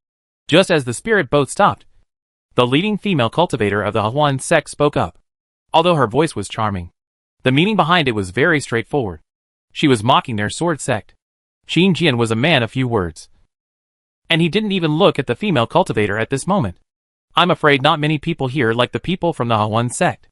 Jia looked at the rows of handsome men and beauties with some curiosity. Are these the monks who often appear in novels who rely on dual cultivation to advance? As expected, all of them are outstanding-looking people. Hey, when did Jian Zong have such a peerless beauty? The female cultivator suddenly spotted Ji Yao in the crowd, and her eyes suddenly lit up. What does it have to do with you? Qin Jian stood in front of Xiao and blocked her. This girl is the sword sect's treasure, so she can't be taken care of by this old witch. Little girl, do you want to come to our Hawan sect? I'll keep it safe so you can advance quickly. The female cultivator glared at Qin Jian teasingly and joked. She also knew that these people didn't like them, but she just wanted to deal with them. Ignore her. Qin Jian turned around and told Xiao, then lowered the spirit boat and found an open space to wait for the secret realm to open. Since their arrival, almost all eyes have fallen on Ji Yao. This is not because she is beautiful. After all, people in the world of cultivation are not that superficial, and appearance can only be a plus. The reason why they looked at her was because of her cultivation in the early stages of distraction. Ji Yao also looked at the monks around her at this time, and all of them were at the peak of their late-stage distraction. You must be careful after entering. If possible, don't stray too far from your master. Jian Song began to worry when he saw this situation. If those people target the young apprentice, that will be troublesome. Ji Yao nodded, facing the probing eyes of those people, praying in her heart that the secret realm would be opened soon. She didn't want to be looked at as a monkey. This woman must taste good. A male cultivator from the Hawan sect touched his chin, looked at Ji Yao up and down, and finally his eyes rested on her face. Isn't that right? When the time comes Another male cultivator nodded in agreement. They have encountered such a top-quality person. It seems that the trip is worthwhile. The leading female cultivator of the Hawan sect also heard her disciples' conversation, but she did not stop her. Instead, she raised the corner of her mouth. 3 days later, the secret realm finally appeared. Boom! There was a loud noise in the air, and a black door suddenly appeared. Jia looked at the door, and her heart tightened. How could it be exactly the same as the door that appeared when she used reincarnation? All disciples with wooden signs, please go in. The leading monk of Wantian sect finally spoke. As soon as he finished speaking, a group of people flew towards the door. They came to the gate, took out the wooden sign, and placed it on the gate. Suddenly, a black smoke emitted from the door and enveloped the monk. The monks all entered the gate through this method. Jia followed Jian Song and also came outside the gate. She followed their example and put the wooden sign up. Chapter 1400 Entering the Secret Realm. Suddenly, a black smoke that made her feel more intimate appeared, shrouded her, and disappeared from the place with her in just a moment. The monks went in one after another, leaving only a few leading monks waiting outside. Some of them met to play chess, and some chose to meditate and practice on the spot. After all, this trip to the secret realm would last 10 years, and it would not work to just wait. When Jian Song entered the secret realm, he looked around at the crowd and found that there was no disciple there. His heart suddenly tightened. Everyone is here. Why is his little apprentice missing? Not only Jian Song, but also Bai Su and Yu Meibai noticed it. They both frowned, one out of worry, and the other out of curiosity. However, this did not affect other people. Everyone chose a direction and left at will. Some monks chose to be alone, while others chose to go together. Jian Song lingered in place for a while, never waiting for Ji Yao, and finally left. That little girl always deviates from the ordinary path, and she may have gone to the secret realm now. Yu Meibai and Bai Su left last. They chose to go together first and then separate. Ji Yao, who was being cared about by Jian Song on the other side, had indeed arrived in the secret realm at this time. As soon as she landed, she found herself on a stone bridge. Jia looked around and found that she was alone. She raised her eyebrows in confusion. Didn't she mean that this secret realm was not randomly teleported? Why is she still the only one here? Jia looked around with her consciousness, and finally confirmed that there was really no one else around, and she was the only one who was teleported here alone. She pursed her lips, and since she couldn't figure out the reason, she didn't want to think about it. She chose a random direction, and flew over based on her intuition. Not long after, she arrived outside a house. Jia looked at this slightly unexpected building and frowned in confusion. There are flowers and plants everywhere around here. But you can't tell it's a cemetery. It's just that the house is too exquisite, and it's extremely weird to put it here. Xiao did not dare to approach rashly, so she could only use her spiritual consciousness to look at the house first. Xiao couldn't see the material of the house, nor could she see the scene inside the house, because the house was isolated from spiritual exploration. Is there anyone inside? Xiao asked loudly, holding the yuan in her hand as she cautiously approached the house. Not surprisingly, there was no response from the house. Then shall I come in? Xiao asked tentatively, then attached a lot of high-level diamond talismans to her body, and then activated the defensive spirit hairpin given to her by Nangong Yu. After making all preparations, Xiao cautiously opened the door. The moment she opened the door, Xiao immediately stepped aside, fearing that something would come out of the door. After all, this is a cemetery, and Xiao's heart is still fuzzy, afraid of encountering ghosts again. But after the door was opened, nothing unusual happened. Xiao did not relax her vigilance and stepped cautiously into the door. As soon as she entered the door, she saw an altar placed in the center of the hall. There was a tablet on the altar, and a portrait hung on the wall behind the tablet. Only a blurry back figure can be seen in the portrait, standing on a small boat in the background, surrounded by cliffs. Xiao just looked at it a few more times. Then she felt her head hurt, and quickly looked away. Chapter 1401 Summoning. Xiao could only turn her eyes back to the tablet. It was blank. Not even a name. She then moved her gaze to the altar. In addition to some spiritual fruits, there was also a jade box on it. There is a piece of rune paper affixed to the outside of this jade box, and the runes drawn on it have not been seen by Xiao before. Xiao looked at the jade box, but had no desire to open it. Usually there are some inexplicable talismans on the boxes, but the contents inside are not good. She looked away and continued walking into the room. Hiss! A regretful gasp suddenly sounded from somewhere in the tomb of Shura God. A shadow floated out, looking anxiously at the light screen. And what was displayed on the light screen was the house where Xiao was located. Why is this girl so ignorant? Shuang saw Xiao not touching the jade box, and kept spinning in circles anxiously. He had been waiting for hundreds of millions of years, and finally met a monk who really understood the concept of life and death. But he did not expect that the other monk was completely ungrateful, and would not touch the jade box at all. If he didn't dispose of the jade box this time, he didn't know how many billions of years he would have to wait. Helpless, he could only consume his own energy, and use his mental power to send signals to Xiao. Xiao, who was checking the room, suddenly felt a strong call coming from the jade box. Xiao's heart trembled. Not only did she have no intention of checking the jade box at this time, but she was even more afraid of it. It is actually a bit scary that it can issue such a call and let people get close to it. After all, she is not the kind of person who would summon a baby. So touching this thing will definitely bring bad luck. Thinking of this, Xiao checked faster.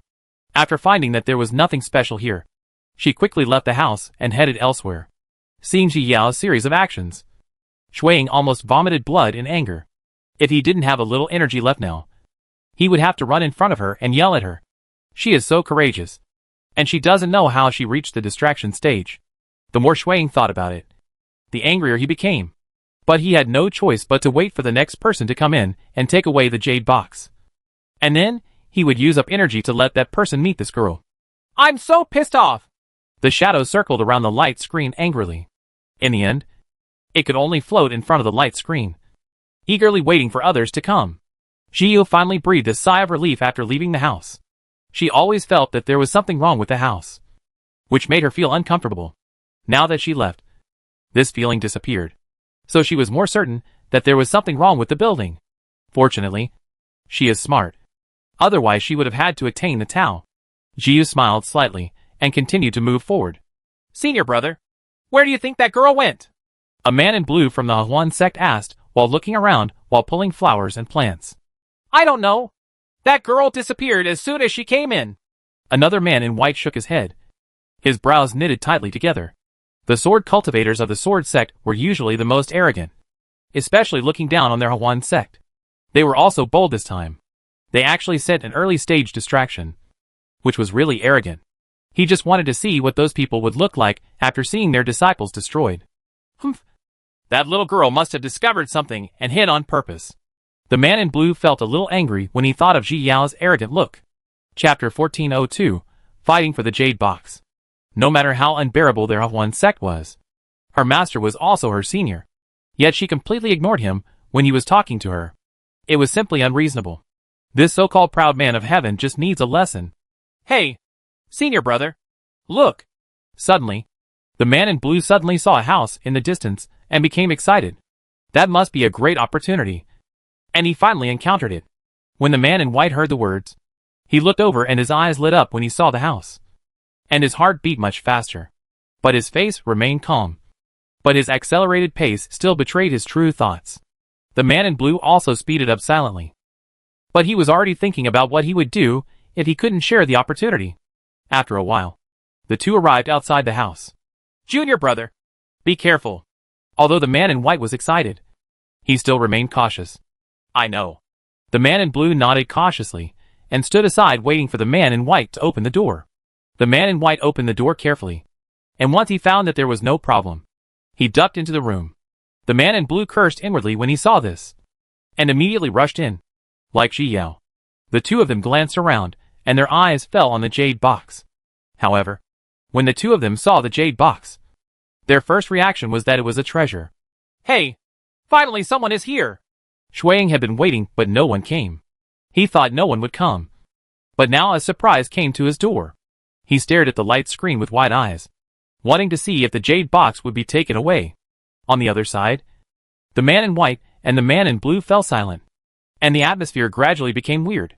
They were all looking at each other with their peripheral vision, thinking about what to do next. Junior brother, why don't we look for other treasures in this room and distribute them finally? The man in white spoke first, breaking the silence between the two. You all listen to senior brother. The man in blue smiled and nodded, with a simple and honest look on his face. The man in white also smiled, turned around, and walked towards the room inside. Seeing this, the man in blue raised his lips and smiled, with a flash of ridicule in his eyes, and reached out to touch the jade box. Poof! Suddenly, a golden dart pierced his neck directly, and blood immediately flowed out of his neck. The smile froze on his face, and he fell down. Nascent soul also ran out of the sea of consciousness and wanted to leave the house. The man in white snorted coldly and fired another golden dart, directly destroying the nascent soul. He looked at the man in blue who was staring at him on the ground and cursed in his heart for being stupid. The other man really treated him as a fool and thought he was the only smart one. After destroying the body of the man in blue, the man in white looked at the jade box, his heart pounding. He stretched out his hand towards the jade box slightly nervously, and finally took it into his hand easily, until he got the jade box in front of him. The man in white couldn't believe it. Could it be that it was too easy to get this treasure? He looked at the jade box, swallowed, and reached out to take off the talisman on it. But no matter how hard he tried, the jade box couldn't be opened, and the talisman on it didn't move at all.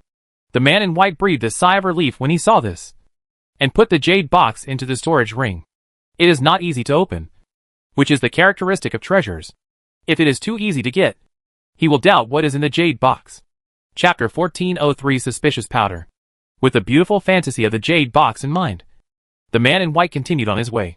Having long forgotten about the junior brother, Shuang witnessed the whole process, and just snorted coldly but didn't say much. This kind of situation where the same students are fighting is too common. He would be surprised if the two of them were polite to each other.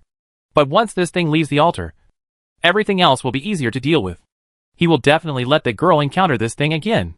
Beautiful girl. Look, there is a mysterious flower there.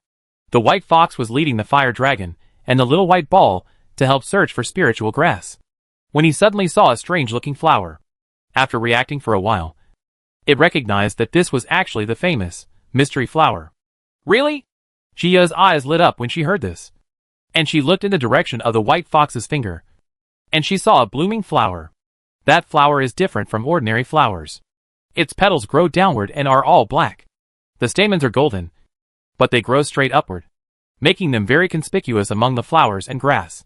This appearance is consistent with the description of the mysterious flower. There is no way it can be wrong. The mystery flower is actually not particularly useful. The function of this thing is rather unique. It is mainly able to hear other people's mysteries, that is, being able to detect other people's inner thoughts. However, this kind of thing is only valid for 1 hour. Once the time has passed, it will become an elixir and can be added to the elixir to improve its quality. Although its function is expensive, the price of mystery flower is still high. Especially many disciples from big families like to buy this thing. As for the role, they can only ask themselves. And this flower was in front of Jiu's eyes. It was a shining spiritual stone. She doesn't need to know what others think. But she needs money. The prices in the upper realm and the lower realm are completely different. She has been reduced from a rich woman to a petty bourgeoisie. If she doesn't work hard to make money, she will probably be a poor household. Jiu used her spiritual consciousness to carefully search around the mysterious flower to see if there were any monsters. Suddenly, a strange footprint caught Jiu's attention. The footprints were not big and looked similar to human footprints. But there was some strange powder in the footprints. Jiu frowned and threw a piece of grass at random. Unexpectedly, as soon as the grass came into contact with the powder, it was instantly melted and turned into a pile of the same powder. Her heart sank. What kind of poison is this? How domineering. Roar, seeing how powerful the powder was. The fire dragon sprayed fire towards the footprints, instantly surrounding them. Jiu was also observing carefully. After the fire disappeared, she looked into the footprints, only to see that the powder had increased. Upon seeing this, the fire dragon wanted to breathe fire again, but was quickly stopped by Jiu. This powder was so evil that everything could be assimilated by it. If they attack without reason, they can only send nourishment to the other party. Jiu frowned. It seemed that she could only carefully avoid the footprints. Thinking about everything, Jiu carefully walked around the footprints, trying to get close to the mysterious flower through other places.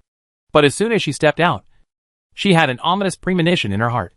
Jiu quickly retracted her feet and stepped away, only to see that the same powder as the footprints appeared in the place where she just stepped out.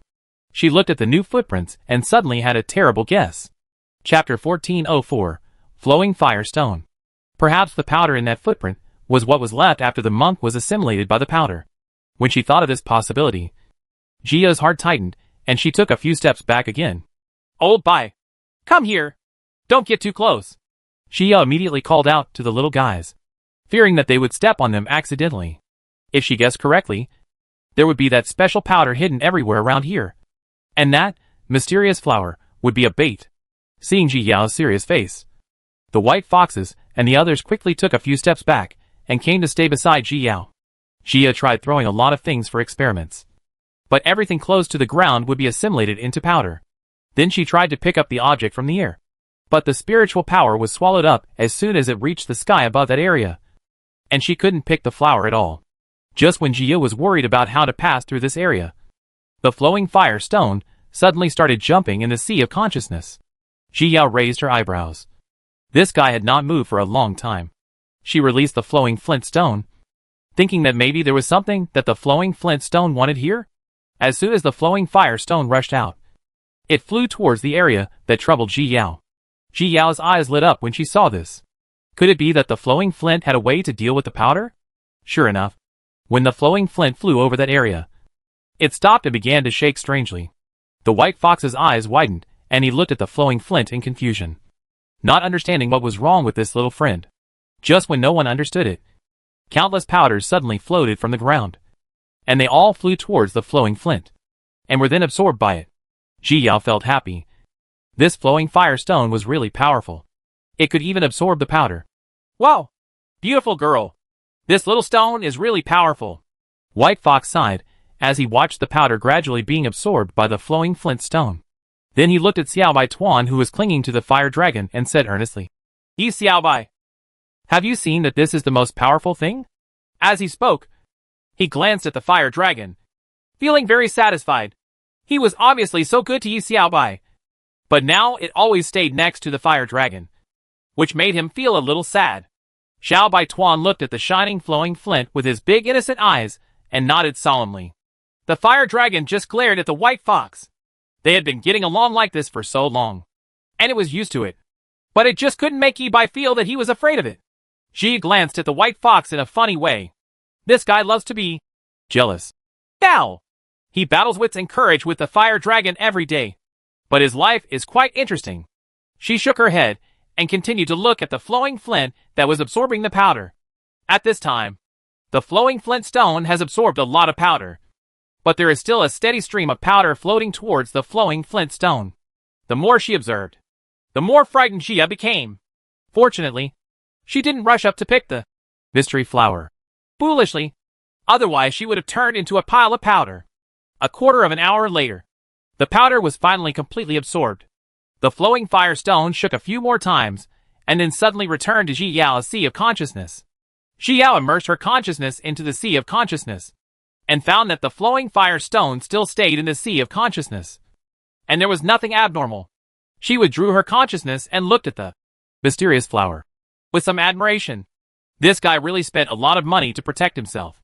But now, she is about to destroy the flowers. Chapter 1405 Trouble is Coming. She curled her lips and smiled, and threw another spirit stone around the Chuanji flower. This time, the spirit stone fell to the ground without any reaction and lay there motionless. Seeing this, Ji Yao finally breathed a sigh of relief. It seemed that the powder had been absorbed completely. She gave Flowing Stone a thumbs up in her mind, carefully approached the mystery flower, and after carefully uprooting it, Ji Yao put it into the portable medicine garden in the storage ring. Over the years, she has found many precious elixirs, and they are all growing well in the medicine garden. Ji Yao nodded with satisfaction, took the medicine garden back into the storage ring, and then carefully left with the white fox and the others. Gaw!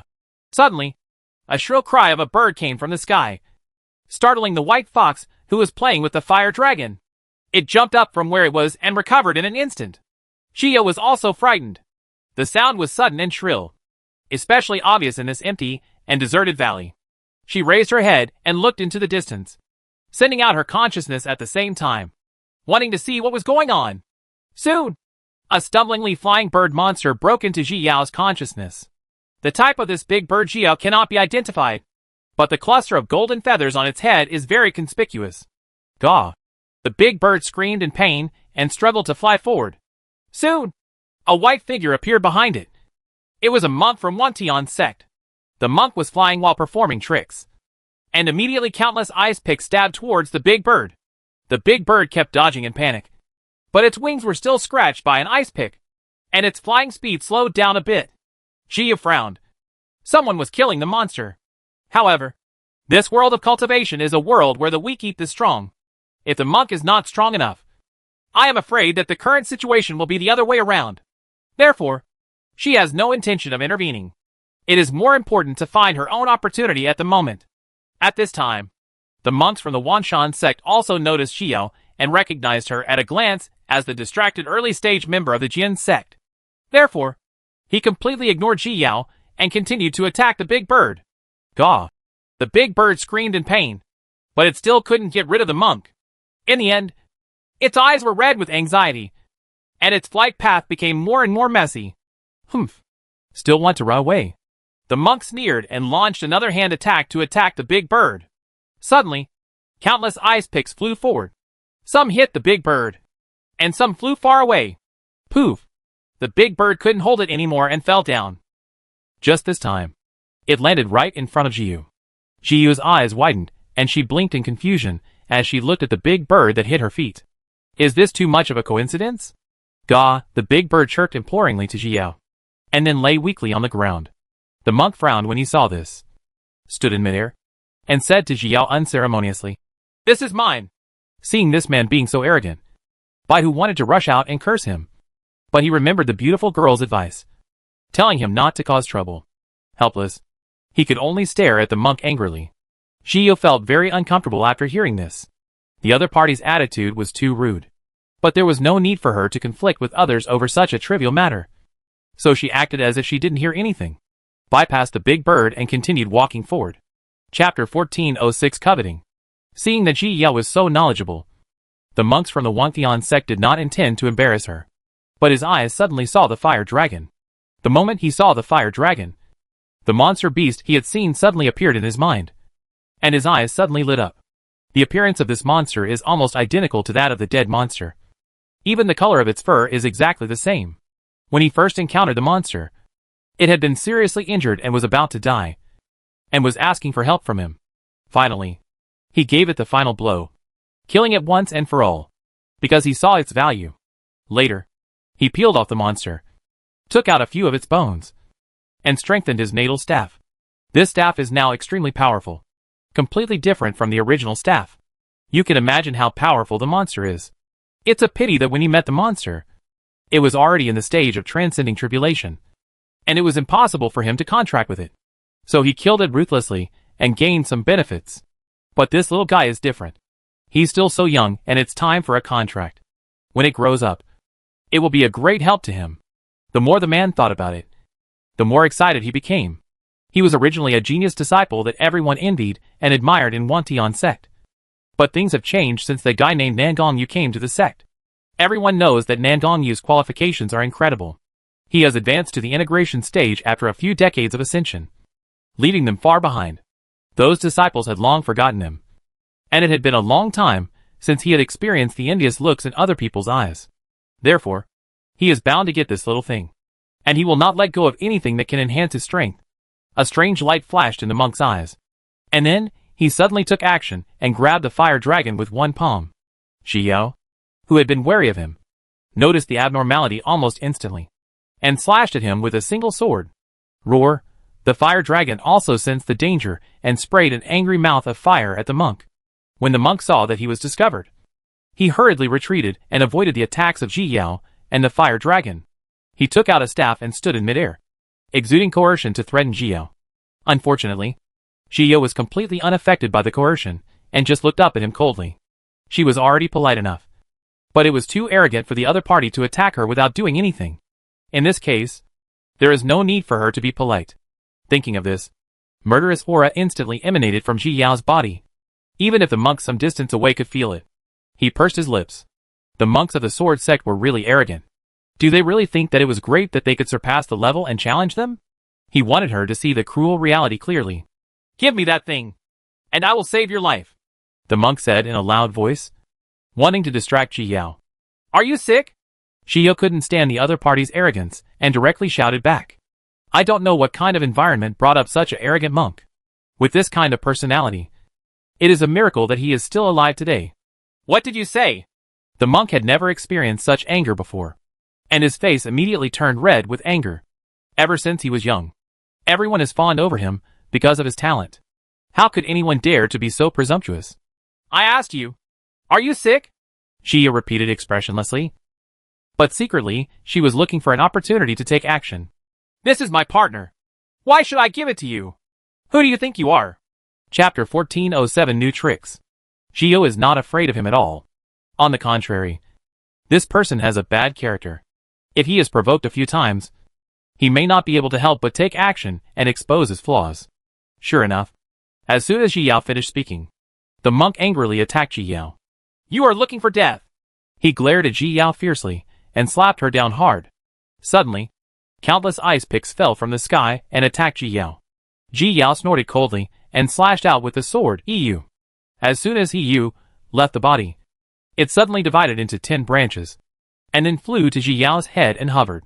She looked up at the ears that formed a barrier, and was curious about its power. This was a new trick she realized when she was taught by Senior Mo Shangqing.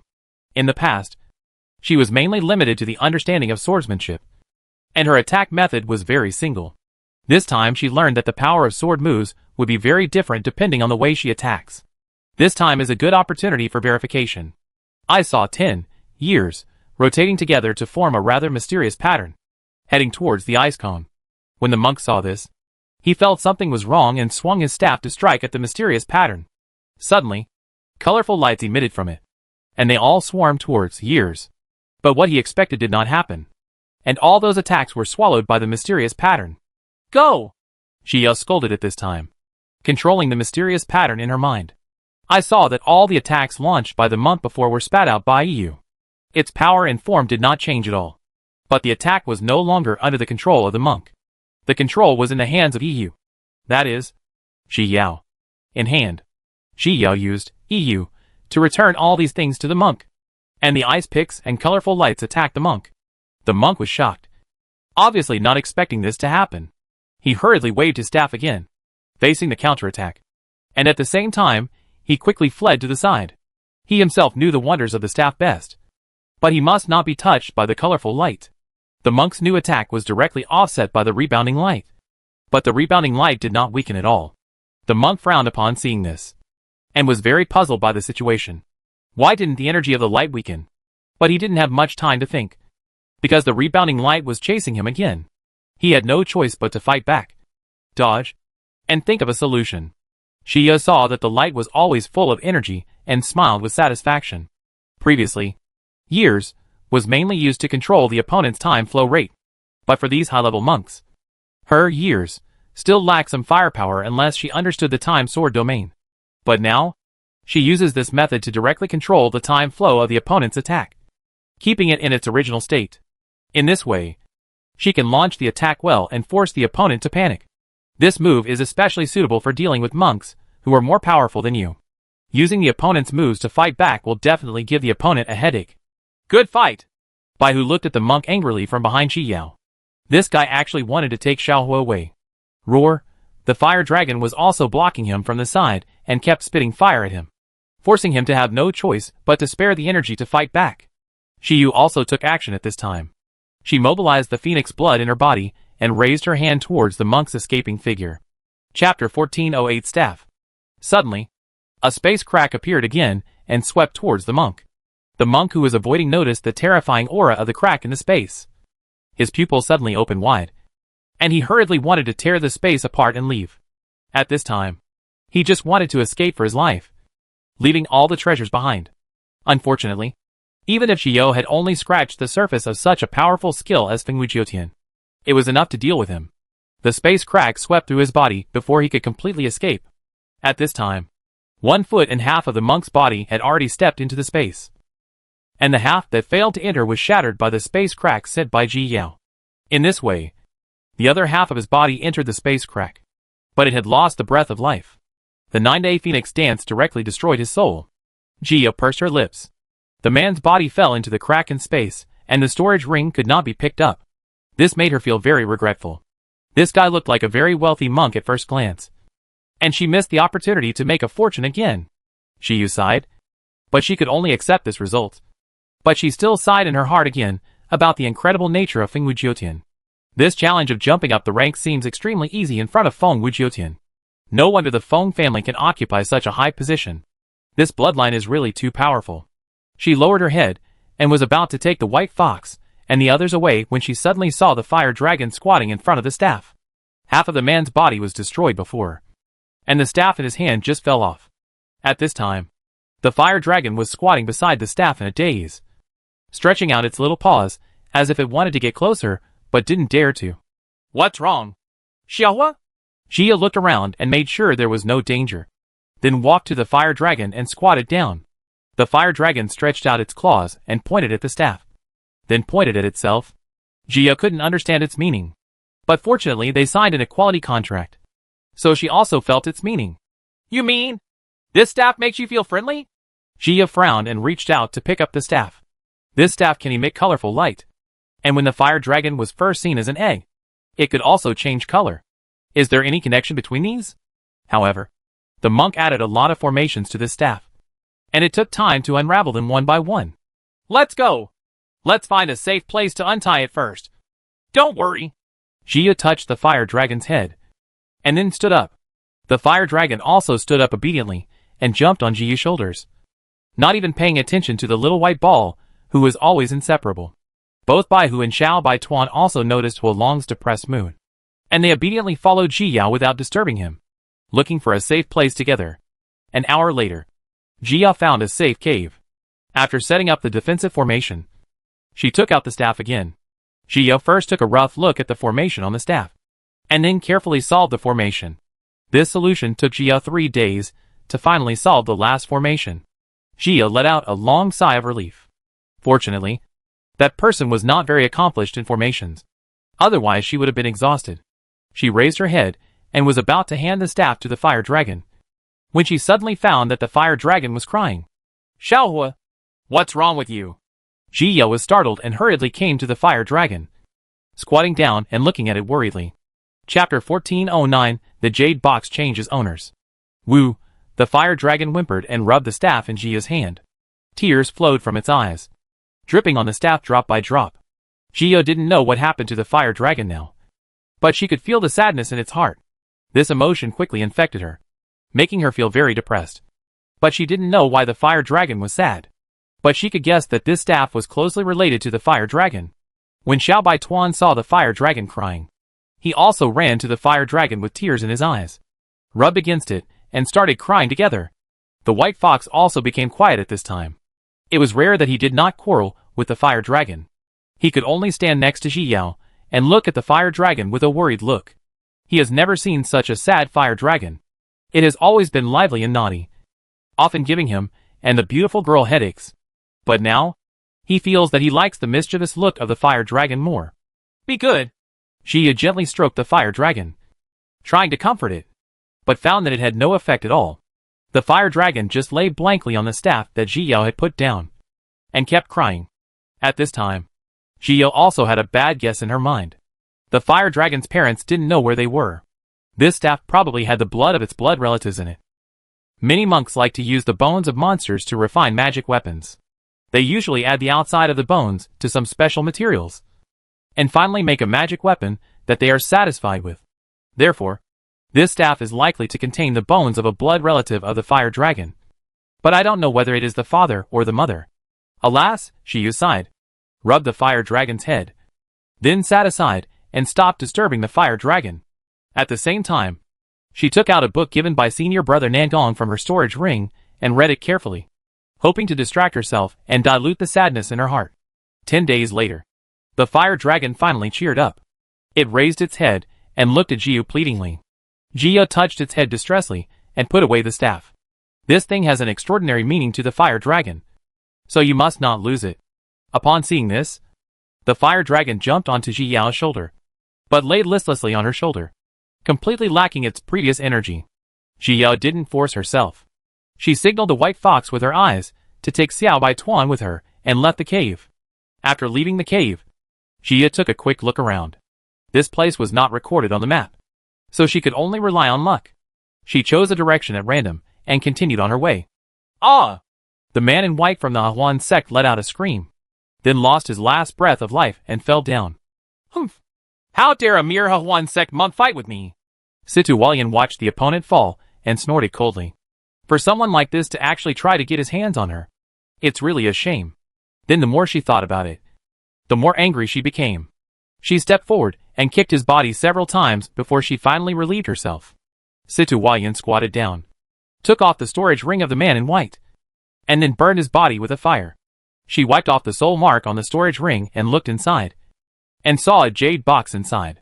Her eyelids twitched, and she instinctively felt that this jade box was not simple. She looked around and took out the jade box after making sure no one was there. Situ Walian looked at the talismans on the jade box carefully and suddenly frowned. This talisman looked very familiar, as if she had seen it somewhere. Chapter 1410, Angry Heart. Situ Walian quickly searched for relevant memories, and finally remembered it. She had seen a similar talisman in an ancient book, and the patterns on it were very similar to this one. But that talisman is a suppression talisman. I wonder if this talisman is the same. Situ Walian was a little hesitant. If this was also a suppressing talisman, there must be something bad in it. But if she didn't open it, she would feel itchy in her heart. And she wasn't completely sure that it was the suppression talisman. After struggling for a while, Situ Walian's curiosity still defeated his reason. After all, the opportunity was right in front of him, and few people could withstand the temptation. She found a safe place, and began to unlock the talisman according to the methods recorded in ancient books. However, she was not sure that she could solve it, so she could only try her best. About an hour later, she finally untied the talisman. The lines on it disappeared in an instant, and the talisman paper also turned into ashes. The jade box was placed in front of him. Situ Walian swallowed nervously and stretched his hand towards the lid of the jade box. Shuang had just emerged from the hole and wanted to see where the boy had sent the jade box. But he saw Situ Walian about to open the jade box. Stop! Seeing this, Shuang's soul almost flew away, and he immediately used his energy to transmit the words to Situ Walian's ears. A sudden roar came to Situ Walian's ears, which startled her, but she still opened the lid of the jade box. It's over! When Shuang saw the jade box being opened, he closed his eyes in despair. Could it be that after hundreds of millions of years of protection, it will end in failure? At this moment, The shadow became a little more transparent, and the eyes lost their luster. Situwalian on the other side was shocked by the contents of the jade box. It actually contained a beating heart. She suddenly had a bad premonition in her heart, and her heart was suppressed. She knew what it would be just by thinking about it. Situwalian gritted her teeth and stretched out her hand to close the lid. But the jade box could not be closed anyway. Plop! Plop! The heart was beating faster and faster, and the sound was getting louder and louder, making her heart beat faster and faster. Calm down! Situwalian tried hard to calm down the panic in his heart, and kept thinking about how to solve it now. She took out a dagger from the storage ring, held it in her hand, and glanced at her heart nervously, then stabbed it into the heart with a cruel heart. But the bloody scene as imagined did not appear, and the dagger could not be inserted at all. Situwalian didn't believe in evil and inserted it again, but the ending was still the same. She released her strange fire again, trying to burn out her heart, but it still had no effect. Seeing that these methods were useless, Situwalian also tried her best to fight against the heart, using all the methods she could think of. In the end, the cave almost collapsed, but the heart was still in good condition, with no damage at all. Huh? Situwalian's face turned red with anger. He threw the jade box directly to the ground. This heart was so deceptive that it couldn't be damaged by any means. The jade box fell, and the heart rolled out of the jade box, rolling in one direction. Seeing this, Situwalian's eyelids twitched, and she felt a little uneasy. She bent down to pick up the jade box, and then immediately chased after the heart, trying to put it back. Chapter 14:11 A loud noise. But the heart kept rolling forward, and actually knew how to bypass Situwalian's feet, and continue rolling forward. Situwalian tried to reach out to grab it, but as soon as she touched the heart, it slipped out of her hand, and rolled forward again. Why is this thing so slippery? Situwalian frowned depressedly, and chased towards his heart again. She didn't believe it. She was at the peak of the late stage of distraction. Could it be that she still couldn't grasp a heart? Unfortunately, it turns out that her late stage distraction is of little use, and she really can't grasp the heart. She also went from confident at the beginning to angry, and finally calm and numb. But she didn't give up on that heart, because combined with the suppressed heart, she knew it was evil at a glance. If we just ignore it, the consequences may be disastrous. In this way, Situwalian began her arduous pursuit. At this time, she only had her heart in her eyes, and she ignored all other opportunities. Gradually, many monks noticed this female monk running after something. At first, everyone thought they had discovered some big treasure and chased after it, until they discovered it was a strange heart. Everyone lost interest. Everyone looked at Situwalian as if they were a fool. This man actually ignored the opportunity and chased that heart.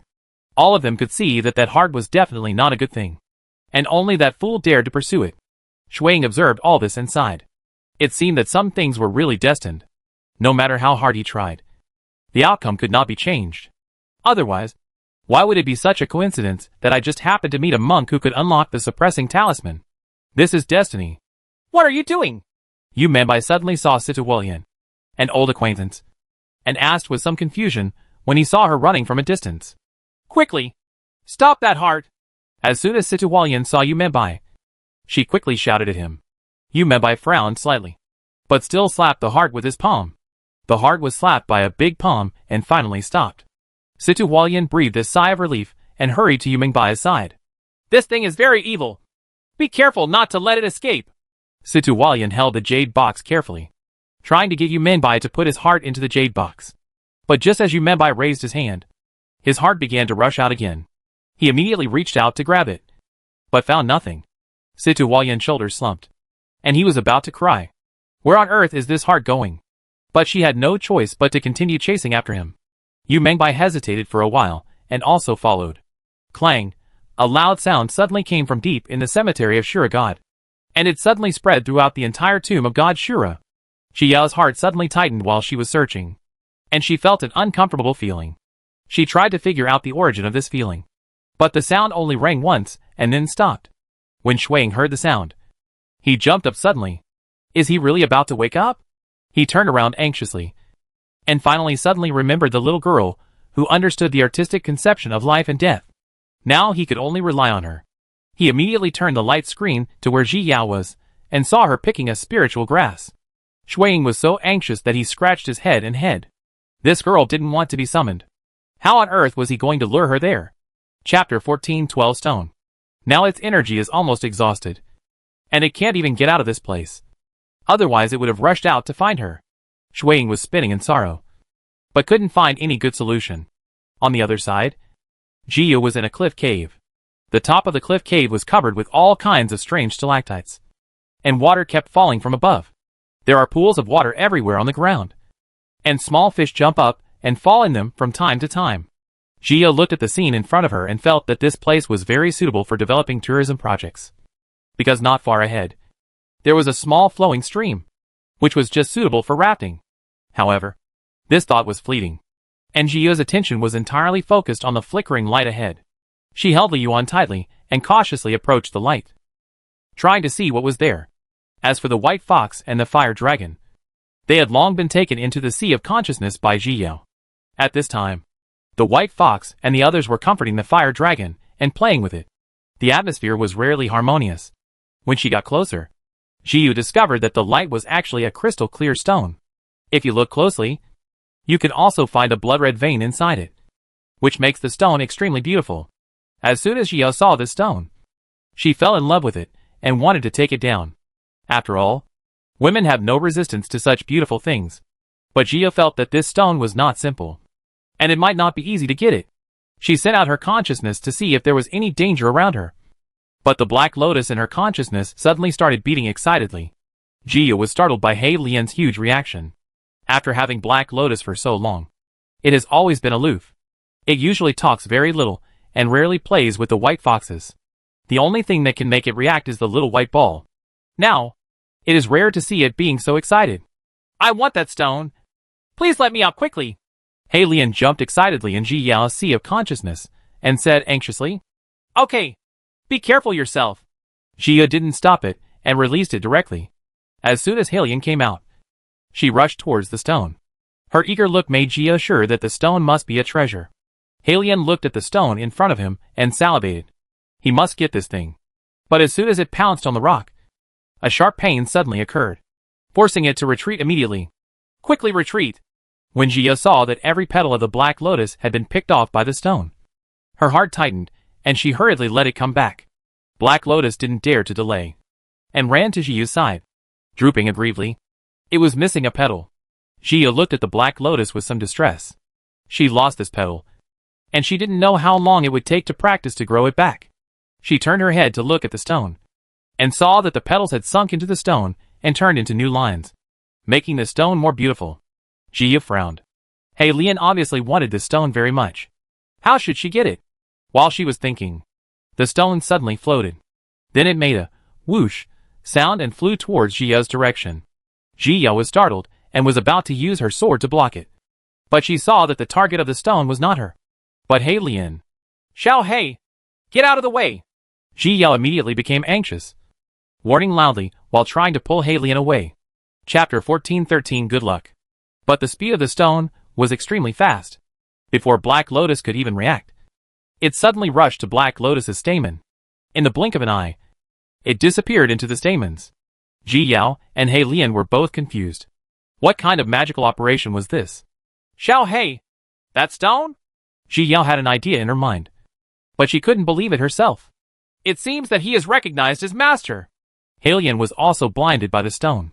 Even when Jiyu called it Xiao He, it didn't notice. Really? Jiyu's eyes widened in surprise.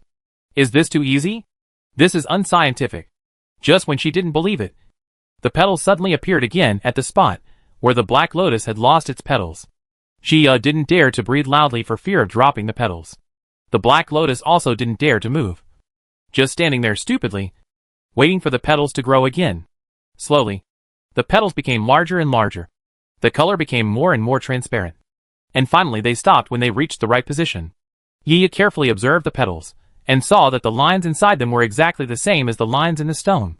They must have been transformed by the stone.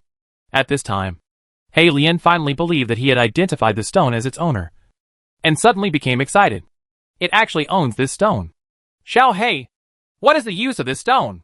Seeing He Lian being so excited, Jiyu could guess that He Lian knew the use of the stone. You are Xiao He, and your whole family is Xiao He. He Lian finally noticed Jiyu's title. and immediately turned violently.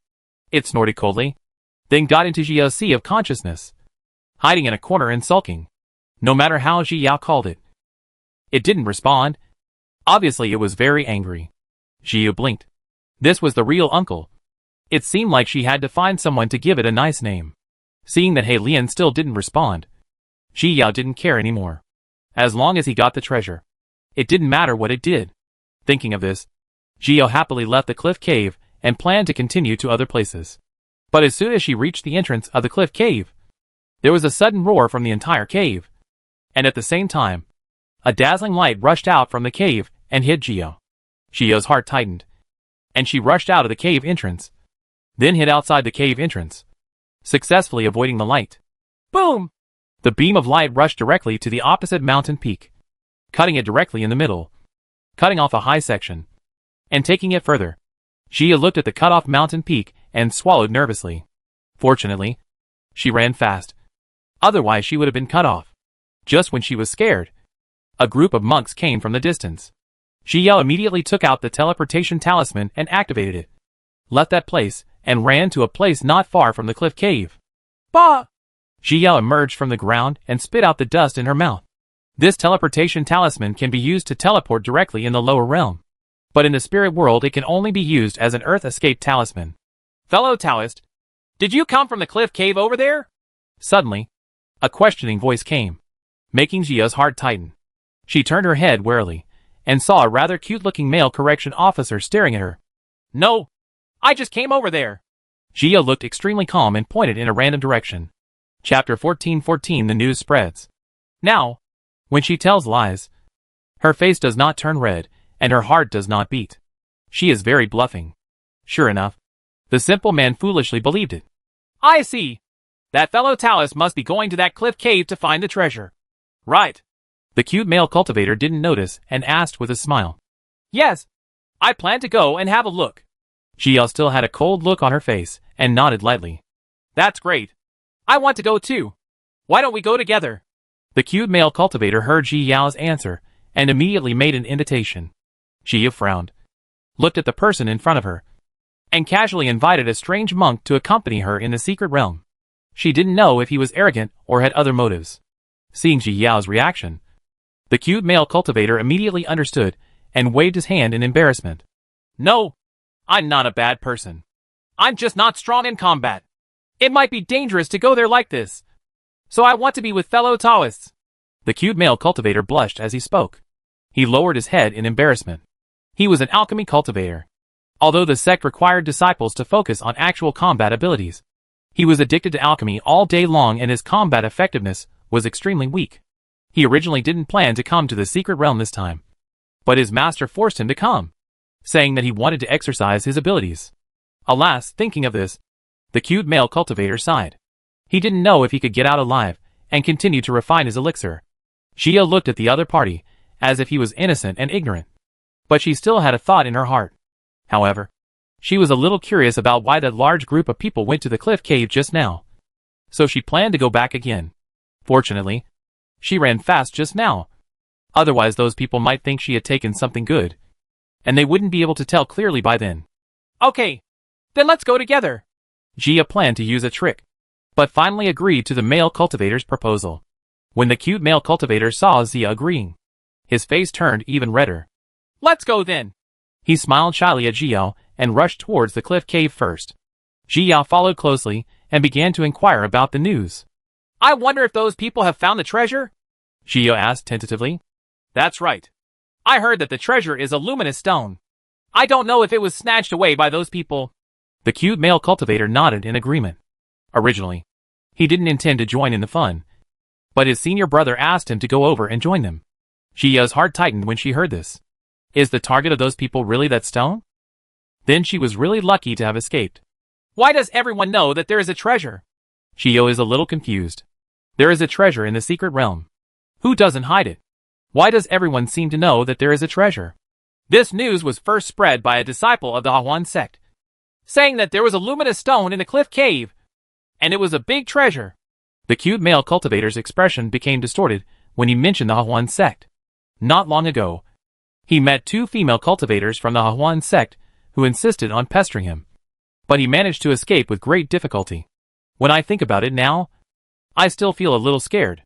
The Huan sect found that the treasure should not be hidden and tucked away. Xiyu became even more confused after hearing this. It is said that there were several disciples of the Wantian sect in the cliff cave at that time. Several disciples of the Huan sect fought with them, but were defeated. In the end, only one monk escaped using the teleportation talisman, and the others all died. So, as soon as he escaped, he spread the news around and wanted revenge. The lovely monk patiently explained to Xiyu. Chapter 1415 Turnaround. That's it. Xiyu nodded with sudden realization. No wonder this news would spread. The monks of the Huan sect obviously spread the news with the idea that they could not get it and others could not get it. However, when she went to the cliff cave, she did not find any monks from the Wantian sect. Nor did she notice any signs of fighting. But the stone is still there. So where have those monks gone? Look! We're here! Just as Xiyu was thinking, the cute male cultivator reminded him happily. Xiyu looked up and saw that there were already people standing outside the cliff cave. Probably dozens of people. It seems like this news spreads really fast. But the light in the cliff cave has not dissipated. And these people do not dare to act rashly. They are all waiting for the opportunity to take action outside. Fellow Taoist, my senior brother is over there. Do we want to go there together? The cute male cultivator invited Xiyu and scratched his head in embarrassment. Xiyu saw that there were no monks from the sword sect here. Then agreed and followed him to the Dan sect's team. Most of the people in Danzong were peaceful and had good relations with several sects. So they did not reject Xiyu's arrival and greeted her in a friendly manner. Xiyu pretended to be completely ignorant of the situation here and asked about the situation. She learned that this was what the place looked like when these disciples arrived. Previously, some disciples went to break into the cliff cave without believing in evil. But as soon as they were touched by the light, they were immediately killed by the light, leaving nothing behind. Hearing this, Xiyu frowned. Could it be that those monks from the Wantian sect were killed by this light? So they didn't leave any traces? Otherwise, they wouldn't be able to put down their treasure and leave the cliff cave. Right? She raised her eyes to look at the cliff cave, only to see that the light in the cliff cave was getting lighter and shallower, as if it was slowly dissipating. The onlookers were also overjoyed and were ready to rush in at any time. When the light completely dissipated, everyone rushed in eagerly. Ji Yao fell at the back because she knew that the thing had been collected by Black Lotus, and these people couldn't find it at all. However, how this light was emitted aroused her curiosity. The stone has been taken away, so it is definitely not that stone that emits light. Maybe there was something she hadn't discovered yet? Why is there no more? Where's the stone? It must have been taken away by those from Wantian sect. That's unreasonable.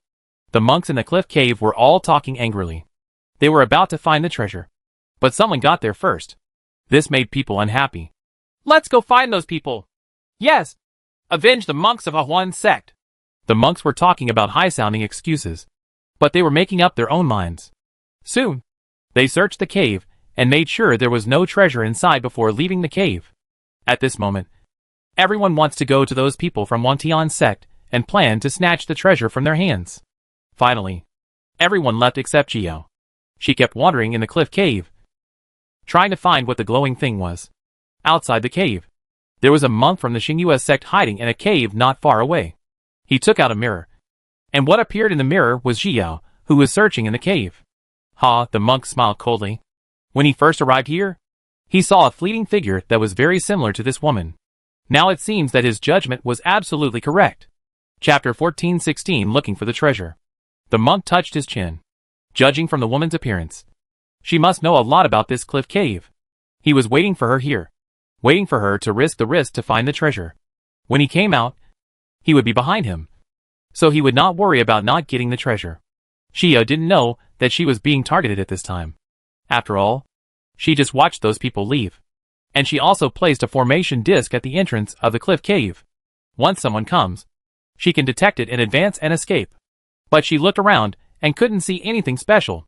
Master, go and look for it in that stream. Shushu in the Sea of Consciousness suddenly spoke. If it guessed correctly, it might really be that thing. Xiyu frowned when she heard this. She had just used her spiritual consciousness to carefully explore the bottom of the stream, but did not find anything special. However, Shushu never makes noises for no reason, so there might be a real problem in this stream. Okay, She chose to follow Shushu's suggestion and go search the stream. She took out the waterproof bead, put it in her mouth, and then carefully jumped into the stream. The stream was not deep, only reaching Jia's waist. Jia stepped on the bottom of the stream and felt a soft touch. She slowly squatted down until her head was submerged in the stream. At this time, she also saw clearly the situation at the bottom of the creek, which was completely different from what she had detected with her spiritual sense. Ji Yao's eyes widened. It turned out that there was another mystery in this, and it could actually deceive the divine consciousness. The bottom of the stream she stepped on was covered with soft green leaves, covering the entire bottom of the stream with a thick layer. And if there is something under these leaves, she needs to find it bit by bit. The monk in the cave suddenly stood up, because since Ji Yao was submerged by the stream, he could no longer see her in the mirror. He could only see the stream, but not the situation below. How is it possible? How could my Xianling mirror have such a problem? The monk looked in disbelief, his forehead twitching. The reason why he was able to reach the peak of late distraction in such a short period of time was all thanks to the Xianling mirror. Since owning it, I only need to input the breath of the person I want to see into the Xianling mirror, and it can lead me to watch that person scene. It was also because of it that I got a lot of treasures and advanced to distraction when I was a few hundred years old. Now, this is the first time that the treasure mirror has failed. It seems that this stream is unusual. The monk had the urge to rush to find out, but had to restrain himself. If you rush forward to look for an opportunity, you will probably die. However, if you snatch it from that woman, things will be much easier. The monk forced himself to calm down and sat down again, staring at the mirror, waiting for Jia to appear. On the other side, Jia was digging through the leaves, trying to see if there was anything good. She searched for one piece after another, walking slowly along the stream. And finally her search ended in front of a large rock. But the treasure is not the stone, but a sparkling dragon scale next to the stone. Is this the dragon scale of the golden dragon? Ji Yao carefully picked up the dragon scale with her hands and asked Shushu in the sea of consciousness. Yes, it's just one of the golden dragon scales, Shushu replied. Chapter 1417 Golden Dragon Scale. Shushu also looked at the dragon scale, which was a really good thing. Is that the dangerous light this thing emits? Jia looked around and asked curiously. She had just read the relevant books not long ago, which introduced detailed knowledge about dragons, but did not say that a piece of dragon scale could launch such a powerful attack. Otherwise, wouldn't the golden dragon be impossible to deal with? Any dragon scale can hurt someone, not to mention that the golden dragon is covered in scales. This is not an ordinary dragon scale, but a transfer scale. It not only records all the experiences of a golden dragon during its lifetime, but also stores the last bit of energy of the golden dragon.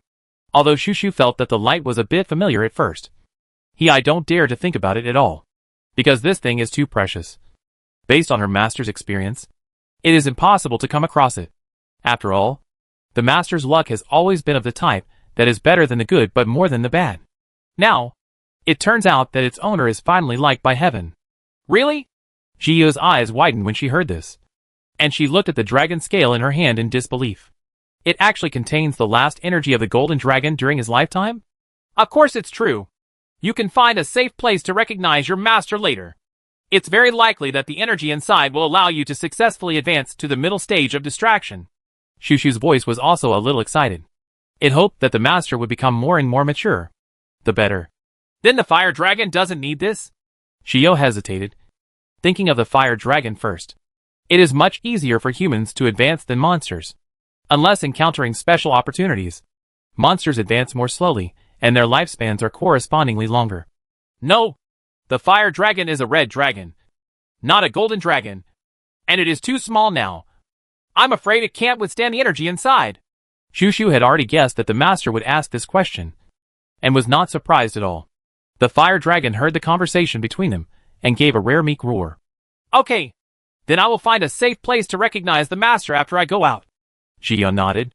In this case, she should improve her strength first. She put the dragon scales into the storage ring, and stood up from the stream. After spitting out the waterproof beads, Jia went directly to the shore. This time, she actually got the baby without encountering any danger. This kind of good thing always made her feel a little uneasy. She put away the array disc at the entrance of the cliff cave, and walked out of the cave. When the monk who had been waiting for a long time saw Ji Yao finally appearing, His eyes lit up. He put away the precious mirror and rushed out of the cave. He suddenly came to the front of Jiao, holding the magic weapon and looking at her with an unkind expression. Hand over the treasure, and I will spare your life. When Jia saw the monk's appearance, she breathed a sigh of relief and felt at ease. She just said, "How can we get the baby without going through some trouble?" The monk was expecting Jiao's frightened expression. But instead, he saw Jiao let out a sigh of relief, and immediately became furious. What does this woman mean? Is this looking down on him? Hand over the baby. Thinking of this, murderous intent arose all over his body, and he raised his voice again. This time, you should be able to scare the other party, right? Whoa! I'm so scared! Jia pretended to be cold, but she shouted perfunctorily. You? You?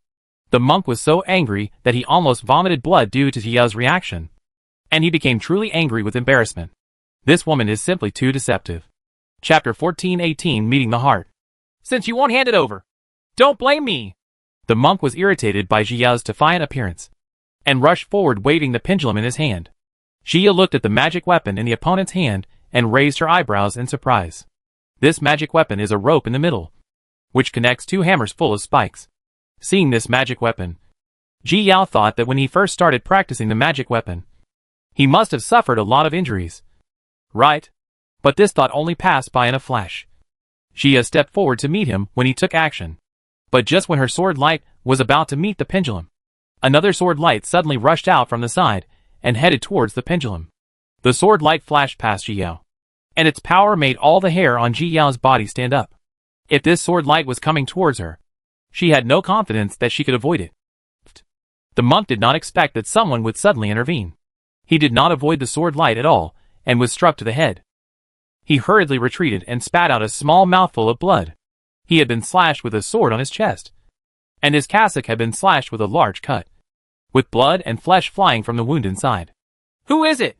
The monk was so angry that he had to suppress his inner anger. The other party was probably a master. Jia also turned her head warily, wondering if the person who came was truly one of her own. Soon, a figure approached from a distance. Jia glanced around and saw a female cultivator flying over in a hurry. Behind her was a cultivator from the sword sect. Both of them seemed to be chasing something. But the fellow swordsman looked up at her, and the monk also saw that it was the male cultivator's hand, and felt a little frightened. The opponent was so far away just now, and could launch such a powerful sword move. If he waited until he got closer, he would definitely not be able to gain favor. Thinking of this, he started to think about running away. After all, as long as he had the Xianling mirror, he could always find this woman. When she is alone again, it will not be too late for him to come find her again. But just as he was about to escape, another sword light struck him, forcing him to resist, and he had no time to escape. When Jia saw her fellow disciples helping each other, she did not take action against the monk because her eyes were attracted by the heart that was running closer and closer. Fellow Taoist, please help stop it.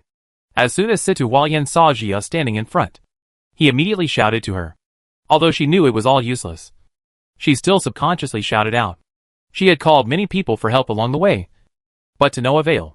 This time, she also had no expectations. When Jia saw that the heart was about to roll in front of her, she stepped on it. With just one kick, she trampled her heart under her feet. Yu Menbai followed Situ Hualyan, and while attacking the monk from a distance, he turned his attention to Ji Yao. Seeing that she really stepped on her heart into the ground, she raised her eyebrows in surprise. Situ Hualyan was also shocked by Jia's operation, and stood not far away looking at her. Puff! The monk was hit by Yu Mengbai's sword again, and fell from the air with serious injuries. Yu Mengbai stepped forward and put his sword directly on the monk's neck. Jia couldn't help lowering her head and looking at her feet. She could feel her heart beating continuously. Chapter 1419 Caught. Just as she was about to lift her feet to take a look, she heard the female nun shouting, Fellow Taoist, no! Situ Hualyan looked at Jia nervously, fearing that if she moved her feet away, her heart would move away again. Yu Menbai also felt nervous, and the sword placed on the monk's neck also scratched. The monk was so frightened by this slight movement that he almost lost his mind. He swallowed nervously, thinking about how to escape. Because of Situ Hualyan's words, Jia also stopped moving, and the atmosphere became quiet for a while.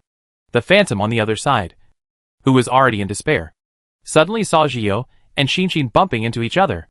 He suddenly felt happy, and happily circled around the light curtain several times. He stared closely at Jia's feet, hoping that she could get rid of the heart. This thing, Jia saw that Situ Hualyan had been silent, and finally couldn't help but speak out. Time is not wasted like this. Ahem. Fellow Taoist, you don't know. This thing can run. As soon as you let it go, it will run away again. Moreover, it is so slippery that you can't even catch it. Situ Hualyan remembered.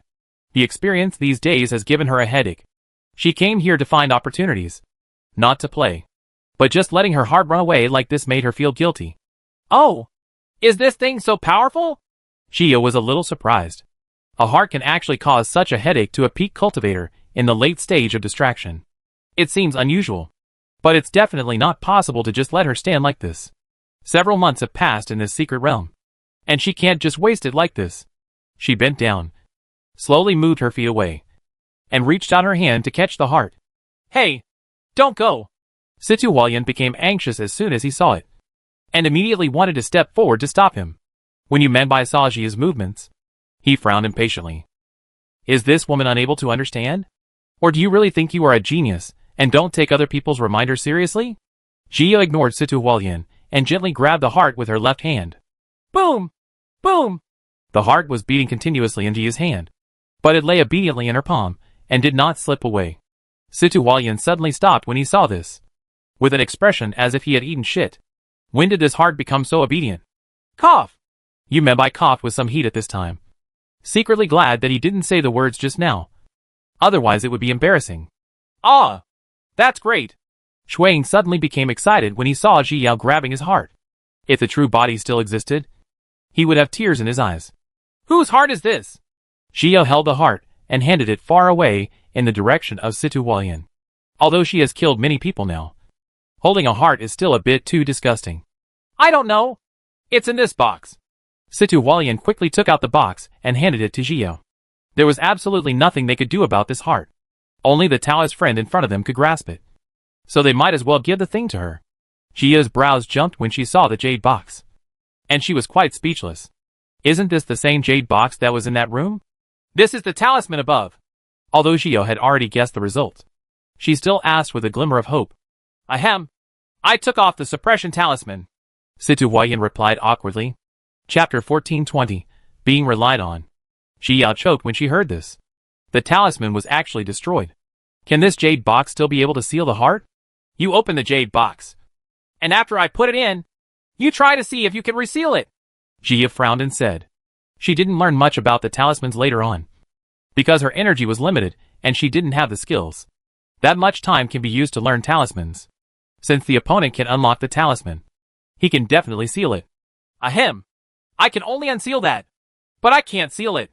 Situ Hualyan's voice became weaker and weaker as she spoke, and the final sound was like a mosquito's cry. Jia looked at Situ Hualyan speechlessly after hearing this.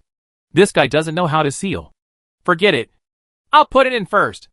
Jia really couldn't bear the feeling of holding a heart in her hand, so she could only put it into the jade box first. Oh, okay. Situ Hualyan smiled fawningly, opened the jade box, and sent it to Jia. Jia quickly put the heart in and immediately closed the lid with a pop sound. Then she quickly took out a cleaning charm and washed her hands. And the jade box was not honest at all in Situ Hualyan's hands, and it suddenly jumped into Jia's arms. Jia subconsciously caught it, and after reacting, she stuffed it back into Situ Hualyan's hand. This thing looked like a big trouble, so she wouldn't take it stupidly. Since the other party broke the seal, it is the other party's turn to hold it. Situ Hualyan wanted to refuse, but knew that this was indeed her own trouble, so she could only hold the jade box with a sad face. She has been tormented and scared by this thing for a while. What should she do with it? Just when Jia was about to turn around and deal with the monk, the jade box jumped out of Situ Hualyan's arms again, and was about to jump into Jia's arms again. Jia's forehead jumped. This guy actually wanted to rely on her. She hurriedly stepped back, but her heart skipped a beat, and she insisted on going to Jia. Jia kept changing directions, and finally ran to hide behind Yu Menbai and the others. But she still couldn't hide from the jade box. This chase took half an hour. In the end, Jia helplessly looked at the heart in her arms, watching it quiet down with a headache. Situ Hualyan couldn't believe her eyes when she saw that heart becoming so honest. She has been chasing it for several months, And now she has become so good? This is really comparing people to each other. It's so irritating. But the thought of being able to send this tormenting thing away almost made her cry with excitement. She looked at Gio with emotion. She owed her a big favor, and she must find an opportunity to pay it back. Keep it! He had just finished studying the book on Dragon Scale. As soon as he came out, he saw the heart held in Zia's hand. His heart was about to jump out of his chest. He hurriedly asked Gio to keep it. Leave. Gio was startled by Shushu's eager attitude. In the past 100 years, she had never seen Shushu so nervous. Okay. Gia sent a message to Shushu. Since Shushu asked her to stay, she would stay. Shushu stopped talking at this moment and kept staring at the heart in the jade box. What kind of bad luck did its owner have recently? He just encountered a dragon scale, and now this thing is delivered to his door. But this thing is indeed a treasure.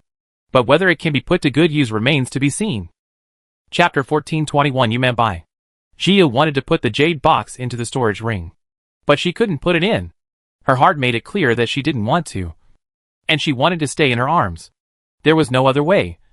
Gia could only free up her left hand to protect the jade box in her arms.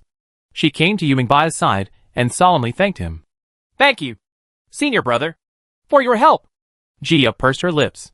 Although she could deal with him herself, it would definitely take a lot of effort, and she would not be as quick as this fellow senior brother. My name is Yumembai. Although Yumembai didn't like Gia, he still introduced himself. It turns out to be senior brother Yu. Gia smiled slightly after hearing this. The other party's attitude towards her was not very friendly. But he was willing to help, which showed that he was not a bad person. I only help you because you are from my sword sect. Yumembai saw Gia smiling, and was surprised in his heart. But this still couldn't offset the rejection in his heart. The roots of his ears were slightly red. But his words were not polite. Although he couldn't stand Yijia coming in through the back door, he still wanted to protect her, because he also knew how much the sect valued her. His personal thoughts are one thing, but the sect's righteousness is more important. I understand. Thank you, senior brother Yu. Although Xiao didn't understand where she offended the other party. Since the other party didn't like her, she wouldn't rush to get close to him. How do you deal with this person? Yumembai pursed her lips and paused before asking. Originally, he could have killed him directly, but he was worried that Yi Zhio would have other arrangements. So he waited until now. He rushed out on his own and wanted to rob him. He just wanted to kill him. Xia glanced at the monk lightly. He looked like he had been lying in wait for a long time. If she didn't kill him, she might tell him about her treasure. After all, people in the secret realm will not care whether the thing is true or false once they hear about the treasure. Then they will be in trouble. She doesn't want to be hunted every day. When the monk heard this, his pupils instantly enlarged, and he wanted to fight to the death. But before he could act, Yumembai scratched his neck. His nascent soul stumbled out of the sea of consciousness, and was directly swallowed by Ji Yao's chaotic sky fire. Yumembai glanced at Chaos Skyfire, and withdrew his gaze without saying anything else. This is my communication talisman. If you are in danger, you can send me the communication talisman. If I can come, I will come to save you. Yumembai hesitated and handed the communication talisman to Ji Yao. Thank you, senior brother Yu. Xia took it politely. Although she didn't know how to use this communication talisman, it was someone else's wish after all. So she had no choice but to accept it. The master is still in the secret realm. If she really needs help, she will go to the master instead of someone who is not a relative. Yes. Yumembai nodded, then looked at Situ Hualien. I'll leave first. After saying that, he randomly picked a direction and left. Well, this fellow Taoist, you blame me for causing you trouble. If you have anything, contact me at any time, and I will definitely come to help. Situ Hualien also handed the communication talisman to Ji Yao rather embarrassedly. This incident all happened because of her. But she left the trouble to others. The education she received since childhood told her that this was wrong. But her heart was clearly set on this fellow Taoist. And she was helpless. It doesn't matter. Fellow Taoist, don't take it to heart. Xia took the communication talisman and smiled gently. With the attitude of reading books. The other party may not be causing trouble, but may be bringing opportunities to your doorstep. Chapter 1422 Heart of the World. Then I'll leave first. If you need anything, come to me. Situ Hualien waved his hand and chose a direction to leave. She had been in the secret realm for so long, and all her time was delayed by that heart. Now, she can finally look for opportunities. When Jia saw Situ Hualien leaving, she turned back and collected the monk's storage ring. Then she also found a direction and left. She was going to find a place to study the dragon scale advancement. The higher your cultivation level, the better you can survive. Ha! What a blessing from God! Seeing Zio finally accept her heart, Shuang laughed happily. As long as this girl grasps it well, the ambition of the red flame god will never be realized. Little girl, please don't let me down, Shuang murmured to himself, his eyes always following Jiu. A few days later, Jia finally found a safer cave. After setting up a magic array outside, she walked in. Shoo, what on earth is this heart? Jia opened the jade box and asked as soon as she sat down. This thing is called the heart of the world. It is the heart of a world and the energy source of a world. Shushu looked at the heart in the jade box and still found it a bit incredible. Heart of the world. Jia was stunned when she heard this. What is this? How come she has never heard of it? There is no record of this thing in the small world. And no one in the spiritual world can recognize it. So it's normal that you don't know. Shushu saw Jia's thoughts at a glance and answered her doubts directly. Then what's its use? Jia had some guesses about the function of this heart based on its name, but she wasn't sure. The heart of the world can evolve into a world with the way of heaven. Shushu recalled the knowledge he had learned and began to patiently explain it to Jia. The place we are in is the great world of the heavens, which is composed of countless small worlds, medium worlds, and large worlds. There are also hierarchies between worlds. Some worlds are the evolution of space in the bodies of monks in the divine world. It takes hundreds of millions of years of evolution to give birth to the way of heaven. This kind of world can only be a small world. And some worlds are slowly formed by space boundary stones. The time for such a world to give birth to the way of heaven is shorter, and the potential for world development is greater, and a medium world will be formed. Having said this, Shushu paused for a moment before continuing. And once the heart of this world forms a world, it will be able to give birth to a heaven, with its own rules of heaven. And it will be a big world, with the rules of heaven. The world will get better and stronger. But the heart of this world is too rare. Among the great worlds in the world, I only know of 7 great worlds. Shushu sighed and said, there used to be 8 big worlds. But because of its rich resources, one big world was attacked by the other 7 big worlds. In the end, the entire world disappeared, and it should have ceased to exist. Shushu looked at the heart with some expectation and some worry. This thing might cause big trouble. If not handled properly, the owner's life may be in danger. But if it is handled well, then she will get great benefits, and her future cultivation path will be smooth. Therefore, it hopes that its owner will work hard and find a way to heaven. Chapter 1423 Bet. Jia was stunned when she heard this, and her eyes became more cautious as she looked at her heart. The mustard seed space that Chiyue possesses is only a small space, not even a small world. But there are still many things that go against the grain, and this thing can form a big world, which is really priceless. Then this world is mine. Jia thought of owning a big world, and a strange smile appeared on her face. How is it possible? What good things are you thinking about? Shushu was speechless when he heard this. This master's heart is really not that big. Can't we recognize our master? Jiu smiled awkwardly. Doesn't it say in novels that the world can recognize its master? How is that possible? Shushu rolled his eyes. It was impossible for a small world to recognize its master, let alone a big world. The only one who can recognize the Lord is the artificially refined mustard seed space. That thing is completely different from these worlds. Shushu said the mustard seed space with disgust in his tone. In the god realm, only those monks with poor qualifications and low cultivation level can refine mustard seed space. Really powerful people have their own little world. Ha. Aren't I just asking? Jia stuck out her tongue in embarrassment. She was just fantasizing. The fact that the heart of the world depends on you should be related to your artistic conception of life and death. I guess that the heart of the world must rely on you. When Shushu said this, he felt a little worried. If he wanted to help a big world, he was worried that his master would not be able to afford the price. Does it need me? Could it be that it lacks energy? Does it need me to provide it? Jia raised her eyebrows. Does this heart need her white gas? I'm afraid it's more than that. Shushu struggled for a while, and finally expressed his thoughts. Master, this is a big bet. And the bet is your future. Jia frowned in confusion when she heard Shushu's heavy tone. Shushu, if you have anything to say, just say it. I don't know anything about this heart. Anyway, She just believed that Shushu would not harm her. If you try to help the heart of the world, your life may be in danger. But once you help the heart of the world, you will be able to have the luck bonus of a big world in the future. Even if you are in a medium world here, this side of heaven will respect you. By then, it will be a sure thing that you ascend to immortality. Shushu closed his mouth after saying this, intending to let his master figure it out for himself. A monk has gone through hardships in his life and will face countless difficulties. And his master's luck has always made him worried. Because if Tiandao wanted to embarrass a monk, it couldn't be easier. But if the bet wins, the master will definitely become an immortal. The temptation is too great. Jia fell silent after listening to Shushu's explanation.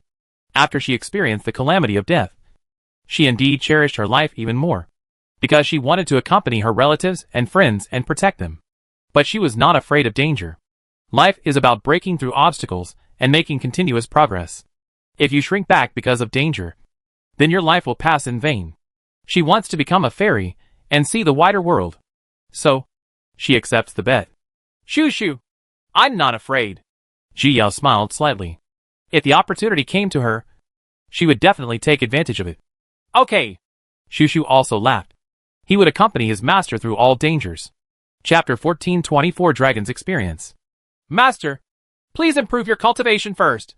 If the heart of the world really wants something from you, you will show it.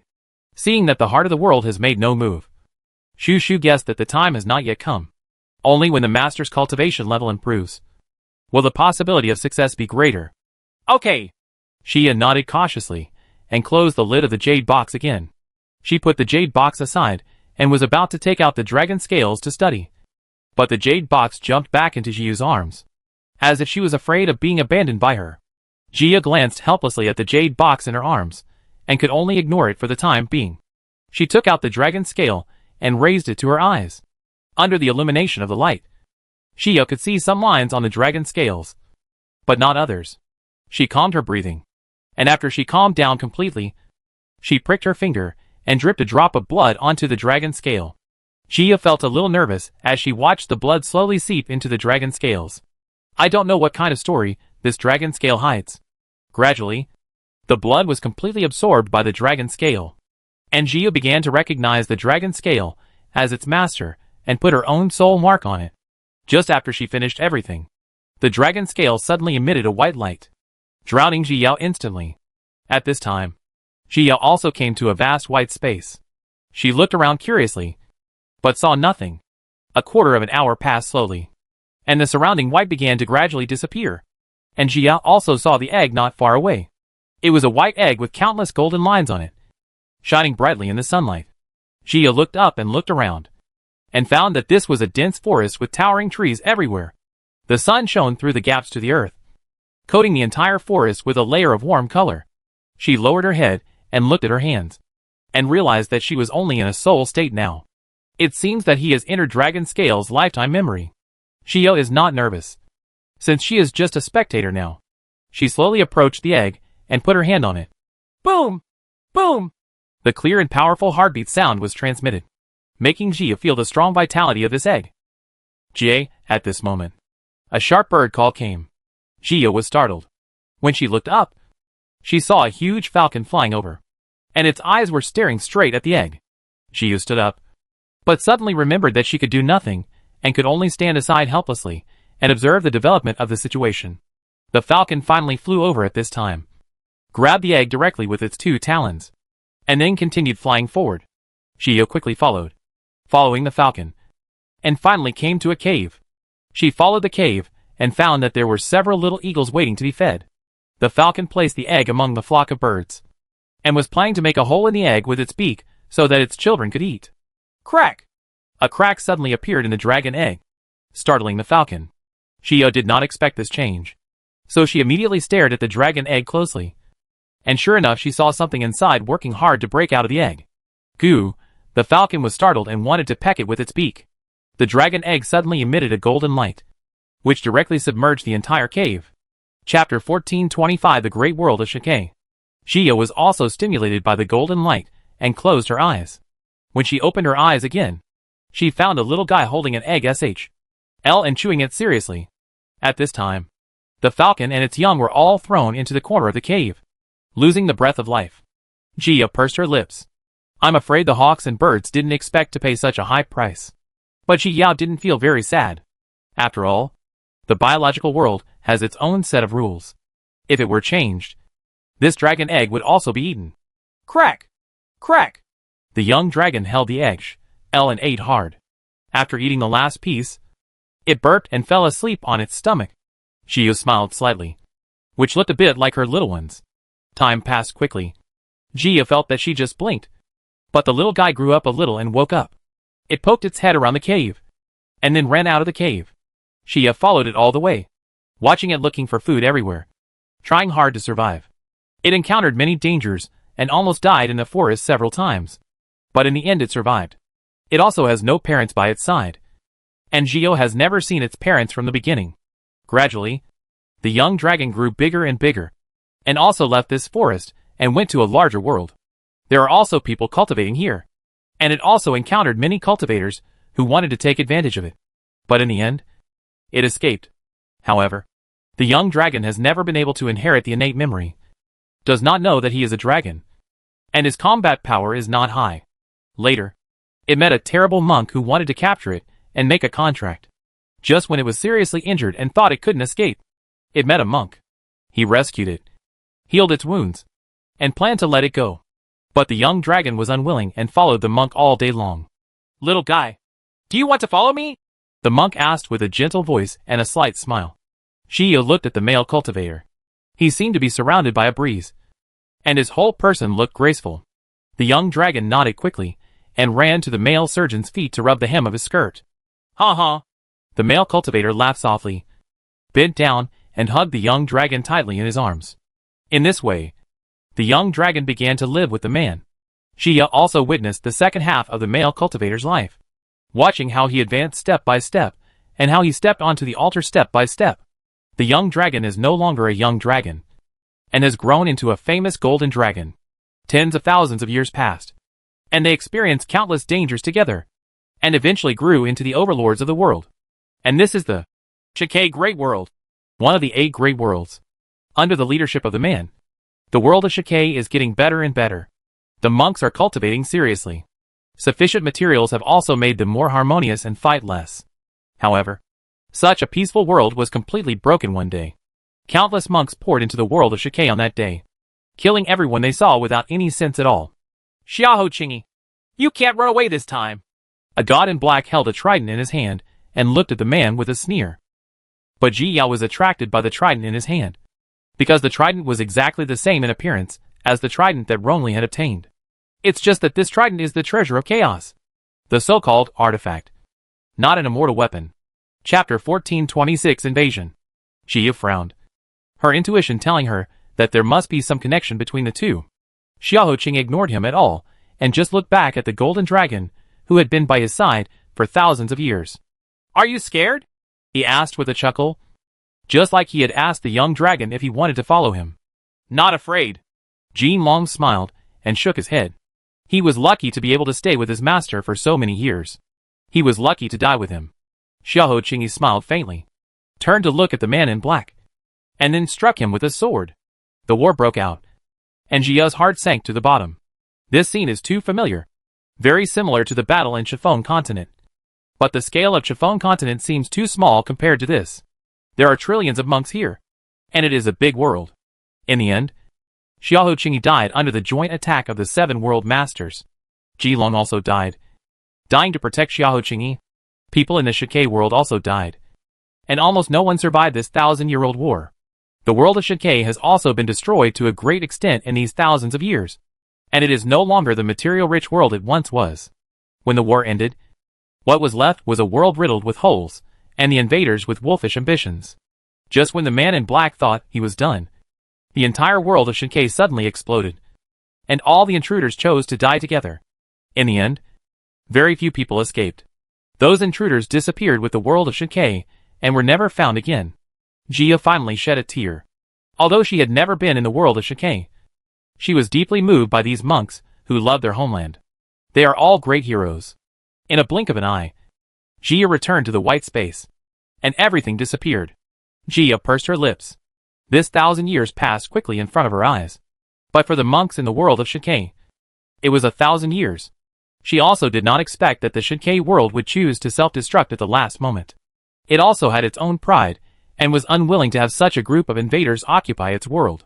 In this world, no matter people, animals, plants or other living things, everything has its own value and pride. A big world can choose to give up the long years for its own pride. A monk who has already become a supreme god can choose to give up his endless lifespan for the sake of his homeland. A golden dragon with a promising future can choose to give up a brilliant future for the faith in his heart. All monks are actually very small, but when facing danger, they all have a heart that keeps fighting and never gives up. Life is always changing. Faith can last forever. Boom! Countless spiritual powers suddenly surged out of the dragon's scales, quickly covering Jiyao, and all of them desperately penetrated into her body. But Jiyao was not aware of all this. She was immersed in the understanding of the artistic conception of life and death, and her mind was filled with those lives in the past. The black and white gas rotated rapidly, and mysterious auras surrounded Jiyao one after another. Boom! Boom! The heart in the jade box beats faster and faster. Chapter 1427 Advancement. It kept absorbing the mysterious aura from Jiyao, and the jade box shook rapidly.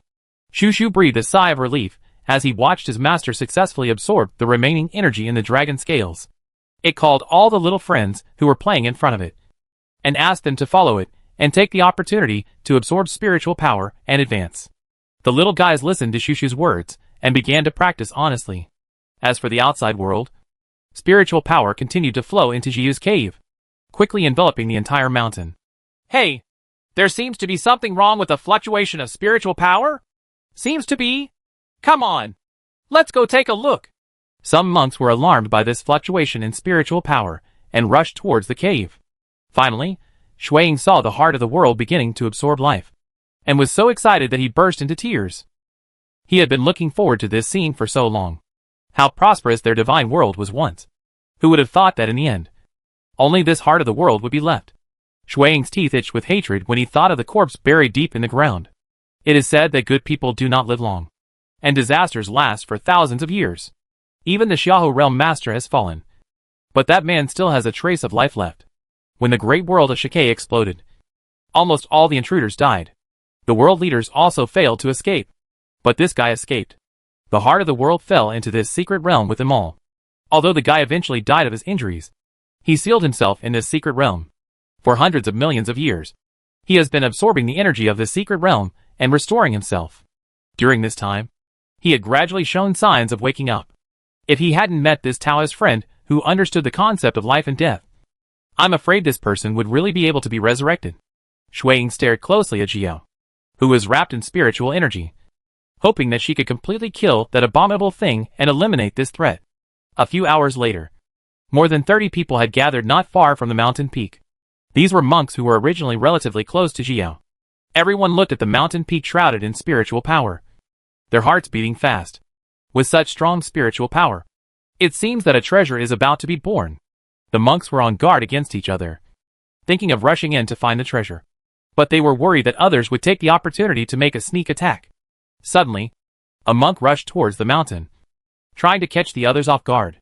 The other monks were startled, and just as they were about to take action, they saw a golden light suddenly emitting from the mountain peak, turning the monk into a pile of powder. All the monks were shocked and quickly backed away. What is this golden light? Why is it so powerful? They all became cautious, not daring to approach rashly, and planned to wait slowly. Half a year has passed, and there is still no change in the mountain peak. Some monks have begun to choose to leave. I don't know what it is yet, so it's really unwise to waste time like this. A year passed and more people left. 2 or 3 years passed. Almost all the monks outside the mountain left, leaving only 2 monks who did not believe in evil and continued to wait. For years later, the 2 monks finally left, and the deserted area returned to the mountain peak. 5 years have passed, and monks are passing by here one after another, but they all choose to leave without looking back. After all, the situation here has been spread for a long time. Jia exhaled a breath and finally opened her eyes. Chapter 1428 Meeting again. Ji checked her body and found that her cultivation had successfully advanced to the middle stage of distraction. There has also been a breakthrough in the artistic conception of life and death, and I have reached the threshold of the sword realm of life and death. As long as I understand more, I will be able to officially understand the sword realm soon.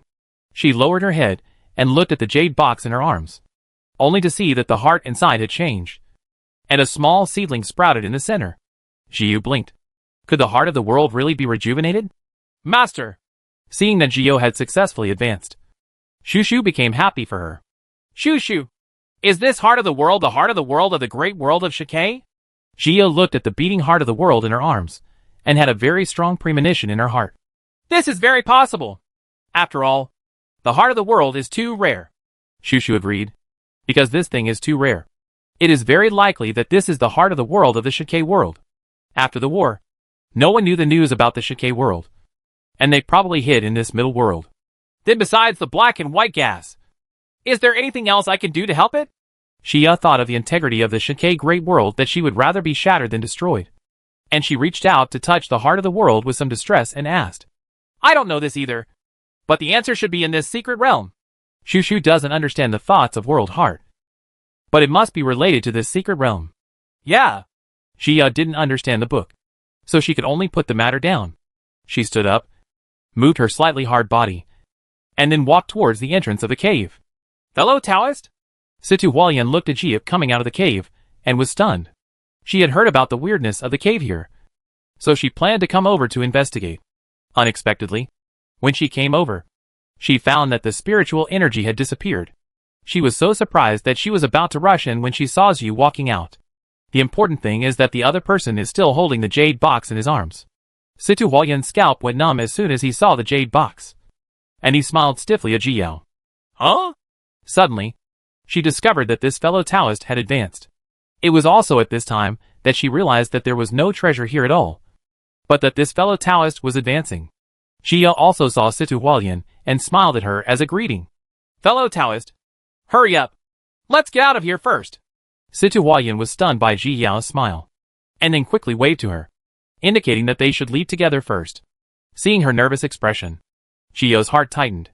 She took a few steps out of the cave, and followed her direction, and flew to other places.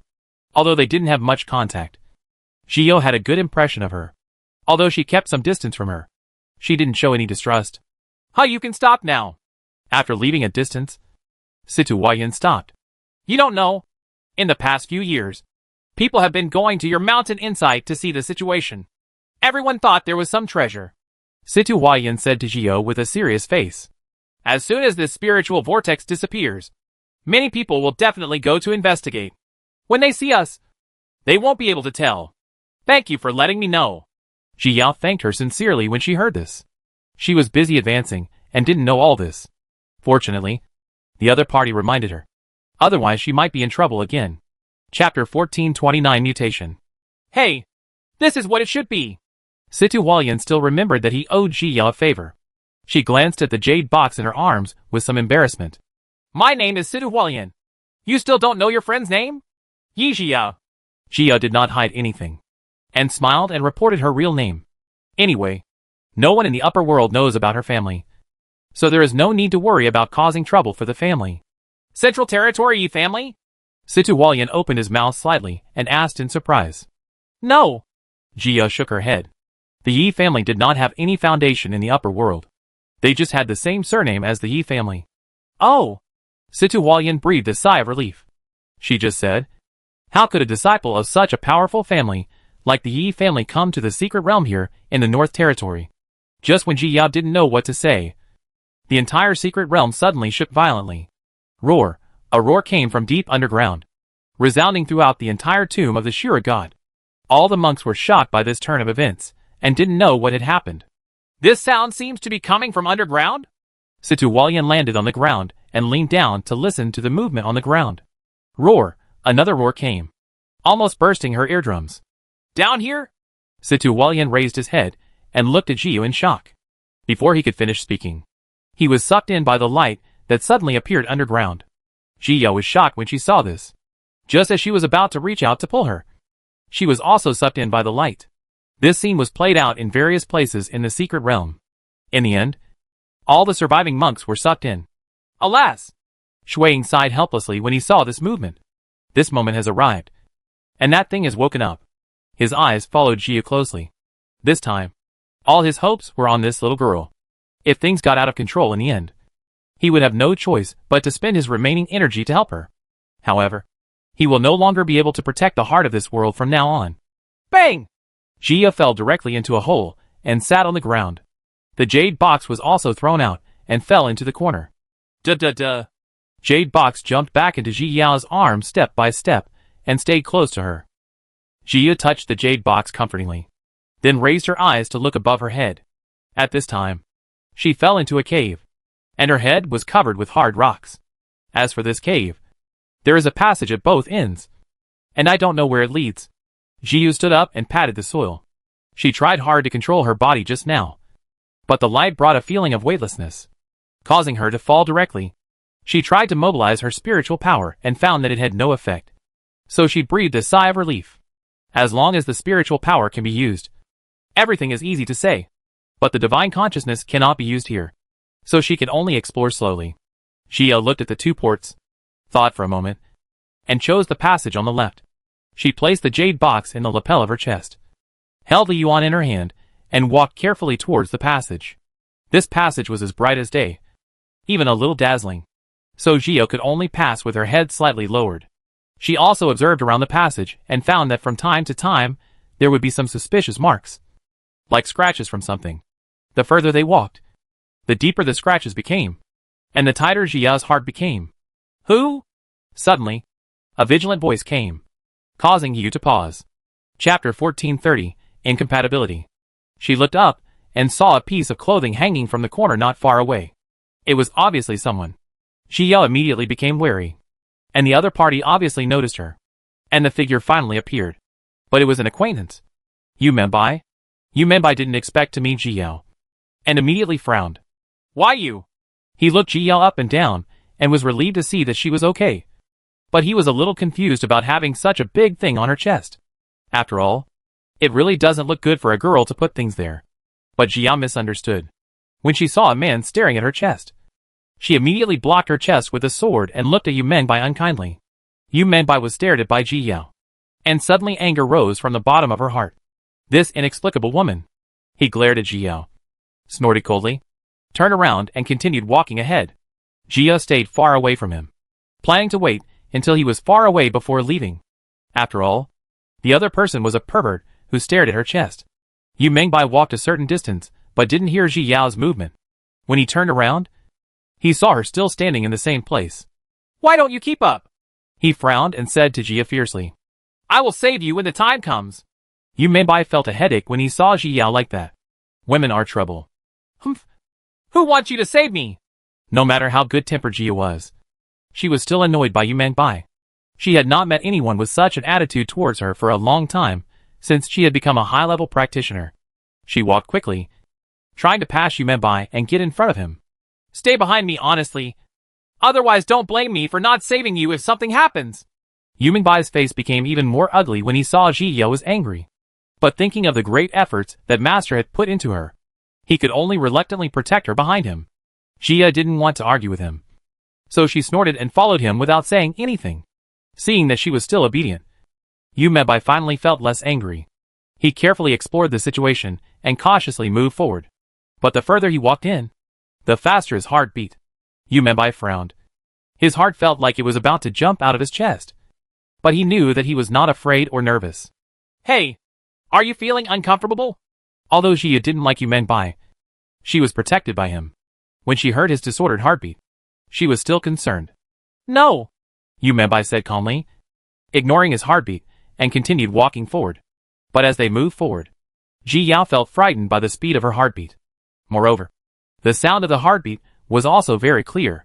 It appeared extremely sensitive in the entire channel, and the atmosphere became tense as a result.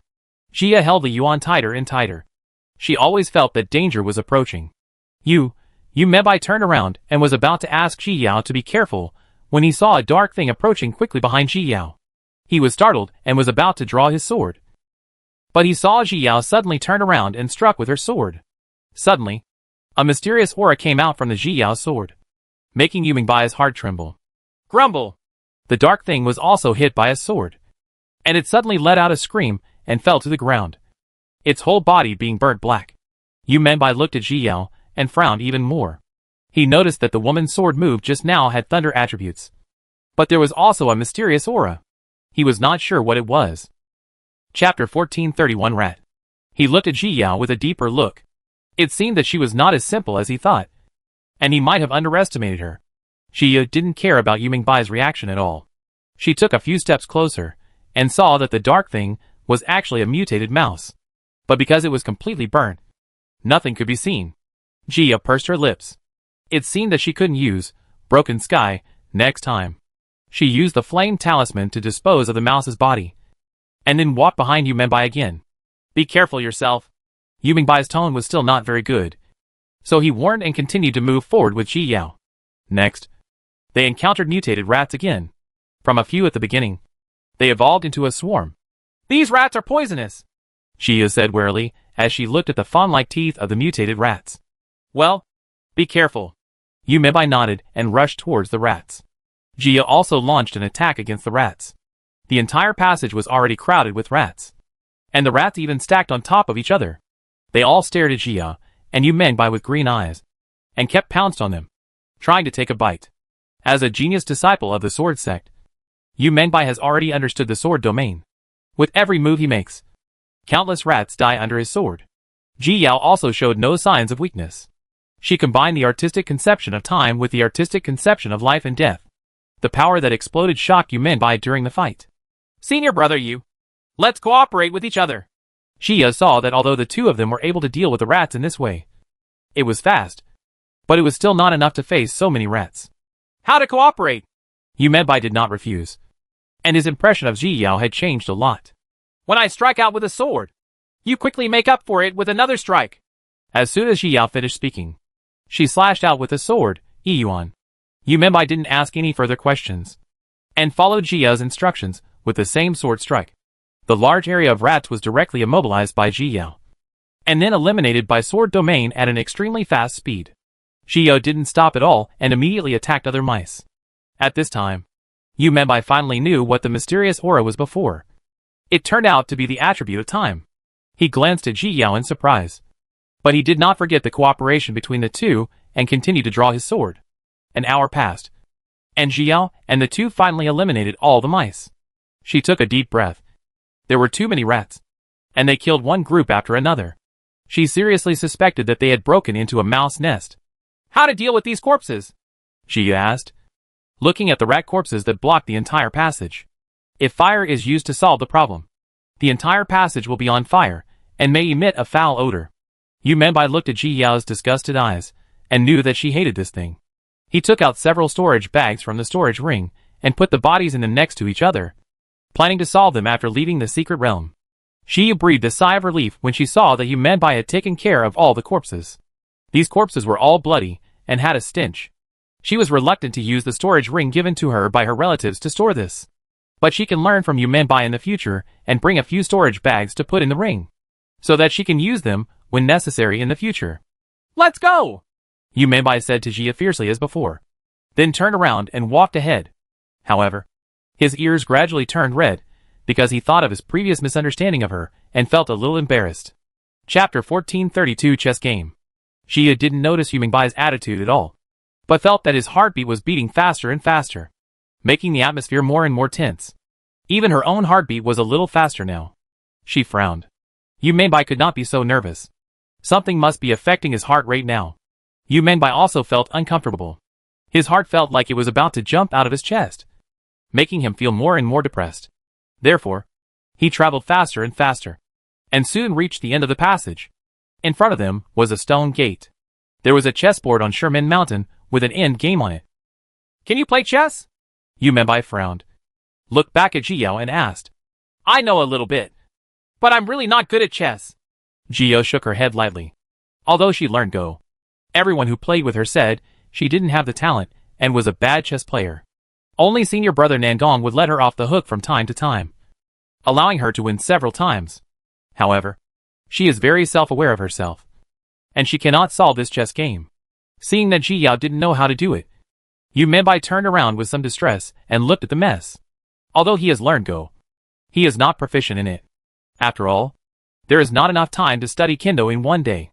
who has time to study this all the time. But now, he could only bite the bullet and try his luck. He began to envision various moves and various situations that would arise in his mind. Xiao stood behind him, with her back to him, protecting him, hoping in her heart that he could untie it as soon as possible. An hour later, Yu Mengbai, who had been motionless, finally moved. Junior sister Yi. Be careful. Yu Mengbai gave Ji Yao a vaccination first, then stretched out his hand and clicked on a position on the chessboard. And Jiu turned around as soon as he spoke, staring at Shermin nervously, completely unaware that Yu Mengbai had changed her title from Yi Jia to Junior Sister Yi. Boom! Yu Mengbai's finger was obviously just a slight tap, but it made a loud sound, as if something had knocked on the wall. Yu Mengbai stared at the chessboard closely, and soon found that the chessboard lit up for a moment, and then returned to calm. Boom! Just when he thought he had failed, the stone door suddenly began to move upward. Before the two of them had time to be happy, they suddenly discovered that human feet appeared behind and below the stone door. Yu Mengbai immediately retreated and came to Ji Yao's side, looking warily at the other side of the stone gate, waiting for the stone gate to completely rise. The stone gate slowly rose, and Ji Yao also saw more monks' legs, and then she saw a group of monks looking at them.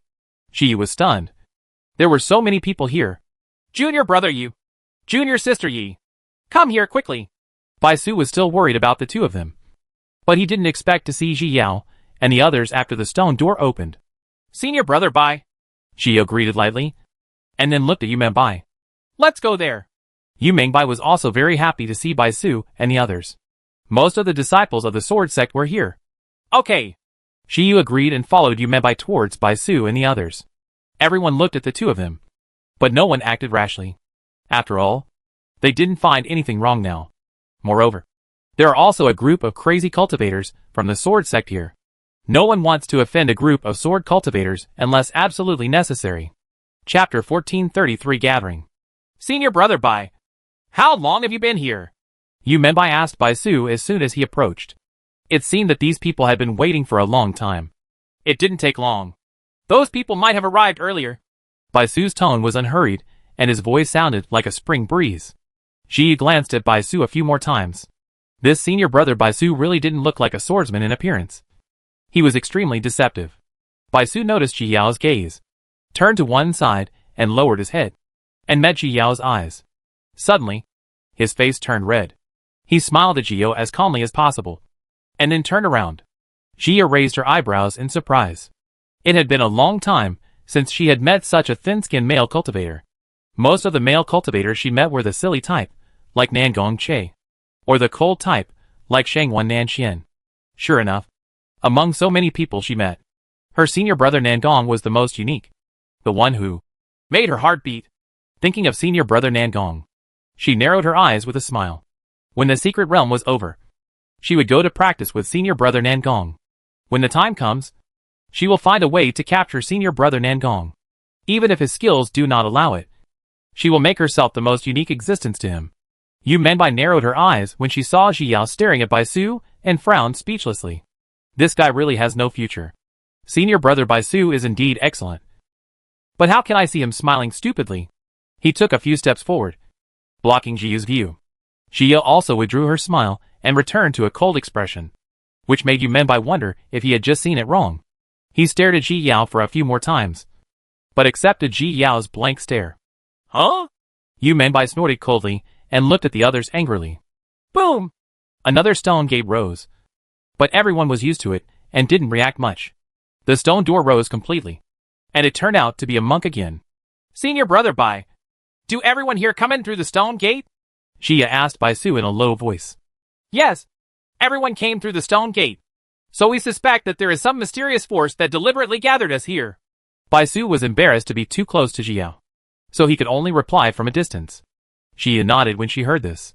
She had thought the same thing just now. Moreover, since Yu Mengbai entered here, her heartbeat has returned to normal, as if she is where she should be. This time, several monks from the Dan sect came in. Xia took a look and felt that there might be others coming in. When the last few people arrive, the mysterious energy should be exposed. Time passed, and after about 2 hours, more than 100 people came into the cave. By now, more than 600 people had gathered in the entire cave. Fortunately, the cave was big enough. Otherwise they would have been crowded. Jia pursed her lips, wondering if any other monks had come in. If there was no one left, I'm afraid those who didn't come would have perished. Situ Hualien also entered the cave just now. She was blocked in the end game, and was delayed for several hours.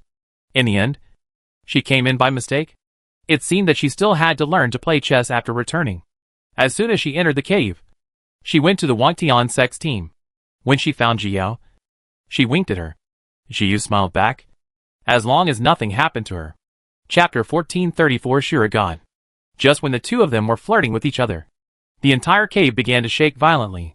Everyone, be careful! Bai Su was startled and immediately warned the people of Jinzong. Here, he is the senior brother, and has the responsibility to protect these junior brothers and sisters. Jia was also shaken by the sudden shaking. But she quickly stabilized her figure. Yu Menbai didn't say anything, but automatically walked behind Shi Yao. If she shook again, he could stabilize her body. Crack! Boom! Boom! Various sounds began to appear, and soon they echoed throughout the cave. However, everyone was a distracted monk and had never seen any big winds or waves, so they were very calm. But they were still a little nervous. No matter how you look at it, it looks like something is about to come out. The premonition in Ziya's heart was even stronger, because the heart in her arms was now beating restlessly in the jade box. She could even feel the panic and anger. Boom! Suddenly, a piece of ground not far away suddenly rose into the sky, pushing out all the monks standing above. The monks quickly jumped away and left the place far away. Jia held Li Yuan tightly, and the thing behind her was about to come out. Sure enough, something emerged from the ground there, splashing countless dust. Everyone waved their sleeves to fan away the dust and looked at the rising thing warily. Slowly, the strange noise finally ended. The dust gradually returned to the ground, and the thing revealed its true face. It's actually a coffin. Jia was shocked when she saw this. There was actually a coffin buried underneath. This secret place is called the Tomb of the God of Shura because it is said that a senior here received the inheritance left by a god named Shura. Finally, the secret realm was renamed. Could it be that the coffin contained the Shura god? Everyone looked at the coffin in surprise, and soon thought of Ji Yao. Some people's eyes also lit up. If this is really the god of heaven, will they also get that opportunity? Don't act rashly. Yu Menbai stood beside Ji Yao and warned with a serious look. Ji Yao nodded. She was not a child and knew not to be impulsive. Whether this is the god of heaven or not, don't rush in hastily. Yu Menbai himself is also a young genius. So knowing that geniuses are somewhat arrogant, he was afraid that Jia would rush in and fight for it because of the opportunity. After all, her cultivation level is still low and she has no chance of winning. I understand. Jia frowned. Does she look so unreliable? The entire cave gradually became quiet after being noisy at the beginning. Everyone had their own considerations in mind, but no one chose to act rashly. But Jia felt the uneasiness and anger in her heart. And the god who was self-destructed by the Shinkei world, and was then taken away and disappeared suddenly appeared in her mind. Could it be that that person is in this coffin? Otherwise, how could the heart of the world be so angry? Senior brother Yu, how is the senior who received the inheritance doing now? Ji Yao suddenly became nervous when she thought of this possibility. She quickly asked Yu Menbai. That senior is called Baiming Liyun. He was originally a genius disciple of Wangtian sect, but later he was harmed in this secret realm and his Dantian was destroyed. Yu Menbai thought that Zia was an ascended monk, so he must be interested in this matter. I didn't understand, so I explained it to her carefully from beginning to end. Chapter 1435 A Bold Idea.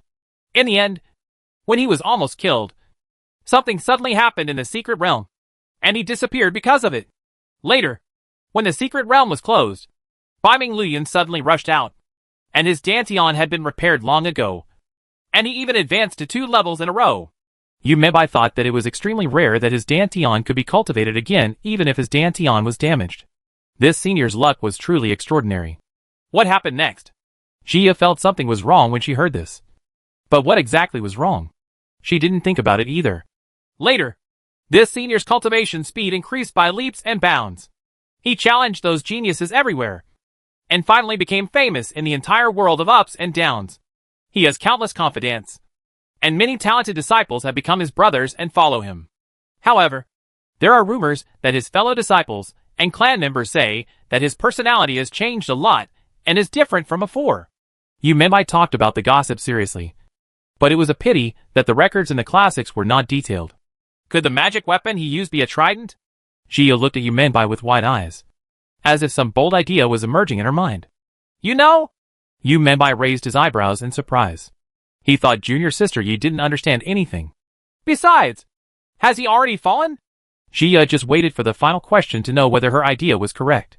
Yes. Yu Menbai nodded. He died thousands of years ago. It is said that he died at the hands of one of his beauties. Jia let out a breath of turbid air. If it weren't for the wrong timing, she almost thought Yu Menbai was talking about Ronli. That senior has been a legend in his life. He is only over 300 years old, and already in the Mahayana stage. He has almost no rivals in the entire world of ups and downs. Originally everyone thought he would ascend, but unfortunately, he was killed by a demon saint in the end. Yu Menbai felt regretful when he thought of this.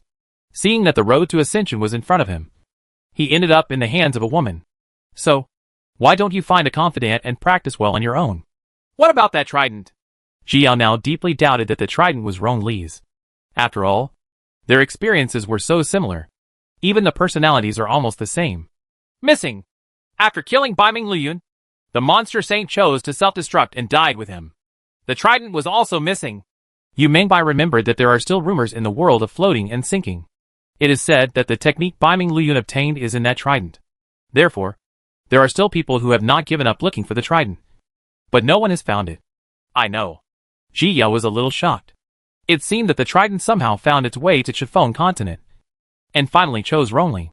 In the end, like Bai Ming Lun, he embarked on the same path. And even the ending was almost the same. She frowned. If this trident belonged to the god who led the attack on the great world of Shikai, then this trident was probably looking for a successor, or had some mission. If she hadn't seen this coffin, Xiao might have thought it was the former. Now, she feels that the latter is more likely. If nothing happened to Ronli, he would have ascended by now, and would probably have entered the secret realm. Therefore, Ronli was just an arranged chess piece, and his character was probably affected by the trident. Chapter 1436, Seeing the Talisman Again. By the way, where is your master? Only then did Yu Menbai realize that senior brother Jinsong was not here and frowned. I don't know where he went, but he must be fine, Jia said, and used her spiritual consciousness to explore the soul lamp in the storage ring. She saw that it was burning well, and there was nothing wrong with it, and felt relieved. She had been looking forward to seeing her master just now, but she never saw him come in. Fortunately, because they had left each other's soul lamps in this upper realm. Otherwise they would have been worried to death now. Yu Menbai didn't say anything more after hearing this. They were all disciples of the Jin sect. So as long as nothing happened, it would be fine. And after such a long time, there was still no change in the coffin. And the monks began to get ready to move. Ahem. Fellow Taoists, this coffin has not moved for so long. How about we open it together and take a look? The leading disciple of Wang Tian sect stood up and suggested to the others with a smile. He wanted to open the coffin and take a look. But he also knew that if he acted rashly, these people would definitely take action against him. So it's better for everyone to come together. As for who gets the treasure in the end, it depends on each person's own methods. Of course, he has this confidence and he will not lose to others. I agree. Let's take a look together and see what's so mysterious here. Everyone responded one after another. Everyone wanted to see what was inside. And Wantian sect's move was exactly what they wanted. Bai Su glanced at the reactions of the Jian sect disciples around him, and saw that none of them objected. So he also expressed his agreement. Ji kept staring at the coffin, the heart of the world in her arms beating non-stop, making her heart become nervous. She wanted to speak out to stop it. But she also understood her own weight. These people would not take her seriously at all. Senior brother Bai, I always feel that there will be danger later. You must warn the senior brothers and sisters to be careful. Xiao could only say to Bai Su, hoping that they would pay attention. Okay, I understand. Bai Su did not question Ji Yao's words. After agreeing, he immediately sent a message to the disciples of the sword sect. After Ji Yao was reminded, she locked the coffin again and was ready to retreat if something went wrong. After all, those novels she had read were not in vain. The coffins that were buried were almost never filled with good people. What's more, he was probably the one who took the lead in attacking the Shikai world. Okay, let's open it together. Shall we? The disciple of Wang Tian sect made an invitation gesture to the leading disciples of several other sects and smiled. Some disciples are not convinced that the leading disciple should do it. After all, this way, they can get in touch with the treasure as soon as possible. But this kind of dissatisfaction can only be kept in the heart. And at the same time, we are ready to fight for it. Several leading disciples from the 8 major sects stepped forward together and approached the coffin carefully. They looked directly above the coffin and saw a looming talisman. Is there a talisman on it? The leading disciple of Wang Tian sect frowned. They were so far away that they couldn't even see it. Yes. This is really attached to the talisman. The leading disciple of the Fu sect nodded, took out a handful of cinnabar from the storage ring, and sprinkled it on the coffin lid. Chapter 1437. See the suppression talisman again. Suddenly, a golden light flashed on the coffin lid, and the talisman was finally clearly revealed. Situ Huayan's heart skipped a beat when she saw the talisman, and she immediately stopped her. Don't move! What do you mean? The leading disciple of Wang Tian sect was originally excited when he saw Fu Lu, but he did not expect that his disciples would object. After seeing clearly that it was Situ Huayan, he immediately felt aggrieved. It's this rich lady again. You can't tear this talisman apart. You may encounter something very troublesome. As soon as Situ Huayan thought of the heart, she looked at Ji Yao's chest. A corner of the jade box is still exposed. A jade box can still be carried in the chest. But where will the coffin be placed? If it's really the same as that heart, I'm afraid all of them will be entangled. Yu Menbai saw that Situ Huayan had been staring at Ji Yao while he was talking, and he also glanced at Ji Yao in confusion. When he lowered his head, the first thing he saw was junior sister Ye's bulging chest. He quickly raised his head and was speechless to Ji Yao. If you don't use a good storage ring, why put it on your chest? It's really unsightly. Xia also noticed Situ Huayan's eyes and reached out to cover her chest. Although Situ Huayan is a woman, staring at her chest like this is very perverted. Okay. What did you say? The leading disciple of Wang Tian's sect's face darkened. He finally had the opportunity before him. Do you want to give up just because of her nonsense? Do you think he is a fool? This is a suppression talisman. Mr. Fu's leading disciple couldn't help but speak at this time. Suppression talismans are talismans from ancient times, and most of them have been lost now. Their general talisman has collected some suppression talismans, and he can just solve the talisman on the coffin. But he was very conflicted in his heart. On the one hand, he wanted to see what was inside, but on the other hand, he was a little scared. The suppression talisman requires a suppressor's longevity and blood essence, so it will not be used casually. Therefore, there is probably something evil or a monster here. What does senior brother Lu mean? The leading disciple of Wang Tian's sect frowned upon hearing this. Is there really something wrong with this talisman? There's probably a monster or evil thing here.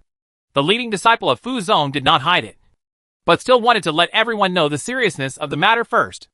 If everyone insists on opening the coffin, he will take action. The leading disciple of Wang Tian's sect hesitated, and the others also hesitated after hearing this. Shuang was about to open the coffin when he saw everyone, and kept spinning around in excitement. But he didn't expect to be stopped suddenly. He squatted in front of the light curtain and looked eagerly at the coffin. He had made the suppression talisman and the suppression talisman of the heart of the world. He was once the only monk who survived after the Shinkei world exploded because he was in retreat at the time. Xiaoho Qingyi was his young disciple and the pride of his life. He originally thought that after he came out of seclusion, he would ascend to the immortal world, and then wait for several disciples to ascend and reunite together. But in the end, at the moment when he almost succeeded, he was interrupted by the self-destruction of the Shinkei world. He used all his powers to protect the heart of the world and protected it all the way to this secret realm. But his physical body was also destroyed, and his soul only had a little energy left. I just didn't expect that the Shura god actually had his own chance to maintain his immortality and look forward to the day of resurrection. Chapter 1438. Unlocking the Talisman. He had no choice but to spend his remaining energy to suppress the heart of the world and the Shura god. In the end, he could only hide in the cave and never get out, because its energy could no longer sustain him going out. Now, he has finally waited for the monk who understands the concept of life and death, and this Shura god will soon disappear completely. Therefore, he was afraid that those people would suddenly give up on opening the coffin. He did not have so much time to wait for the next person to understand the meaning of life and death. Fellow Taoists, I feel that there may indeed be great dangers in this coffin. But shouldn't monks like us be afraid of dangers and keep exploring to go far? After all, the leading disciple of one Tian sect is still reluctant to let go of the immediate situation. With the opportunity in front of me, I stood up and brainwashed others.